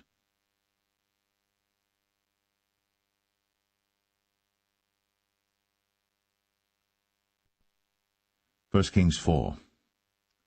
So King Solomon was king over all Israel. And these were the princes which he had: Azariah the son of Zadok the priest, Elihoreph and Ahiah the sons of Shishah, scribes, Jehoshaphat the son of Ahilud, the recorder, and Benaiah the son of Jehoiada was over the host, and Zadok and Abiathar were the priests. And Azariah the son of Nathan was over the officers, and Zabud the son of Nathan was principal officer, and the king's friend. And Ahishah was over the household, and Adoniram the son of Abda was over the tribute. And Solomon had 12 officers over all Israel, which provided victuals for the king and his household. Each man his month in a year made provision. And these are their names: the son of Hur, in Mount Ephraim, the son of Dekar, in Makaz, and in Shaalbim, and in Beth-Shemesh, and Elon Bethanan, the son of Hesed in Arabath. To him pertained Socho, in all the land of Hepher, the son of Abinadab, in all the region of Dor, which had Taphath, the daughter of Solomon, to wife. Baanah, the son of Ahilud, to him pertained Tanakh and Megiddo, and all Bethshan, which is by Zartanah beneath Jezreel, from Bethshan to Abel-Meholah, even unto the place that is beyond Jokneam. The son of Geber, in Ramoth-Gilead, to him pertain the towns of Jair the son of Manasseh, which are in Gilead. To him also pertain the region of Argob, which is in Bashan, 80 great cities with walls and brazen bars. Ahinadab the son of Edo had Mahanaim. Ahimaaz was in Naphtali. He also took Basmath, the daughter of Solomon, to wife. Baanah the son of Hushai was in Asher and in Aloth.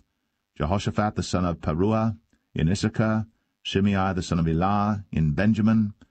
Geber the son of Uri was in the country of Gilead, in the country of Sihon the king of the Amorites, and of Og the king of Bashan, and he was the only officer which was in the land. Judah and Israel were many, as the sand which is by the sea in multitude, eating and drinking and making merry. And Solomon reigned over all kingdoms, from the river unto the land of the Philistines, and unto the border of Egypt. They brought presents, and served Solomon all the days of his life. And Solomon's provisions for one day was 30 measures of fine flour, and 80 measures of meal, 10 fat oxen, and 20 oxen out of the pastures, and 100 sheep beside harts and roebucks, and fallow deer and fatted fowl, for he had dominion over all the region on this side the river, from Tiphsah even to Azar, over all the kings on this side the river, and he had peace on all sides round about him.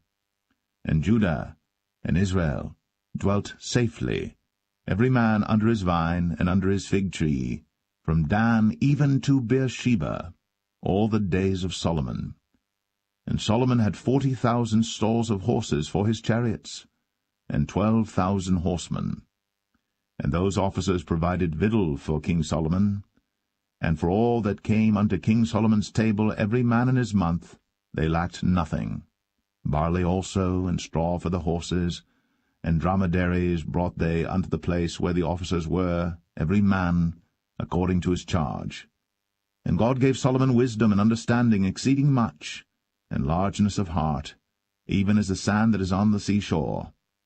And Solomon's wisdom excelled the wisdom of all the children of the east country, and all the wisdom of Egypt. For he was wiser than all men, than Ethan the Ezrahite, and Heman, and Chalcol, and Darda, the sons of Mahol, and his fame was in all nations round about. And he spake 3,000 proverbs, and his songs were 1,005. And he spake of trees, from the cedar tree that is in Lebanon even unto the hyssop that springeth out of the wall. He spake also of beasts, and of fowl, and of creeping things, and of fishes. And there came of all people to hear the wisdom of Solomon, from all kings of the earth, which had heard of his wisdom.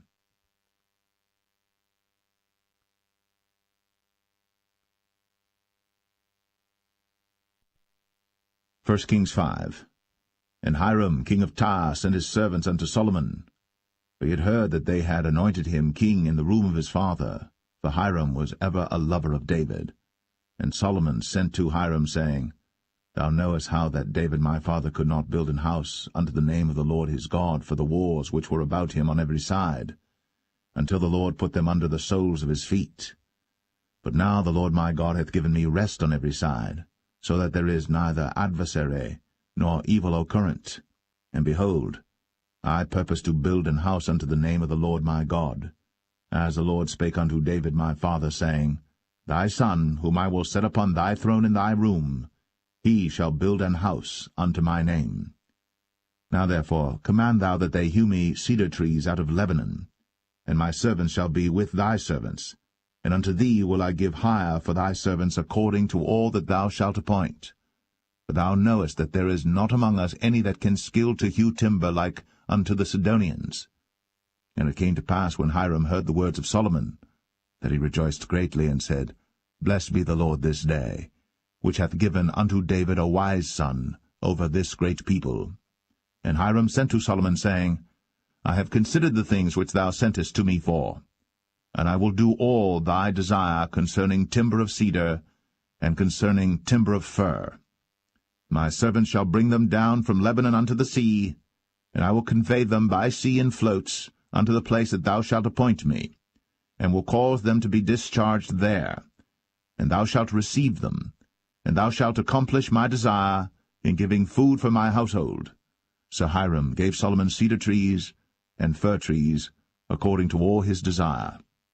And Solomon gave Hiram 20,000 measures of wheat for food to his household, and 20 measures of pure oil. Thus gave Solomon to Hiram year by year. And the Lord gave Solomon wisdom, as he promised him. And there was peace between Hiram and Solomon, and they two made a league together. And King Solomon raised a levy out of all Israel, and the levy was 30,000 men. And he sent them to Lebanon, 10,000 a month by courses. A month they were in Lebanon, and 2 months at home, and Adoniram was over the levy. And Solomon had 70,000 that bare burdens, and 80,000 hewers in the mountains, beside the chief of Solomon's officers which were over the work, 3,300 which ruled over the people that wrought in the work. And the king commanded, and they brought great stones, costly stones, and hewed stones, to lay the foundation of the house. And Solomon's builders and Hiram's builders did hew them, and the stone squarers, so they prepared timber and stones to build the house.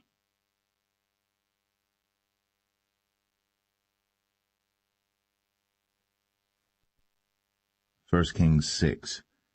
And it came to pass in the 480th year, after the children of Israel were come out of the land of Egypt, in the 4th year of Solomon's reign over Israel, in the month Ziph, which is the 2nd month, that he began to build the house of the Lord. And the house which King Solomon built for the Lord, the length thereof was 80 cubits, and the breadth thereof 20 cubits, and the height thereof 30 cubits. And the porch before the temple of the house 20 cubits was the length thereof, according to the breadth of the house, and 10 cubits was the breadth thereof before the house.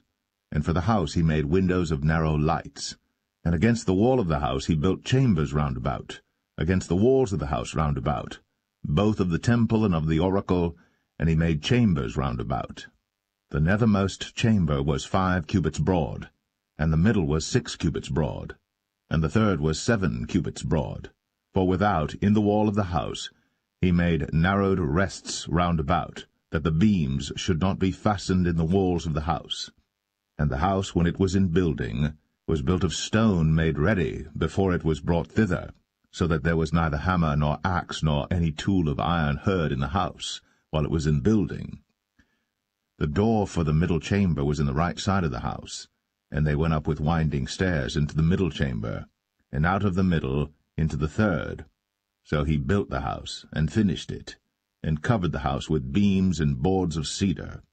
And then he built chambers against all the house, 5 cubits high, and they rested on the house with timber of cedar. And the word of the Lord came to Solomon, saying, Concerning this house, which thou art in building, if thou wilt walk in my statutes, and execute my judgments, and keep all my commandments to walk in them, then will I perform my word with thee, which I spake unto David thy father. And I will dwell among the children of Israel, and will not forsake my people Israel. So Solomon built the house, and finished it. And he built the walls of the house within with boards of cedar, both the floor of the house and the walls of the ceiling. And he covered them on the inside with wood, and covered the floor of the house with planks of fir.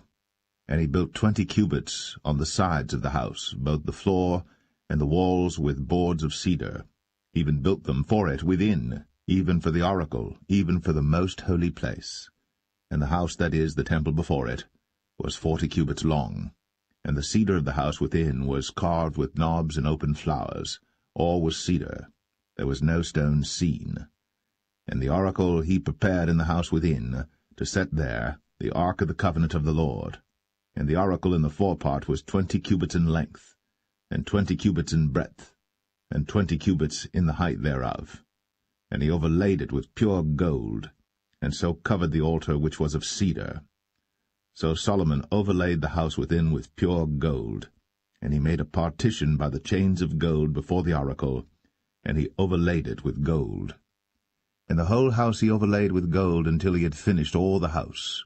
Also the whole altar that was by the oracle he overlaid with gold. And within the oracle he made 2 cherubims of olive tree, each 10 cubits high. And 5 cubits was the one wing of the cherub, and 5 cubits the other wing of the cherub. From the uttermost part of the one wing unto the uttermost part of the other were 10 cubits, and the other cherub was 10 cubits. Both the cherubims were of one measure and one size. The height of the one cherub was 10 cubits, and so was it of the other cherub. And he set the cherubims within the inner house, and they stretched forth the wings of the cherubims, so that the wing of the one touched the one wall, and the wing of the other cherub touched the other wall, and their wings touched one another in the midst of the house. And he overlaid the cherubims with gold, and he carved all the walls of the house round about with carved figures of cherubims, and palm trees, and open flowers, within and without. And the floor of the house he overlaid with gold, within and without. And for the entering of the oracle he made doors of olive tree. The lintel and side posts were a 5th part of the wall.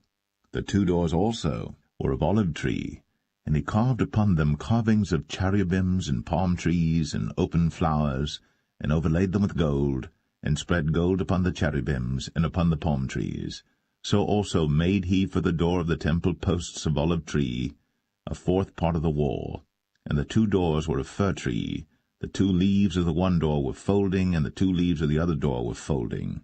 And he carved thereon cherubims and palm trees and open flowers, and covered them with gold, fitted upon the carved work.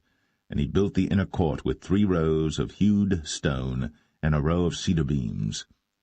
In the 4th year was the foundation of the house of the Lord laid, in the month Ziph. And in the 11th year, in the month Bul, which is the 8th month, was the house finished throughout all the parts thereof. And according to all the fashion of it, so was he 7 years in building it.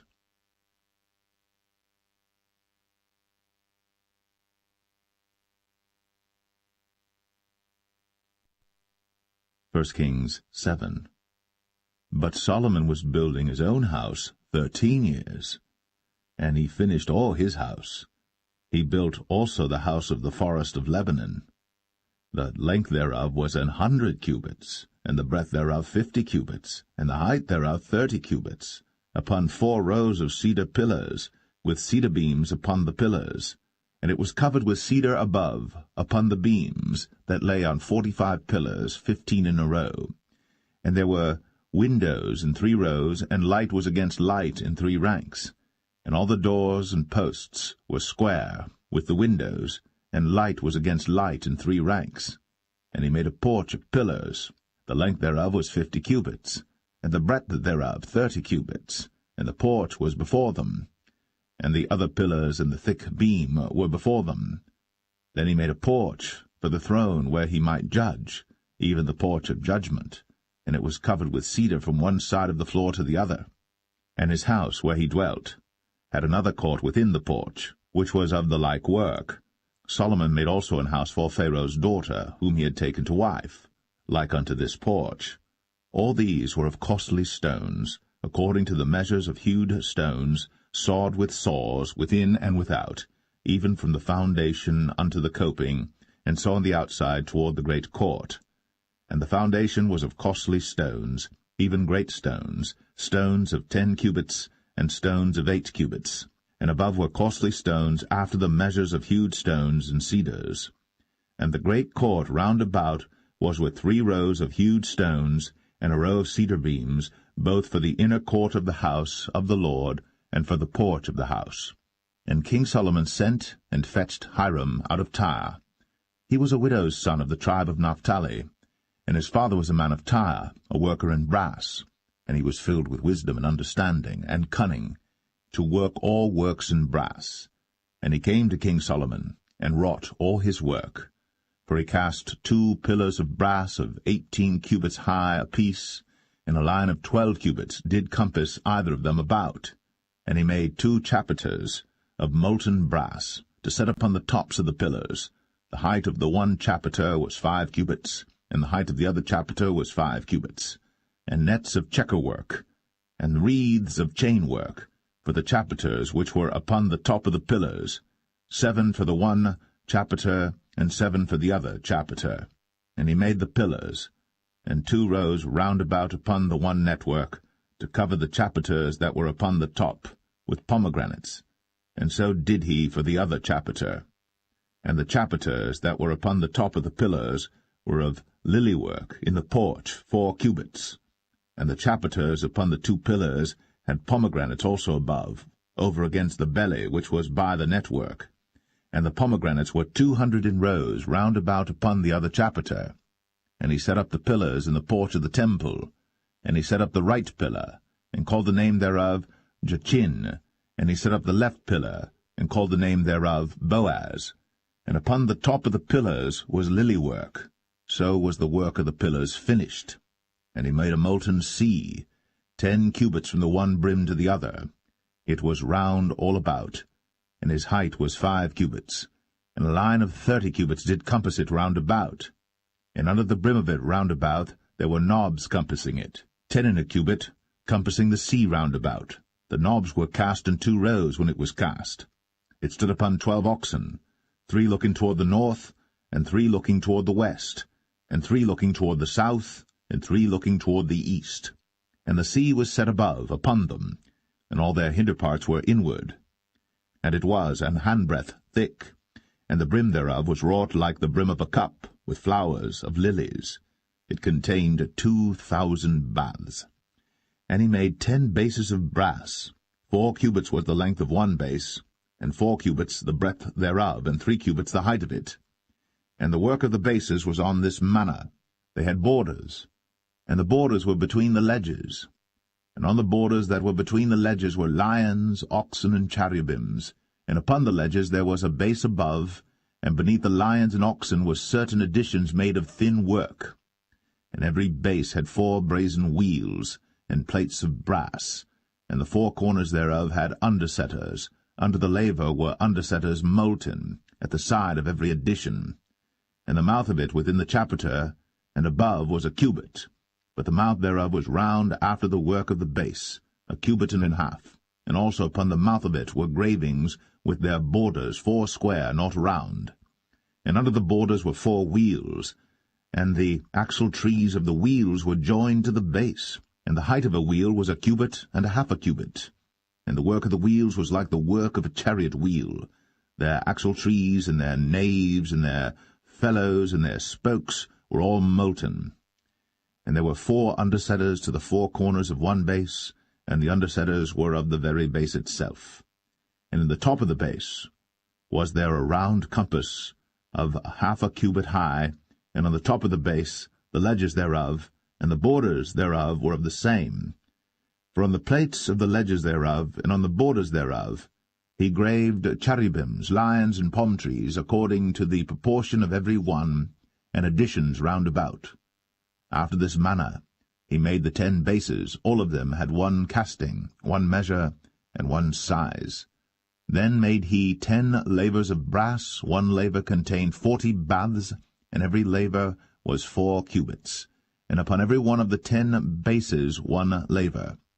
And he put 5 bases on the right side of the house, and 5 on the left side of the house, and he set the sea on the right side of the house eastward over against the south. And Hiram made the lavers, and the shovels, and the basins. So Hiram made an end of doing all the work that he made King Solomon for the house of the Lord. The 2 pillars and the 2 bowls of the chapiters that were on the top of the 2 pillars, and the 2 networks to cover the 2 bowls of the chapiters, which were upon the top of the pillars, and 400 pomegranates for the 2 networks, even 2 rows of pomegranates for 1 network, to cover the 2 bowls of the chapiters that were upon the pillars, and the 10 bases, and 10 lavers on the bases, and 1 sea, and 12 oxen under the sea, and the pots, and the shovels, and the basins, and all these vessels which Hiram made to King Solomon for the house of the Lord, were of bright brass. In the plain of Jordan did the king cast them, in the clay ground between Succoth and Zarthan. And Solomon left all the vessels unweighed, because they were exceeding many. neither was the weight of the brass found out.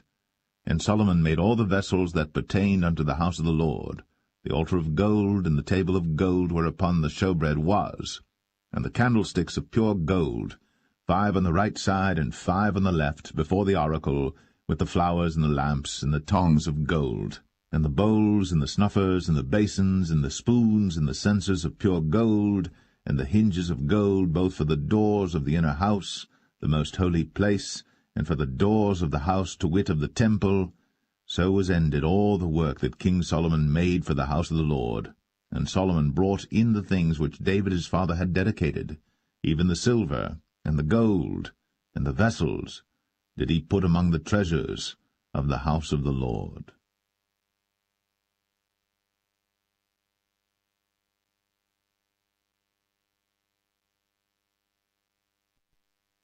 1 Kings 8.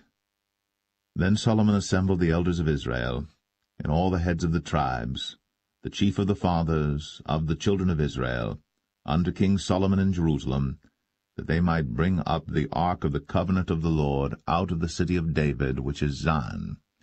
And all the men of Israel assembled themselves unto King Solomon at the feast in the month Ethanim, which is the 7th month.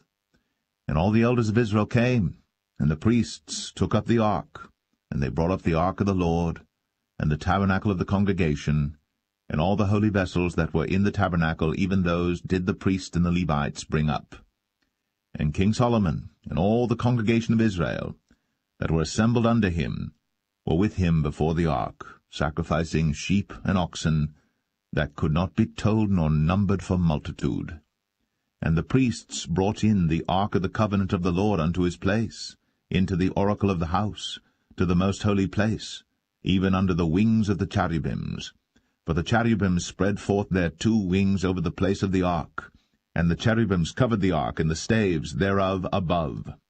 And they drew out the staves, that the ends of the staves were seen out in the holy place before the oracle, and they were not seen without. And there they are unto this day.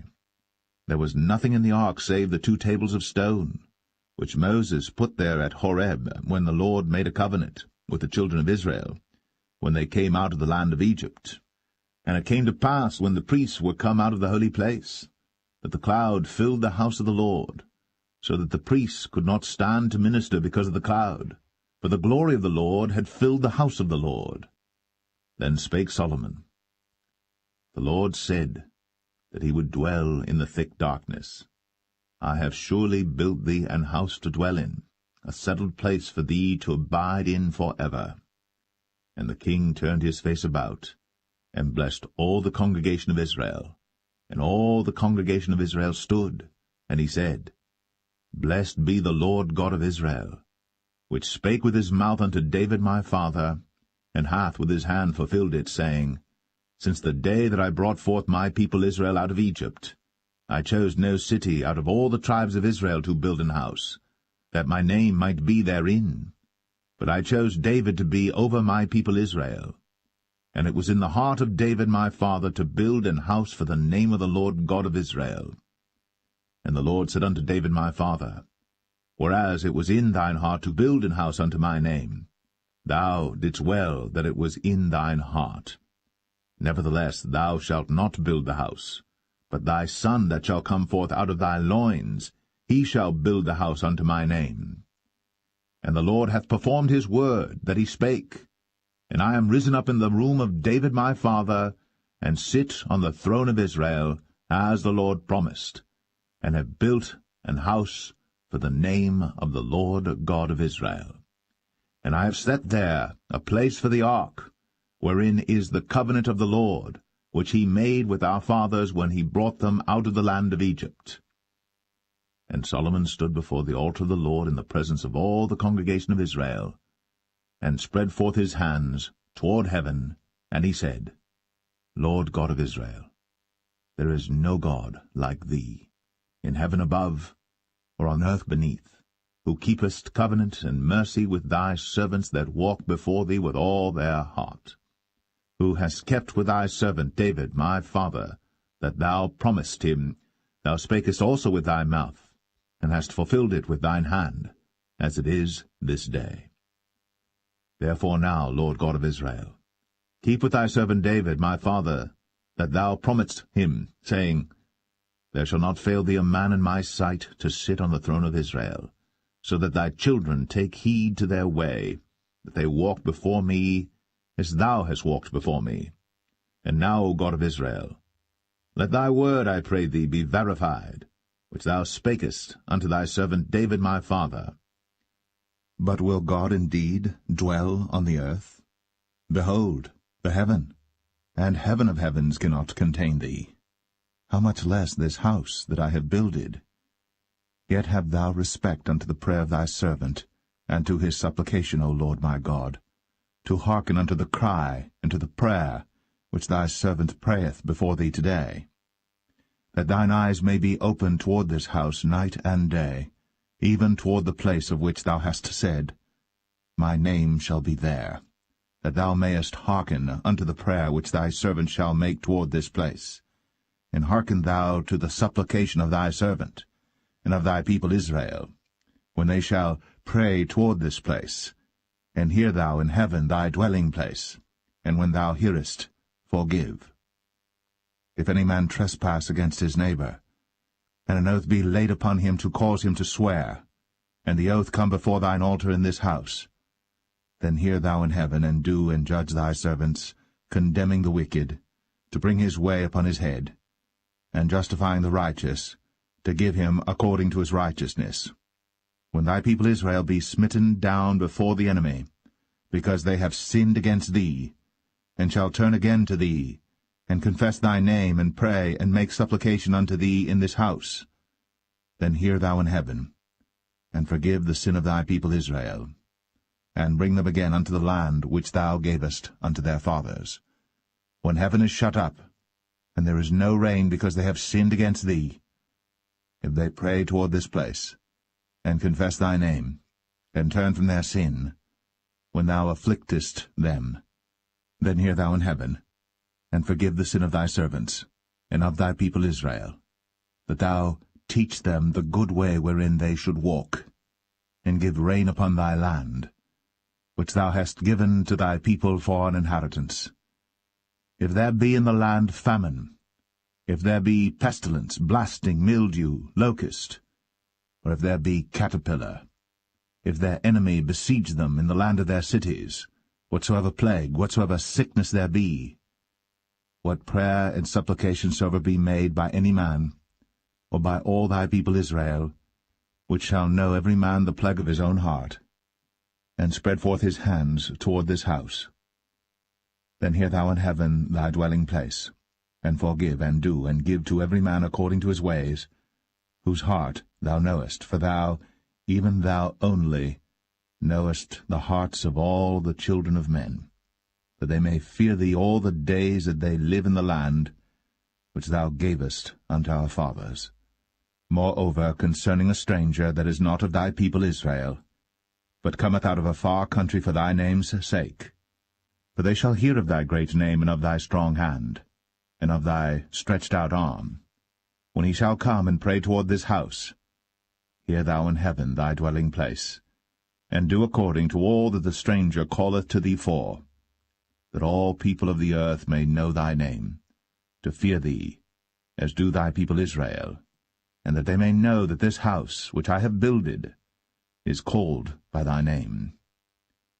If thy people go out to battle against their enemy, whithersoever thou shalt send them, and shall pray unto the Lord toward the city which thou hast chosen, and toward the house that I have built for thy name, then hear thou in heaven their prayer, and their supplication, and maintain their cause.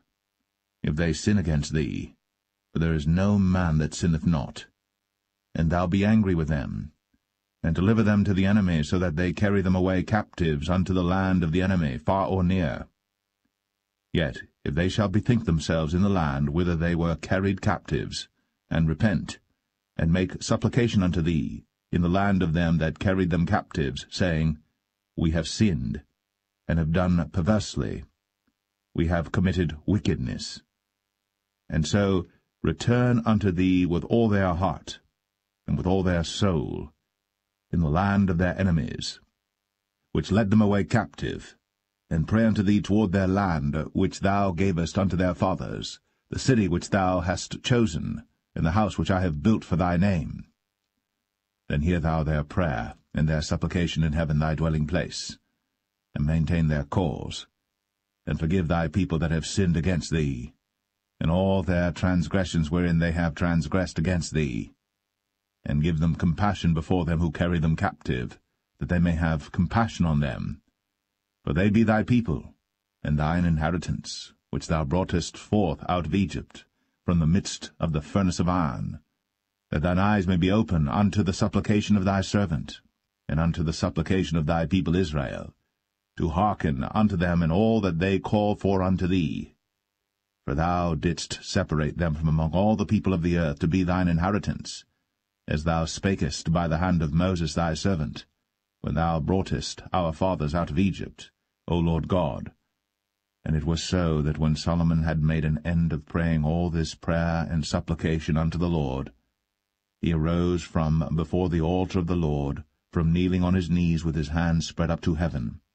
And he stood, and blessed all the congregation of Israel with a loud voice, saying, Blessed be the Lord, that hath given rest unto his people Israel, according to all that he promised. There hath not failed one word of all his good promise, which he promised by the hand of Moses his servant. The Lord our God be with us, as he was with our fathers. Let him not leave us, nor forsake us, that he may incline our hearts unto him, to walk in all his ways, and to keep his commandments and his statutes and his judgments, which he commanded our fathers. And let these my words wherewith I have made supplication before the Lord be nigh unto the Lord our God day and night, that he maintain the cause of his servant, and the cause of his people Israel at all times, as the matter shall require, that all the people of the earth may know that the Lord is God, and that there is none else. Let your heart therefore be perfect with the Lord our God, to walk in his statutes, and to keep his commandments, as at this day. And the king and all Israel with him offered sacrifice before the Lord. And Solomon offered a sacrifice of peace offerings which he offered unto the Lord, 22,000 oxen, and 120,000 sheep. So the king and all the children of Israel dedicated the house of the Lord. The same day did the king hallow the middle of the court that was before the house of the Lord, for there he offered burnt offerings and meat offerings, and the fat of the peace offerings, because the brazen altar that was before the Lord was too little to receive the burnt offerings and meat offerings, and the fat of the peace offerings. And at that time Solomon held a feast, and all Israel with him, a great congregation from the entering in of Hamath unto the river of Egypt, before the Lord our God 7 days, and 7 days, even 14 days. On the 8th day he sent the people away, and they blessed the king, and went unto their tents joyful and glad of heart, for all the goodness that the Lord had done for David his servant, and for Israel his people.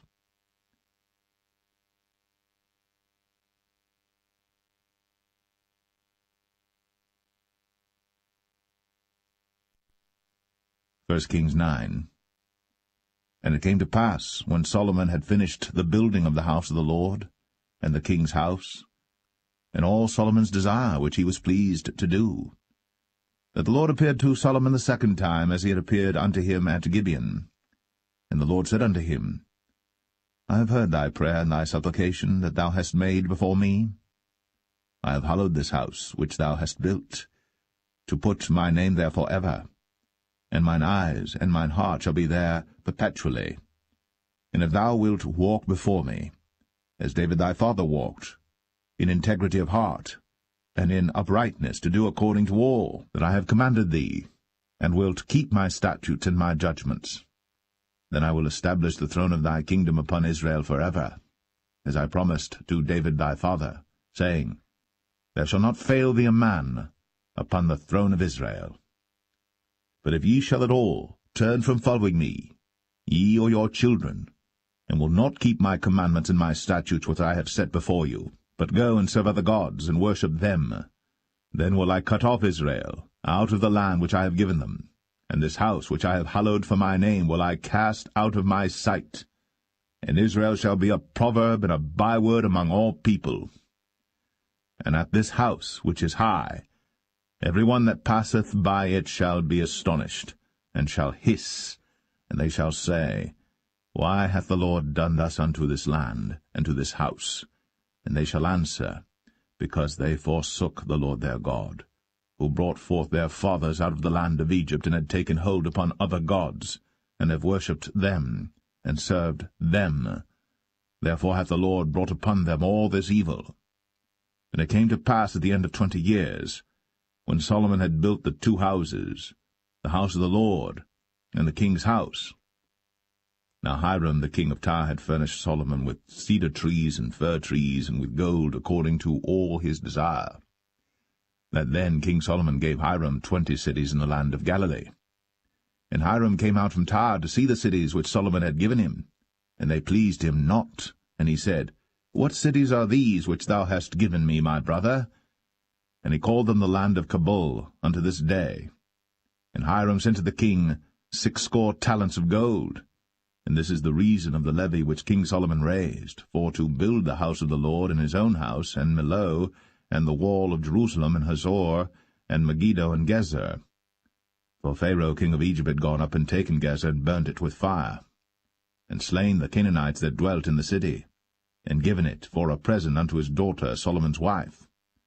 And Solomon built Gezer, and Beth-horon the nether, and Baalath, and Tadmor in the wilderness in the land, and all the cities of store that Solomon had, and cities for his chariots, and cities for his horsemen, and that which Solomon desired to build in Jerusalem, and in Lebanon, and in all the land of his dominion. And all the people that were left of the Amorites, Hittites, Perizzites, Hivites, and Jebusites, which were not of the children of Israel, their children that were left after them in the land, whom the children of Israel also were not able utterly to destroy, upon those did Solomon levy a tribute of bondservice unto this day. But of the children of Israel did Solomon make no bondmen, but they were men of war, and his servants, and his princes, and his captains, and rulers of his chariots, and his horsemen. These were the chief of the officers that were over Solomon's work, 550, which bare rule over the people that wrought in the work. But Pharaoh's daughter came up out of the city of David unto her house, which Solomon had built for her. Then did he build Millo. And 3 times in a year did Solomon offer burnt offerings and peace offerings upon the altar which he built unto the Lord.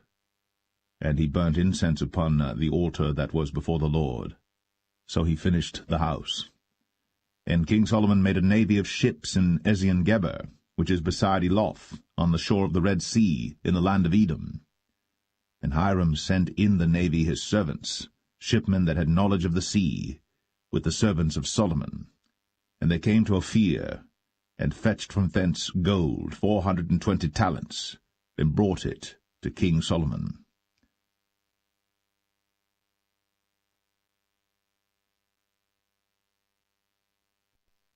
1 Kings 10.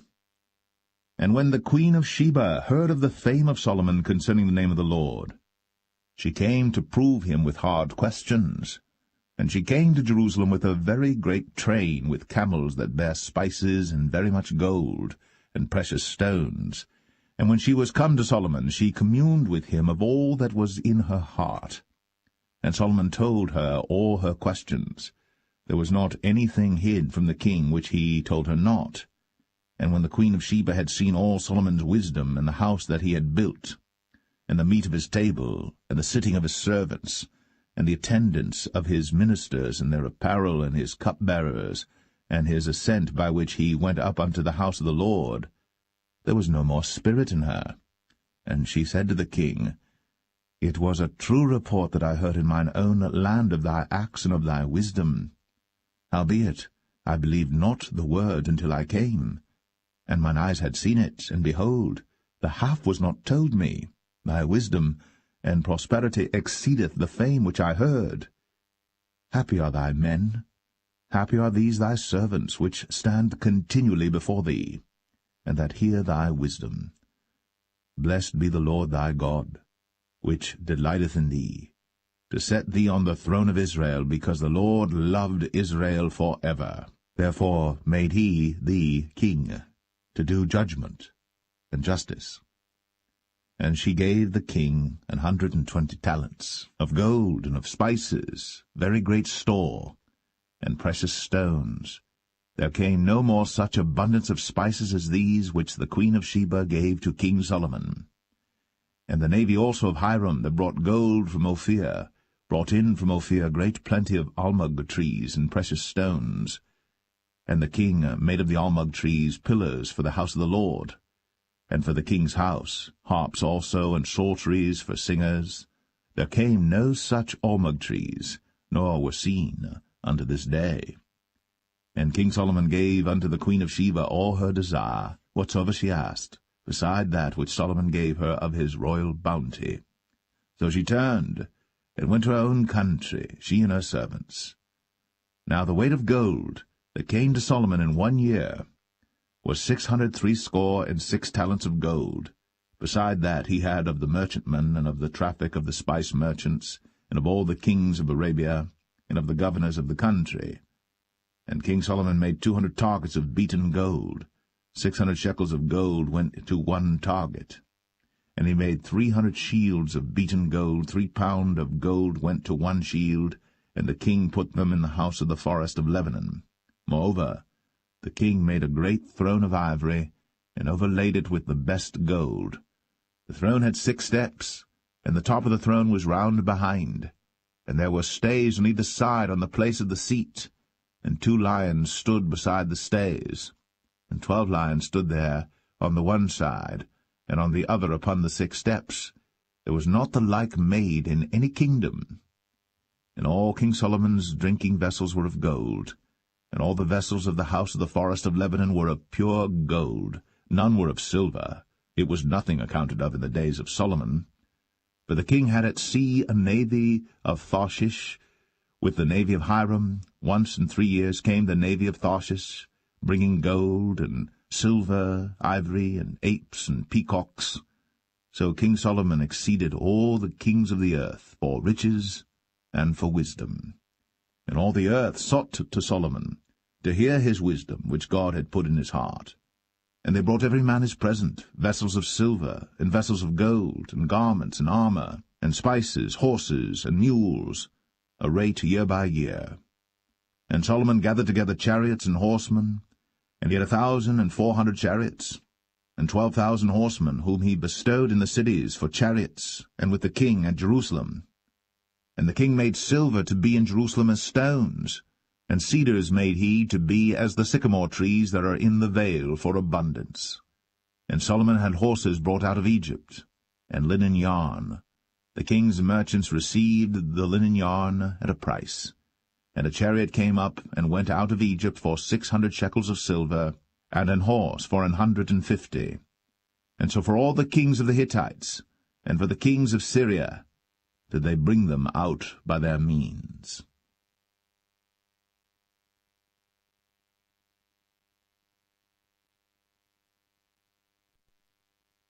1 Kings 11.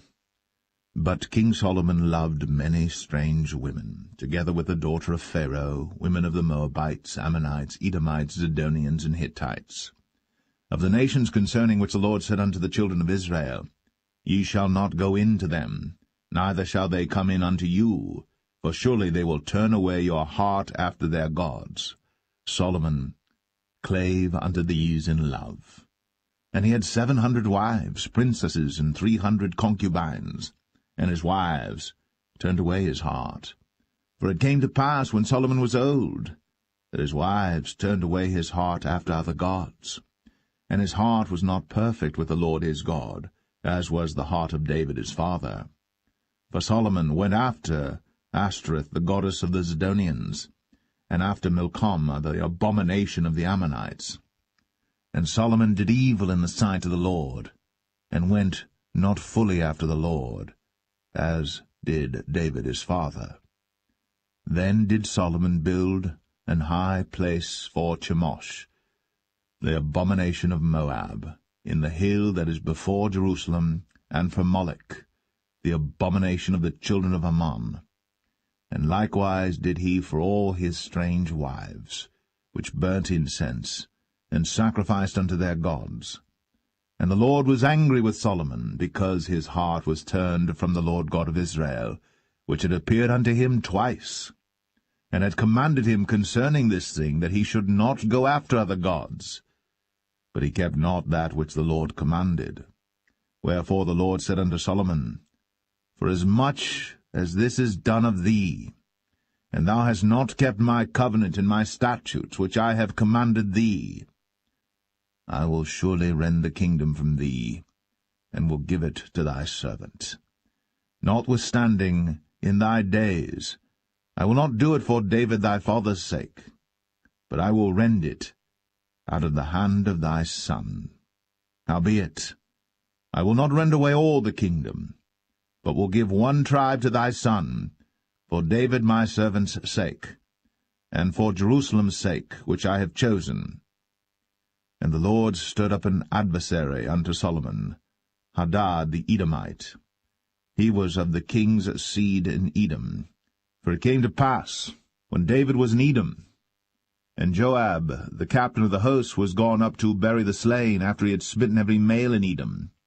For 6 months did Joab remain there with all Israel, until he had cut off every male in Edom. That Hadad fled, he and certain Edomites of his father's servants with him, to go into Egypt, Hadad being yet a little child. And they arose out of Midian, and came to Paran.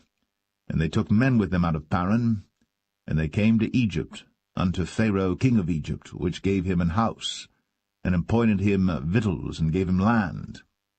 And Hadad found great favour in the sight of Pharaoh, so that he gave him to wife the sister of his own wife, the sister of Tahpenes the queen.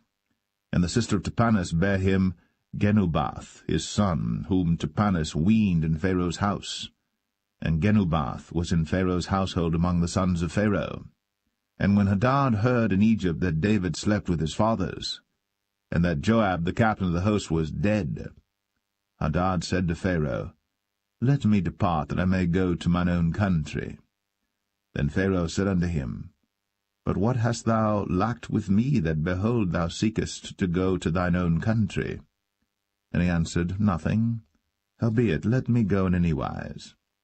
And God stirred him up another adversary, Rezon the son of Eliadah, which fled from his lord Hadadezer king of Zobah. And he gathered men unto him, and became captain over a band, when David slew them of Zobah. And they went to Damascus, and dwelt therein, and reigned in Damascus. And he was an adversary to Israel all the days of Solomon, beside the mischief that Hadad did. And he abhorred Israel, and reigned over Syria. And Jeroboam the son of Nebat, an Ephrathite of Zeradah, Solomon's servant, whose mother's name was Zeruiah, a widow woman, even he lifted up his hand against the king. And this was the cause that he lifted up his hand against the king. Solomon built Millo, and repaired the breaches of the city of David his father. And the man Jeroboam was a mighty man of valour. And Solomon, seeing the young man that he was industrious, he made him ruler over all the charge of the house of Joseph.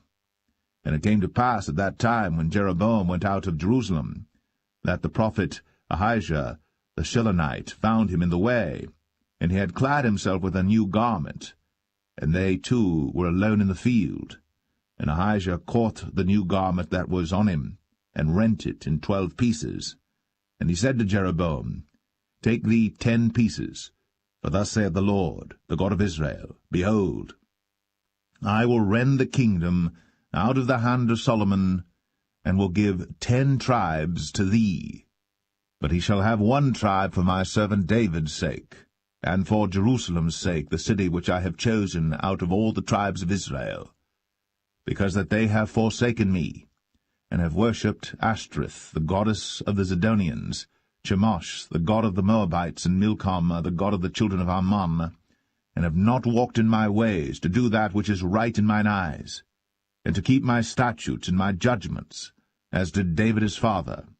Howbeit, I will not take the whole kingdom out of his hand, but I will make him prince all the days of his life for David my servant's sake, whom I chose, because he kept my commandments and my statutes.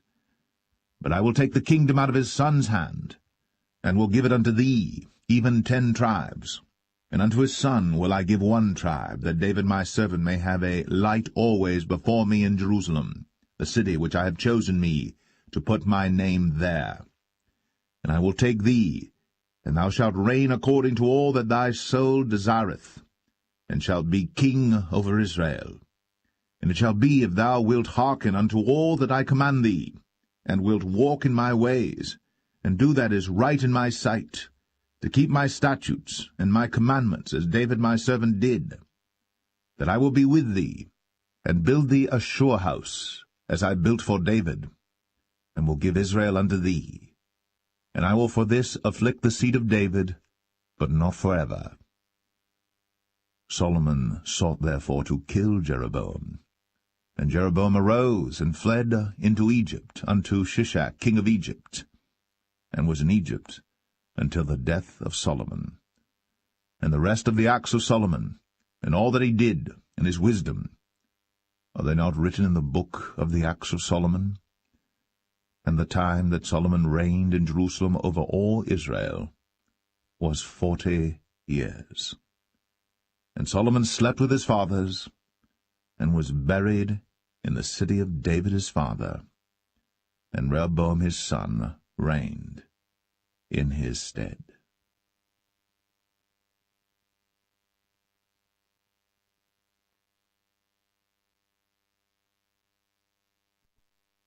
First Kings 12. And Rehoboam went to Shechem, for all Israel were come to Shechem to make him king.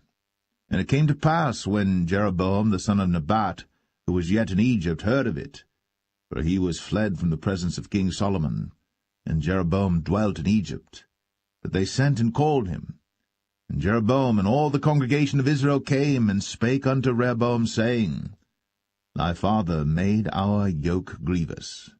Now therefore make thou the grievous service of thy father, and his heavy yoke which he put upon us lighter, and we will serve thee.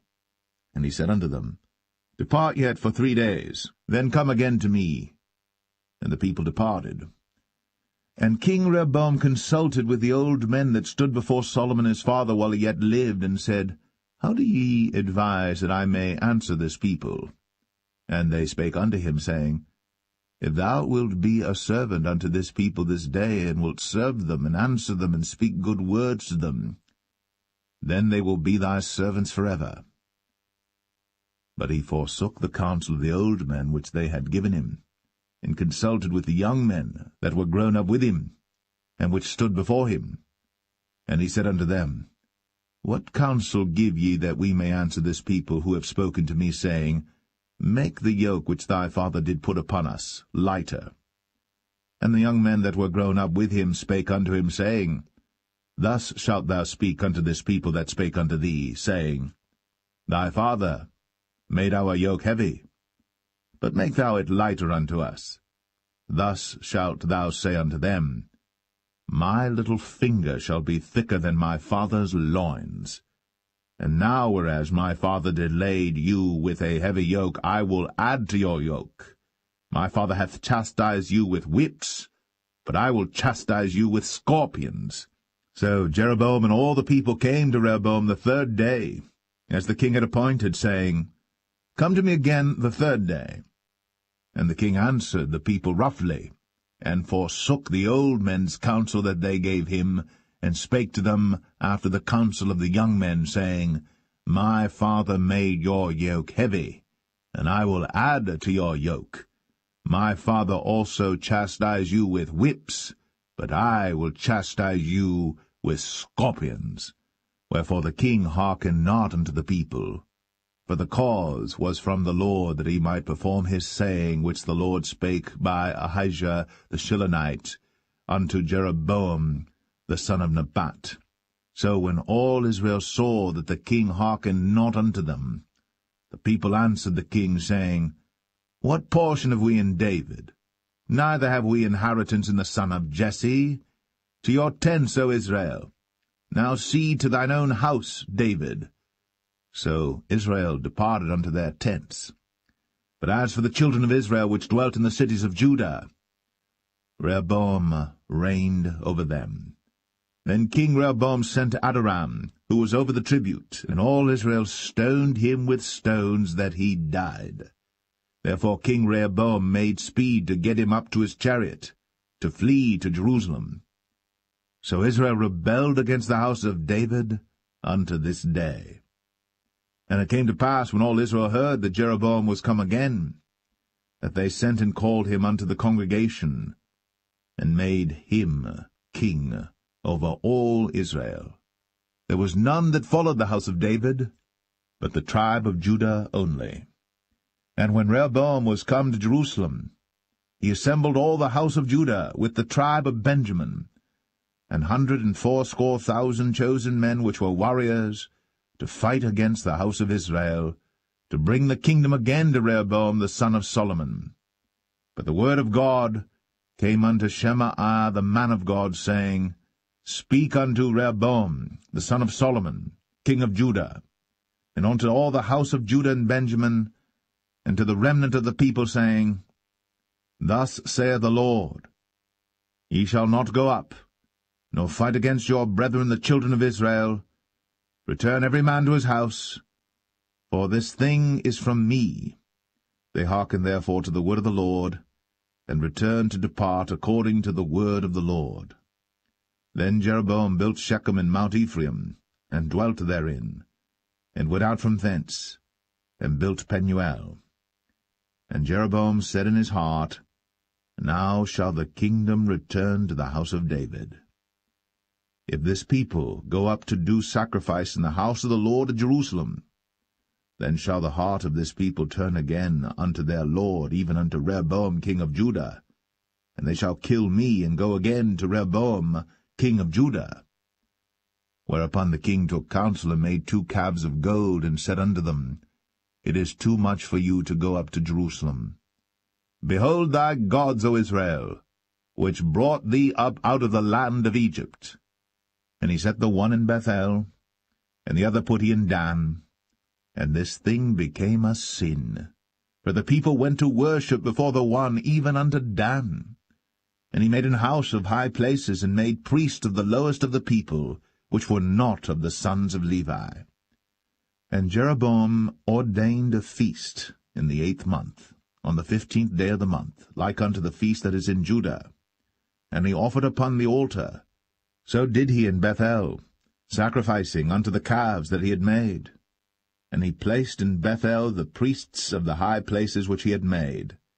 So he offered upon the altar which he had made in Bethel the 15th day of the 8th month, even in the month which he had devised of his own heart, and ordained a feast unto the children of Israel. And he offered upon the altar, and burnt incense.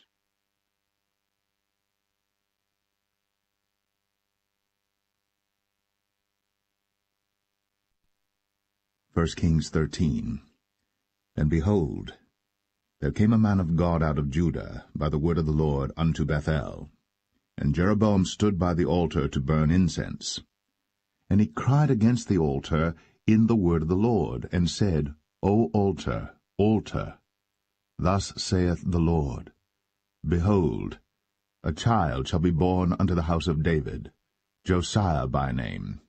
And upon thee shall he offer the priests of the high places that burn incense upon thee, and men's bones shall be burnt upon thee. And he gave a sign the same day, saying, This is the sign which the Lord hath spoken. Behold, the altar shall be rent, and the ashes that are upon it shall be poured out. And it came to pass, when King Jeroboam heard the saying of the man of God, which had cried against the altar in Bethel, that he put forth his hand from the altar, saying, Lay hold on him. And his hand, which he put forth against him, dried up, so that he could not pull it in again to him. The altar also was rent, and the ashes poured out from the altar, according to the sign which the man of God had given, by the word of the Lord. And the king answered and said unto the man of God, Entreat now the face of the Lord thy God, and pray for me, that my hand may be restored me again. And the man of God besought the Lord, and the king's hand was restored him again, and became as it was before. And the king said unto the man of God, Come home with me, and refresh thyself, and I will give thee a reward. And the man of God said unto the king, If thou wilt give me half thine house, I will not go in with thee, neither will I eat bread nor drink water in this place. For so was it charged me by the word of the Lord, saying, Eat no bread, nor drink water, nor turn again by the same way that thou camest. So he went another way, and returned not by the way that he came to Bethel. Now there dwelt an old prophet in Bethel, and his sons came and told him all the works that the man of God had done that day in Bethel, the words which he had spoken unto the king. Them they told also to their father. And their father said unto them, What way went he? For his sons had seen what way the man of God went, which came from Judah. And he said unto his sons, Saddle me the ass. So they saddled him the ass, and he rode thereon, and went after the man of God, and found him sitting under an oak. And he said unto him, Art thou the man of God that camest from Judah? And he said, I am. Then he said unto him, Come home with me, and eat bread. And he said, I may not return with thee, nor go in with thee, neither will I eat bread nor drink water with thee in this place. For it was said to me by the word of the Lord, Thou shalt eat no bread, nor drink water there, nor turn again to go by the way that thou camest. He said unto him, I am a prophet, also as thou art. And an angel spake unto me by the word of the Lord, saying, Bring him back with thee into thine house, that he may eat bread and drink water. But he lied unto him. So he went back with him, and did eat bread in his house, and drank water. And it came to pass, as they sat at the table, that the word of the Lord came unto the prophet that brought him back. And he cried unto the man of God that came from Judah, saying, Thus saith the Lord, For as much as thou hast disobeyed the mouth of the Lord, and hast not kept the commandment which the Lord thy God commanded thee, but camest back, and hast eaten bread, and drunk water in the place, of the which the Lord did say to thee, Eat no bread, and drink no water, thy carcass shall not come unto the sepulchre of thy fathers. And it came to pass, after he had eaten bread, and after he had drunk, that he saddled for him the ass, to wit, for the prophet whom he had brought back. And when he was gone, a lion met him by the way, and slew him. And his carcass was cast in the way, and the ass stood by it. The lion also stood by the carcass. And behold, men passed by, and saw the carcass cast in the way, and the lion standing by the carcass. And they came and told it in the city where the old prophet dwelt. And when the prophet that brought him back from the way heard thereof, he said, It is the man of God who was disobedient unto the word of the Lord. Therefore the Lord hath delivered him unto the lion, which hath torn him and slain him according to the word of the Lord, which he spake unto him. And he spake to his son, saying, Saddle me the ass. And they saddled him. And he went and found his carcass cast in the way, and the ass and the lion standing by the carcass. The lion had not eaten the carcass, nor torn the ass. And the prophet took up the carcass of the man of God, and laid it upon the ass, and brought it back. And the old prophet came to the city to mourn and to bury him. And he laid his carcass in his own grave. And they mourned over him, saying, Alas, my brother! And it came to pass, after he had buried him, that he spake to his son, saying, When I am dead, then bury me in the sepulchre wherein the man of God is buried. Lay my bones beside his bones. For the saying which he cried by the word of the Lord against the altar in Bethel, and against all the houses of the high places which are in the cities of Samaria, shall surely come to pass. After this thing Jeroboam returned not from his evil way, but made again of the lowest of the people priests of the high places. Whosoever would, he consecrated him, and he became one of the priests of the high places. And this thing became sin unto the house of Jeroboam, even to cut it off, and to destroy it from off the face of the earth.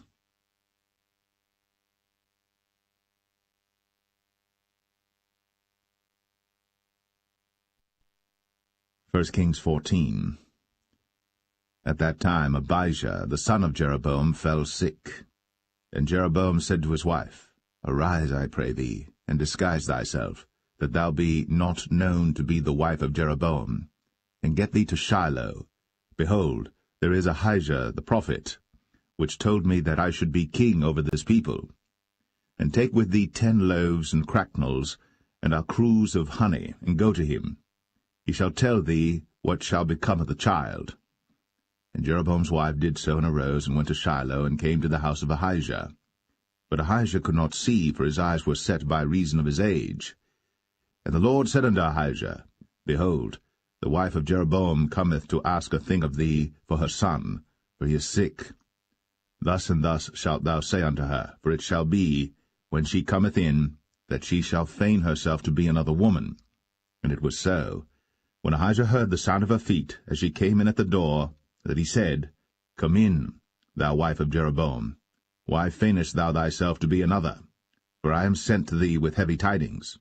Go, tell Jeroboam, Thus saith the Lord God of Israel, Forasmuch as I exalted thee from among the people, and made thee prince over my people Israel, and rent the kingdom away from the house of David, and gave it thee, and yet thou hast not been as my servant David, who kept my commandments, and who followed me with all his heart, to do that only which was right in mine eyes, but hast done evil above all that were before thee.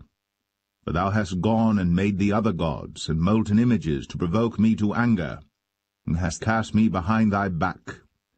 Therefore, behold, I will bring evil upon the house of Jeroboam, and will cut off from Jeroboam him that pisseth against the wall, and him that is shut up and left in Israel, and will take away the remnant of the house of Jeroboam as a man taketh away dung, till it be all gone.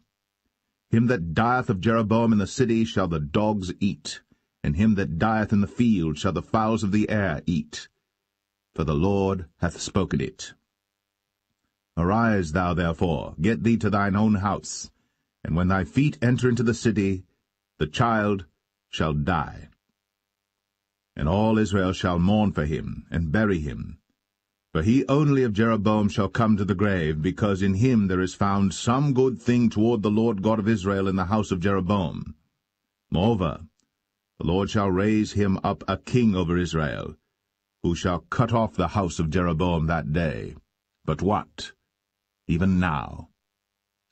For the Lord shall smite Israel, as a reed is shaken in the water, and he shall root up Israel out of this good land, which he gave to their fathers, and shall scatter them beyond the river, because they have made their groves, provoking the Lord to anger. And he shall give Israel up, because of the sins of Jeroboam, who did sin, and who made Israel to sin. And Jeroboam's wife arose and departed, and came to Tirzah. And when she came to the threshold of the door, the child died, and they buried him. And all Israel mourned for him according to the word of the Lord, which he spake by the hand of his servant Ahijah the prophet. And the rest of the acts of Jeroboam, how he warred and how he reigned, behold, they are written in the book of the Chronicles of the kings of Israel.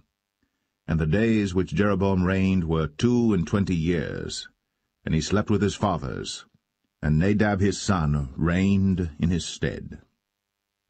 And Rehoboam the son of Solomon reigned in Judah. Rehoboam was 41 years old when he began to reign, and he reigned 17 years in Jerusalem, the city which the Lord did choose out of all the tribes of Israel, to put his name there. And his mother's name was Naamah, an Ammonitess. And Judah did evil in the sight of the Lord, and they provoked him to jealousy with their sins which they had committed, above all that their fathers had done. For they also built them high places and images and groves on every high hill, and under every green tree. And there were also Sodomites in the land, and they did according to all the abominations of the nations which the Lord cast out before the children of Israel. And it came to pass in the 5th year of King Rehoboam that Shishak king of Egypt came up against Jerusalem. And he took away the treasures of the house of the Lord, and the treasures of the king's house, he even took away all, and he took away all the shields of gold which Solomon had made. And King Rehoboam made in their stead brazen shields, and committed them unto the hands of the chief of the guard which kept the door of the king's house. And it was so, when the king went into the house of the Lord, that the guard bare them and brought them back into the guard chamber. Now the rest of the acts of Rehoboam, and all that he did, are they not written in the book of the Chronicles of the kings of Judah? And there was war between Rehoboam and Jeroboam all their days. And Rehoboam slept with his fathers, and was buried with his fathers in the city of David. And his mother's name was Naamah, an Ammonitess.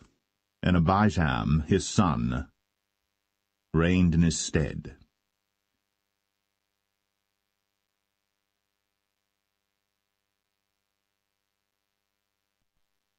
First Kings 15. Now in the 18th year of King Jeroboam, the son of Nebat, reigned Abijam over Judah. 3 years reigned he in Jerusalem, and his mother's name was Maachah, the daughter of Abishalom. And he walked in all the sins of his father which he had done before him, and his heart was not perfect with the Lord his God, as the heart of David his father.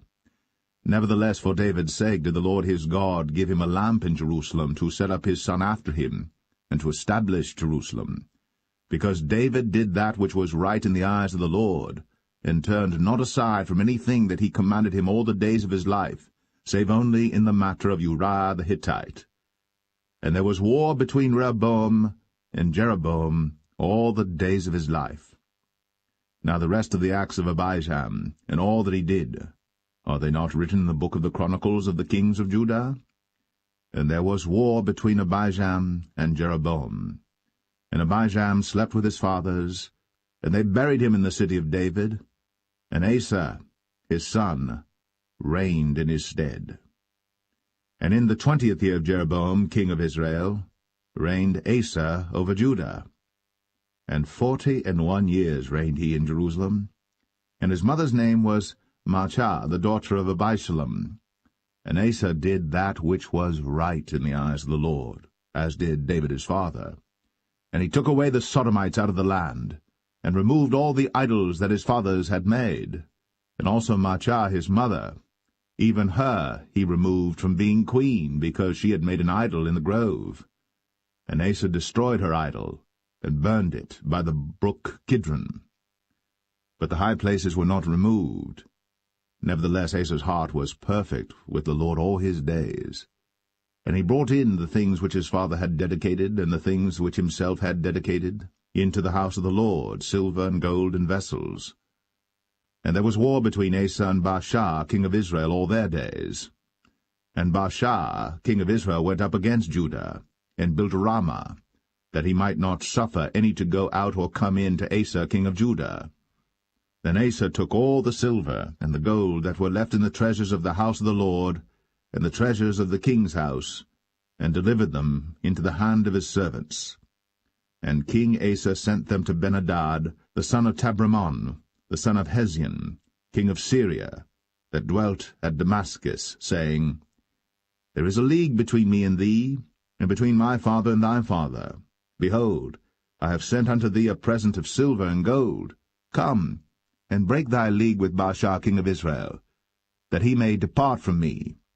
So Ben-Hadad hearkened unto King Asa, and sent the captains of the hosts which he had against the cities of Israel, and smote Ijon and Dan and Abel-Beth-Maachah and all Cinneroth, with all the land of Naphtali. And it came to pass, when Baasha heard thereof, that he left off building of Ramah, and dwelt in Tirzah. Then King Asa made a proclamation throughout all Judah, none was exempted. And they took away the stones of Ramah, and the timber thereof, wherewith Baasha had builded. And King Asa built with them Geba of Benjamin, and Mizpah. The rest of all the acts of Asa, and all his might, and all that he did, and the cities which he built, are they not written in the book of the Chronicles of the kings of Judah? Nevertheless, in the time of his old age, he was diseased in his feet. And Asa slept with his fathers, and was buried with his fathers in the city of David his father, and Jehoshaphat his son reigned in his stead. And Nadab the son of Jeroboam began to reign over Israel in the 2nd year of Asa king of Judah. and reigned over Israel 2 years. And he did evil in the sight of the Lord, and walked in the way of his father, and in his sin wherewith he made Israel to sin. And Baasha the son of Ahijah of the house of Issachar conspired against him. And Baasha smote him at Gibbethon, which belonged to the Philistines, for Nadab and all Israel laid siege to Gibbethon. Even in the 3rd year of Asa king of Judah did Baasha slay him, and reigned in his stead. And it came to pass when he reigned, that he smote all the house of Jeroboam. He left not to Jeroboam any that breathed, until he had destroyed him, according unto the saying of the Lord, which he spake by his servant Ahijah the Shilonite. Because of the sins of Jeroboam which he sinned, and which he made Israel sin, by his provocation wherewith he provoked the Lord God of Israel to anger. Now the rest of the acts of Nadab, and all that he did, are they not written in the book of the chronicles of the kings of Israel? And there was war between Asa and Baasha, king of Israel, all their days. In the 3rd year of Asa king of Judah began Baasha the son of Ahijah to reign over all Israel in Tirzah 24 years. And he did evil in the sight of the Lord, and walked in the way of Jeroboam, and in his sin wherewith he made Israel to sin.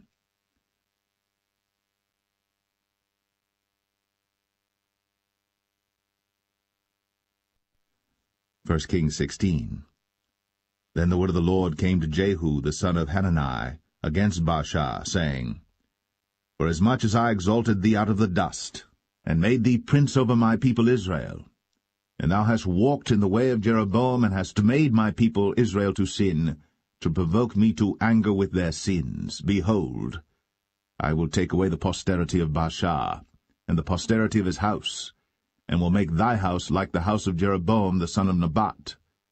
Him that dieth of Baasha in the city shall the dogs eat, and him that dieth of his in the fields shall the fowls of the air eat. Now the rest of the acts of Baasha, and what he did, and his might, are they not written in the book of the chronicles of the kings of Israel?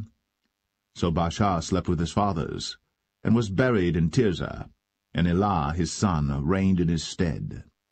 And also by the hand of the prophet Jehu, the son of Hanani, came the word of the Lord against Baasha, and against his house, even for all the evil that he did in the sight of the Lord, in provoking him to anger, with the work of his hands, in being like the house of Jeroboam, and because he killed him. In the 26th year of Asa king of Judah began Elah the son of Baasha to reign over Israel in Tirzah 2 years. And his servant Zimri, captain of half his chariots, conspired against him, as he was in Tirzah drinking himself drunk in the house of Arzah, steward of his house in Tirzah. And Zimri went in, and smote him, and killed him, in the 27th year of Asa king of Judah, and reigned in his stead. And it came to pass, when he began to reign, as soon as he sat on his throne, that he slew all the house of Baasha. He left him not one that pisseth against a wall, neither of his kinsfolks, nor of his friends. Thus did Zimri destroy all the house of Baasha, according to the word of the Lord which he spake against Baasha by Jehu the prophet. For all the sins of Baasha, and the sins of Elah his son, by which they sinned, and by which they made Israel to sin, in provoking the Lord God of Israel to anger with their vanities. Now the rest of the acts of Elah, and all that he did, are they not written in the book of the chronicles of the kings of Israel? In the 27th year of Asa king of Judah did Zimri reign 7 days in Tirzah. And the people were encamped against Gibbethon, which belonged to the Philistines. And the people that were encamped heard say, Zimri hath conspired, and hath also slain the king. Wherefore all Israel made Omri, the captain of the host, king over Israel that day in the camp. And Omri went up from Gibbethon, and all Israel with him, and they besieged Tirzah. And it came to pass, when Zimri saw that the city was taken, that he went into the palace of the king's house, and burnt the king's house over him with fire, and died. For his sins, which he sinned in doing evil in the sight of the Lord, in walking in the way of Jeroboam, and in his sin which he did, to make Israel to sin. Now the rest of the acts of Zimri, and his treason that he wrought, are they not written in the book of the Chronicles of the kings of Israel? Then were the people of Israel divided into two parts. Half of the people followed Tibni the son of Ginath, to make him king, and half followed Omri. But the people that followed Omri prevailed against the people that followed Tibni the son of Ginath. So Tibni died, and Omri reigned. In the 31st year of Asa king of Judah began Omri to reign over Israel 12 years.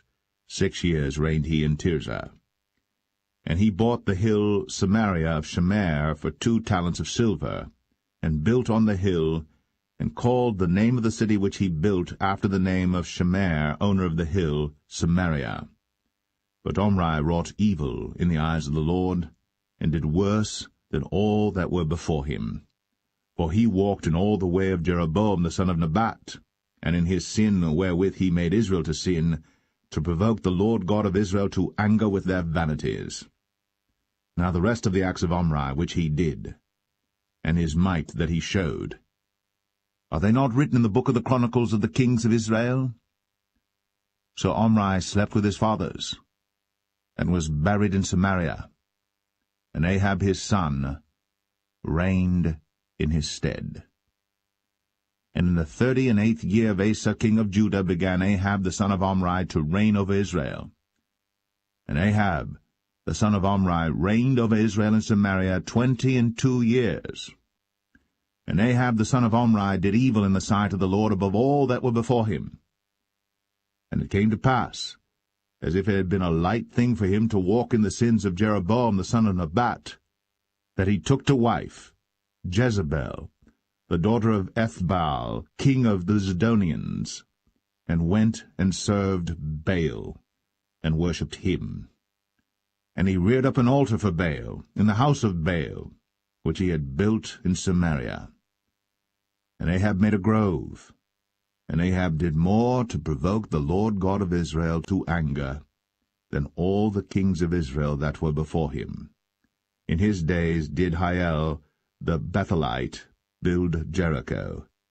He laid the foundation thereof in Abiram his firstborn, and set up the gates thereof in his youngest son Segub, according to the word of the Lord, which he spake by Joshua the son of Nun.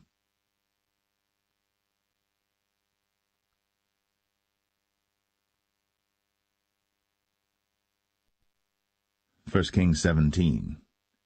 And Elijah the Tishbite, who was of the inhabitants of Gilead, said unto Ahab, As the Lord God of Israel liveth, before whom I stand, there shall not be dew nor rain these years, but according to my word. And the word of the Lord came unto him, saying, Get thee hence, and turn thee eastward, and hide thyself by the brook Cherith, that is before Jordan. And it shall be that thou shalt drink of the brook, and I have commanded the ravens to feed thee there. So he went and did according unto the word of the Lord, for he went and dwelt by the brook Cherith, that is before Jordan. And the ravens brought him bread and flesh in the morning, and bread and flesh in the evening, and he drank of the brook. And it came to pass after a while that the brook dried up, because there had been no rain in the land. And the word of the Lord came unto him, saying, Arise, get thee to Zarephath, which belongeth to Zidon, and dwell there. Behold, I have commanded a widow woman there to sustain thee. So he arose and went to Zarephath. And when he came to the gate of the city, behold, the widow woman was there gathering of sticks. And he called to her, and said, Fetch me, I pray thee, a little water in a vessel, that I may drink. And as she was going to fetch it, he called to her, and said, Bring me, I pray thee, a morsel of bread in thine hand. And she said, As the Lord thy God liveth, I have not a cake, but an handful of meal in a barrel, and a little oil in a cruse, and behold, I am gathering 2 sticks, that I may go in and dress it for me, and my son, that we may eat it, and die. And Elijah said unto her, Fear not, go and do as thou hast said, but make me thereof a little cake first, and bring it unto me, and after make for thee and for thy son.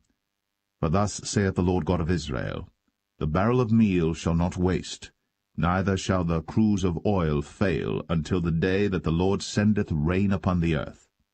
And she went and did according to the saying of Elijah, and she and he and her house did eat many days. And the barrel of meal wasted not, neither did the cruse of oil fail, according to the word of the Lord which he spake by Elijah. And it came to pass after these things that the son of the woman, the mistress of the house, fell sick, and his sickness was so sore that there was no breath left in him. And she said unto Elijah, What have I to do with thee, O thou man of God? Art thou come unto me to call my sin to remembrance, and to slay my son? And he said unto her, Give me thy son. And he took him out of her bosom, and carried him up into a loft, where he abode, and laid him upon his own bed. And he cried unto the Lord, and said, O Lord my God, hast thou also brought evil upon the widow with whom I sojourn by slaying her son? And he stretched himself upon the child 3 times, and cried unto the Lord, and said, O Lord my God, I pray thee, let this child's soul come into him again. And the Lord heard the voice of Elijah, and the soul of the child came into him again, and he revived. And Elijah took the child, and brought him down out of the chamber into the house, and delivered him unto his mother. And Elijah said, See, thy son liveth. And the woman said to Elijah, Now by this I know that thou art a man of God, and that the word of the Lord in thy mouth is truth.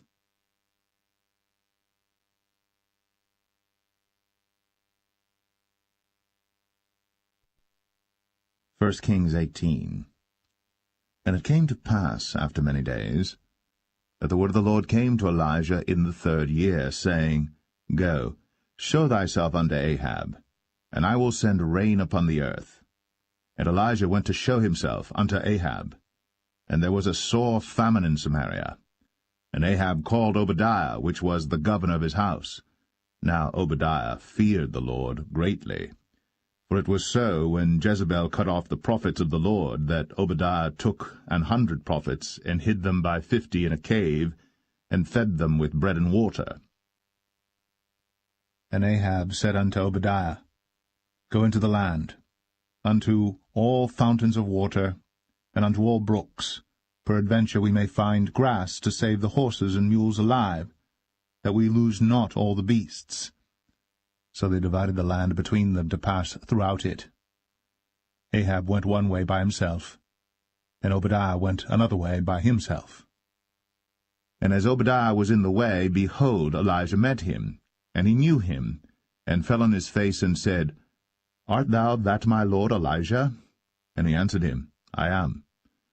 Go tell thy lord, Behold, Elijah is here.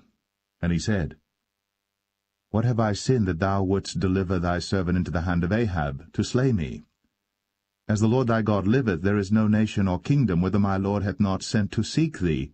And when they said, He is not there, he took an oath of the kingdom and nation that they found thee not. And now thou sayest, Go, tell thy lord, Behold, Elijah is here. And it shall come to pass, as soon as I am gone from thee, that the Spirit of the Lord shall carry thee whither I know not. And so when I come and tell Ahab, and he cannot find thee, he shall slay me. But I thy servant fear the Lord from my youth. Was it not told my lord what I did when Jezebel slew the prophets of the Lord, how I hid 100 men of the Lord's prophets by 50 in a cave, and fed them with bread and water? And now thou sayest, Go tell thy lord, Behold, Elijah is here, and he shall slay me? And Elijah said, As the Lord of hosts liveth, before whom I stand, I will surely show myself unto him today. So Obadiah went to meet Ahab, and told him. And Ahab went to meet Elijah. And it came to pass, when Ahab saw Elijah, that Ahab said unto him, Art thou he that troubleth Israel? And he answered, I have not troubled Israel, but thou and thy father's house, in that ye have forsaken the commandments of the Lord, and thou hast followed Baalim. Now therefore send and gather to me all Israel unto Mount Carmel. and the prophets of Baal 450, and the prophets of the groves 400, which eat at Jezebel's table. So Ahab sent unto all the children of Israel, and gathered the prophets together unto Mount Carmel. And Elijah came unto all the people, and said, How long halt ye between two opinions? If the Lord be God, follow him.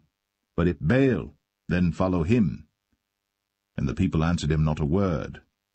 Then said Elijah unto the people, I, even I only, remain a prophet of the Lord. But Baal's prophets are 450 men. Let them therefore give us 2 bullocks, and let them choose 1 bullock from themselves, and cut it in pieces, and lay it on wood, and put no fire under. And I will dress the other bullock, and lay it on wood, and put no fire under. And call ye on the name of your gods, and I will call on the name of the Lord. And the God that answereth by fire, let him be God. And all the people answered and said, It is well spoken. And Elijah said unto the prophets of Baal, Choose you 1 bullock for yourselves, and dress it first, for ye are many, and call on the name of your gods, but put no fire under. And they took the bullock which was given them, and they dressed it, and called on the name of Baal from morning even until noon, saying, O Baal, hear us! But there was no voice, nor any that answered, and they leaped upon the altar which was made. And it came to pass at noon that Elijah mocked them, and said, Cry aloud, for he is a god.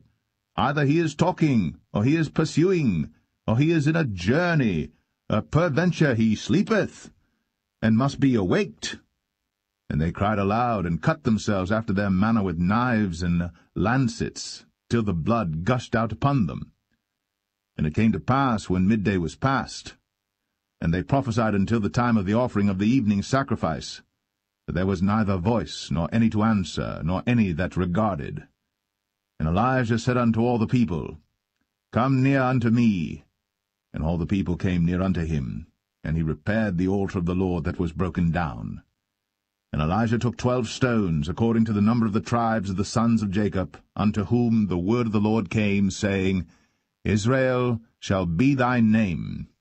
And with the stones he built an altar in the name of the Lord, and he made a trench about the altar, as great as would contain 2 measures of seed. And he put the wood in order, and cut the bullock in pieces, and laid him on the wood, and said, Fill 4 barrels with water, and pour it on the burnt sacrifice, and on the wood. And he said, Do it the 2nd time.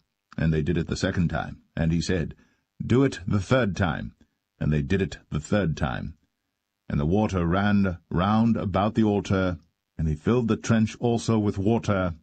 And it came to pass, at the time of the offering of the evening sacrifice, that Elijah the prophet came near, and said, Lord God of Abraham, Isaac, and of Israel, let it be known this day that thou art God in Israel, and that I am thy servant, and that I have done all these things at thy word. Hear me, O Lord, hear me, that this people may know that thou art the Lord God, and that thou hast turned their heart back again. Then the fire of the Lord fell, and consumed the burnt sacrifice, and the wood, and the stones, and the dust, and licked up the water that was in the trench.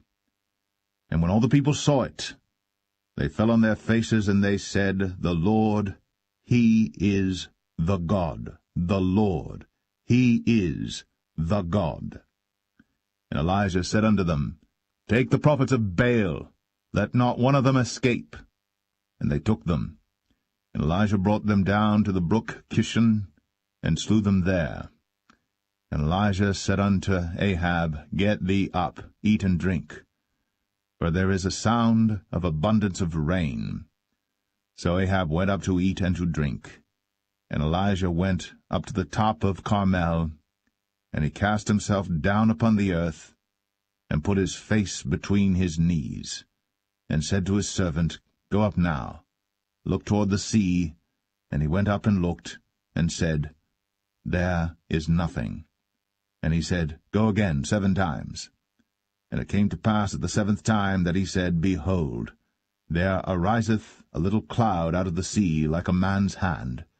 And he said, Go up, say unto Ahab, Prepare thy chariot, and get thee down, that the rain stop thee not. And it came to pass in the meanwhile that the heaven was black with clouds and wind, and there was a great rain. And Ahab rode and went to Jezreel. And the hand of the Lord was on Elijah, and he girded up his loins, and ran before Ahab to the entrance of Jezreel.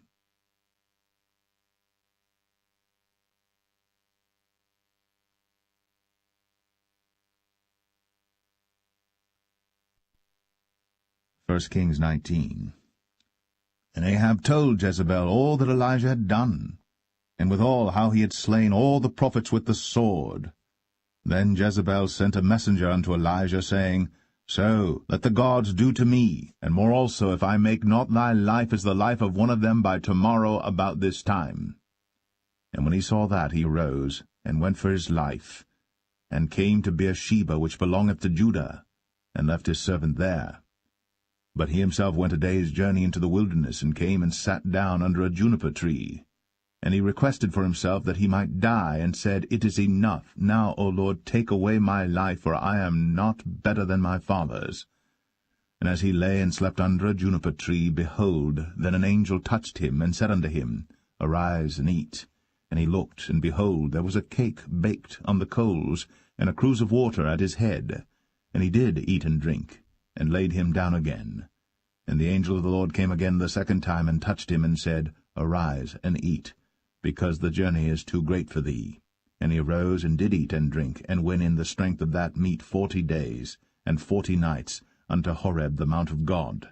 And he came thither unto a cave, and lodged there. And behold, the word of the Lord came to him, and he said unto him, What doest thou here, Elijah? And he said, I have been very jealous for the Lord God of hosts, for the children of Israel have forsaken thy covenant, thrown down thine altars, and slain thy prophets with the sword, and I, even I only am left, and they seek my life to take it away.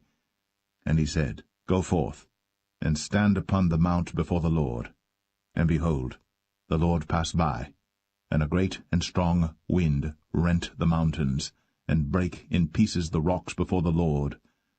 But the Lord was not in the wind. And after the wind an earthquake. But the Lord was not in the earthquake. And after the earthquake a fire. But the Lord was not in the fire. And after the fire a still small voice. And it was so, when Elijah heard it, that he wrapped his face in his mantle, and went out, and stood in the entering in of the cave. And behold, there came a voice unto him, and said, What doest thou here, Elijah? And he said, I have been very jealous for the Lord God of hosts, because the children of Israel have forsaken thy covenant, thrown down thine altars, and slain thy prophets with the sword, and I, even I only, am left. And they seek my life, to take it away. And the Lord said unto him, Go, return on thy way to the wilderness of Damascus, and when thou comest, anoint Hazael to be king over Syria. And Jehu the son of Nimshi shalt thou anoint to be king over Israel. And Elisha the son of Shaphat of Abel-Meholah shalt thou anoint to be prophet in thy room. And it shall come to pass that him that escapeth the sword of Hazael shall Jehu slay, and him that escapeth from the sword of Jehu shall Elisha slay. Yet I have left me 7,000 in Israel, all the knees which have not bowed unto Baal, and every mouth which hath not kissed him. So he departed thence, and found Elisha the son of Shaphat, who was plowing with 12 yoke of oxen before him, and he with the 12th. And Elijah passed by him, and cast his mantle upon him. And he left the oxen, and ran after Elijah, and said, Let me, I pray thee, kiss my father and my mother, and then I will follow thee. And he said unto him, Go back again, for what have I done to thee? And he returned back from him, and took a yoke of oxen, and slew them, and boiled their flesh with the instruments of the oxen, and gave unto the people, and they did eat. Then he arose, and went after Elijah, and ministered unto him.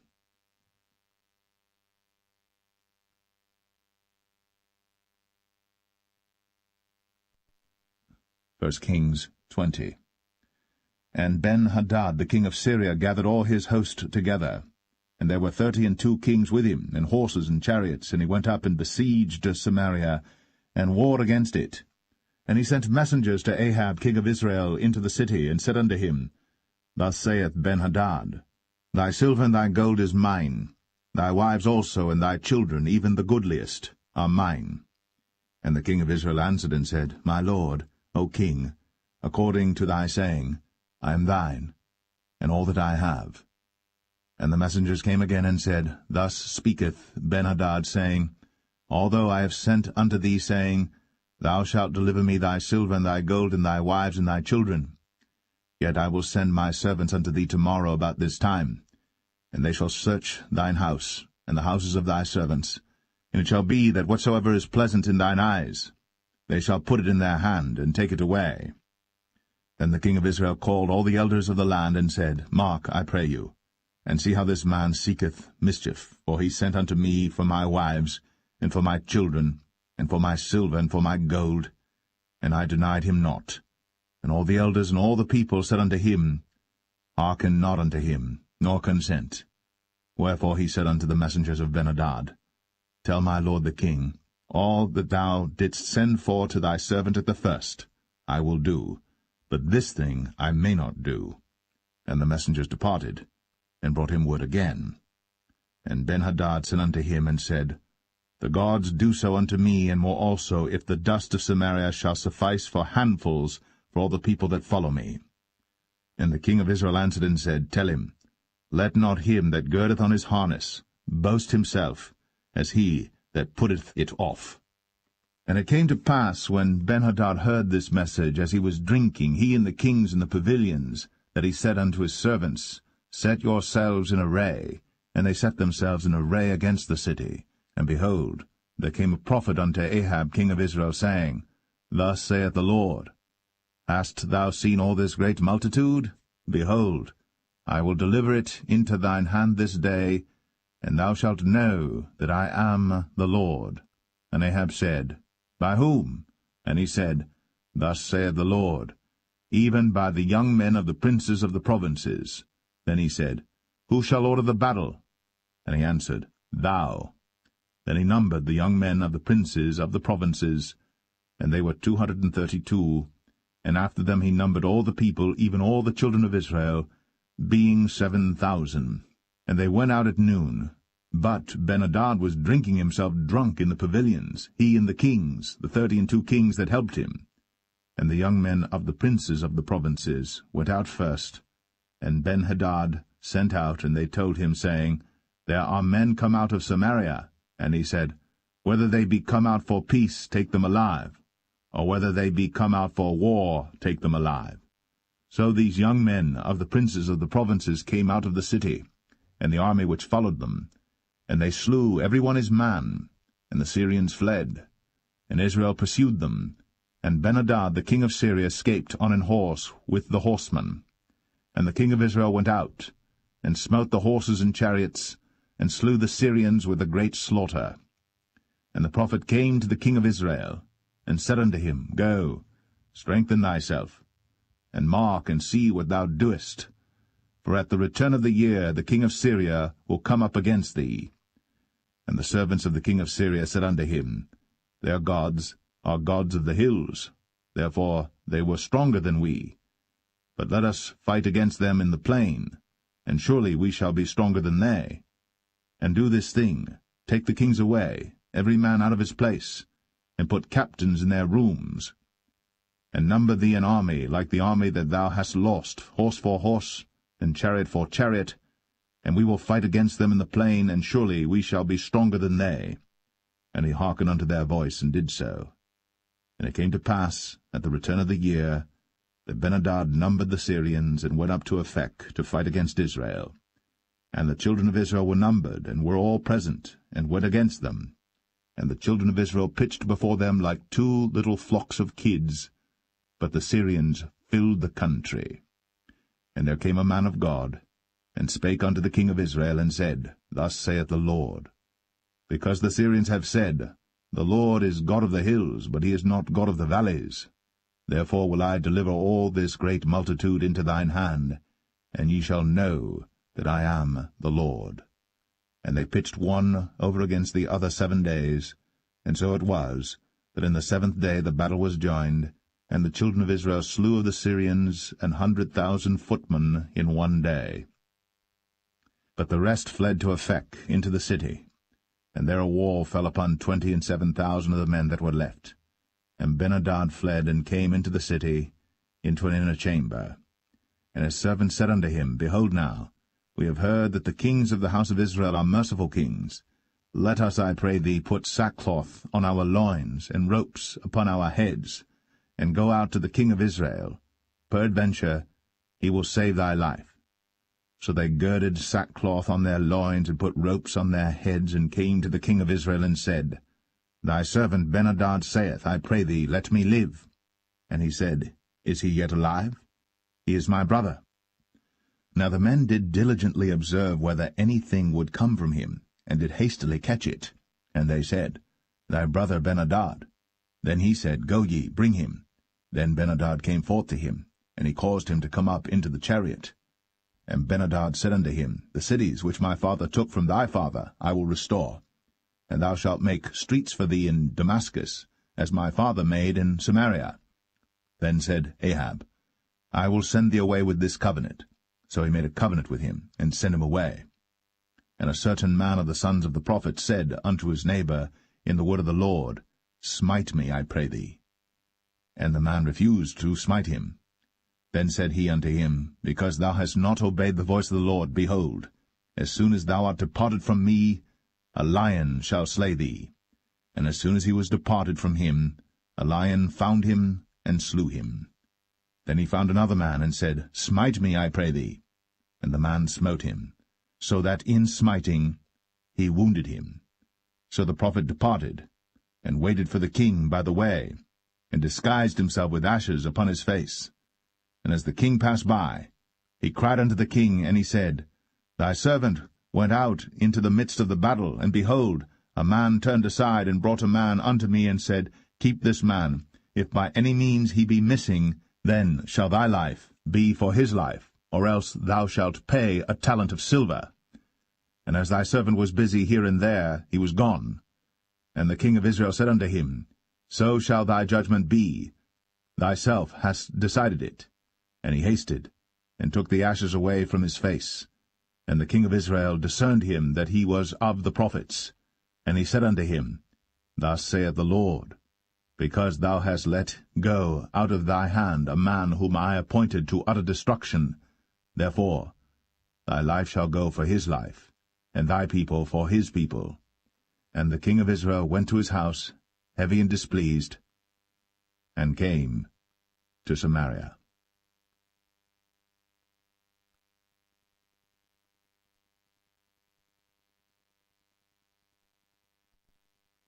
1 Kings 21. And it came to pass, after these things, that Naboth the Jezreelite had a vineyard, which was in Jezreel, hard by the palace of Ahab king of Samaria. And Ahab spake unto Naboth, saying, Give me thy vineyard, that I may have it for a garden of herbs, because it is near unto my house. And I will give thee for it a better vineyard than it. Or, if it seem good to thee, I will give thee the worth of it in money.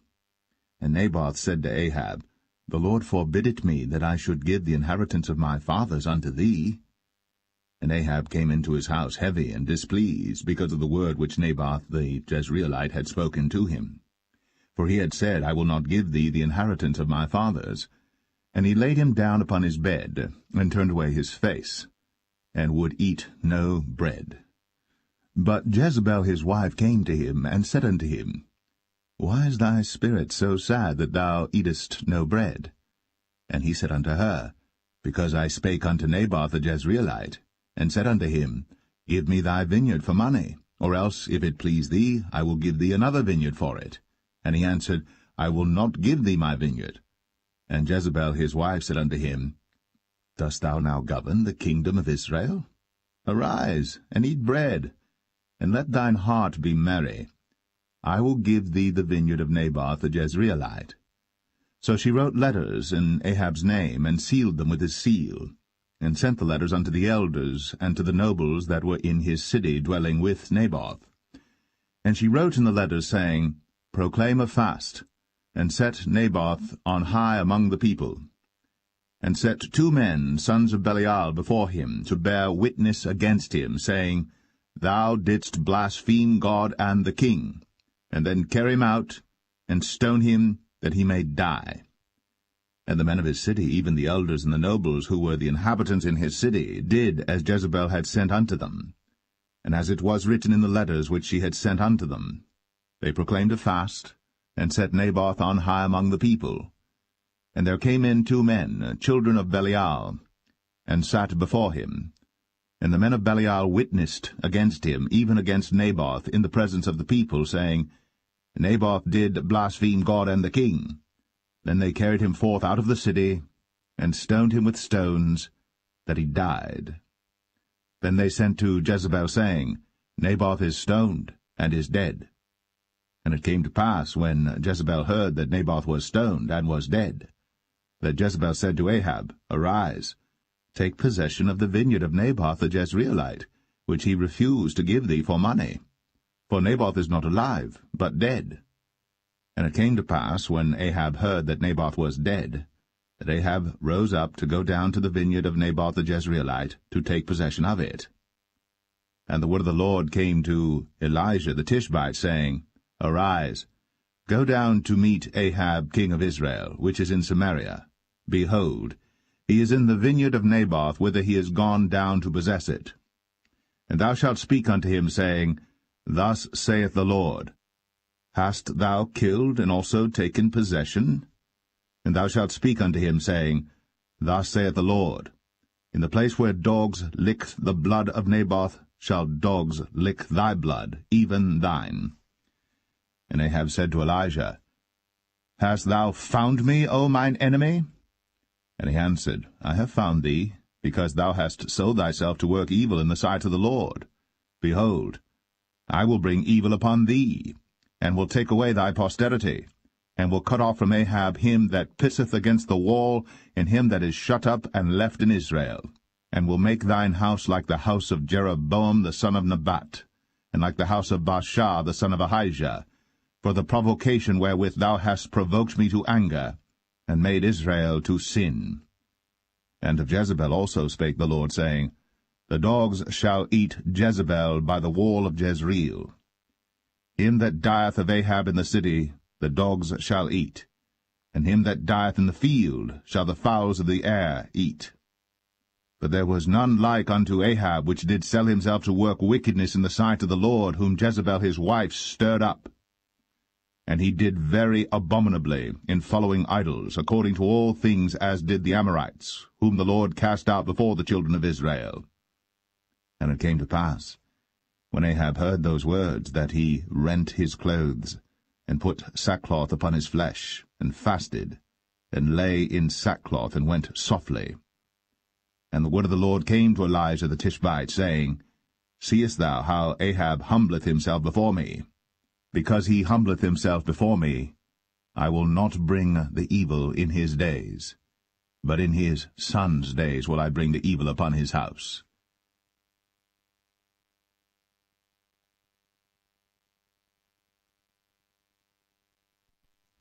1 Kings 22. And they continued 3 years without war between Syria and Israel. And it came to pass in the 3rd year that Jehoshaphat the king of Judah came down to the king of Israel. And the king of Israel said unto his servants, Know ye that Ramoth in Gilead is ours? And we be still, and take it not out of the hand of the king of Syria? And he said unto Jehoshaphat, Wilt thou go with me to battle to Ramoth Gilead? And Jehoshaphat said to the king of Israel, I am as thou art, my people as thy people, my horses as thy horses. And Jehoshaphat said unto the king of Israel, Inquire, pray thee, at the word of the Lord today. Then the king of Israel gathered the prophets together, about 400 men, and said unto them, Shall I go against Ramoth Gilead to battle, or shall I forbear? And they said, Go up, for the Lord shall deliver it into the hand of the king. And Jehoshaphat said, Is there not here a prophet of the Lord besides, that we might inquire of him? And the king of Israel said unto Jehoshaphat, There is yet one man, Micaiah the son of Imlah, by whom we may inquire of the Lord. But I hate him, for he doth not prophesy good concerning me, but evil. And Jehoshaphat said, Let not the king say so. Then the king of Israel called an officer, and said, Hasten hither Micaiah the son of Imlah. And the king of Israel and Jehoshaphat the king of Judah sat each on his throne, having put on their robes in a void place in the entrance of the gate of Samaria. And all the prophets prophesied before them.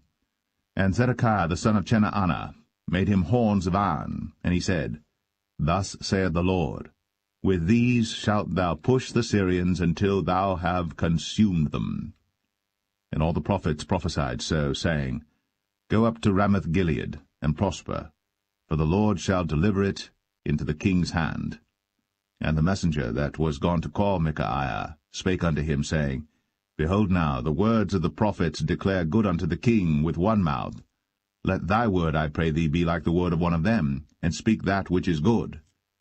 And Micaiah said, As the Lord liveth, what the Lord saith unto me, that will I speak. So he came to the king.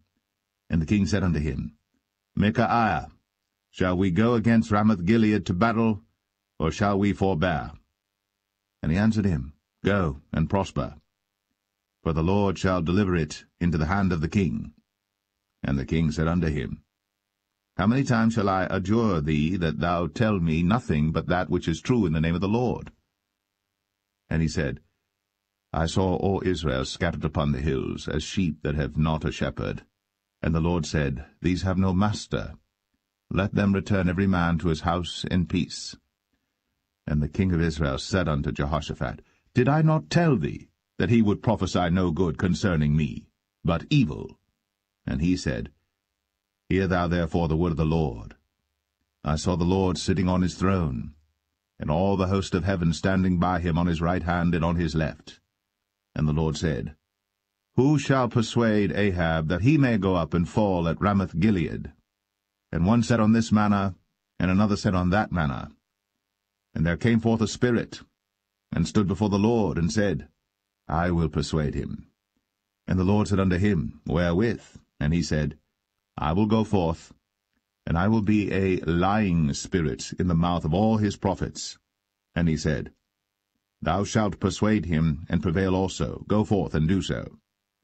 Now therefore, behold, the Lord hath put a lying spirit in the mouth of all these thy prophets, and the Lord hath spoken evil concerning thee. But Zedekiah the son of Chenaanah went near, and smote Micaiah on the cheek, and said, Which way went the Spirit of the Lord from me to speak unto thee? And Micaiah said, Behold, thou shalt see in that day, when thou shalt go into an inner chamber to hide thyself.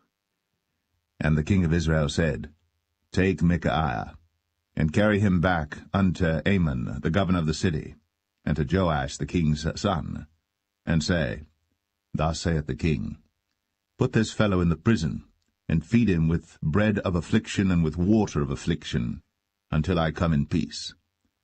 And Micaiah said, If thou return at all in peace, the Lord hath not spoken by me. And he said, Hearken, O people, every one of you. So the king of Israel and Jehoshaphat the king of Judah went up to Ramoth-Gilead. And the king of Israel said unto Jehoshaphat, I will disguise myself, and enter into battle, but put thou on thy robes. And the king of Israel disguised himself, and went into the battle. But the king of Syria commanded his 32 captains that had rule over his chariots, saying, Fight neither with small nor great, save only with the king of Israel. And it came to pass, when the captains of the chariots saw Jehoshaphat, that they said, Surely it is the king of Israel. And they turned aside to fight against him. And Jehoshaphat cried out.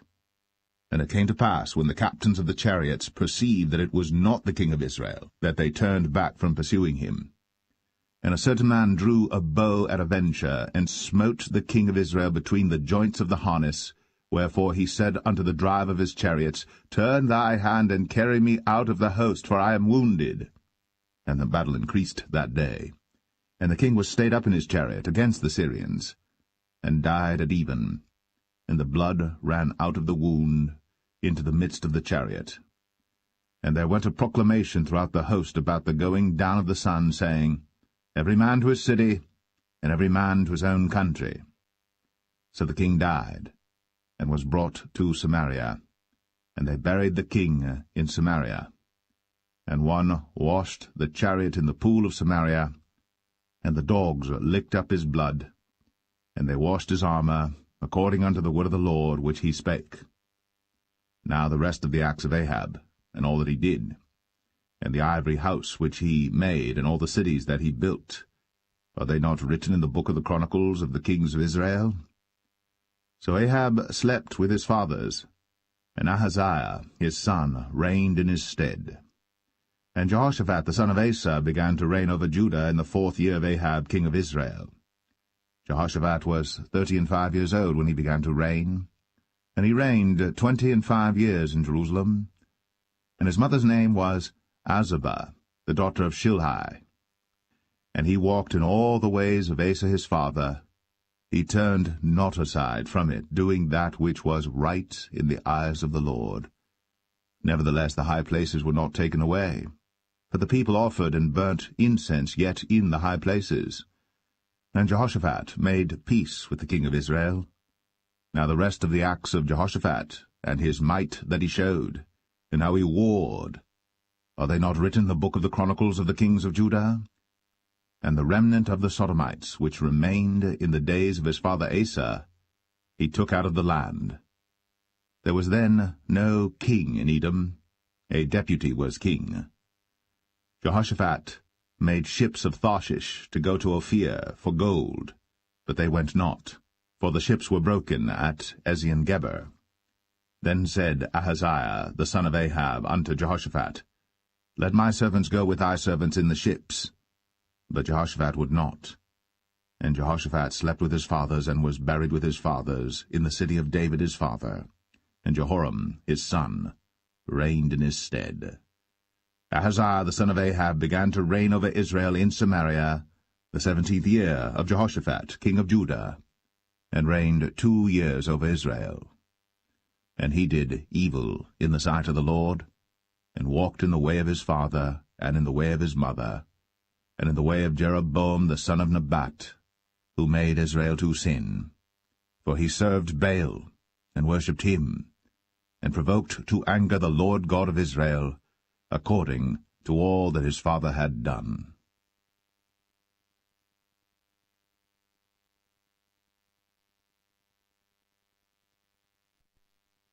The second book of Kings, chapter 1. Then Moab rebelled against Israel after the death of Ahab. And Ahaziah fell down through a lattice in his upper chamber that was in Samaria, and was sick. And he sent messengers, and said unto them, Go, inquire of Baal-zebub, the god of Ekron, whether I shall recover of this disease. But the angel of the Lord said to Elijah the Tishbite, Arise, go up to meet the messengers of the king of Samaria, and say unto them, Is it not because there is not a God in Israel that ye go to inquire of Baal-zebub, the god of Ekron? Now therefore thus saith the Lord, Thou shalt not come down from that bed on which thou art gone up, but shalt surely die. And Elijah departed. And when the messengers turned back unto him, he said unto them, Why are ye now turned back? And they said unto him, There came a man up to meet us, and said unto us, Go, turn again unto the king that sent you, and say unto him, Thus saith the Lord, Is it not because there is not a God in Israel that thou sendest to inquire of Baal-zebub, the god of Ekron? Therefore thou shalt not come down from that bed on which thou art gone up, but shalt surely die. And he said unto them, What manner of man was he which came up to meet you, and told you these words? And they answered him, He was an hairy man, and girt with a girdle of leather about his loins. And he said, It is Elijah the Tishbite. Then the king sent unto him a captain of 50 with his 50. And he went up to him, and behold, he sat on the top of an hill. And he spake unto him, Thou man of God, the king hath said, Come down. And Elijah answered and said to the captain of 50, If I be a man of God, then let fire come down from heaven, and consume thee and thy 50. And there came down fire from heaven, and consumed him and his 50. Again also he sent unto him another captain of 50 with his 50. And he answered and said unto him, O man of God, thus hath the king said, Come down quickly. And Elijah answered and said unto them, If I be a man of God, let fire come down from heaven, and consume thee and thy 50. And the fire of God came down from heaven, and consumed him and his 50. And he sent again a captain of the third 50 with his 50.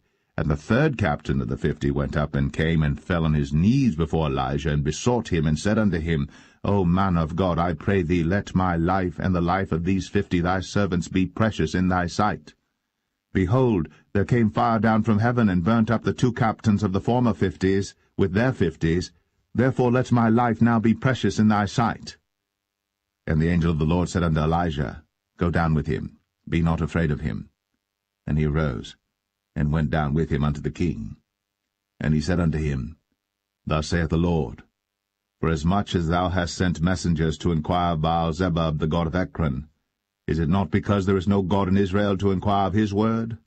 Therefore thou shalt not come down off that bed on which thou art gone up, but shalt surely die.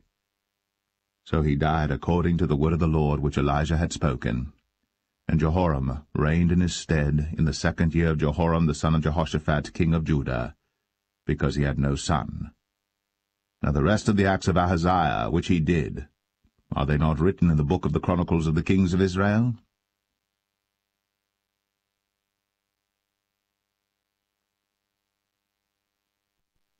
2 Kings 2. And it came to pass, when the Lord would take up Elijah into heaven by a whirlwind, that Elijah went with Elisha from Gilgal. And Elijah said unto Elisha, Tarry here, I pray thee, for the Lord hath sent me to Bethel. And Elisha said unto him, As the Lord liveth, and as thy soul liveth, I will not leave thee. So they went down to Bethel. And the sons of the prophets that were at Bethel came forth to Elisha, and said unto him, Knowest thou that the Lord will take away thy master from thy head today? And he said, Yea, I know it. Hold ye your peace. And Elijah said unto him, Elisha, tarry here, I pray thee, for the Lord hath sent me to Jericho. And he said, As the Lord liveth, and as thy soul liveth, I will not leave thee. So they came to Jericho. And the sons of the prophets that were at Jericho came to Elisha, and said unto him, Knowest thou that the Lord will take away thy master from thy head today? And he answered, Yea, I know it. Hold ye your peace. And Elijah said unto him, Tarry, I pray thee here, for the Lord hath sent me to Jordan. And he said, As the Lord liveth, and as thy soul liveth, I will not leave thee. And they two went on. And 50 men of the sons of the prophets went, and stood to view afar off. And they too stood by Jordan. And Elijah took his mantle, and wrapped it together, and smote the waters, and they were divided hither and thither, so that they too went over on dry ground. And it came to pass, when they were gone over, that Elijah said unto Elisha, Ask what I shall do for thee, before I be taken away from thee. And Elisha said, I pray thee, let a double portion of thy spirit be upon me. And he said, Thou hast asked a hard thing. Nevertheless, if thou see me when I am taken from thee, it shall be so unto thee. But if not, it shall not be so. And it came to pass, as they still went on and talked, that, behold, there appeared a chariot of fire, and horses of fire, and parted them both asunder. And Elijah went up by a whirlwind into heaven. And Elisha saw it, and he cried, My father, the chariot of Israel, and the horsemen thereof. And he saw him no more. And he took hold of his own clothes, and rent them in 2 pieces. He took up also the mantle of Elijah that fell from him, and went back and stood by the bank of Jordan. And he took the mantle of Elijah that fell from him, and smote the waters, and said, Where is the Lord God of Elijah? And when he also had smitten the waters, they parted hither and thither, and Elisha went over. And when the sons of the prophets which were to view at Jericho saw him, they said, The spirit of Elijah doth rest on Elisha. And they came to meet him, and bowed themselves to the ground before him. And they said unto him, Behold now, there be with thy servants 50 strong men. Let them go, we pray thee, and seek thy master, lest peradventure the Spirit of the Lord hath taken him up, and cast him upon some mountain, or into some valley. And he said, Ye shall not send. And when they urged him till he was ashamed, he said, Send. They sent therefore 50 men, and they sought 3 days, but found him not. And when they came again to him, for he tarried at Jericho, he said unto them, Did I not say unto you, Go not? And the men of the city said unto Elisha, Behold, I pray thee, the situation of this city is pleasant, as my Lord seeth. But the water is not, and the ground barren. And he said, Bring me a new cruse, and put salt therein. And they brought it to him. And he went forth unto the spring of the waters, and cast the salt in there, and said, Thus saith the Lord, I have healed these waters. There shall not be from thence any more death or barren land. So the waters were healed unto this day, according to the saying of Elisha which he spake. And he went up from thence unto Bethel, and as he was going up by the way, there came forth little children out of the city, and mocked him, and said unto him, Go up, thou bald head, go up, thou bald head. And he turned back, and looked on them, and cursed them in the name of the Lord. And there came forth 2 she-bears out of the wood, and tare 42 children of them. And he went from thence to Mount Carmel, and from thence he returned to Samaria.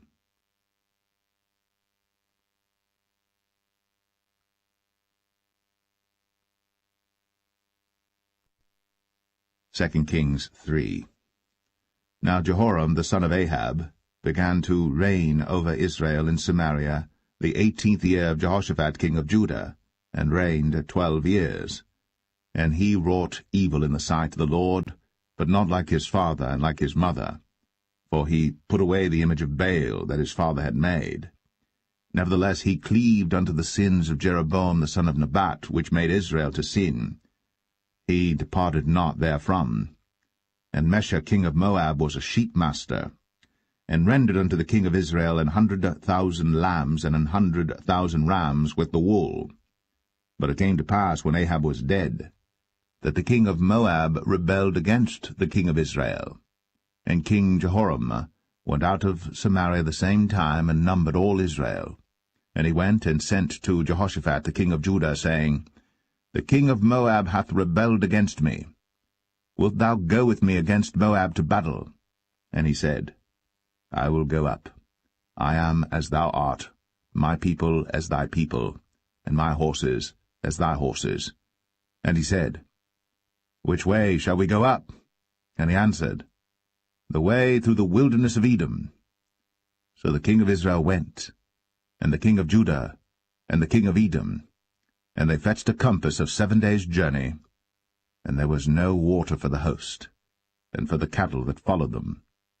And the king of Israel said, Alas, that the Lord hath called these 3 kings together to deliver them into the hand of Moab. But Jehoshaphat said, Is there not here a prophet of the Lord, that we may inquire of the Lord by him? And one of the king of Israel's servants answered and said, Here is Elisha the son of Shaphat, which poured water on the hands of Elijah. And Jehoshaphat said, The word of the Lord is with him. So the king of Israel and Jehoshaphat and the king of Edom went down to him. And Elisha said unto the king of Israel, What have I to do with thee? Get thee to the prophets of thy father, and to the prophets of thy mother. And the king of Israel said unto him, Nay, for the Lord hath called these 3 kings together to deliver them into the hand of Moab. And Elisha said, As the Lord of hosts liveth, before whom I stand, surely, Were it not that I regard the presence of Jehoshaphat the king of Judah, I would not look toward thee, nor see thee. But now bring me a minstrel. And it came to pass, when the minstrel played, that the hand of the Lord came upon him, and he said, Thus saith the Lord, Make this valley full of ditches. For thus saith the Lord, Ye shall not see wind, neither shall ye see rain, yet that valley shall be filled with water, that ye may drink, both ye, and your cattle, and your beasts. And this is but a light thing in the sight of the Lord. He will deliver the Moabites also into your hand. And ye shall smite every fenced city and every choice city, and shall fell every good tree, and stop all wells of water, and mar every good piece of land with stones. And it came to pass in the morning, when the meat offering was offered, that, behold, there came water by the way of Edom, and the country was filled with water. And when all the Moabites heard that the kings were come up to fight against them, they gathered all that were able to put on armor, and upward and stood in the border. And they rose up early in the morning, and the sun shone upon the water, and the Moabites saw the water on the other side as red as blood. And they said, This is blood. The kings are surely slain, and they have smitten one another. Now, therefore, Moab to the spoil. And when they came to the camp of Israel, the Israelites rose up and smote the Moabites, so that they fled before them. But they went forward, smiting the Moabites, even in their country. And they beat down the cities, and on every good piece of land cast every man his stone, and filled it. And they stopped all the wells of water, and felled all the good trees. Only in Kir-Hareseth left they the stones thereof. Howbeit the slingers went about it, and smote it. And when the king of Moab saw that the battle was too sore for him, he took with him 700 men that drew swords, to break through even unto the kings of Edom, but they could not. Then he took his eldest son that should have reigned in his stead, and offered him for a burnt offering upon the wall. And there was great indignation against Israel, and they departed from him, and returned to their own land.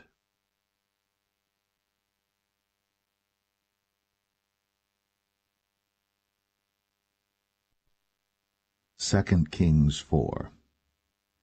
Now there cried a certain woman of the wives of the sons of the prophets unto Elisha, saying, Thy servant my husband is dead, and thou knowest that thy servant did fear the Lord, and the creditors come to take unto him my 2 sons to be bondmen. And Elisha said unto her, What shall I do for thee? Tell me, what hast thou in the house? And she said, Thine handmaid hath not anything in the house, save a pot of oil. Then he said, Go borrow thee vessels abroad of all thy neighbors, even empty vessels, borrow not a few. And when thou art come in, thou shalt shut the door upon thee and upon thy sons, and shalt pour out into all those vessels, and thou shalt set aside that which is full. So she went from him, and shut the door upon her and upon her sons, who brought the vessels to her, and she poured out. And it came to pass, when the vessels were full, that she said unto her son, Bring me yet a vessel. And he said unto her, There is not a vessel more. And the oil stayed. Then she came and told the man of God, and he said, Go sell the oil, and pay thy debt, and live thou and thy children of the rest. And it fell on a day that Elisha passed to Shunem, where was a great woman, and she constrained him to eat bread. And so it was, that as oft as he passed by, he turned in thither to eat bread. And she said unto her husband, Behold now, I perceive that this is an holy man of God, which passeth by us continually. Let us make a little chamber, I pray thee, on the wall, and let us set for him there a bed, and a table, and a stool, and a candlestick. And it shall be, when he cometh to us, that he shall turn in thither. And it fell on a day that he came thither, and he turned into the chamber, and lay there. And he said to Gehazi his servant, Call this Shunammite. And when he had called her, she stood before him. And he said unto him, Say now unto her, Behold, thou hast been careful for us with all this care. What is to be done for thee? Wouldst thou be spoken for to the king or to the captain of the host? And she answered, I dwell among mine own people. And he said, What then is to be done for her? And Gehazi answered, Verily, she hath no child, and her husband is old. And he said, Call her. And when he had called her, she stood in the door. And he said, About this season, according to the time of life, thou shalt embrace a son. And she said, Nay, my lord, thou man of God, do not lie unto thine handmaid. And the woman conceived, and bare a son at that season that Elisha had said unto her, according to the time of life. And when the child was grown, it fell on a day that he went out to his father to the reapers.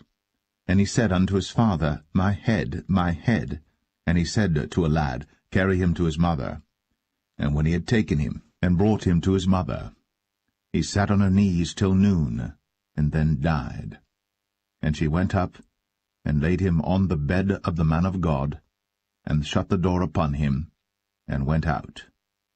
And she called unto her husband, and said, Send me, I pray thee, one of the young men, and one of the asses, that I may run to the man of God, and come again. And he said, Wherefore wilt thou go to him today? It is neither new moon nor Sabbath. And she said, It shall be well. Then she saddled an ass, and said to her servant, Drive, and go forward. Slack not thy riding for me, except I bid thee. So she went, and came unto the man of God to Mount Carmel. And it came to pass, when the man of God saw her afar off, that he said to Gehazi his servant, Behold, yonder is that Shunammite.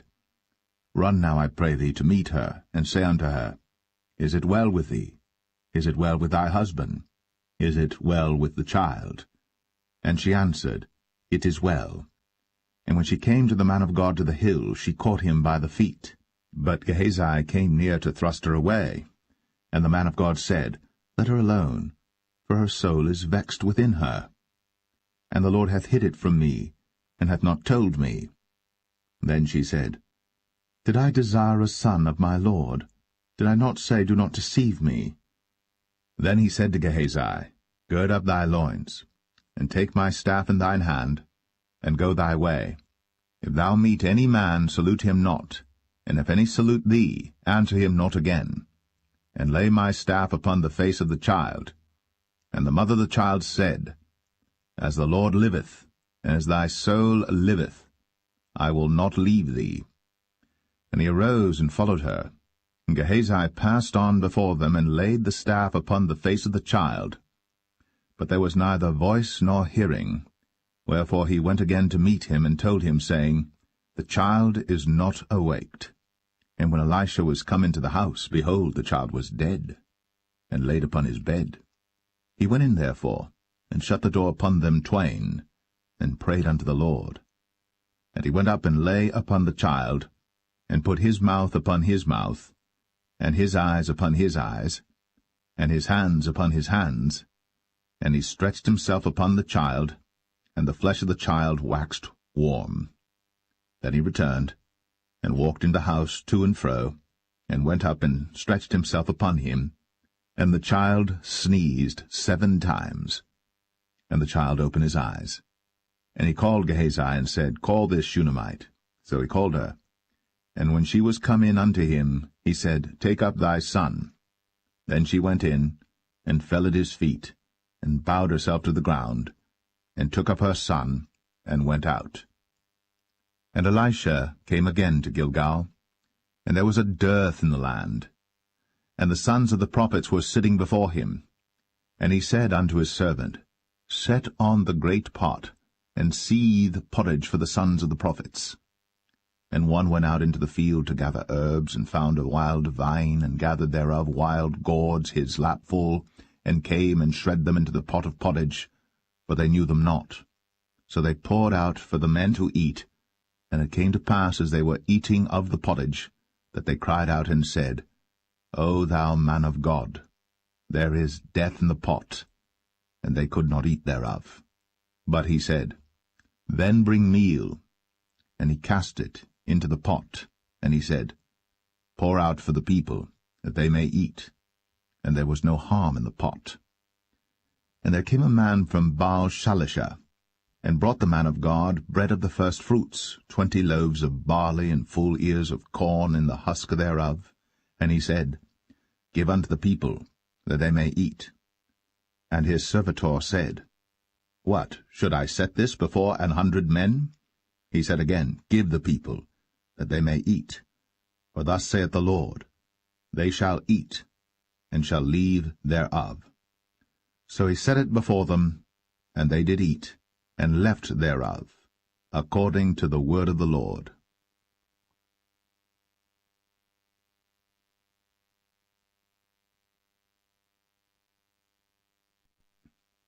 2 Kings 5. Now Naaman, captain of the host of the king of Syria, was a great man with his master, and honorable, because by him the Lord had given deliverance unto Syria. He was also a mighty man in valor, but he was a leper. And the Syrians had gone out by companies, and had brought away captive out of the land of Israel a little maid, and she waited on Naaman's wife. And she said unto her mistress, Would God my lord were with the prophet that is in Samaria, for he would recover him of his leprosy. And one went in and told his lord, saying, Thus and thus said the maid that is of the land of Israel. And the king of Syria said, Go to, go, and I will send a letter unto the king of Israel. And he departed, and took with him 10 talents of silver, and 6,000 pieces of gold, and 10 changes of raiment. And he brought the letter to the king of Israel, saying, Now when this letter is come unto thee, behold, I have therewith sent Naaman my servant to thee, that thou mayest recover him of his leprosy. And it came to pass, when the king of Israel had read the letter, that he rent his clothes, and said, Am I God to kill and to make alive, that this man doth send unto me to recover a man of his leprosy? Wherefore consider, I pray you, and see how he seeketh a quarrel against me. And it was so, when Elisha the man of God had heard that the king of Israel had rent his clothes, that he sent to the king, saying, Wherefore hast thou rent thy clothes? Let him come now to me, and he shall know that there is a prophet in Israel. So Naaman came with his horses and with his chariot, and stood at the door of the house of Elisha. And Elisha sent a messenger unto him, saying, Go, and wash in Jordan 7 times, and thy flesh shall come again to thee, and thou shalt be clean. But Naaman was wroth, and went away, and said, Behold, I thought, he will surely come out to me, and stand, and call on the name of the Lord his God, and strike his hand over the place, and recover the leper. Are not Abana and Pharpar, rivers of Damascus, better than all the waters of Israel? May I not wash in them and be clean? So he turned, and went away in a rage. And his servants came near, and spake unto him, and said, My father, if the prophet had bid thee do some great thing, wouldst thou not have done it? How much rather then, when he saith to thee, Wash and be clean? Then went he down, and dipped himself 7 times in Jordan, according to the saying of the man of God.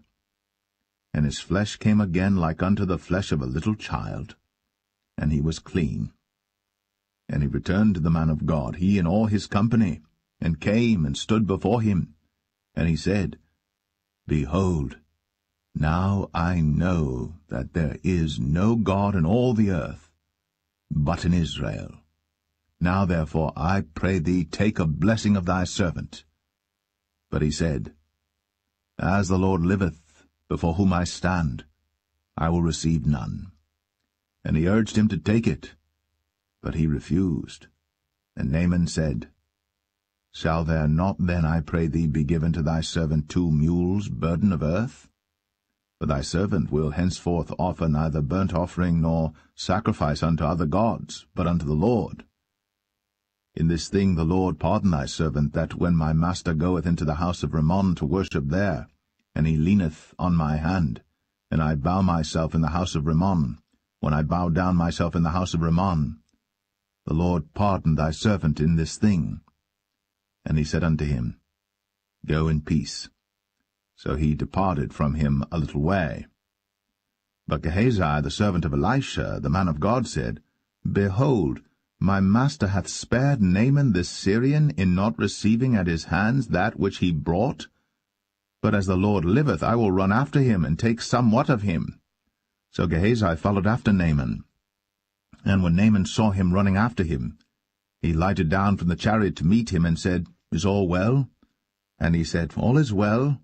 My master hath sent me, saying, Behold, even now there be come to me from Mount Ephraim 2 young men of the sons of the prophets. Give them, I pray thee, a talent of silver, and 2 changes of garments. And Naaman said, Be content, take 2 talents. And he urged him, and bound 2 talents of silver in 2 bags, with 2 changes of garments, and laid them upon 2 of his servants, and they bare them before him. And when he came to the tower, he took them from their hand, and bestowed them in the house. And he let the men go, and they departed. But he went in, and stood before his master. And Elisha said unto him, Whence comest thou, Gehazi? And he said, Thy servant went no whither. And he said unto him, Went not mine heart with thee, when the man turned again from his chariot to meet thee? Is it a time to receive money, and to receive garments and oliveyards, and vineyards, and sheep, and oxen, and men-servants, and maidservants? The leprosy therefore of Naaman shall cleave unto thee, and unto thy seed for ever. And he went out from his presence, a leper as white as snow.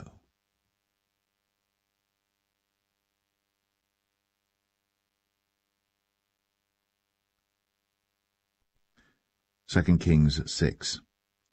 And the sons of the prophets said unto Elisha, Behold now, the place where we dwell with thee is too strait for us. Let us go, we pray thee, unto Jordan, and take thence every man a beam, and let us make a place there where we may dwell. And he answered, Go ye. And one said, Be content, I pray thee, and go with thy servants. And he answered, I will go. So he went with them. And when they came to Jordan, they cut down wood. But as one was felling a beam, the axe head fell into the water. And he cried and said, Alas, master, for it was borrowed. And the man of God said, Where fell it?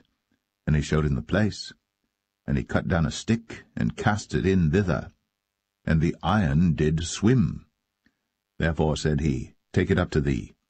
And he put out his hand, and took it. Then the king of Syria warred against Israel, and took counsel with his servants, saying, In such and such a place shall be my camp. And the man of God sent unto the king of Israel, saying, Beware that thou pass not such a place, for thither the Syrians are come down. And the king of Israel sent to the place which the man of God told him, and warned him of, and saved himself there, not once nor twice. Therefore the heart of the king of Syria was sore troubled for this thing. And he called his servants, and said unto them, Will ye not show me which of us is for the king of Israel? And one of his servants said, None, my lord, O king.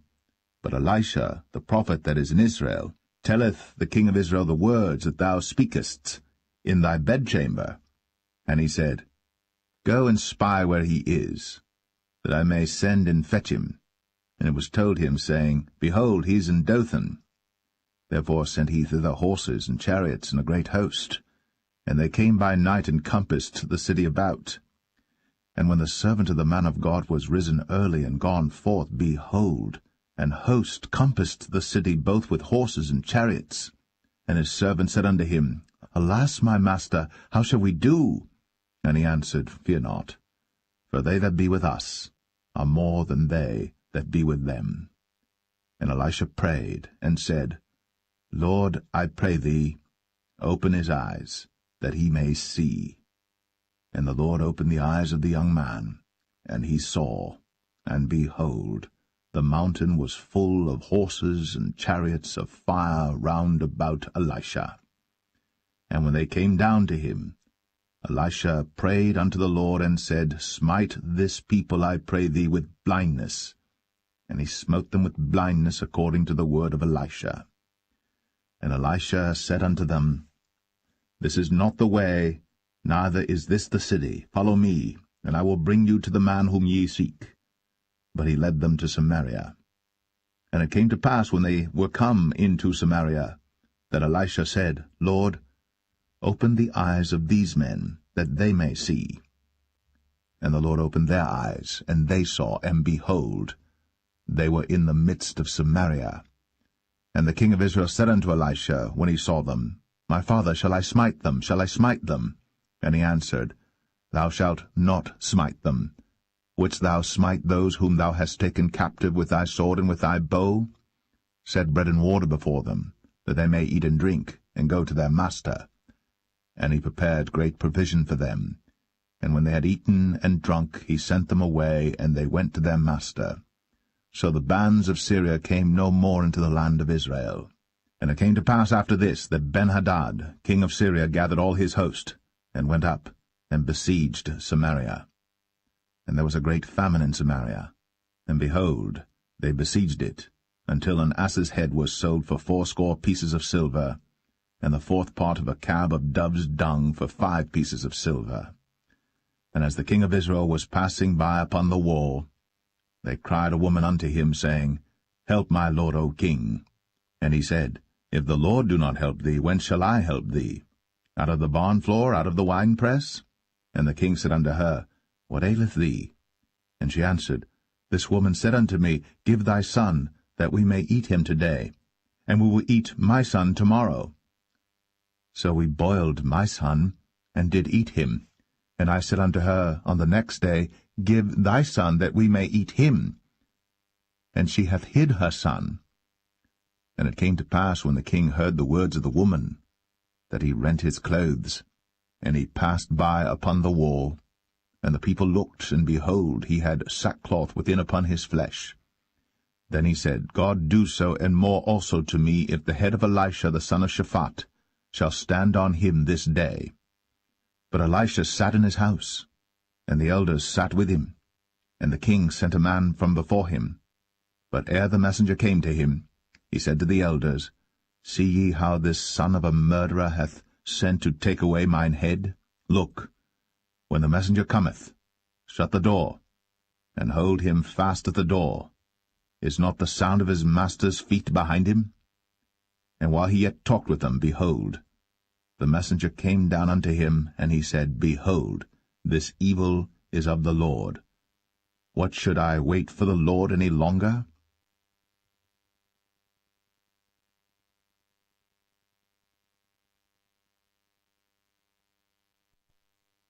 Second Kings 7.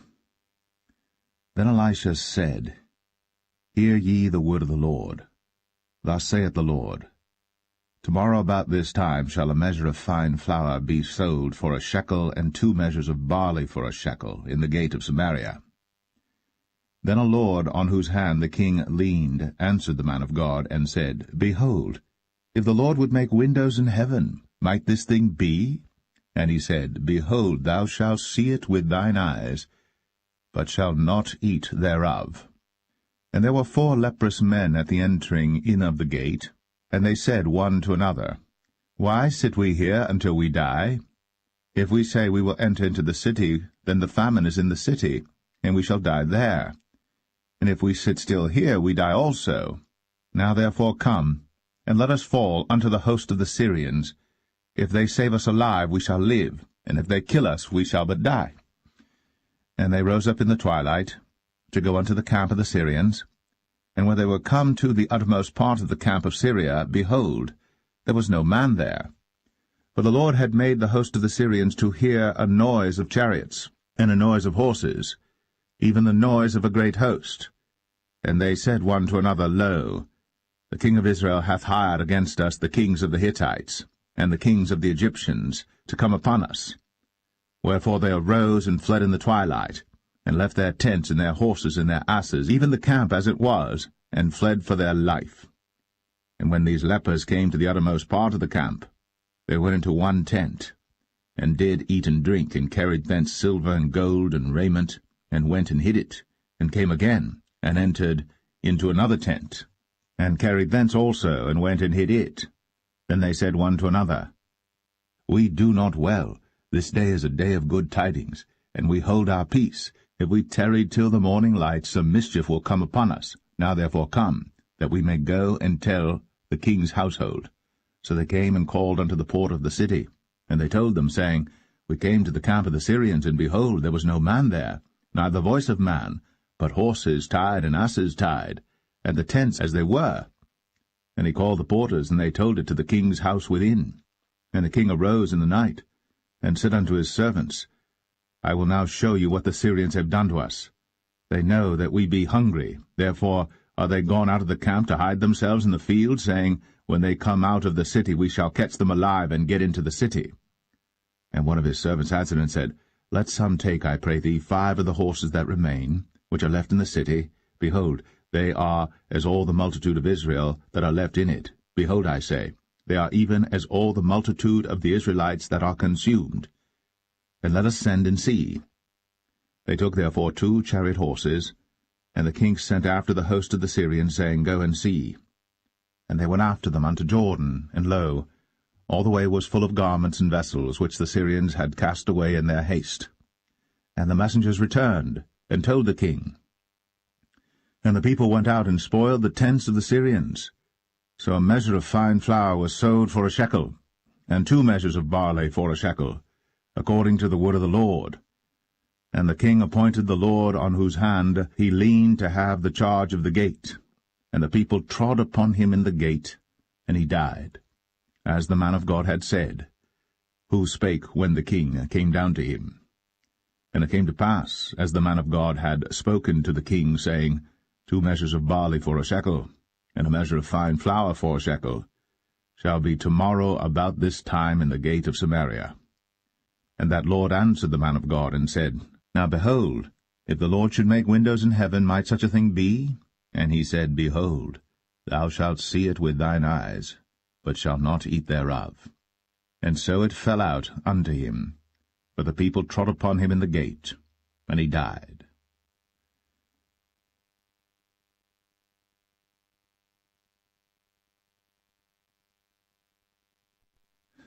2 Kings 8. Then spake Elisha unto the woman, whose son he had restored to life, saying, Arise, and go thou and thine household, and sojourn wheresoever thou canst sojourn. For the Lord hath called for a famine, and it shall also come upon the land 7 years. And the woman arose, and did after the saying of the man of God. And she went with her household, and sojourned in the land of the Philistines 7 years. And it came to pass at the 7 years' end, that the woman returned out of the land of the Philistines. And she went forth to cry unto the king for her house and for her land. And the king talked with Gehazi, the servant of the man of God, saying, Tell me, I pray thee, all the great things that Elisha hath done. And it came to pass, as he was telling the king how he had restored a dead body to life, that, behold, the woman, whose son he had restored to life, cried to the king for her house and for her land. And Gehazi said, My lord, O king, this is the woman, and this is her son, whom Elisha restored to life. And when the king asked the woman, she told him. So the king appointed unto her a certain officer, saying, Restore all that was hers, and all the fruits of the field, since the day that she left the land, even until now. And Elisha came to Damascus, and Benhadad the king of Syria was sick. And it was told him, saying, The man of God is come hither. And the king said unto Hazael, Take a present in thine hand, and go, meet the man of God, and inquire of the Lord by him, saying, Shall I recover of this disease? So Hazael went to meet him, and took a present with him, even of every good thing of Damascus, 40 camels' burden, and came and stood before him, and said, Thy son Ben-Hadad king of Syria hath sent me to thee, saying, Shall I recover of this disease? And Elisha said unto him, Go, say unto him, Thou mayest certainly recover. Howbeit, the Lord hath shown me that he shall surely die. And he settled his countenance steadfastly, until he was ashamed. And the man of God wept. And Hazael said, Why weepeth my lord? And he answered, Because I know the evil that thou wilt do unto the children of Israel. Their strongholds wilt thou set on fire, and their young men wilt thou slay with the sword, and wilt dash their children, and rip up their women with child. And Hazael said, But what, is thy servant a dog, that he should do this great thing? And Elisha answered, The Lord hath shown me that thou shalt be king over Syria. So he departed from Elisha, and came to his master, who said to him, What said Elisha to thee? And he answered, He told me that thou shouldst surely recover. And it came to pass on the morrow that he took a thick cloth, and dipped it in water, and spread it on his face, so that he died. And Hazael reigned in his stead. And in the 5th year of Joram, the son of Ahab, king of Israel, Jehoshaphat being then king of Judah, Jehoram, the son of Jehoshaphat, king of Judah, began to reign. 32 years old was he when he began to reign, and he reigned 8 years in Jerusalem. And he walked in the way of the kings of Israel, as did the house of Ahab, for the daughter of Ahab was his wife, and he did evil in the sight of the Lord. Yet the Lord would not destroy Judah for David his servant's sake, as he promised him to give him always a light unto his children. In his days Edom revolted from under the hand of Judah, and made a king over themselves. So Joram went over to Zair, and all the chariots with him. And he rose by night, and smote the Edomites which compassed him about, and the captains of the chariots and the people fled into their tents. Yet Edom revolted from under the hand of Judah unto this day. Then Libnah revolted at the same time. And the rest of the acts of Joram, and all that he did, are they not written in the book of the chronicles of the kings of Judah? And Joram slept with his fathers, and was buried with his fathers in the city of David, and Ahaziah his son reigned in his stead. In the 12th year of Joram, the son of Ahab king of Israel, did Ahaziah the son of Jehoram king of Judah begin to reign.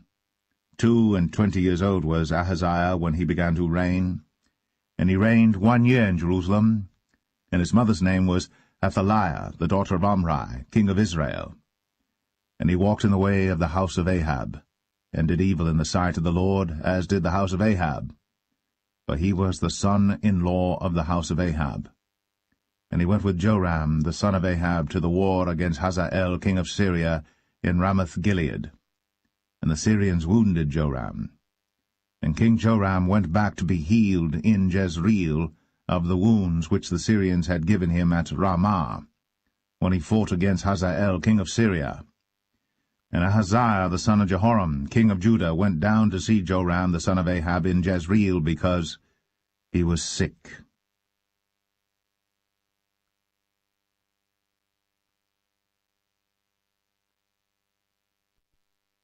2 Kings 9. And Elisha the prophet called one of the children of the prophets, and said unto him, Gird up thy loins, and take this box of oil in thine hand, and go to Ramoth-Gilead. And when thou comest thither, look out there Jehu the son of Jehoshaphat the son of Nimshi, and go in, and make him arise up from among his brethren, and carry him to an inner chamber. Then take the box of oil, and pour it on his head, and say, Thus saith the Lord, I have anointed thee king over Israel. Then open the door, and flee, and tarry not. So the young man, even the young man the prophet, went to Ramoth-Gilead.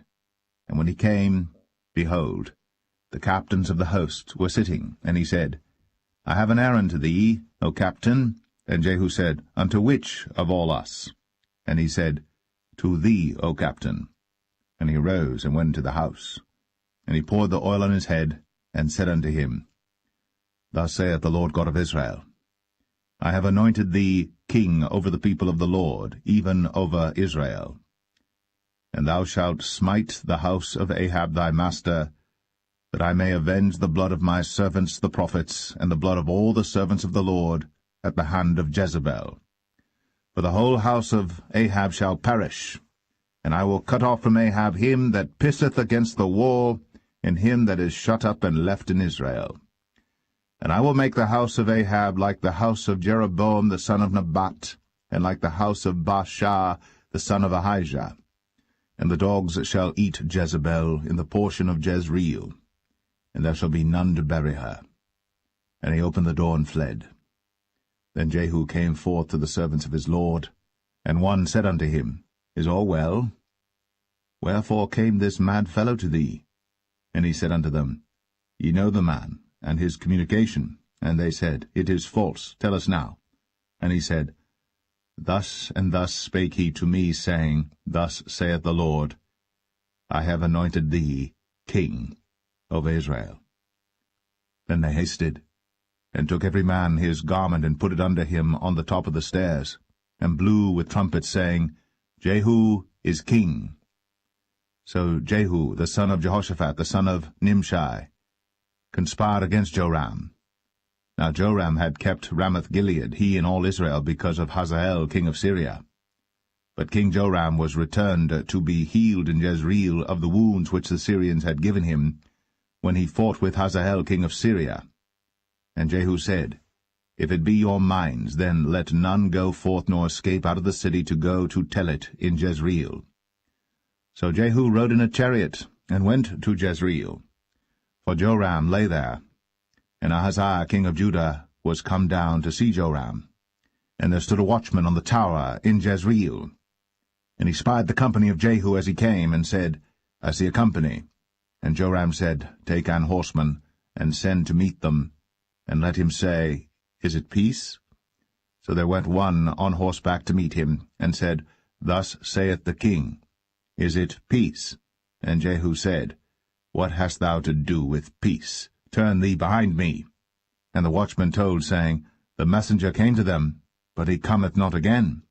Then he sent out a second on horseback, which came to them, and said, Thus saith the king, Is it peace? And Jehu answered, What hast thou to do with peace? Turn thee behind me.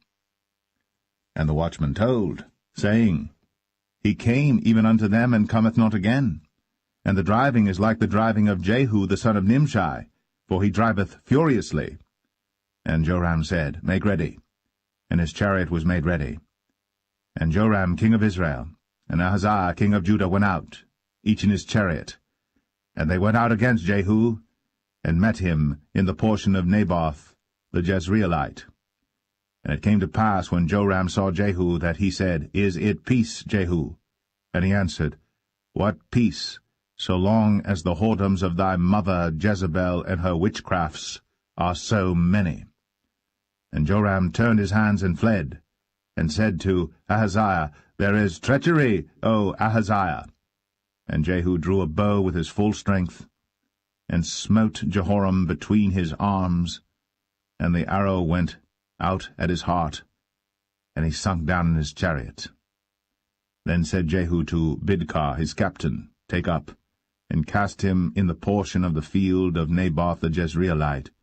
Remember how that when I and thou rode together after Ahab his father, the Lord laid this burden upon him. Surely I have seen yesterday the blood of Naboth and the blood of his sons, saith the Lord. And I will requite thee in this plat, saith the Lord. Now therefore take and cast him into the plat of ground, according to the word of the Lord. But when Ahaziah the king of Judah saw this, he fled by the way of the garden house. And Jehu followed after him, and said, Smite him also in the chariot. And they did so at the going up to Gur, which is by Ibleam. And he fled to Megiddo, and died there.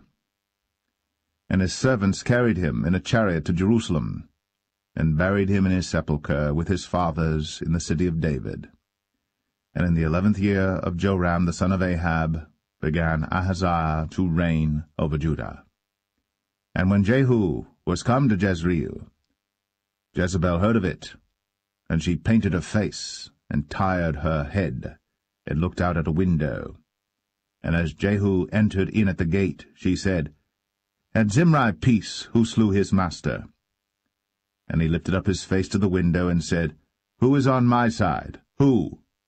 And there looked out to him 2 or 3 eunuchs. And he said, Throw her down. So they threw her down, and some of her blood was sprinkled on the wall, and on the horses, and he trode her under foot. And when he was come in, he did eat and drink, and said, Go, see now this cursed woman, and bury her, for she is a king's daughter. And they went to bury her. But they found no more of her than the skull, and the feet, and the palms of her hands. Wherefore they came again and told him, and he said, This is the word of the Lord, which he spake by his servant Elijah the Tishbite, saying, In the portion of Jezreel shall dogs eat the flesh of Jezebel, and the carcass of Jezebel shall be as dung upon the face of the field in the portion of Jezreel, so that they shall not say, This is Jezebel.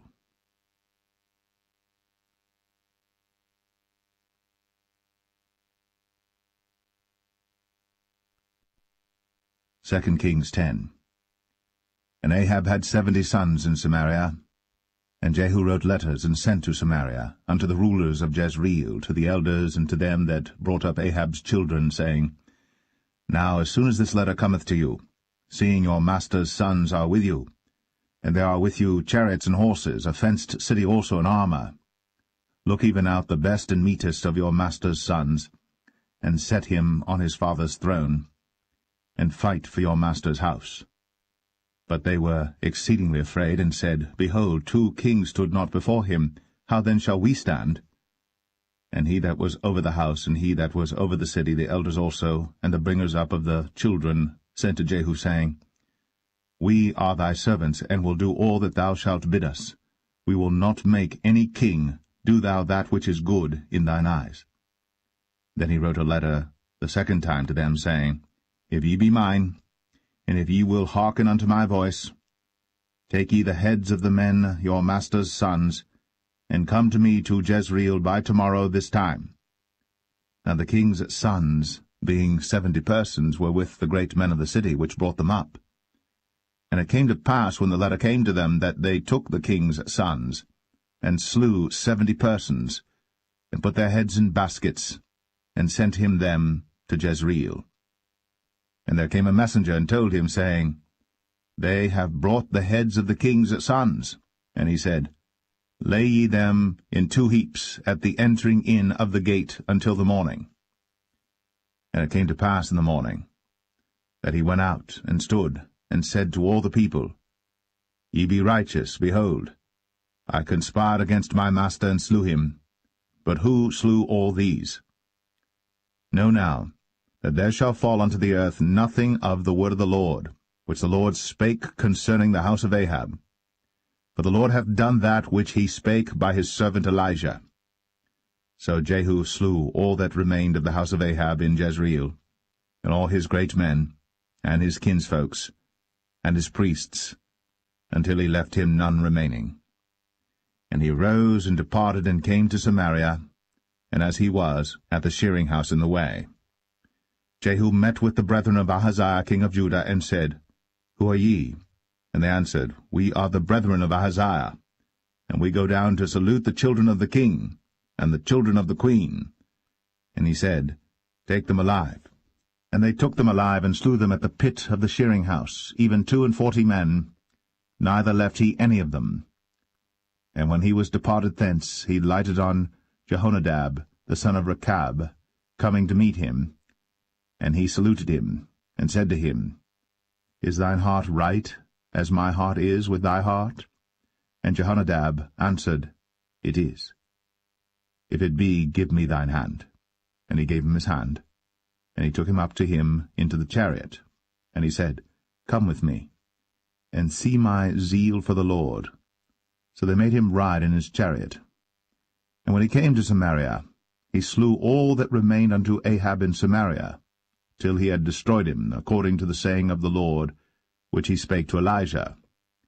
And Jehu gathered all the people together, and said unto them, Ahab served Baal a little, but Jehu shall serve him much. Now therefore call unto me all the prophets of Baal, all his servants, and all his priests, let none be wanting. For I have a great sacrifice to do to Baal. Whosoever shall be wanting, he shall not live. But Jehu did it in subtlety, to the intent that he might destroy the worshippers of Baal. And Jehu said, Proclaim a solemn assembly for Baal. And they proclaimed it. And Jehu sent through all Israel, and all the worshippers of Baal came, so that there was not a man left that came not. And they came into the house of Baal, and the house of Baal was full from one end to another.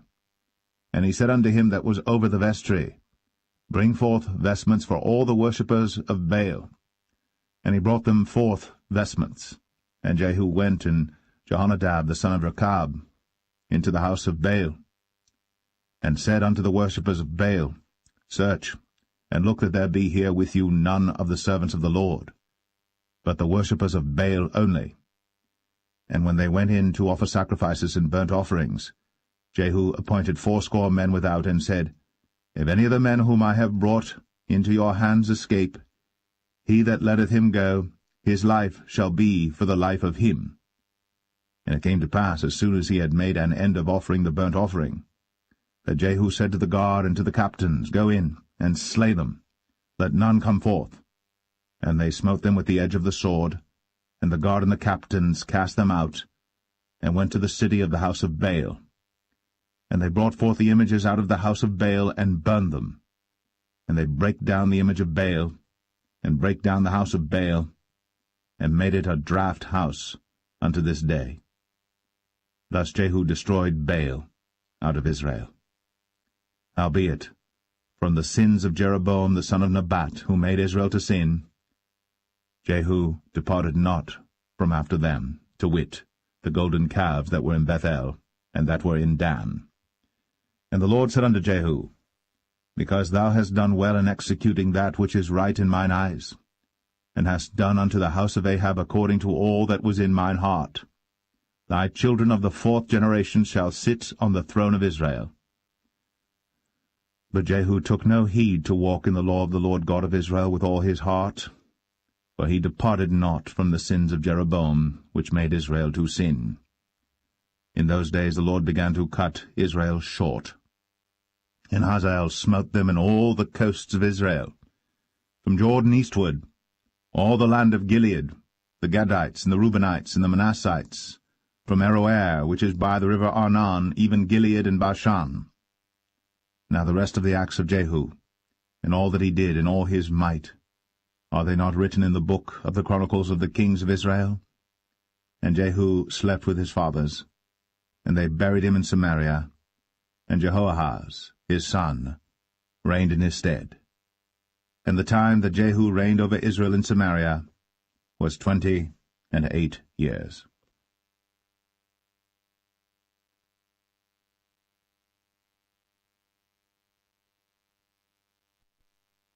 2 Kings 11.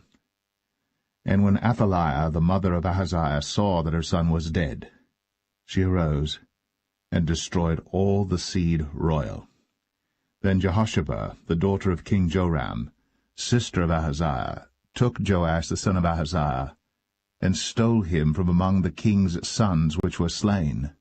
And they hid him, even him and his nurse, in the bedchamber from Athaliah, so that he was not slain. And he was with her hid in the house of the Lord 6 years. And Athaliah did reign over the land. And the 7th year Jehoiada sent and fetched the rulers over hundreds, with the captains and the guard, and brought them to him into the house of the Lord, and made a covenant with them, and took an oath of them in the house of the Lord, and showed them the king's son. And he commanded them, saying, This is the thing that ye shall do. 1/3 part of you that enter in on the Sabbath shall even be keepers of the watch of the king's house, and 1/3 part shall be at the gate of Sur, and 1/3 part at the gate behind the guard. So shall ye keep the watch of the house, that it be not broken down.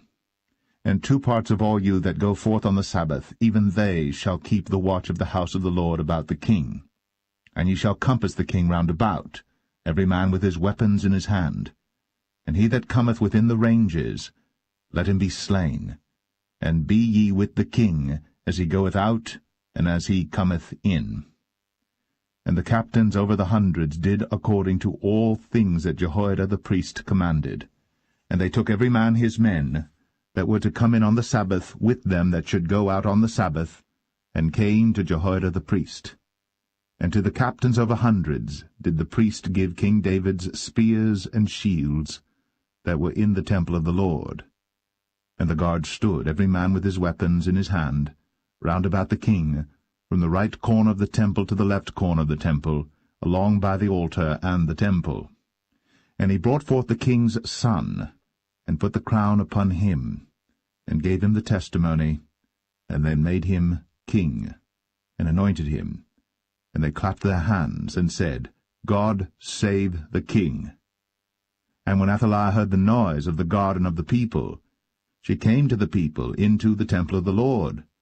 And when she looked, behold, the king stood by a pillar, as the manner was, and the princes and the trumpeters by the king, and all the people of the land rejoiced, and blew with trumpets.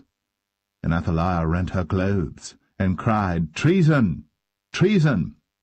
But Jehoiada the priest commanded the captains of the hundreds, the officers of the host, and said unto them, Have her forth without the ranges, and him that followeth her kill with the sword.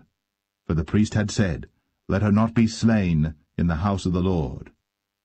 And they laid hands on her, and she went by the way by the which the horses came into the king's house, and there was she slain. And Jehoiada made a covenant between the Lord and the king and the people, that they should be the Lord's people, between the king also and the people. And all the people of the land went into the house of Baal, and brake it down. His altars and his images brake they in pieces thoroughly, and slew Mattan the priest of Baal before the altars, and the priest appointed officers over the house of the Lord. And he took the rulers of hundreds, and the captains, and the guard, and all the people of the land, and they brought down the king from the house of the Lord, and came by the way of the gate of the guard to the king's house, and he sat on the throne of the kings. And all the people of the land rejoiced, and the city was in quiet. And they slew Athaliah with the sword beside the king's house. 7 years old was Jehoash when he began to reign.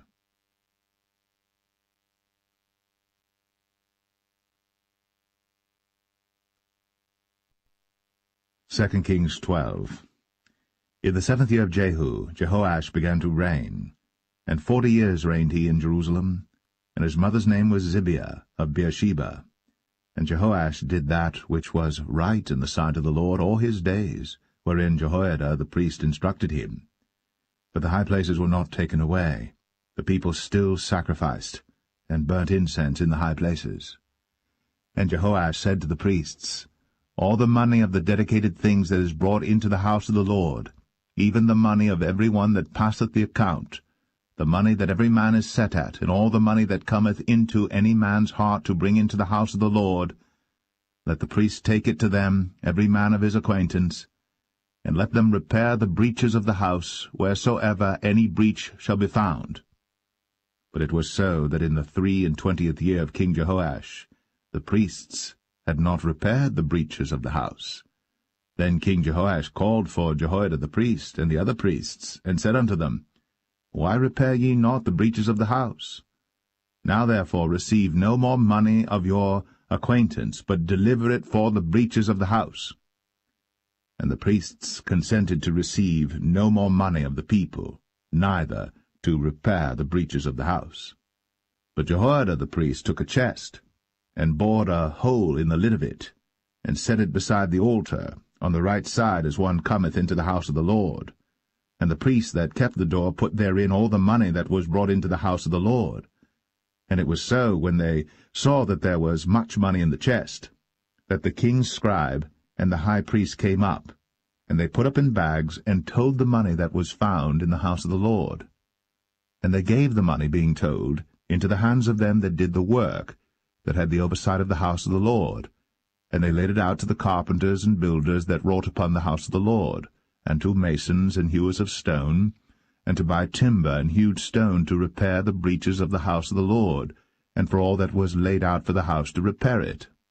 Howbeit, there were not made for the house of the Lord bowls of silver, snuffers, basins, trumpets, any vessels of gold, or vessels of silver, of the money that was brought into the house of the Lord. But they gave that to the workmen, and repaired therewith the house of the Lord. Moreover, they reckoned not with the men, into whose hand they delivered the money to be bestowed on workmen, for they dealt faithfully. The trespass money and the sin money was not brought into the house of the Lord, it was the priests.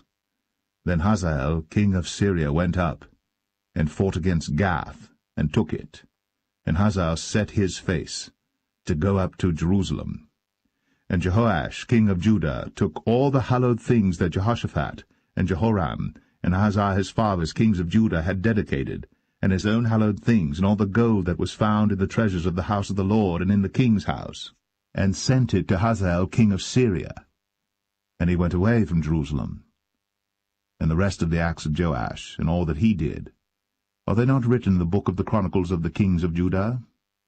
And his servants arose and made a conspiracy, and slew Joash in the house of Millo, which goeth down to Silla. For Josachar the son of Shemaeth, and Jehozabad the son of Shomer, his servants, smote him, and he died. And they buried him with his fathers in the city of David. And Amaziah his son reigned in his stead.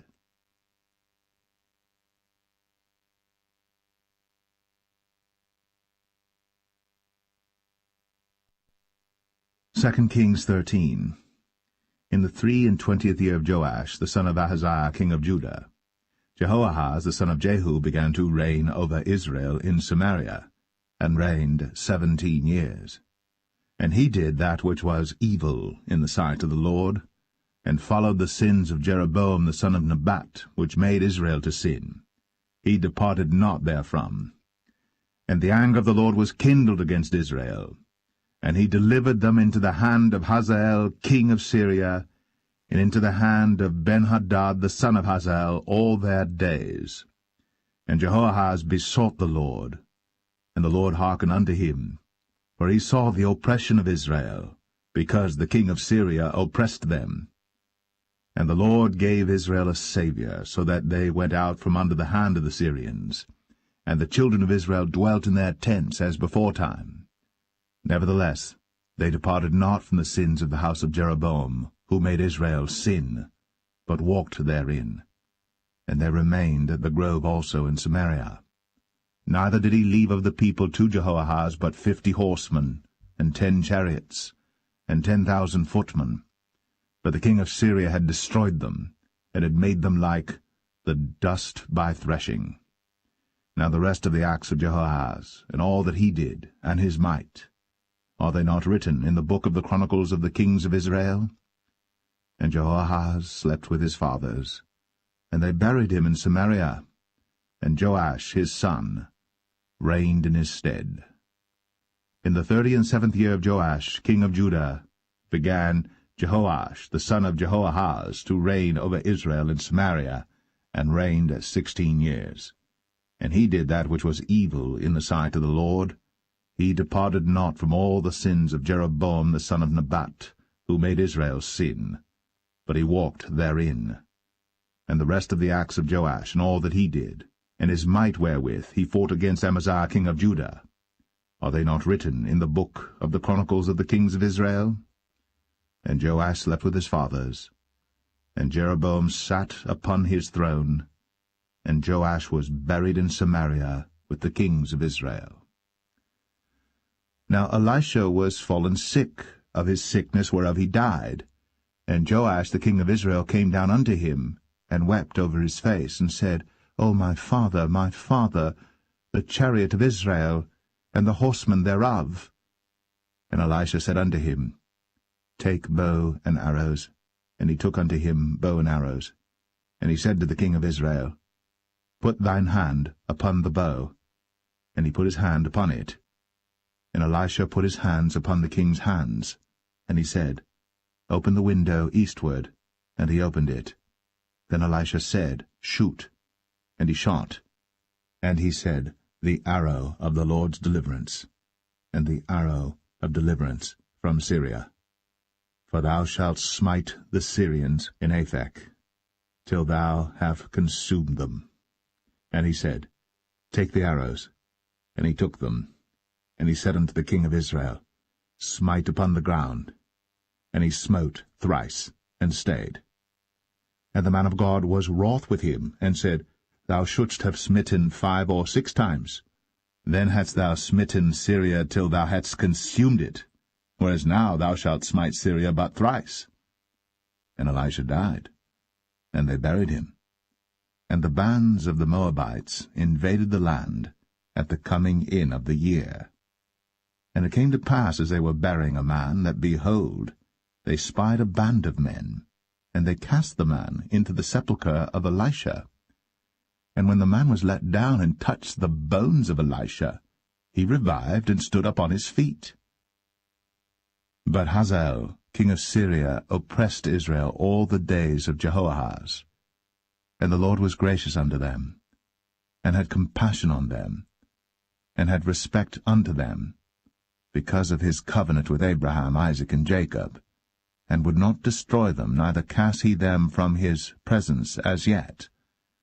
So Hazael, king of Syria, died, and Ben-Hadad his son reigned in his stead.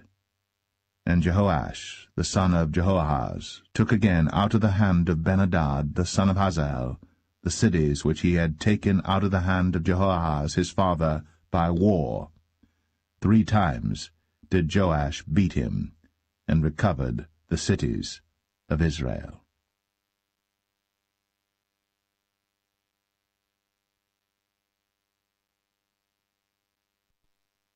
2 Kings 14.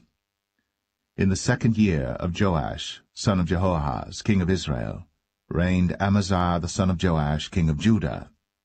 He was 25 years old when he began to reign, and reigned 29 years in Jerusalem.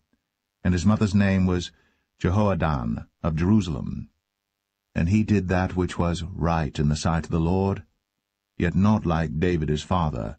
He did according to all things as Joash his father did. Howbeit, the high places were not taken away. As yet the people did sacrifice, and burnt incense on the high places. And it came to pass, as soon as the kingdom was confirmed in his hand, that he slew his servants which had slain the king his father. But the children of the murderers he slew not, according unto that which is written in the book of the law of Moses, wherein the Lord commanded, saying, The fathers shall not be put to death for the children, nor the children be put to death for the fathers, but every man shall be put to death for his own sin. He slew of Edom in the valley of Salt 10,000, and took Selah by war, and called the name of it Joktheel unto this day. Then Amaziah sent messengers to Jehoash the son of Jehoahaz, son of Jehu, king of Israel, saying, Come, let us look one another in the face. And Jehoash the king of Israel sent to Amaziah king of Judah, saying, The thistle that was in Lebanon sent to the cedar that was in Lebanon, saying, Give thy daughter to my son to wife. And there passed by a wild beast that was in Lebanon, and trod down the thistle. Thou hast indeed smitten Edom, and thine heart hath lifted thee up. Glory of this, and tarry at home. For why shouldst thou meddle to thy hurt, that thou shouldst fall, even thou, and Judah with thee? But Amaziah would not hear. Therefore Jehoash, king of Israel, went up, and he and Amaziah king of Judah looked one another in the face at Beth-shemesh, which belongeth to Judah. And Judah was put to the worse before Israel, and they fled every man to their tents. And Jehoash king of Israel took Amaziah king of Judah, the son of Jehoash, the son of Ahaziah, at Beth-shemesh, and came to Jerusalem, and brake down the wall of Jerusalem from the gate of Ephraim unto the corner gate, 400 cubits. And he took all the gold and silver, and all the vessels that were found in the house of the Lord, and in the treasures of the king's house, and hostages, and returned to Samaria. Now the rest of the acts of Jehoash, which he did, and his might, and how he fought with Amaziah king of Judah, are they not written in the book of the chronicles of the kings of Israel? And Jehoash slept with his fathers, and was buried in Samaria with the kings of Israel. And Jeroboam his son reigned in his stead. And Amaziah the son of Joash, king of Judah, lived after the death of Jehoash son of Jehoahaz, king of Israel, 15 years. And the rest of the acts of Amaziah, are they not written in the book of the chronicles of the kings of Judah? Now they made a conspiracy against him in Jerusalem, and he fled to Lachish. But they sent after him to Lachish, and slew him there. And they brought him on horses, and he was buried at Jerusalem with his fathers in the city of David.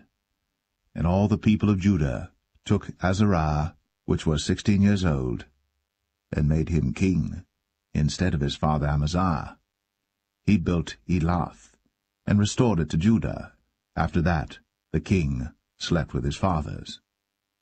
In the 15th year of Amaziah, the son of Joash, king of Judah, Jeroboam the son of Joash, king of Israel, began to reign in Samaria, and reigned 41 years. And he did that which was evil in the sight of the Lord. He departed not from all the sins of Jeroboam the son of Nebat, who made Israel to sin. He restored the coast of Israel, from the entering of Hamath unto the sea of the plain, according to the word of the Lord God of Israel, which he spake by the hand of his servant Jonah the son of Amittai the prophet, which was of Gath-hepher. For the Lord saw the affliction of Israel, that it was very bitter, for there was not any shut up, nor any left, nor any helper for Israel. And the Lord said not that he would blot out the name of Israel from under heaven, but he saved them by the hand of Jeroboam the son of Joash. Now the rest of the acts of Jeroboam, and all that he did in his might, how he warred, and how he recovered Damascus and Hamath, which belonged to Judah, for Israel, are they not written in the book of the Chronicles of the kings of Israel? And Jeroboam slept with his fathers, even with the kings of Israel, and Zechariah his son reigned in his stead.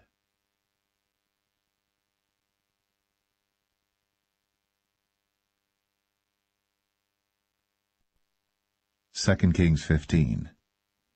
In the 27th year of Jeroboam king of Israel began Azariah son of Amaziah king of Judah to reign. 16 years old was he when he began to reign, and he reigned 52 years in Jerusalem, and his mother's name was Jechaliah of Jerusalem. And he did that which was right in the sight of the Lord, according to all that his father Amaziah had done, save that the high places were not removed. The people sacrificed, and burnt incense still on the high places.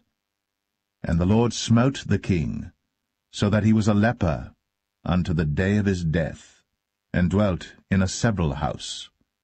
And Jotham the king's son was over the house, judging the people of the land. And the rest of the acts of Azariah, and all that he did, are they not written in the book of the Chronicles of the kings of Judah? So Azariah slept with his fathers, and they buried him with his fathers in the city of David, and Jotham his son reigned in his stead. In the 38th year of Azariah king of Judah did Zechariah the son of Jeroboam reign over Israel in Samaria 6 months. And he did that which was evil in the sight of the Lord, as his fathers had done. He departed not from the sins of Jeroboam the son of Nebat, who made Israel to sin. And Shallum the son of Jabesh conspired against him, and smote him before the people, and slew him, and reigned in his stead. And the rest of the acts of Zechariah, behold, they are written in the book of the Chronicles of the kings of Israel. This was the word of the Lord, which he spake unto Jehu, saying, Thy sons shall sit on the throne of Israel unto the 4th generation. And so it came to pass. Shallum the son of Jabesh began to reign in the 39th year of Uzziah king of Judah. And he reigned a full month in Samaria. For Menahem the son of Gadai went up from Tirzah, and came to Samaria, and smote Shallum the son of Jabesh in Samaria, and slew him, and reigned in his stead. And the rest of the acts of Shallum, and his conspiracy which he made, behold, they are written in the book of the Chronicles of the kings of Israel. Then Menahem smote Tiphsah, and all that were therein, and the coasts thereof from Tirzah, because they opened not to him. Therefore he smote it, and all the women therein that were with child he ripped up. In the 39th year of Azariah king of Judah began Menahem the son of Gadai to reign over Israel. and reigned 10 years in Samaria. And he did that which was evil in the sight of the Lord. He departed not all his days from the sins of Jeroboam the son of Nebat, who made Israel to sin. And Pul, the king of Assyria, came against the land. And Menahem gave Pul 1,000 talents of silver, that his hand might be with him to confirm the kingdom in his hand. And Menahem exacted the money of Israel, even of all the mighty men of wealth, of each man 50 shekels of silver, to give to the king of Assyria. So the king of Assyria turned back, and stayed not there in the land. And the rest of the acts of Menahem, and all that he did, are they not written in the book of the chronicles of the kings of Israel? And Menahem slept with his fathers, and Pekahiah his son reigned in his stead. In the 50th year of Azariah king of Judah, Pekahiah the son of Menahem began to reign over Israel in Samaria, and reigned 2 years. And he did that which was evil in the sight of the Lord. He departed not from the sins of Jeroboam the son of Nebat, who made Israel to sin. But Pekah, the son of Remaliah, a captain of his, conspired against him, and smote him in Samaria in the palace of the king's house, with Argob and Arieh, and with him 50 men of the Gileadites. And he killed him, and reigned in his room. And the rest of the acts of Pekahiah, and all that he did, behold, they are written in the book of the chronicles of the kings of Israel. In the 52nd year of Azariah king of Judah, Pekah, the son of Remaliah, began to reign over Israel in Samaria, and reigned 20 years. And he did that which was evil in the sight of the Lord. He departed not from the sins of Jeroboam the son of Nebat, who made Israel to sin. In the days of Pekah king of Israel came Tiglath-Pileser, king of Assyria, and took Ion, and Abel-Beth-Maachah, and Genoa, and Kadesh, and Hazor, and Gilead, and Galilee, all the land of Naphtali, and carried them captive to Assyria. And Hoshea, the son of Elah, made a conspiracy against Pekah the son of Remaliah, and smote him, and slew him, and reigned in his stead, in the 20th year of Jotham the son of Uzziah. And the rest of the acts of Pekah, and all that he did, behold, they are written in the book of the chronicles of the kings of Israel. In the 2nd year of Pekah the son of Remaliah, king of Israel, began Jotham the son of Uzziah, king of Judah, to reign. 25 years old was he when he began to reign, and he reigned 16 years in Jerusalem. And his mother's name was Jerusha, the daughter of Zadok. And he did that which was right in the sight of the Lord. He did according to all that his father Uzziah had done. Howbeit the high places were not removed. The people sacrificed, and burned incense still in the high places. He built the higher gate of the house of the Lord. Now the rest of the acts of Jotham, and all that he did, are they not written in the book of the chronicles of the kings of Judah? In those days the Lord began to send against Judah Rezin, the king of Syria, and Pekah the son of Remaliah. And Jotham slept with his fathers, and was buried with his fathers in the city of David his father. And Ahaz, his son, reigned in his stead.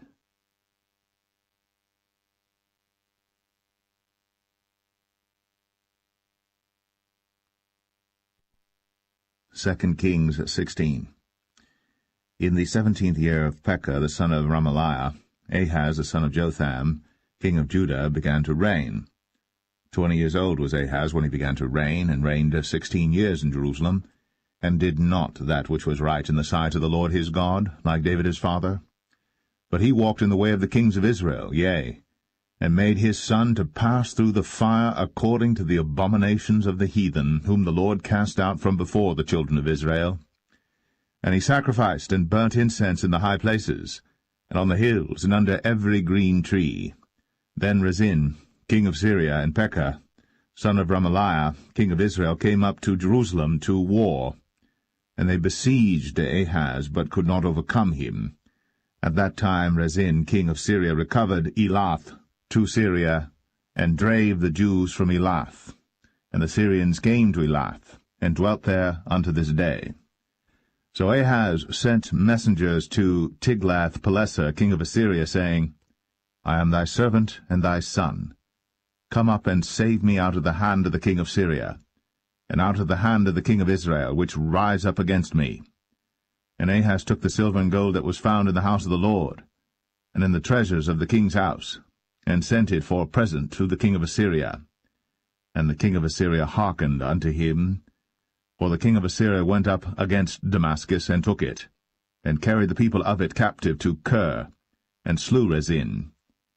And King Ahaz went to Damascus to meet Tiglath-Pileser, king of Assyria, and saw an altar that was at Damascus. And King Ahaz sent to Urijah the priest the fashion of the altar, and the pattern of it, according to all the workmanship thereof. And Urijah the priest built an altar according to all that King Ahaz had sent from Damascus. So Urijah the priest made it, against King Ahaz came from Damascus.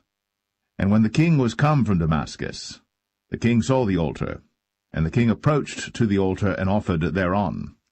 And he burnt his burnt offering and his meat offering, and poured his drink offering, and sprinkled the blood of his peace offerings upon the altar. And he brought also the brazen altar, which was before the Lord, from the forefront of the house, from between the altar and the house of the Lord, and put it on the north side of the altar. And King Ahaz commanded Urijah the priest, saying, Upon the great altar burn the morning burnt offering, and the evening meat offering, and the king's burnt sacrifice, and his meat offering, with the burnt offering of all the people of the land, and their meat offering, and their drink offerings, and sprinkle upon it all the blood of the burnt offering, and all the blood of the sacrifice, and the brazen altar shall be for me to inquire by. Thus did Urijah the priest, according to all that King Ahaz commanded. And King Ahaz cut off the borders of the bases, and removed the laver from off them, and took down the sea from off the brazen oxen that were under it, and put it upon a pavement of stones. And the covert for the Sabbath that they had built in the house, and the king's entry without, turned he from the house of the Lord for the king of Assyria. Now the rest of the acts of Ahaz which he did, are they not written in the book of the chronicles of the kings of Judah? And Ahaz slept with his fathers, and was buried with his fathers in the city of David, and Hezekiah his son reigned in his stead.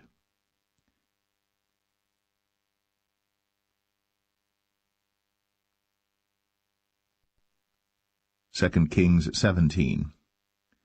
In the 12th year of Ahaz, king of Judah, began Hoshea the son of Elah to reign in Samaria over Israel 9 years. And he did that which was evil in the sight of the Lord, but not as the kings of Israel that were before him. Against him came up Shalmaneser king of Assyria, and Hoshea became his servant, and gave him presents.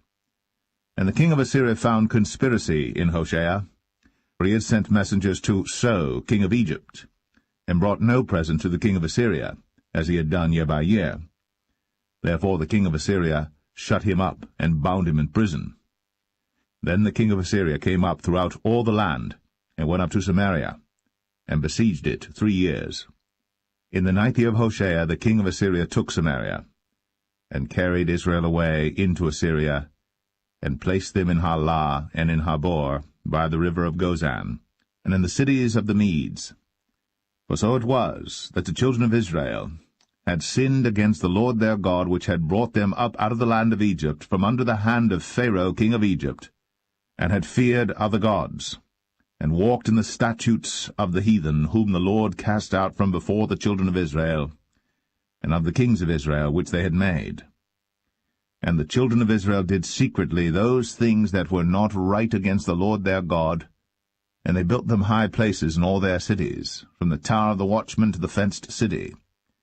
And they set them up images, and groves in every high hill, and under every green tree. And there they burnt incense in all the high places, as did the heathen whom the Lord carried away before them, and wrought wicked things to provoke the Lord to anger.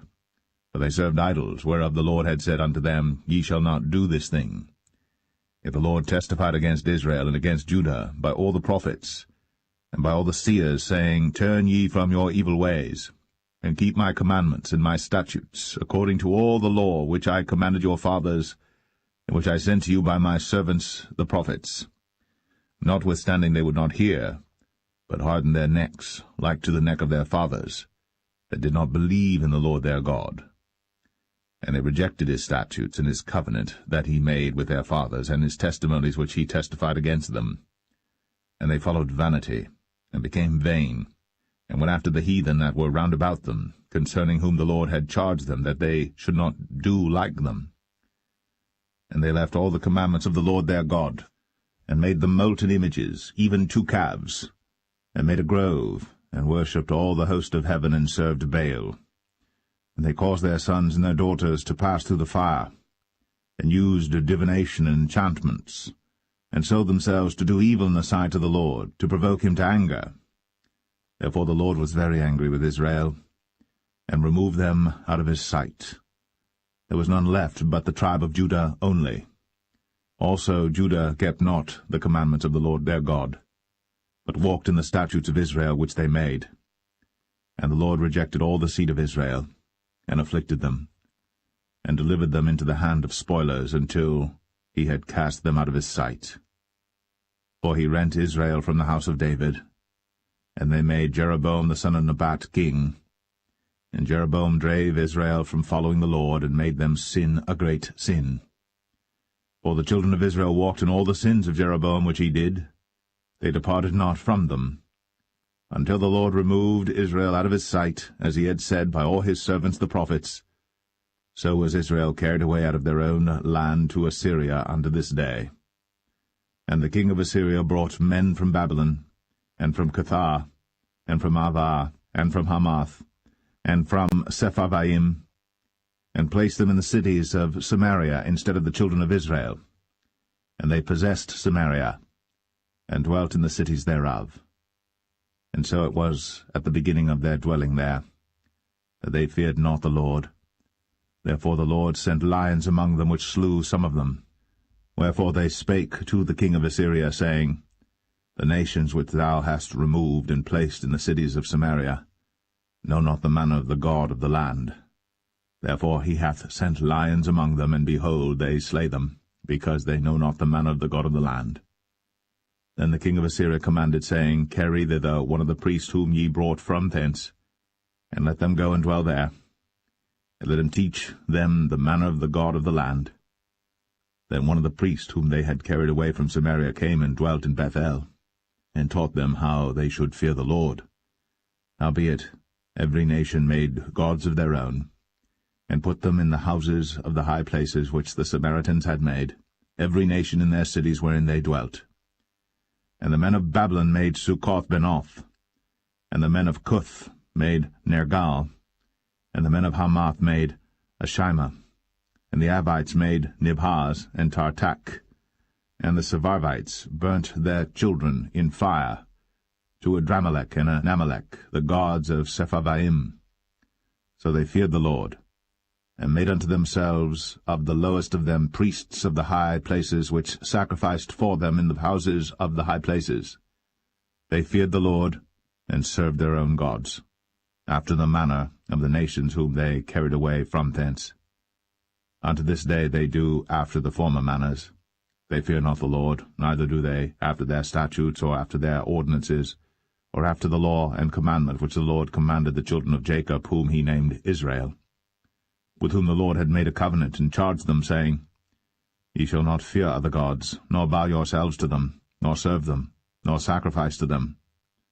But the Lord who brought you up out of the land of Egypt with great power and a stretched out arm, him shall ye fear, and him shall ye worship, and to him shall ye do sacrifice. And the statutes and the ordinances and the law and the commandment, which he wrote for you, ye shall observe to do for evermore, and ye shall not fear other gods. And the covenant that I have made with you ye shall not forget, neither shall ye fear other gods. But the Lord your God ye shall fear, and he shall deliver you out of the hand of all your enemies. Howbeit they did not hearken, but they did after their former manner. So these nations feared the Lord, and served their graven images, both their children and their children's children, as did their fathers, so do they unto this day.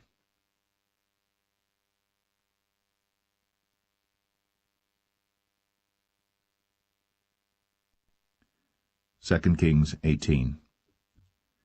Now it came to pass in the 3rd year of Hoshea son of Elah, king of Israel, that Hezekiah the son of Ahaz, king of Judah, began to reign.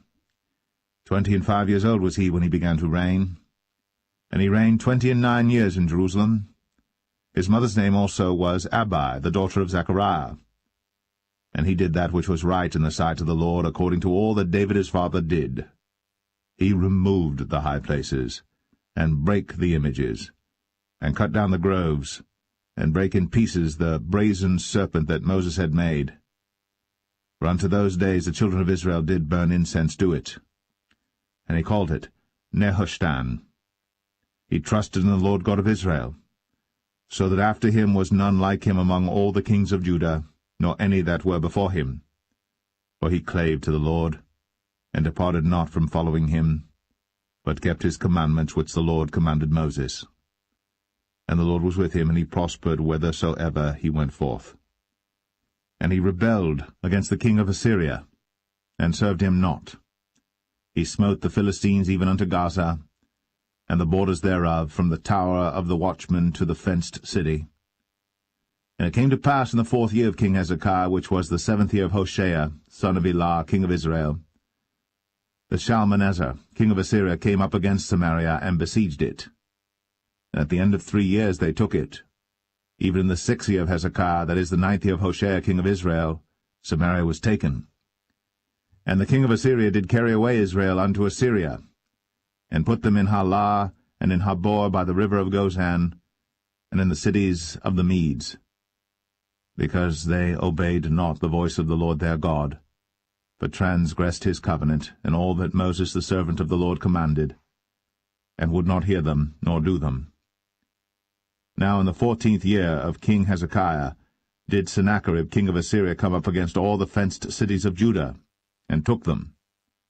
And Hezekiah king of Judah sent to the king of Assyria to Lachish, saying, I have offended, return from me, that which thou puttest on me will I bear. And the king of Assyria appointed unto Hezekiah king of Judah 300 talents of silver, and 30 talents of gold. And Hezekiah gave him all the silver that was found in the house of the Lord, and in the treasures of the king's house. At that time did Hezekiah cut off the gold from the doors of the temple of the Lord, and from the pillars which Hezekiah king of Judah had overlaid, and gave it to the king of Assyria. And the king of Assyria sent Tartan, and Rabsaris, and Rabshakeh from Lachish to King Hezekiah with a great host against Jerusalem. And they went up and came to Jerusalem. And when they were come up, they came and stood by the conduit of the upper pool, which is in the highway of the fuller's field. And when they had called to the king, there came out to them Eliakim the son of Hilkiah, which was over the household, and Shebna the scribe, and Joah the son of Asaph the recorder. And Rabshakeh said unto them, Speak ye now to Hezekiah. Thus saith the great king, the king of Assyria, What confidence is this wherein thou trustest? Thou sayest, But they are but vain words. I have counsel and strength for the war. Now on whom dost thou trust, that thou rebellest against me? Now behold, thou trustest upon the staff of this bruised reed, even upon Egypt, on which, if a man lean, it will go into his hand, and pierce it. So is Pharaoh king of Egypt unto all that trust on him. But if ye say unto me, We trust in the Lord our God, is not that he whose high places and whose altars Hezekiah hath taken away, and hath said to Judah and Jerusalem, Ye shall worship before this altar in Jerusalem? Now therefore I pray thee, give pledges to my lord the king of Assyria, and I will deliver thee 2,000 horses, if thou be able on thy part to set riders upon them. How then wilt thou turn away the face of one captain of the least of my master's servants, and put thy trust on Egypt for chariots and for horsemen? Am I now come up without the Lord against this place to destroy it? The Lord said to me, Go up against this land and destroy it. Then said Eliakim the son of Hilkiah, and Shebna, and Joah, unto Rabshakeh, Speak, I pray thee, to thy servants in the Syrian language, for we understand it, and talk not with us in the Jews' language in the ears of the people that are on the wall. But Rabshakeh said unto them, Hath my master sent me to thy master, and to thee to speak these words? Hath he not sent me to the men which sit on the wall, that they may eat their own dung and drink their own piss with you? Then Rabshakeh stood and cried with a loud voice in the Jews' language, and spake, saying, Hear the word of the great king, the king of Assyria. Thus saith the king, Let not Hezekiah deceive you, for he shall not be able to deliver you out of his hand. Neither let Hezekiah make you trust in the Lord, saying, The Lord will surely deliver us, and the city shall not be delivered into the hand of the king of Assyria. Hearken not to Hezekiah, for thus saith the king of Assyria, Make an agreement with me by a present, and come out to me. And then eat ye every man of his own vine, and every one of his fig tree, and drink ye every one the waters of his cistern, until I come and take you away to a land like your own land, a land of corn and wine, a land of bread and vineyards, a land of oil olive and of honey, that ye may live and not die. And hearken not unto Hezekiah, when he persuadeth you, saying, The Lord will deliver us. Hath any of the gods of the nations delivered at all his land out of the hand of the king of Assyria? Where are the gods of Hamath and of Arpad? Where are the gods of Sepharvaim, Hena, and Eva? Have they delivered Samaria out of mine hand? Who are they among all the gods of the countries that have delivered their country out of mine hand, that the Lord should deliver Jerusalem out of mine hand? But the people held their peace, and answered him not a word, for the king's commandment was, saying, Answer him not. Then came Eliakim the son of Hilkiah, which was over the household, and Shebna the scribe, and Joah the son of Asaph the recorder, to Hezekiah with their clothes rent, and told him the words of Rabshakeh.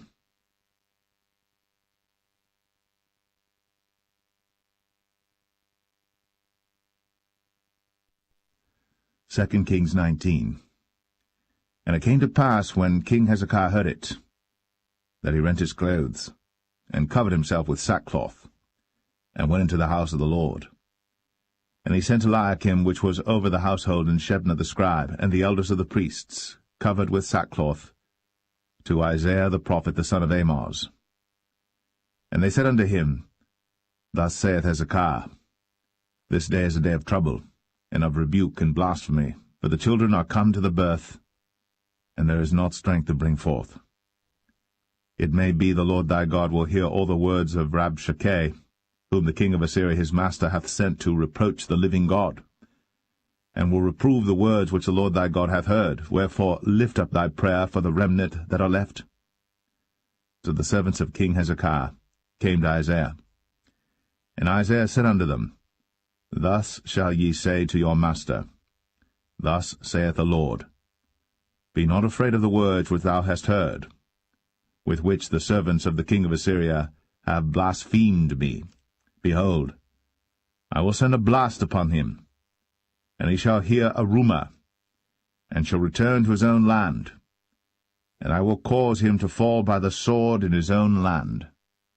So Rabshakeh returned, and found the king of Assyria warring against Libnah, for he had heard that he was departed from Lachish. And when he heard say of Tirhakah, king of Ethiopia, Behold, he is come out to fight against thee, he sent messages again unto Hezekiah, saying, Thus shall ye speak to Hezekiah king of Judah, saying, Let not thy God in whom thou trustest deceive thee, saying, Jerusalem shall not be delivered into the hand of the king of Assyria. Behold, thou hast heard what the kings of Assyria have done to all lands by destroying them utterly, and shalt thou be delivered? Have the gods of the nations delivered them which my fathers have destroyed, as Gozan and Haran, and Rezeph, and the children of Eden, which were in Thelasar? Where is the king of Hamath, and the king of Arpad, and the king of the city of Sepharvaim, of Hena and Ivah? And Hezekiah received the letter of the hand of the messengers, and read it. And Hezekiah went up into the house of the Lord, and spread it before the Lord. And Hezekiah prayed before the Lord, and said, O Lord God of Israel, which dwellest between the cherubims, thou art the God, even thou alone, of all the kingdoms of the earth. Thou hast made heaven and earth. Lord, bow down thine ear, and hear. Open, Lord, thine eyes, and see. And hear the words of Sennacherib, which hath sent him to reproach the living God. Of a truth, Lord, the kings of Assyria have destroyed the nations and their lands, and have cast their gods into the fire. For they were no gods, but the work of men's hands, wood and stone. Therefore they have destroyed them. Now therefore, O Lord our God, I beseech thee, save thou us out of his hand, that all the kingdoms of the earth may know that thou art the Lord God, even thou only. Then Isaiah the son of Amoz sent to Hezekiah, saying, Thus saith the Lord God of Israel, That which thou hast prayed to me against Sennacherib, king of Assyria, I have heard. This is the word that the Lord hath spoken concerning him. The virgin, the daughter of Zion, hath despised thee, and laughed thee to scorn. The daughter of Jerusalem hath shaken her head at thee. Whom hast thou reproached and blasphemed? And against whom hast thou exalted thy voice, and lifted up thine eyes on high? Even against the Holy One of Israel. By thy messengers thou hast reproached the Lord, and hast said, With the multitude of my chariots I am come up to the height of the mountains, to the sides of Lebanon, and will cut down the tall cedar trees thereof, and the choice fir trees thereof, and I will enter into the lodgings of his borders, and into the forest of his Carmel. I have digged and drunk strange waters, and with the sole of my feet have I dried up all the rivers of besieged places. Hast thou not heard long ago how I have done it, and of ancient times that I have formed it? Now have I brought it to pass, that thou shouldst be to lay waste fenced cities into ruinous heaps. Therefore their inhabitants were of small power. They were dismayed and confounded.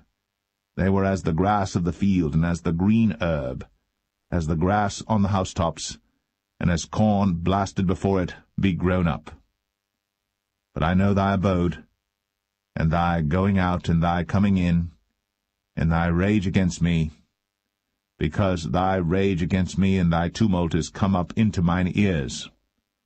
Therefore I will put my hook in thy nose, and my bridle in thy lips, and I will turn thee back by the way by which thou camest.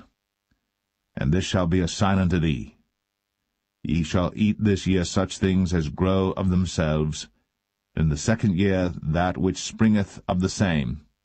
And in the third year sow ye and reap, and plant vineyards, and eat the fruits thereof. And the remnant that is escaped of the house of Judah shall yet again take root downward, and bear fruit upward. For out of Jerusalem shall go forth a remnant, and they that escape out of Mount Zion. The zeal of the Lord of hosts shall do this. Therefore thus saith the Lord concerning the king of Assyria, He shall not come into this city, nor shoot an arrow there, nor come before it with shield, nor cast a bank against it. By the way that he came, by the same shall he return, and shall not come into this city, saith the Lord. For I will defend this city to save it, for mine own sake, and for my servant David's sake. And it came to pass that night, that the angel of the Lord went out, and smote in the camp of the Assyrians 180 and 5,000. And when they arose early in the morning, behold, they were all dead corpses. So Sennacherib king of Assyria departed, and went, and returned, and dwelt at Nineveh. And it came to pass, as he was worshipping in the house of Nisroch his god, that Adramelech and Sharezer his sons smote him with the sword, and they escaped into the land of Armenia. And Esarhaddon his son reigned in his stead.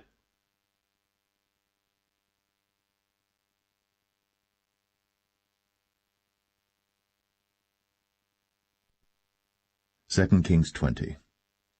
In those days was Hezekiah sick unto death. And the prophet Isaiah the son of Amoz came to him, and said unto him, Thus saith the Lord, Set thine house in order, for thou shalt die, and not live. Then he turned his face to the wall, and prayed unto the Lord, saying, I beseech thee, O Lord, remember now how I have walked before thee in truth, and with a perfect heart, and have done that which is good in thy sight. And Hezekiah wept sore. And it came to pass, afore Isaiah was gone out into the middle court, that the word of the Lord came to him, saying, Turn again, and tell Hezekiah, the captain of my people, Thus saith the Lord, the God of David thy father, I have heard thy prayer, I have seen thy tears. Behold, I will heal thee. On the 3rd day thou shalt go up into the house of the Lord. And I will add unto thy days 15 years. And I will deliver thee and this city out of the hand of the king of Assyria. And I will defend this city for mine own sake, and for my servant David's sake. Then Isaiah said, Take a lump of figs. And they took and laid it on the boil, and he recovered. And Hezekiah said unto Isaiah, What shall be the sign that the Lord will heal me, and that I shall go up into the house of the Lord the 3rd day? And Isaiah said, This sign shalt thou have of the Lord, that the Lord will do the thing that he hath spoken. Shall the shadow go forward 10 degrees, or go back 10 degrees? And Hezekiah answered, It is a light thing for the shadow to go down 10 degrees, nay, but let the shadow return backward 10 degrees. And Isaiah the prophet cried unto the Lord, and he brought the shadow 10 degrees backward, by which it had gone down in the dial of Ahaz. At that time Berodach-Baladan, the son of Baladan, king of Babylon, sent letters and a present unto Hezekiah, for he had heard that Hezekiah had been sick. And Hezekiah hearkened unto them, and showed them all the house of his precious things, the silver, and the gold, and the spices, and the precious ointment, and all the house of his armor, and all that was found in his treasures. There was nothing in his house, nor in all his dominion, that Hezekiah showed them not.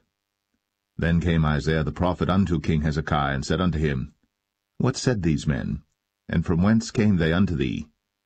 And Hezekiah said, They are come from a far country, even from Babylon. And he said, What have they seen in thine house? And Hezekiah answered, All the things that are in mine house have they seen. There is nothing among my treasures that I have not showed them. And Isaiah said unto Hezekiah, Hear the word of the Lord. Behold, the days come, that all that is in thine house, and that which thy fathers have laid up in store unto this day, shall be carried into Babylon. Nothing shall be left, saith the Lord. And of thy sons that shall issue from thee, which thou shalt beget, shall they take away, and they shall be eunuchs in the palace of the king of Babylon. Then said Hezekiah unto Isaiah, Good is the word of the Lord which thou hast spoken. And he said, Is it not good if peace and truth be in my days? And the rest of the acts of Hezekiah, and all his might, and how he made a pool and a conduit, and brought water into the city, are they not written in the book of the chronicles of the kings of Judah? And Hezekiah slept with his fathers, and Manasseh his son reigned in his stead.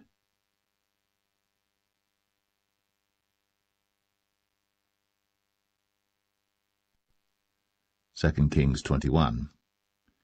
Manasseh was 12 years old when he began to reign, and reigned 55 years in Jerusalem. And his mother's name was Hephzibah. And he did that which was evil in the sight of the Lord, after the abominations of the heathen whom the Lord cast out before the children of Israel. For he built up again the high places which Hezekiah his father had destroyed. And he reared up altars for Baal, and made a grove, as did Ahab king of Israel, and worshipped all the host of heaven, and served them. And he built altars in the house of the Lord, of which the Lord said, In Jerusalem will I put my name. And he built altars for all the host of heaven in the 2 courts of the house of the Lord. And he made his son pass through the fire, and observed times, and used enchantments, and dealt with familiar spirits and wizards. He wrought much wickedness in the sight of the Lord, to provoke him to anger. And he set a graven image of the grove that he had made in the house, of which the Lord said to David, and to Solomon his son, In this house, and in Jerusalem, which I have chosen, out of all tribes of Israel, will I put my name for ever. Neither will I make the feet of Israel move any more out of the land which I gave their fathers, only if they will observe to do according to all that I have commanded them, and according to all the law that my servant Moses commanded them. But they hearkened not. And Manasseh seduced them to do more evil than did the nations whom the Lord destroyed before the children of Israel. And the Lord spake by his servants the prophets, saying, Because Manasseh king of Judah hath done these abominations, and hath done wickedly above all that the Amorites did which were before him, and hath made Judah also to sin with his idols. Therefore thus saith the Lord God of Israel, Behold, I am bringing such evil upon Jerusalem and Judah, that whosoever heareth of it, both his ears shall tingle.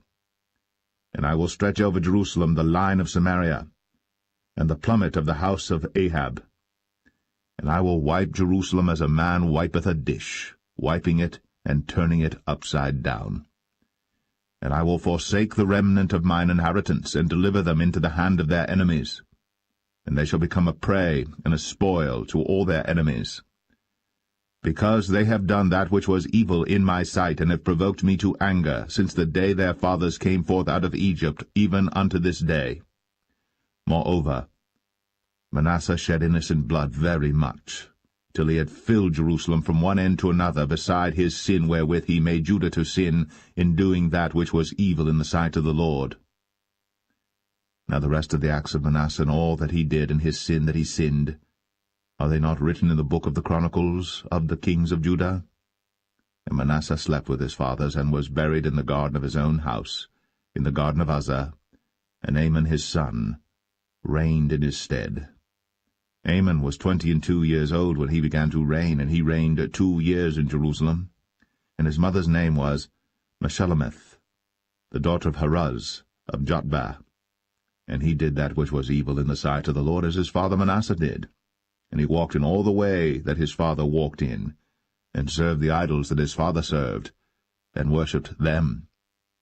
And he forsook the Lord God of his fathers, and walked not in the way of the Lord. And the servants of Amon conspired against him, and slew the king in his own house. And the people of the land slew all them that had conspired against King Amon. And the people of the land made Josiah his son king in his stead. Now the rest of the acts of Amon which he did, are they not written in the book of the Chronicles of the kings of Judah? And he was buried in his sepulchre in the garden of Uzzah, and Josiah his son reigned in his stead.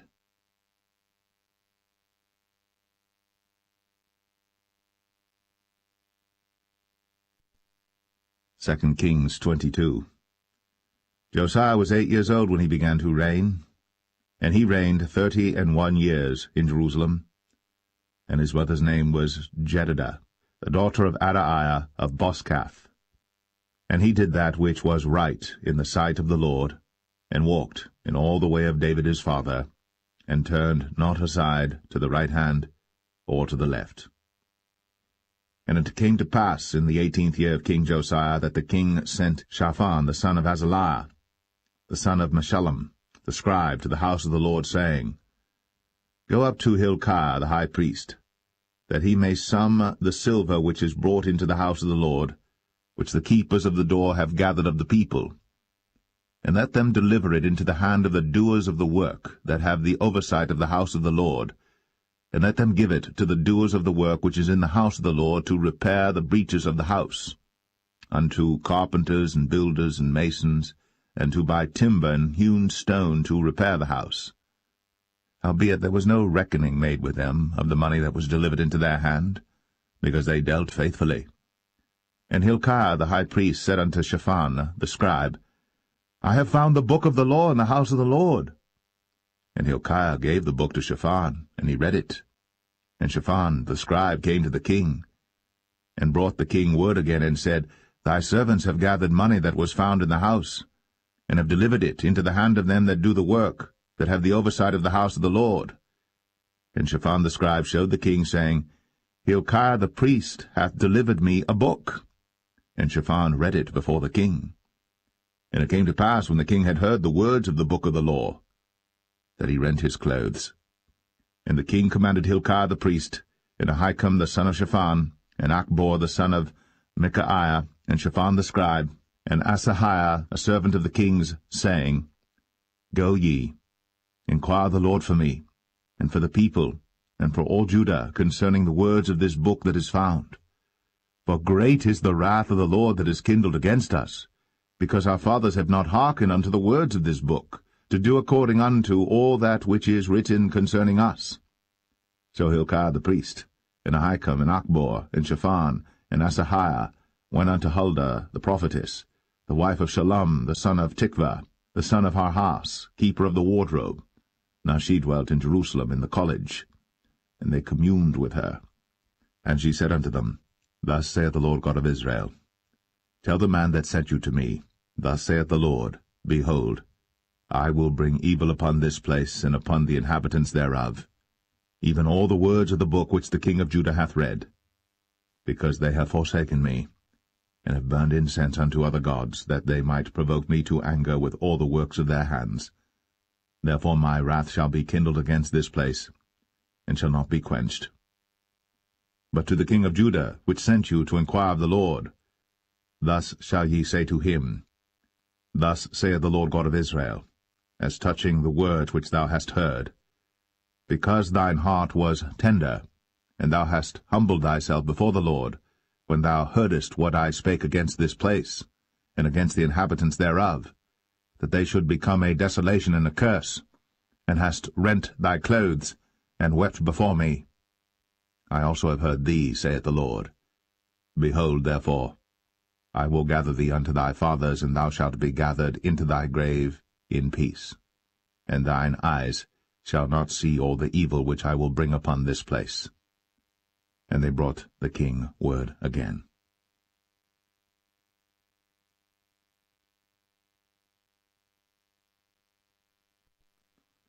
2 Kings 23. And the king sent, and they gathered unto him all the elders of Judah and of Jerusalem. And the king went up into the house of the Lord, and all the men of Judah, and all the inhabitants of Jerusalem with him, and the priests and the prophets, and all the people, both small and great. And he read in their ears all the words of the book of the covenant which was found in the house of the Lord. And the king stood by a pillar, and made a covenant before the Lord to walk after the Lord, and to keep his commandments and his testimonies and his statutes with all their heart and all their soul, to perform the words of this covenant that were written in this book. And all the people stood to the covenant. And the king commanded Hilkiah the high priest, and the priests of the second order, and the keepers of the door, to bring forth out of the temple of the Lord all the vessels that were made for Baal, and for the grove, and for all the host of heaven.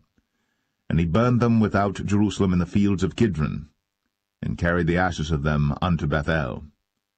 And he put down the idolatrous priests, whom the kings of Judah had ordained to burn incense in the high places, in the cities of Judah, and in the places round about Jerusalem, them also that burned incense unto Baal, to the sun, and to the moon, and to the planets, and to all the hosts of heaven. And he brought out the grove from the house of the Lord without Jerusalem unto the brook Kidron, and burned it at the brook Kidron, and stamped it small to powder, and cast the powder thereof upon the graves of the children of the people. And he brake down the houses of the Sodomites, that were by the house of the Lord, where the women wove hangings for the grove.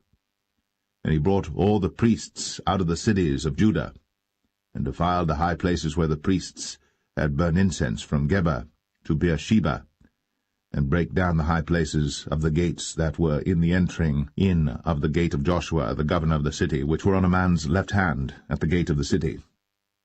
Nevertheless the priests of the high places came not up to the altar of the Lord in Jerusalem, but they did eat of the unleavened bread among their brethren. And he defiled Topheth, which is in the valley of the children of Hinnom, that no man might make his son or his daughter to pass through the fire to Molech. And he took away the horses that the kings of Judah had given to the sun, at the entering in of the house of the Lord, by the chamber of Nathan-Melech, the chamberlain, which was in the suburbs, and burned the chariots of the sun with fire.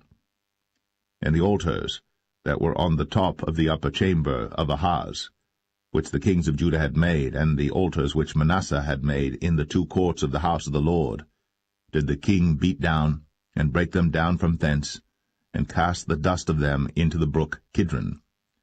And the high places that were before Jerusalem, which were on the right hand of the mount of corruption, which Solomon the king of Israel had builded for Ashtoreth, the abomination of the Zidonians, and for Chemosh, the abomination of the Moabites, and for Milcom, the abomination of the children of Ammon, did the king defile. And he brake in pieces the images, and cut down the groves, and filled their places with the bones of men. Moreover, the altar that was at Bethel, and the high place which Jeroboam the son of Nebat, who made Israel to sin, had made, both that altar and the high place he brake down, and burned the high place, and stamped it small to powder, and burned the grove. And as Josiah turned himself, he spied the sepulchres that were there in the mount, and sent, and took the bones out of the sepulchres, and burned them upon the altar, and polluted it, according to the word of the Lord which the man of God proclaimed, who proclaimed these words. Then he said, What title is that I see? And the men of the city told him, It is the sepulchre of the man of God which came from Judah, and proclaimed these things that thou hast done against the altar of Bethel. And he said, Let him alone. Let no man move his bones. So they let his bones alone, with the bones of the prophet that came out of Samaria. And all the houses also of the high places that were in the cities of Samaria, which the kings of Israel had made to provoke the Lord to anger, Josiah took away, and did to them according to all the acts that he had done in Bethel. And he slew all the priests of the high places that were there upon the altars, and burned men's bones upon them, and returned to Jerusalem. And the king commanded all the people, saying, Keep the Passover unto the Lord your God, as it is written in the book of this covenant. Surely there was not holden such a Passover from the days of the judges that judged Israel, nor in all the days of the kings of Israel, nor of the kings of Judah, but in the 18th year of King Josiah, wherein this Passover was holden to the Lord in Jerusalem. Moreover, the workers with familiar spirits, and the wizards, and the images, and the idols, and all the abominations that were spied in the land of Judah and in Jerusalem, did Josiah put away, that he might perform the words of the law which were written in the book that Hilkiah the priest found in the house of the Lord. And like unto him was there no king before him, that turned to the Lord with all his heart, and with all his soul, and with all his might, according to all the law of Moses, neither after him arose there any like him. Notwithstanding the Lord turned not from the fierceness of his great wrath, wherewith his anger was kindled against Judah, because of all the provocations that Manasseh had provoked him withal. And the Lord said, I will remove Judah also out of my sight, as I have removed Israel, and will cast off this city Jerusalem which I have chosen, and the house of which I said, My name shall be there. Now the rest of the acts of Josiah, and all that he did, are they not written in the book of the Chronicles of the kings of Judah? In his days Pharaoh Necho, king of Egypt, went up against the king of Assyria to the river Euphrates. And King Josiah went against him, and he slew him at Megiddo when he had seen him. And his servants carried him in a chariot dead from Megiddo, and brought him to Jerusalem, and buried him in his own sepulchre. And the people of the land took Jehoahaz the son of Josiah, and anointed him, and made him king in his father's stead. Jehoahaz was 23 years old when he began to reign, and he reigned 3 months in Jerusalem. And his mother's name was Hamutal, the daughter of Jeremiah of Libnah. And he did that which was evil in the sight of the Lord, according to all that his fathers had done. And Pharaoh Necho put him in bands at Riblah, in the land of Hamath, that he might not reign in Jerusalem, and put the land to a tribute of 100 talents of silver, and a talent of gold. And Pharaoh Necho made Eliakim the son of Josiah king in the room of Josiah his father, and turned his name to Jehoiakim, and took Jehoahaz away, and he came to Egypt and died there. And Jehoiakim gave the silver and the gold to Pharaoh, but he taxed the land to give the money according to the commandment of Pharaoh. He exacted the silver and the gold of the people of the land, of every one according to his taxation, to give it unto Pharaoh Necho. Jehoiakim was 25 years old when he began to reign, and he reigned 11 years in Jerusalem. And his mother's name was Zebudah, the daughter of Pedaiah of Rumah. And he did that which was evil in the sight of the Lord, according to all that his fathers had done.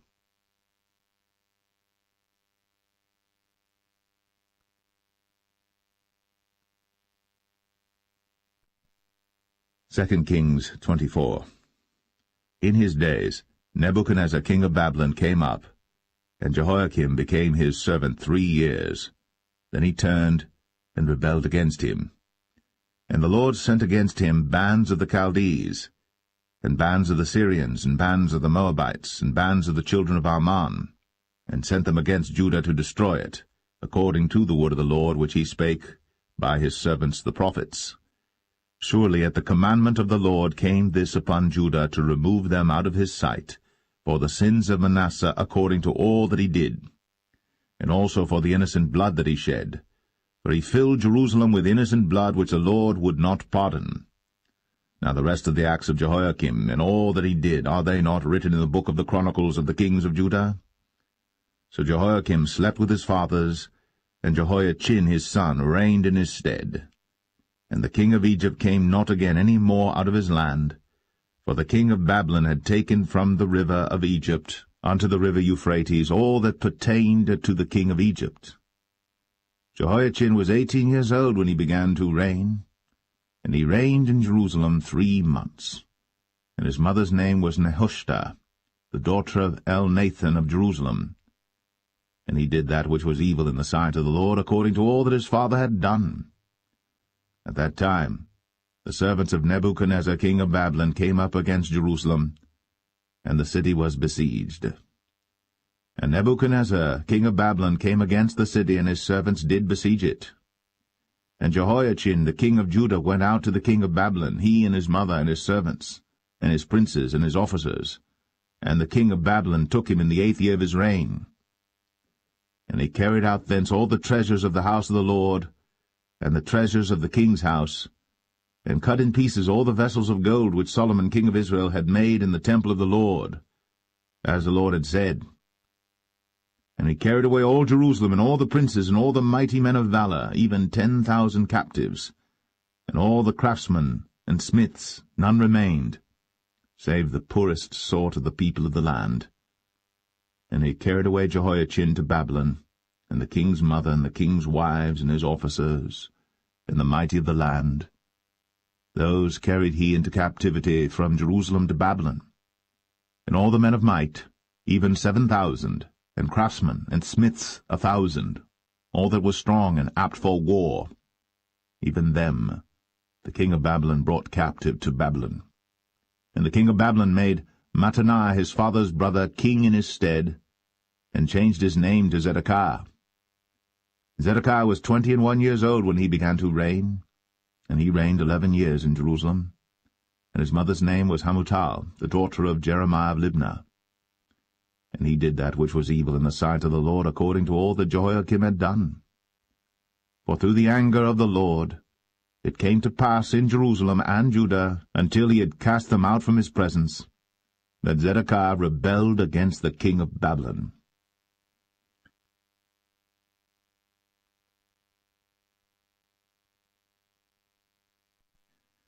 Second Kings 25. And it came to pass in the 9th year of his reign, in the 10th month, in the 10th day of the month, that Nebuchadnezzar king of Babylon came, he and all his host, against Jerusalem, and pitched against it. And they built forts against it round about.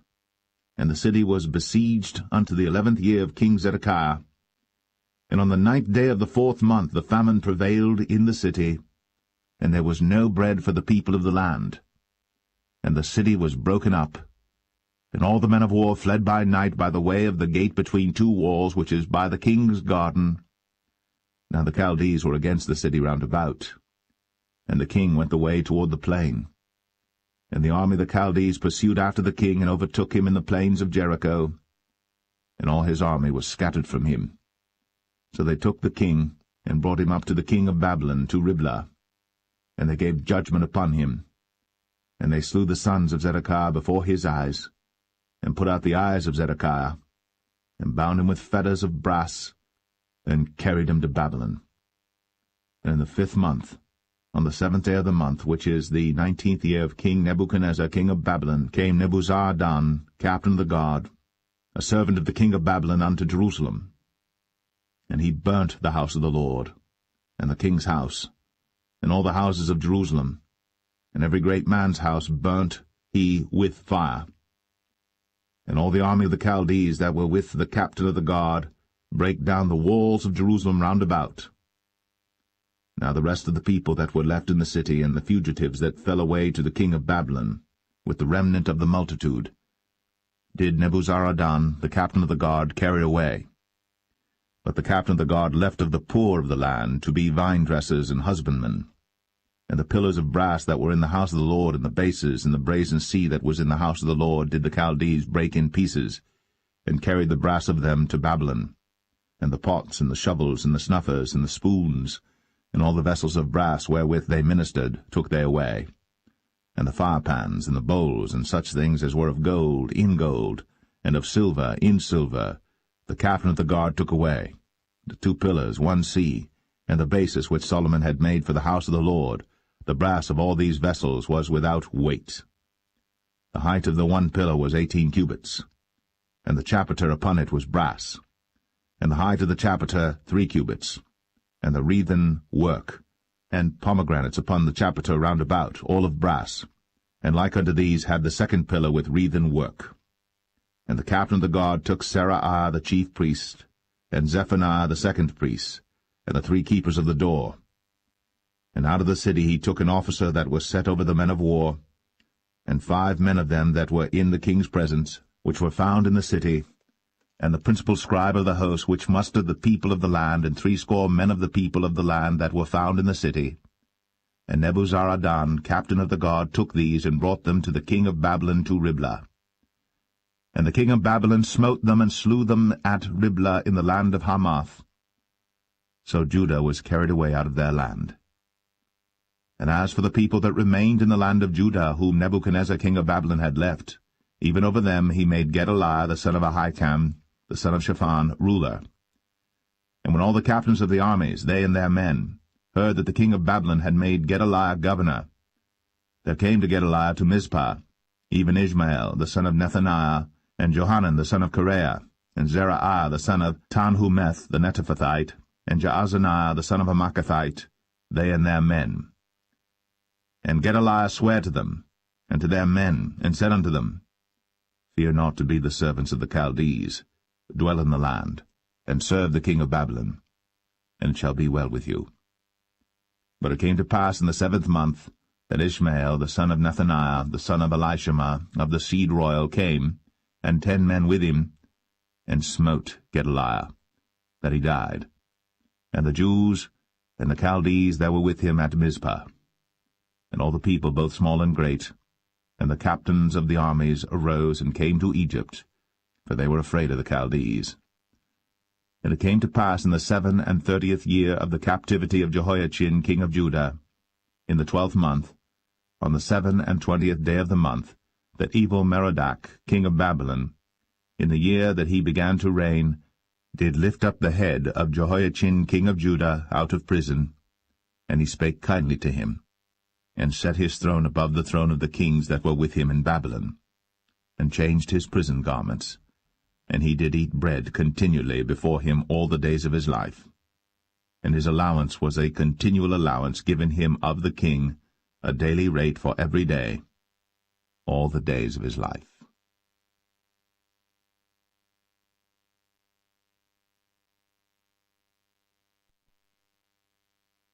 The first book of Chronicles, chapter 1. Adam, Sheth, Enosh, Canaan, Mahalaleel, Jared, Enoch, Methuselah, Lamech, Noah, Shem, Ham, and Japheth. The sons of Japheth, Gomer and Magog, and Madai, and Javan, and Tubal, and Meshach, and Tiris. And the sons of Gomer, Ashchenaz, and Ribhath, and Togarmah. And the sons of Javan, Elisha, and Tarshish, Kittim, and Dodanim. The sons of Ham, Cush, and Mizraim, Put, and Canaan. And the sons of Cush, Seba, and Havilah, and Sapta, and Ramah, and Sabteka. And the sons of Ramah, Sheba, and Dedan. And Cush begat Nimrod. He began to be mighty upon the earth. And Mizraim begat Ludim, and Anamim, and Lehabim, and Naphtuhim, and Pathrusim, and Casluhim, of whom came the Philistines, and Caphtorim. And Canaan begat Zidon, his firstborn, and Heth, the Jebusite also, and the Amorite, and the Girgashite, and the Hivite, and the Archite, and the Sinite, and the Arvadite, and the Zemarite, and the Hamathite. The sons of Shem, Elam, and Ashur, and Arphaxad, and Lud, and Aram, and Uz, and Hul, and Gether, and Meshach. And Arphaxad begat Shelah, and Shelah begat Eber. And unto Eber were born 2 sons. The name of the one was Peleg, because in his days the earth was divided. And his brother's name was Joktan. And Joktan begat Almadad, and Sheleph, and Hazarmaveth, and Jerah. Hadoram also, and Uzal, and Diklah, and Ebal, and Abimael, and Sheba, and Ophir, and Havilah, and Jobab. All these were the sons of Joktan. Shem, Arphaxad, Shelah, Eber, Peleg, Reu, Serug, Nahor, Terah, Abram. The same is Abraham. The sons of Abraham, Isaac, and Ishmael. These are their generations. The firstborn of Ishmael, Nebaioth, then Kedar, and Abiel, and Mibsam, Mishma, and Dumah, Massa, Hadad, and Tema, Jetur, Naphish, and Kedemah. These are the sons of Ishmael. Now the sons of Keturah, Abraham's concubine. She bare Zimran, and Jokshan, and Medan, and Midian, and Ishbak, and Shua. And the sons of Jokshan, Sheba, and Dedan. And the sons of Midian, Ephah, and Epher, and Henoch, and Abida, and Eldaah. All these are the sons of Keturah. And Abraham begat Isaac. The sons of Isaac, Esau, and Israel. The sons of Esau, Eliphaz, Ruel, and Jeush, and Jalam, and Korah. The sons of Eliphaz, Teman, and Omar, Zephi, and Gatam, Kenaz, and Timnah, and Amalek. The sons of Ruel, Nehath, Zerah, Shammah, and Mizah. And the sons of Zir, Lotan, and Shobal, and Zibeon, and Anah, and Dishan, and Ezar, and Dishan. And the sons of Lotan, Horai, and Homam, and Timnah was Lotan's sister. The sons of Shobal, Alian, and Manahath, and Ebal, Shephi, and Onam. And the sons of Zibeon, Ai, and Anah. The sons of Anah, Dishon. And the sons of Dishon, Amram, and Eshban, and Ithran, and Cheran. The sons of Ezer, Bilhan, and Zavan, and Jachan. The sons of Dishan, Uz, and Aran. Now these are the kings that reigned in the land of Edom, before any king reigned over the children of Israel. Bela the son of Beor, and the name of his city was Dinhabah. And when Bela was dead, Jobab the son of Zerah, of Bozrah, reigned in his stead.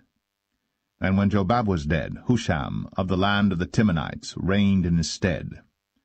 And when Husham was dead, Hadad the son of Bedad, which smote Midian in the field of Moab, reigned in his stead.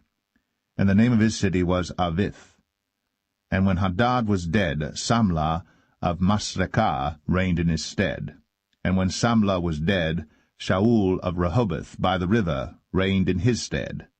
And when Shaul was dead, Baal-Hanan the son of Achbor reigned in his stead. And when Baal-Hanan was dead, Hadad reigned in his stead, and the name of his city was Pai, and his wife's name was Mehetabel, the daughter of Matred, the daughter of Mezahab. Hadad died also, and the dukes of Edom were Duke Timnah, Duke Aliah, Duke Jetheth, Duke Oholibamah, Duke Elah, Duke Pinan, Duke Kenaz, Duke Teman, Duke Mibsar, Duke Magdiel, Duke Iram. These are the dukes of Edom.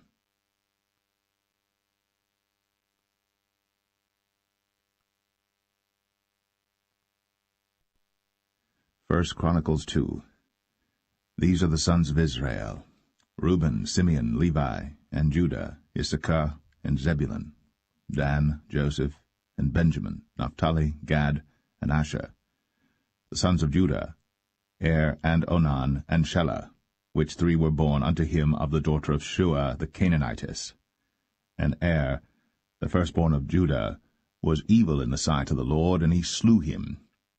And Tamar his daughter-in-law bare him Pharez and Zerah. All the sons of Judah were 5. The sons of Pharez, Hezron and Hamul. And the sons of Zerah, Zimri, and Ethan, and Heman, and Calcol, and Dara, 5 of them in all. And the sons of Carmi, Achar, the troubler of Israel, who transgressed in the thing accursed. And the sons of Ethan, Azariah. The sons also of Hezron that were born unto him, Jeramiel, and Ram, and Chelubai. And Ram begat Aminadab, and Aminadab begat Nahshon, prince of the children of Judah. And Nahshon begat Salma, and Salma begat Boaz, and Boaz begat Obed, and Obed begat Jesse. And Jesse begat his firstborn Eliab, and Aminadab the second, and Shema the third, Nathaniel the fourth, Radai the fifth, Ozem the sixth, David the seventh, whose sisters were Zeruiah and Abigail. And the sons of Zeruiah, Abishai, and Joab, and Asahel 3. And Abigail bare Amasa, and the father of Amasa was Jether the Ishmaelite. And Caleb the son of Hezron begat children of Azubah his wife, and of Jerioth. Her sons are these, Jesher, and Shabab, and Ardan. And when Azubah was dead, Caleb took unto him Ephrath, which bare him Hur, and Hur begat Uri, and Uri begat Bezaleel. And afterward Hezron went in to the daughter of Machir, the father of Gilead, whom he married when he was 60 years old. And she bare him Segub, and Segub begat Jair, who had 23 cities in the land of Gilead. And he took Gesher and Aram, with the towns of Jair from them, with Kenath, and the towns thereof, even 60 cities. All these belonged to the sons of Machir, the father of Gilead. And after that Hezron was dead, and Caleb Ephratah. Then Abiah, Hezron's wife, bare him Asher, the father of Tekoa. And the sons of Jeramiel, the firstborn of Hezron, were Ram the firstborn, and Bunah, and Oren, and Ozem, and Ahijah. Jeramiel had also another wife, whose name was Adarah. She was the mother of Onam. And the sons of Ram, the firstborn of Jeramiel, were Maaz, and Jamin, and Acher. And the sons of Onam were Shammai, and Jadah. And the sons of Shammai, Nadab, and Abishur. And the name of the wife of Abishur was Abihail, and she bare him Aban and Molid. And the sons of Nadab, Seled, and Appaim. But Seled died without children. And the sons of Appaim, Ishai. And the sons of Ishai, Sheshan. And the children of Sheshan, Alai. And the sons of Judah, the brother of Shammai, Jether and Jonathan. And Jether died without children. And the sons of Jonathan, Peleth and Zazah. These were the sons of Jeramiel. Now Sheshan had no sons but daughters, and Sheshan had a servant, an Egyptian, whose name was Jarha. And Sheshan gave his daughter to Jarha his servant to wife, and she bare him Attai. And Attai begat Nathan, and Nathan begat Zabad, and Zabad begat Ephlal, and Ephlal begat Obed. And Obed begat Jehu, and Jehu begat Azariah, and Azariah begat Helez, and Helez begat Eleazar, and Eleazar begat Sesamei, and Sesamei begat Shalom, and Shalom begat Jechamiah, and Jechamiah begat Elishama. Now the sons of Caleb, the brother of Jeremiel, were Mesha his firstborn, which was the father of Ziph, and the sons of Mareshah, the father of Hebron, and the sons of Hebron, Korah, and Tapua, and Rechem, and Shema. And Shema begat Raham, the father of Jorkoam, and Rechem begat Shemai. And the son of Shemai was Maon, and Maon was the father of Beth-zur. And Ephah, Caleb's concubine, bare Haran, and Moza, and Gazez, and Haran begat Gazez. And the sons of Jaddai, Regem, and Jotham, and Gesham, and Pelet, and Ephah, and Shaaph. Maacah, Caleb's concubine, bare Sheber, and Tirhanah. She bare also Shaaph, the father of Madmanah, Sheva, the father of Machbenah, and the father of Gibeah, and the daughter of Caleb was Aksah. These were the sons of Caleb, the son of Hur, the firstborn of Ephratah, Shobal, the father of Kirjath-Jearim, Salma, the father of Bethlehem, Hareph, the father of Beth-Gader, and Shobal, the father of Kirjath-Jearim, had sons, Haraway, and half of the Manahethites. And the families of Kirjath-Jearim, the Ithrites, and the Puhites, and the Shumathites, and the Mishreites,